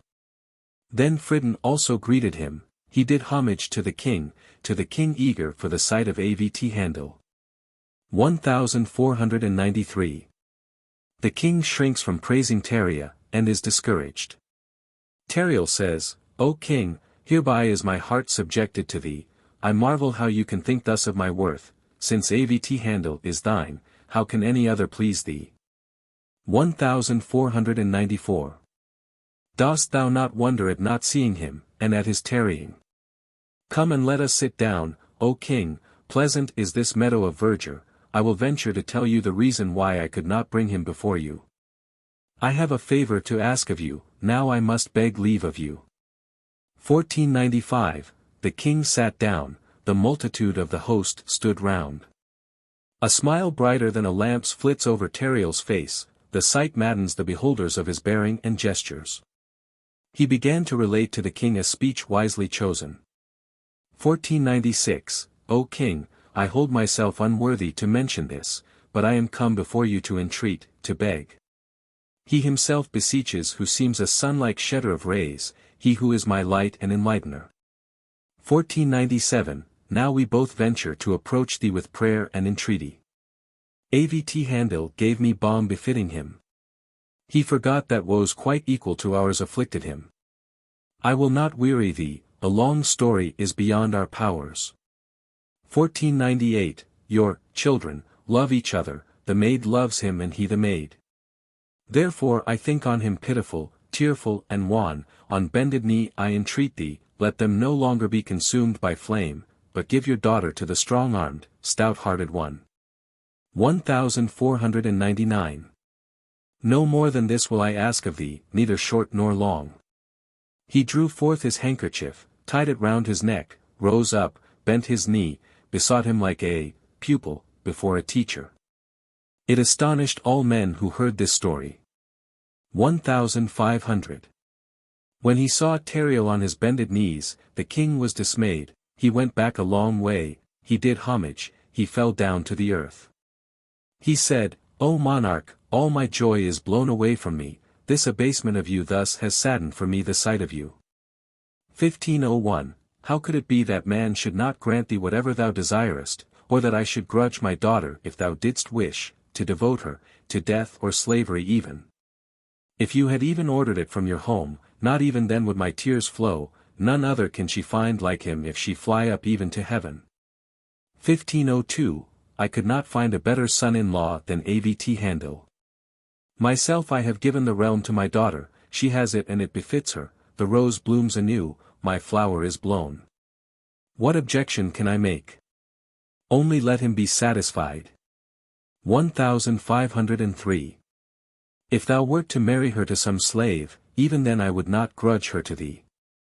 Who could refuse thee, how could any save a madman quarrel with thee? If I loved not Avt'handil, why did I thus yearn for him? Verily, O God, I am in thy presence, this is confirmed by me. 1504, when Tariel heard this speech from the king, he bowed himself, humbly did homage, fell on his face.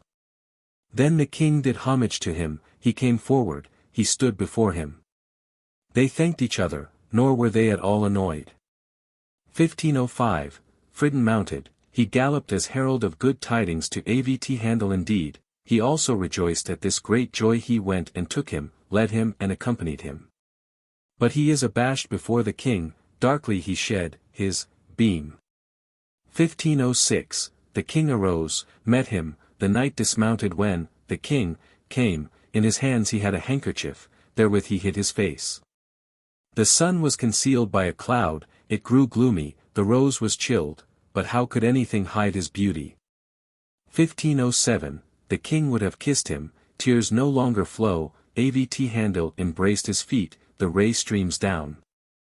The king said, Arise, be not ashamed, thou hast revealed thy prowess, since thou art loyal to me, be not ashamed, why shouldst thou be ashamed before me? 1508, he embraced him, he kissed him all over his face. He said, Thou hast quenched my hot fire, though tardily hast thou appeared to me as water, to her who has heard it in the jet and the vicinity, realm, of the eyelashes tomorrow I shall unite thee, O lion, with the sun, come quickly to her. 1509. The king embraced the neck of that lion and hero-like one, he seats him close, he speaks to him, kisses him, gazes on his face. That son so met royalty, as he was worthy of it. Then is joy pleasant, when a man hath passed through grief. 1510.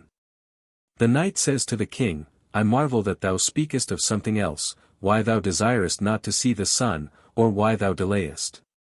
Meet her gaily, conduct her to your house, be clothed in her rays, set them around as a light. 1511. He told Tariel also, they mounted and went to meet the lady. The cheeks of those three Goliaths were dyed to sun color, i.e., shone like the sun, they met what they desired, they found what they sought. They had handled their swords, not girded them idly on their loins. 1512, dismounting afar off, the king greeted the lady, the lightning flashing from her cheeks blinded his eyes, she met him, sitting in the palanquin she kissed him. The king began a eulogy, he was wholly bereft of his wits. 1513, he said, O sun, how shall I praise thee, O light, and maker of good weather? For thy sake understandings are mad, and not for naught. O sunlike and moonlike, to what planet do they liken thee? No longer do I wish to look on you, O ye roses and violets. 1514, all they that saw her marveled at the shedding of her rays. Like a sun she blinded the eyes of the onlookers by the sight of her light, burned by her they found the comfort of their hearts in gazing, wheresoever she appeared crowds came running towards her. 1515. They mounted, they all went homewards, they have the 7 planets to compare with that sun, her beauty is incomprehensible, it is beyond their understanding. Soon they came to the place of the king's dwelling house. 1516. They came in, they saw Thynethin, the bestower of woe on them that look on her, the wearing of the purple. Beautified the scepter and crown's bearer, the radiance of her face rested on the faces of the newcomers. The king of the Indians entered, that hero-like son. 1517, Tariel and his wife humbly saluted the maid, they met, kissed and held pleasant converse, they illumined that house, hall, they made not the light to fade.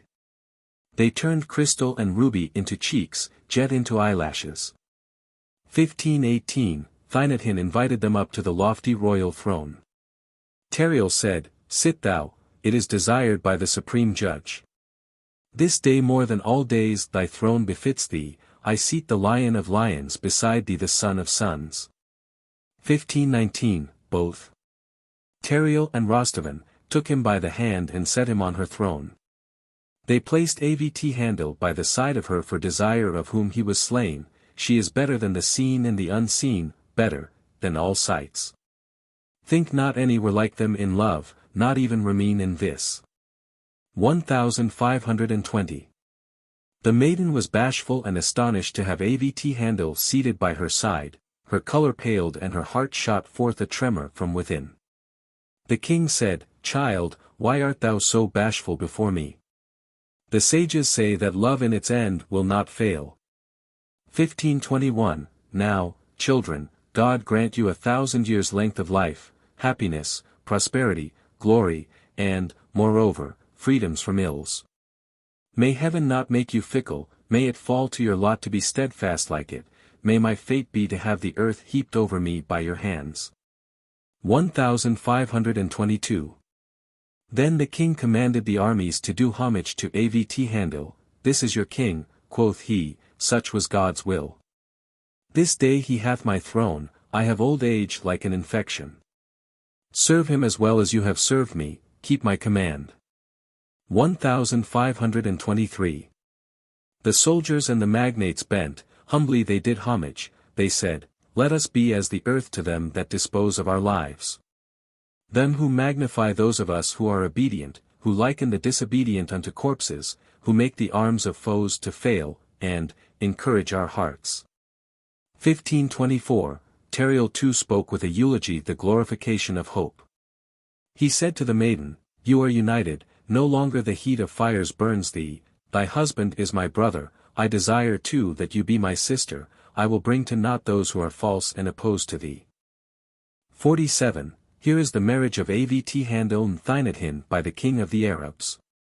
1525, that day Avt'handil sits as lord and is high king, tendernesses beautify Tariel who sits with him. Nestan-Darejan, the amazer of onlookers, is with Thynethin. It is as if heaven had bent down to earth, and 2 sons are united. 1526, they began to bring bread to plenish the armies, beeves and sheep are slain more abundant than moss. There was made an offering of presents, fitting to them, i.e. to each after his rank.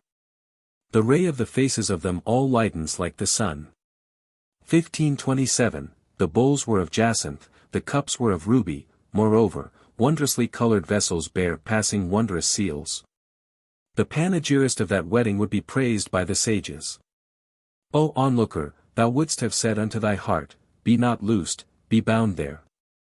1528, that a female, minstrels approached from all sides, there was heard the sound of the cymbal. Heaped lies a hillock of gold and cut rubies, for drinkers flows a fountain of wine from 100 runlets, like a canal, from twilight to dawn there was noise, the time of morning passed. 1529. None remained without a gift, neither lame nor crippled, pearls rolled to and fro, scattered, thrown about, satin and solid gold were of none account, to be carried away. For 3 days the king of the Indies was as a groomsman to Avt'handil. 1530. On the morrow the king of the Arabs again entertains, he is not listless. He said to Tariel, pleasant it is to gaze on thy son, Nestan.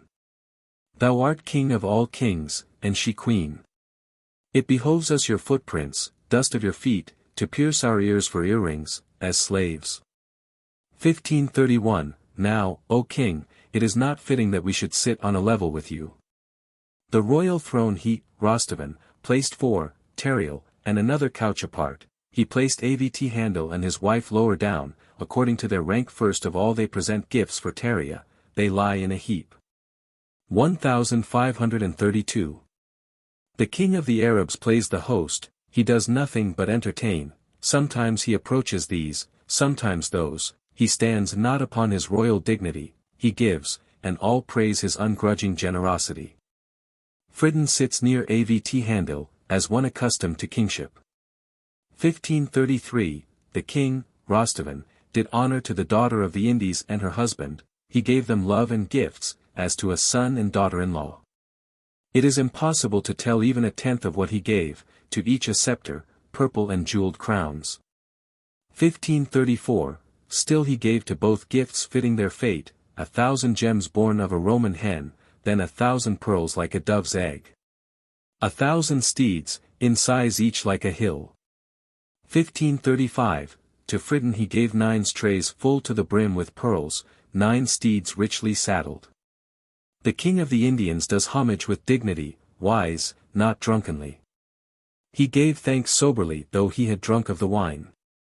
1536, why should I lengthen, speech? The days of 1 month passed. They sported, they ceased not at all from drinking. To Tariel they presented wondrous jewels of ruby stone. Their radiance like the sun's covers them all. 1537, Tariel was like a rose, and was snowing a light snow shower, he sent Avt'handil to Rostevan to ask for leave. He gave him this message, to be near thee is enough for me as full joy, but, enemies hold my kingdom, I know they are eating up the land.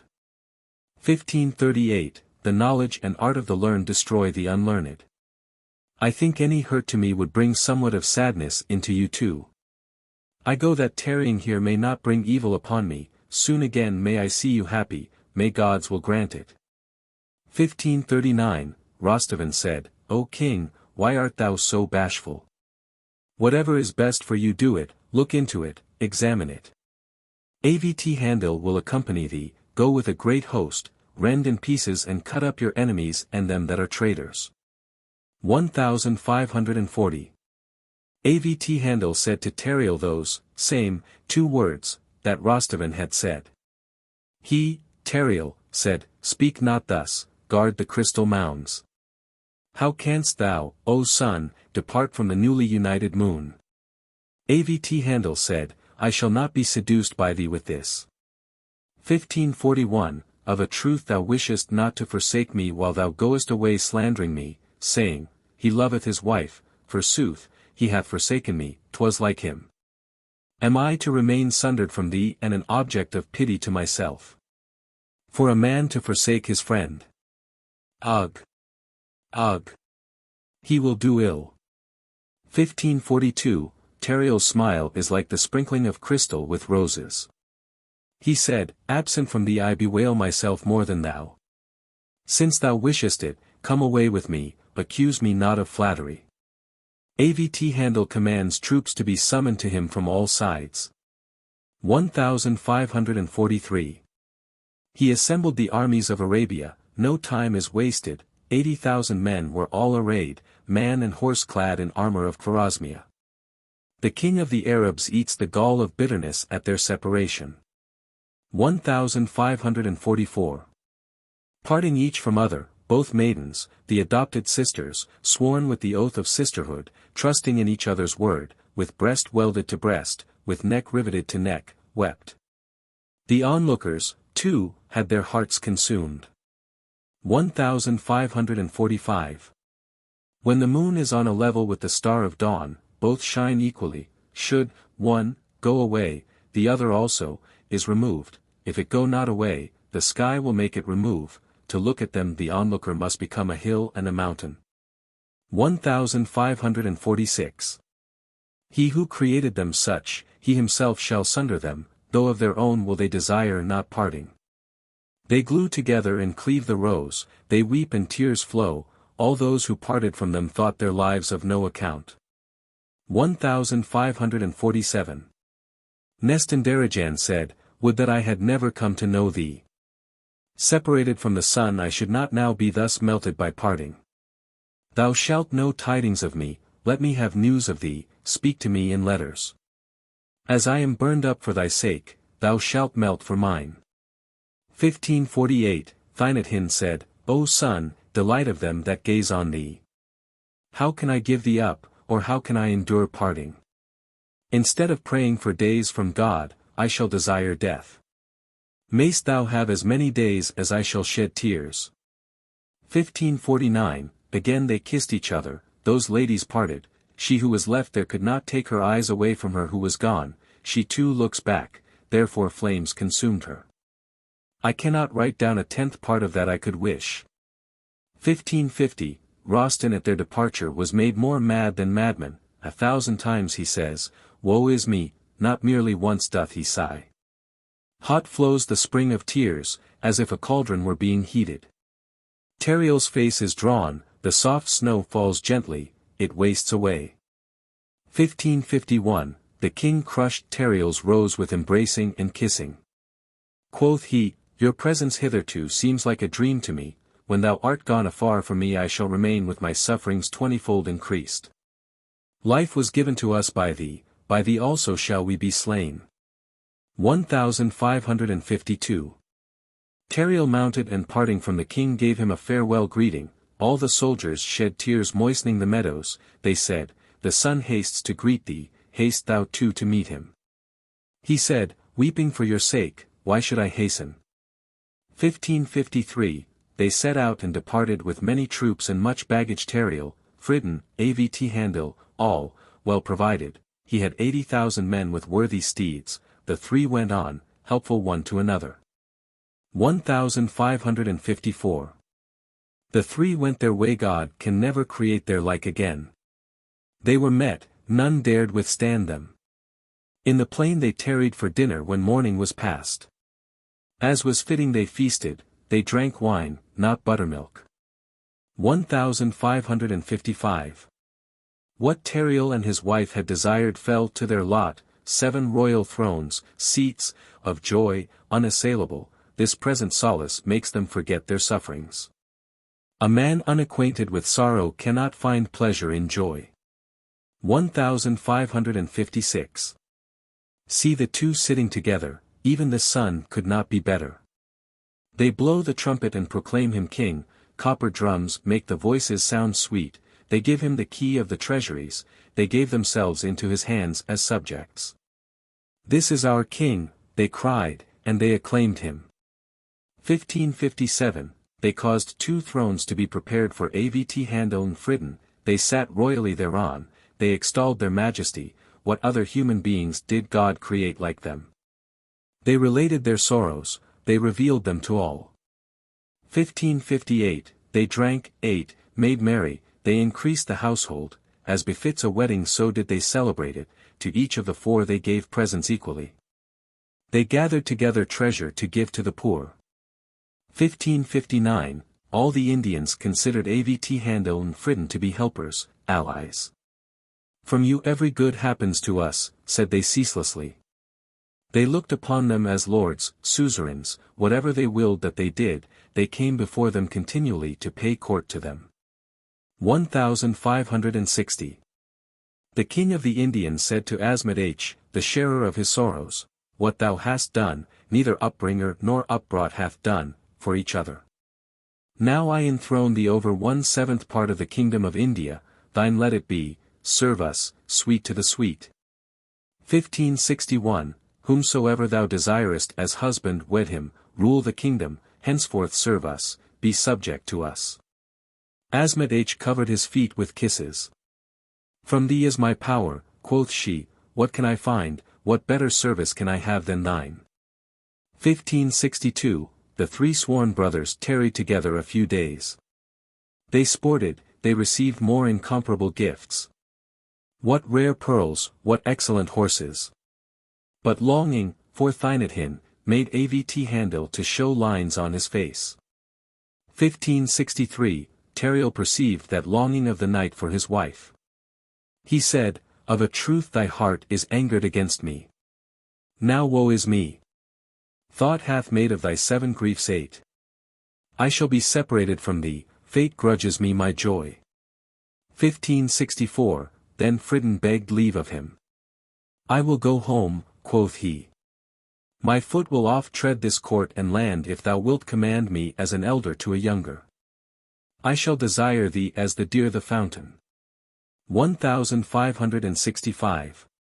As presents for Rostevan, he, Tariel, made him, Avt'handil, take with him beautiful little mantles, also a vessel, full, of cut gems, not spoons, full, not ladles, full. Take them from me, go, quoth he, disobey me not. Avt'handil said, I know not how I shall survive without thee.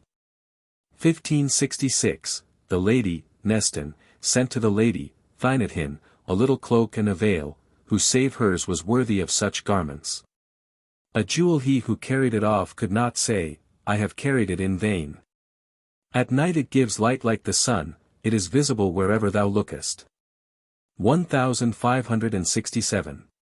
Avt'handil mounted, he departed, he said farewell to Taria, the flame of the fire of separation burned them both, all the Indians wept, the tear moistened the mead. Avt'handil said, the poison of this world slays me.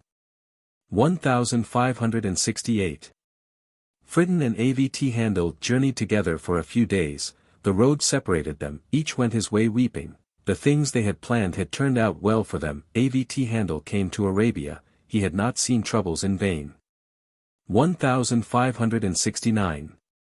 The Arabs came forth to meet him, he beautified the realm, he saw his son, the affliction of his desires fled, he sat with her on the throne, he rejoiced at the joy of the onlookers.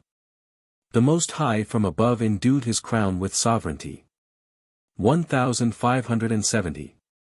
Those 3 sovereigns loved one another, they visited one another, their desires were fulfilled, they that disputed their rule were put to the sword, they enlarged their kingdoms, they were sovereign, they increased their might. 1571. They poured down mercy like snow on all alike, they enriched orphans and widows and the poor did not beg, they terrified evildoers, the ewes could not suckle the lambs, within their territories the goat and the wolf fed together. 1572. Their tale is ended like a dream of the night. They are passed away, gone beyond the world. Behold the treachery of time, to him who thinks it long, even for him it is of a moment. I a certain Meschian bard of the borough of Rustaveli, I write, this.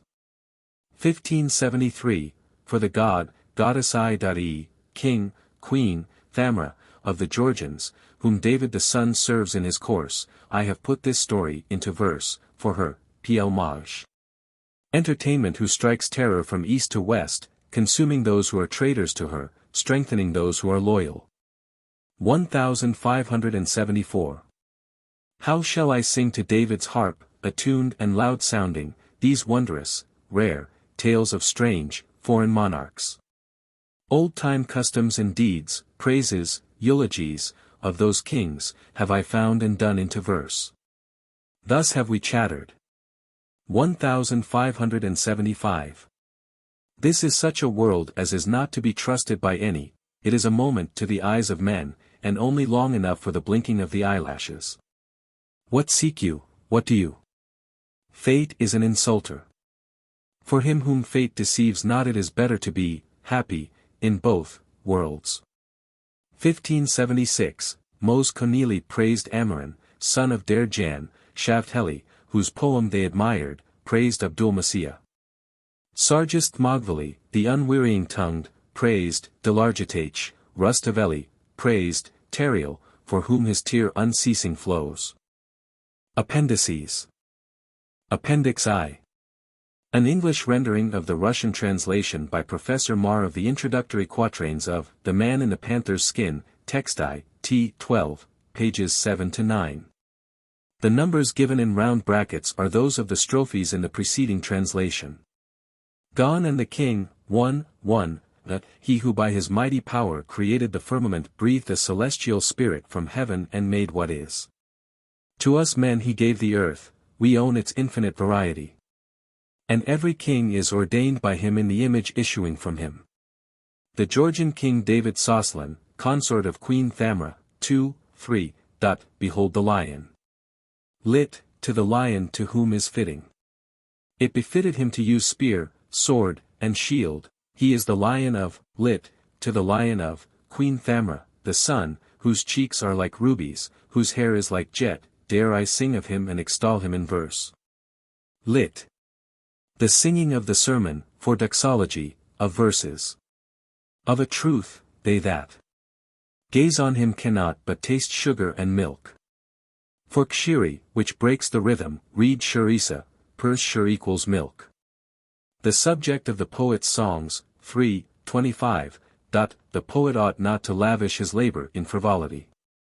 1 woman, should be the subject of his madness, he must love but one. Let him for her alone show his art, laud her alone, embellish her alone, in song. Save her let him need not, let the music of his discourse sound for her alone. Cf. Professor Marr's Oedipusci for another version. 4:26. Now you shall know concerning me, I laud her for whom heaven has already set apart a place in itself, more literally, whom heaven has made its own, or made its denizen, or adopted for its own. Ikia, second aorist of verb derived from adverb iki equals there, is equivalent to, has made its own, etc. A song to her, is great praise to me, it is no shame to me. She is my life, she is pitiless as a Circassian, cheeky, cf. Adai, zeta eta kappa chi omicron. Hereafter I name her name, I bestrew her, with pearls of song, I laud her, lit, her name, bestrewing. I pronounce hereafter, I praise. The Odes to Queen Tamar, 5:4. Let us sing the Queen Tamar while shedding tears of blood, in her honor have I indited songs, lit. Whose songs I spoke viestic vini, aorist first person singular, with indication of relation to plural, kabani, not ill-chosen are they, for ink I used a lake of jet, cf. Odes, v. 50, 12. 8. For pen a wavering reed, nigh, purse. The terminal I in Rustaveli is only a mark of the nominative case, and not the Persian semivowel, corresponding to Georgian, which, according to M. E. Thakishvili, had not yet come into the Mkedrali, military or civil, alphabet from the Katsuri, ecclesiastical. For use of na as musical instrument, cf. 178. A spear, through piercing, shall rend the heart of him who hears those songs, lit, he who hears. Into his heart will pierce a lance, lacerating. 6:5. She bade me compose in her honor sweet, sounding, verses, praise her, eyebrows, eyelashes, and hair, her lips and her teeth, carved, turned, out of crystal and ruby, and firmly set. On an anvil of soft lead even a hard stone can be broken. New beginning, 7:17. My eyes not enlightened by her rays, or lightless eyed, blind on account of her rays, again long to show themselves to her. My heart has gone mad, there remains for it but one thing, lit. Behold, the heart has gone mad, to it has fallen the lot to flee to the wilderness. In her power it lies to set the flesh on fire and give joy to the soul, entreat her for me, lit. For me, beg her, iagetate, or, for me, intercede, iagetate, before her cf. 816, 819, 1035, who is sufficient to give burning to the flesh, comfort, wakina, cf. 300, to the soul. I fear verses will fail me, I am about to laud three forms, or colors idari, three types of heroes Tariel, Avt'handil, and Fridden. 8:16. This is a Persian tale transferred into the Georgian language, like a rare pearl worthy of fondling, by rolling it, from hand to hand. It came to my hands, and I shall put it into verse, Pov and Gardavtkv both in the aorist, despite the future sense, I shall perform a feat, there will be reason for pride. I await the approval of the stately beauty who has robbed me of reason, lit, she has deprived me of reason, the stately and beautiful, let her give me approval. Cf. Odes, 12. 15. Request to the Beloved, 9, 6. Thus I need for the making of my song tongue, heart and art. Let her give me strength and uphold me. I shall put into the song all my mind, which is in her power, and then we shall help Tariel, lit. Now are needful for composition tongue, heart and art. Let her give me power and help.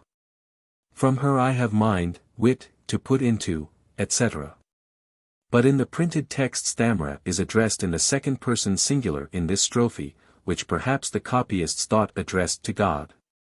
The poet asks Stamra for mind, wit, because she had robbed him thereof. It is necessary to tell in chosen language of the 3 stars, giant heroes, obedient one to another like slaves, lit, it is inherent in them to be slaves one of another. Invocation to fellow sufferers, 10, 7. Come, ye to whom from birth the fate of Tariel is appointed, lit, who is born with a birth exactly like his, cf 852, 4, and whose tears flow undrying for him. Cf Odes, page 68. Let us sit down. I, the man of Rustaveli, pierced through the heart by a lance, of sympathy, cf 5, 4, for him, will sit and expound, both sit and expound in the past tense in the accepted text, but this is evidently a copyist's error, in verse. That which till now was a tale will henceforth be a threaded pearl. Variety of vocation, 11, 18. Let everyone be content with that which fate gives him, and let everyone speak of his own lot. Let the ploughman ceaseless plough, the warrior show his prowess, but let him that is in love cherish mad love, and be compassionate to, lit, acknowledge, the love, of others. Neither have others the right to censure love in him, nor has he that right over others. Love, 12, 9. Love madness is a wondrous fair thought, hard to be apprehended, it cannot be compared with carnal passion, it is something different. Love is one thing, lust is another, their bounds are separated by a vast space. Confuse them not. D'ye hear my words? Reading Jesmastach for Jesmastach. 13, 12. The highest love is to bury sufferings in oneself, he hides them. When alone, he is always with her in thought, lit, let him always remember at home, alone, and he loves solitude, lit, he ought to be in solitude. Away, from her, he loses consciousness and dies, absent he burns and flames, lit. Afar to lose consciousness, afar to die, afar to burn, afar to flame. He is ready rather to endure calmly royal wrath, but towards her he feels fear and reverence. 14, 8. The lover must have an exquisitely fair exterior and shine like the sun, he must be sage, rich, open-handed, he must be a knight, lit, have the qualities or attributes of a knight, he must have leisure. He must be a master of speech, a possessor of intelligence and patience, a conqueror of all powerful adversaries. He who is not endowed with all these things has not the qualities of a lover. 15, 10. He who is possessed by love madness is constant, he is not an adulterer, no base libertine. Separated from his beloved, his sighs and groans become stronger. His heart is satisfied with one, though she be stern and wrathful. Hateful to me are caresses in which the soul is not felt, huggings, kisses and the smacking of lips. 16, 11. Lovers, you must not call it love if one easily bears the torture, lit. Disease or pain, reading Umobesa, of separation, if today he want one, woman, and tomorrow another. This reminds me of the frivolous games of youth, it is, childishness. The true lover is he who checks earthly impulses. Poesy, 17, 19. Poesy is first of all a branch of wisdom, the divine in it must be hearkened to with reverence, it is very instructive to the hearer. He who is prepared finds satisfaction in this domain. A vast thought may be put into a short phrase, herein is the beauty of poesy. 18:20. In like manner as the best trial of a horse is a long course and an easy win, as a ball-player is judged in the field by his unerring aim and clever stroke, so with the poet's skill to indite lengthy songs and curb the steed of poesy, if he has exhausted the subject of his discourse and rhyme begins to dry up. 19:21. Contemplate the poet and his songs when his tongue fails him, lit, when he cannot attain the perfection of the Georgian speech. Or, when he cannot hit upon the exact expressions of Georgian, and his rhymes begin to grow thin. Shortens he not his discourse? Weakens not his speech? Lit, will he not abridge, diminish, the Georgian language? Has he heroic hardihood enough to strike cunningly with the chogan, polo stick? Lit, will he strike with the polo stick with skillful hand? Will he show the high quality of a hero? 20:22. He who chances to say 2 words in verse cannot be called a poet, lit, he is not called a poet if somewhere he says 1, 2 verses, in vain he puts himself on a level with singers of renown. He makes 1 verse, another, lit. Of course, to make 1 verse, another they are not like anything, they are incoherent. Yet he asseverates, mine is better, as stubbornly as a mule. 21:23. Another form is fugitive verse. This is the domain of poets powerless to pour out. Mold, heart-piercing thoughts in perfect forms, lit, another versification is small verse, the domain. He is not able in perfection to create words capable of piercing the heart. I liken this to the wretched bow of young hunters, big beasts they cannot bring down, they can kill only small game. 22:24. A third kind of songs is fitting for banquets and merrymakings, for courtship, for amusement and frivolous adventures with friends, and to these songs we gladly have recourse, lit. We like the making of them, if the thought in them be clearly expressed. But he who is incapable of creating something great is no poet. Professor Marr rejects the 9 remaining quatrains as spurious. It will be seen that he has rearranged the quatrains, and adopted readings which are not in the printed editions. Appendix 2. Bibliographical Note. The following is a list of some books and pamphlets collected by the translator, and now the property of the Bodleian Library, Oxford. Text. King Vakhtang's edition in quarto, with a commentary. The Editio Princeps. Tiflis, 1712. A defective copy. D. Chubanov's edition in octavo. St. Petersburg, 1846. This copy lacks title, and some pages are damaged. Wooden boards covered in velvet, with leather straps. Given as a wedding present to Euphrosyne Kuldiashvili, and presented by her to the translator. It was the custom that all Georgian girls learned the poem by heart, and a copy of it was always included among the presents to a bride. D. Chubanov's edition in octavo. St. Petersburg, 1860. References to this are marked ch in the notes. See Lorth-Kipanidze's edition, in unusual type. Kutais, 1883. G. D. Krt-Velishvili's edition deluxe in folio, illustrated, and adorned with borders from old designs. Tiflis, 1888. Favart Kiladze's edition, with aphorisms in large type, octavo. Ozerjit High, 1892. Favart Kiladze's edition, illustrated, octavo. Batum, 1899.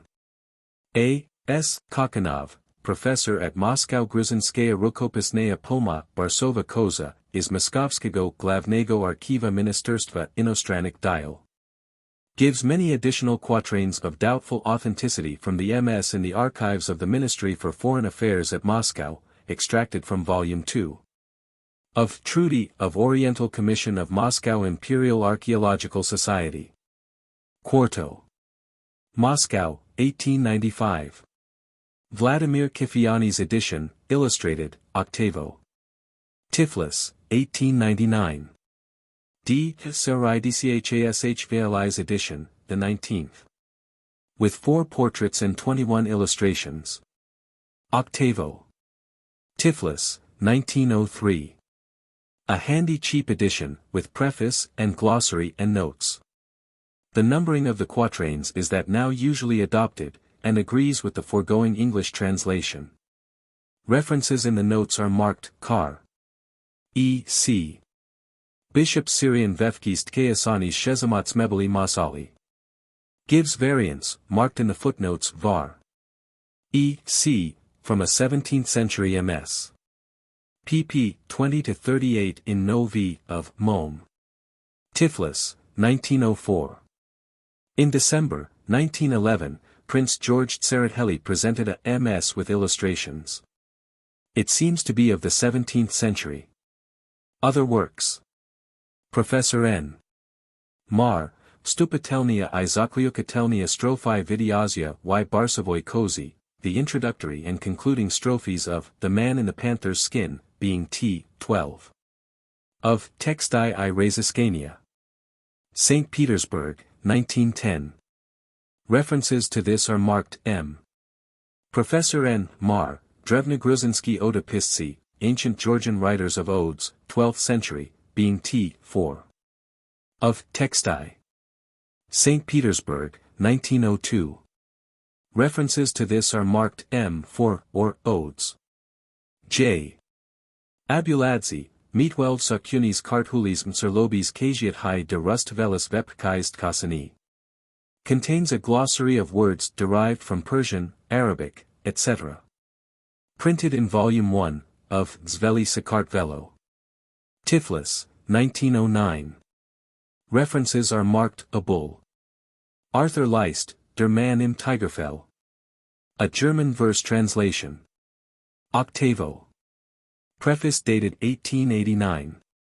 Dresden and Leipzig. A.L. S. Araji, Shvili, Vefkist Kayasanis, Kalbai Ajalibi, The Spurious Passages in The Man in the Panther's Skin. Published in Mom, beginning in number 11. Of 1895, and ending in number 6. Of 1901, and would make a volume of 590 pages octavo, it gives the results of a critical examination of the whole poem. Tiflis, 1895-1901. Cf. Articles in Iveria, Tiflis, 1899, numbers 3, 34, 47. E.C., an article in Iveria, number 93 of 1895. M. Brosset, de la littérature romanesque georgienne, in Mélanges asiatiques tiers du Bulletin de l'Académique. Imp de Sciences de Saint-Pétersbourg, t. 8, St. Petersburg, 1877. Felix Holdak, Zwei Grundsteine zu einer Grussenischen Stats und Rex Gesticht. Leipzig, 1907. P. Karbalashvili, an article in the Tiflis Journal, Iveria, for 1880, pages 3-54. Akaz Borin, La Peau de Leopard. Tiflis, 1885. Akaz Borin, Contes Orientaux. Paris, 1886. Ilya Shavshavadze, Ai Historia. Tiflis, 1887. Akasai, Tsereteli Ramdanaim Sitkva Bat. Iliad Kavchavadzes Sapasukad Vefkvist Kayasanis, Gamo. A reply to his fellow poet Shavshavadze's pamphlet Ai Historia, on the question whether Tariel, Avt'handil, and Fridon, are to be taken as types of Karthli, Imarithi, and Guria. Tiflis, 1887. Akasai, Tsereteli Thanamadrov Hasrabi Rustavelisagan Me, 12 Isakuneshi Natsanistsari. In the Tiflis paper, Themi, number 20 of 1911. A. S. Kakanov, Ocherki pa Istoriai Gruzinskoi Slovesnosti. History of Georgian Literature. Volume 2, pp. 243-298, Moscow, 1897. Volume 1, pages 281, 282. Moscow, 1895.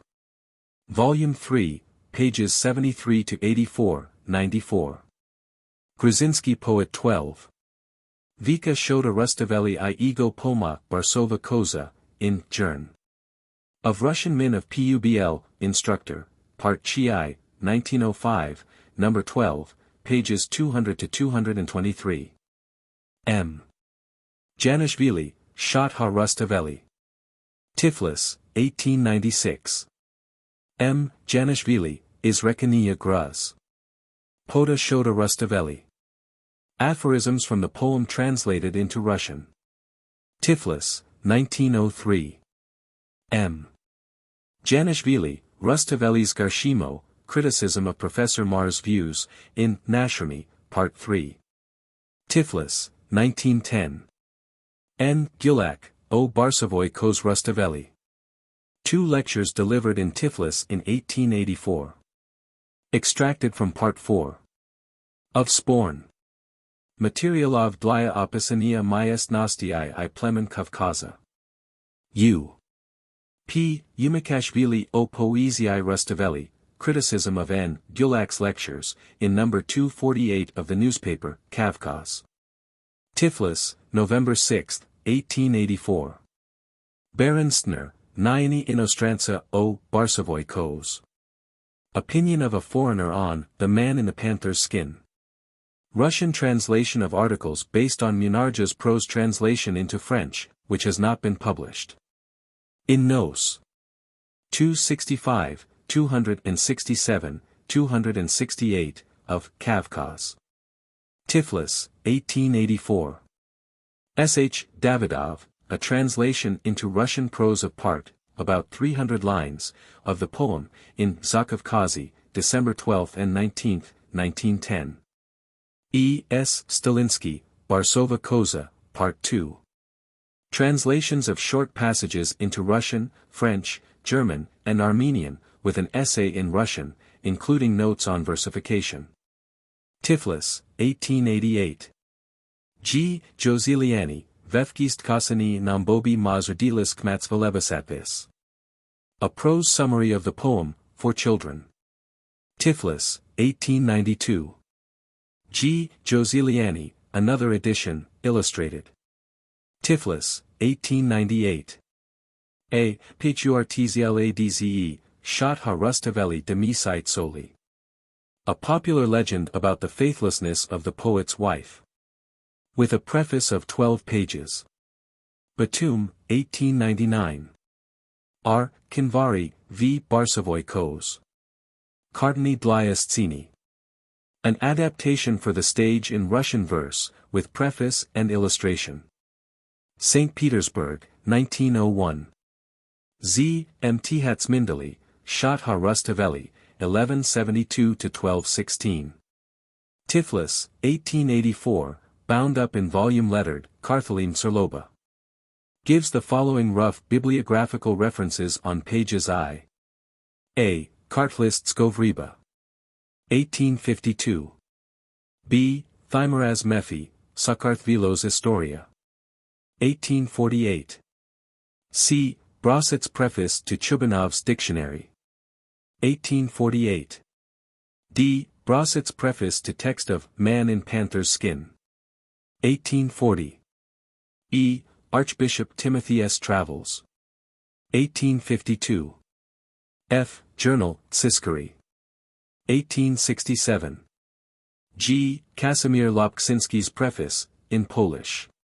1870. H. D. Janishvili, Sakarthvilos Historia. 1875. I. Newspaper, Driba. 1881.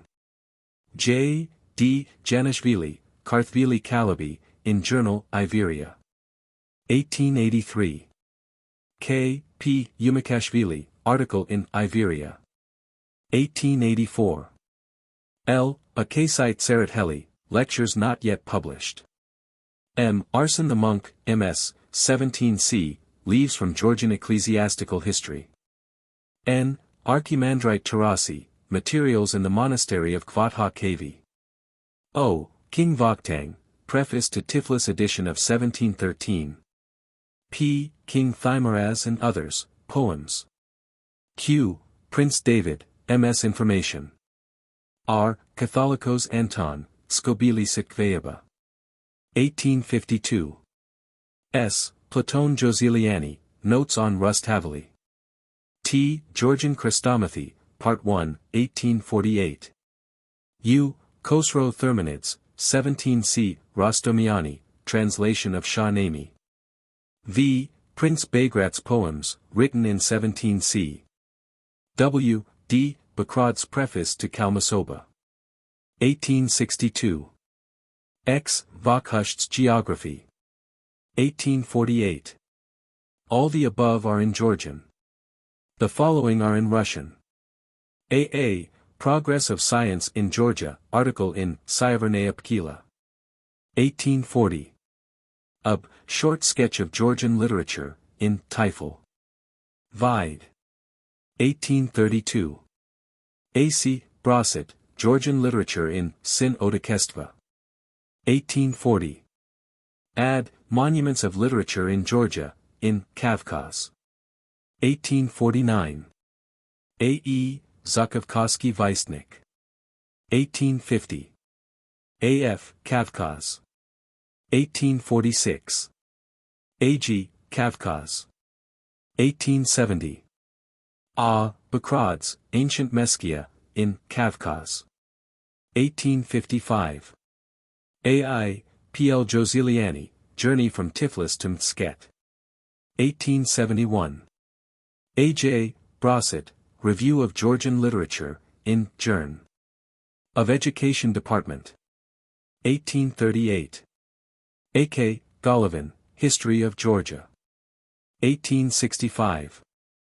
Al. Georgia, published by Alexander Nevsky Academy. 1802. M. Prince David, History of Georgia. 1801. N. R. Aristov, Rustaveli, an article in Kavkaz. A.O. G. Joseliani, Rustaveli, an article in Kavkaz. A.P. N. Gulak's Lectures on Rustaveli. A.Q. Bakrads, History and Ethnography of Tiflis. 1873. A.R. P.L. Joseliani, Shota Rustaveli.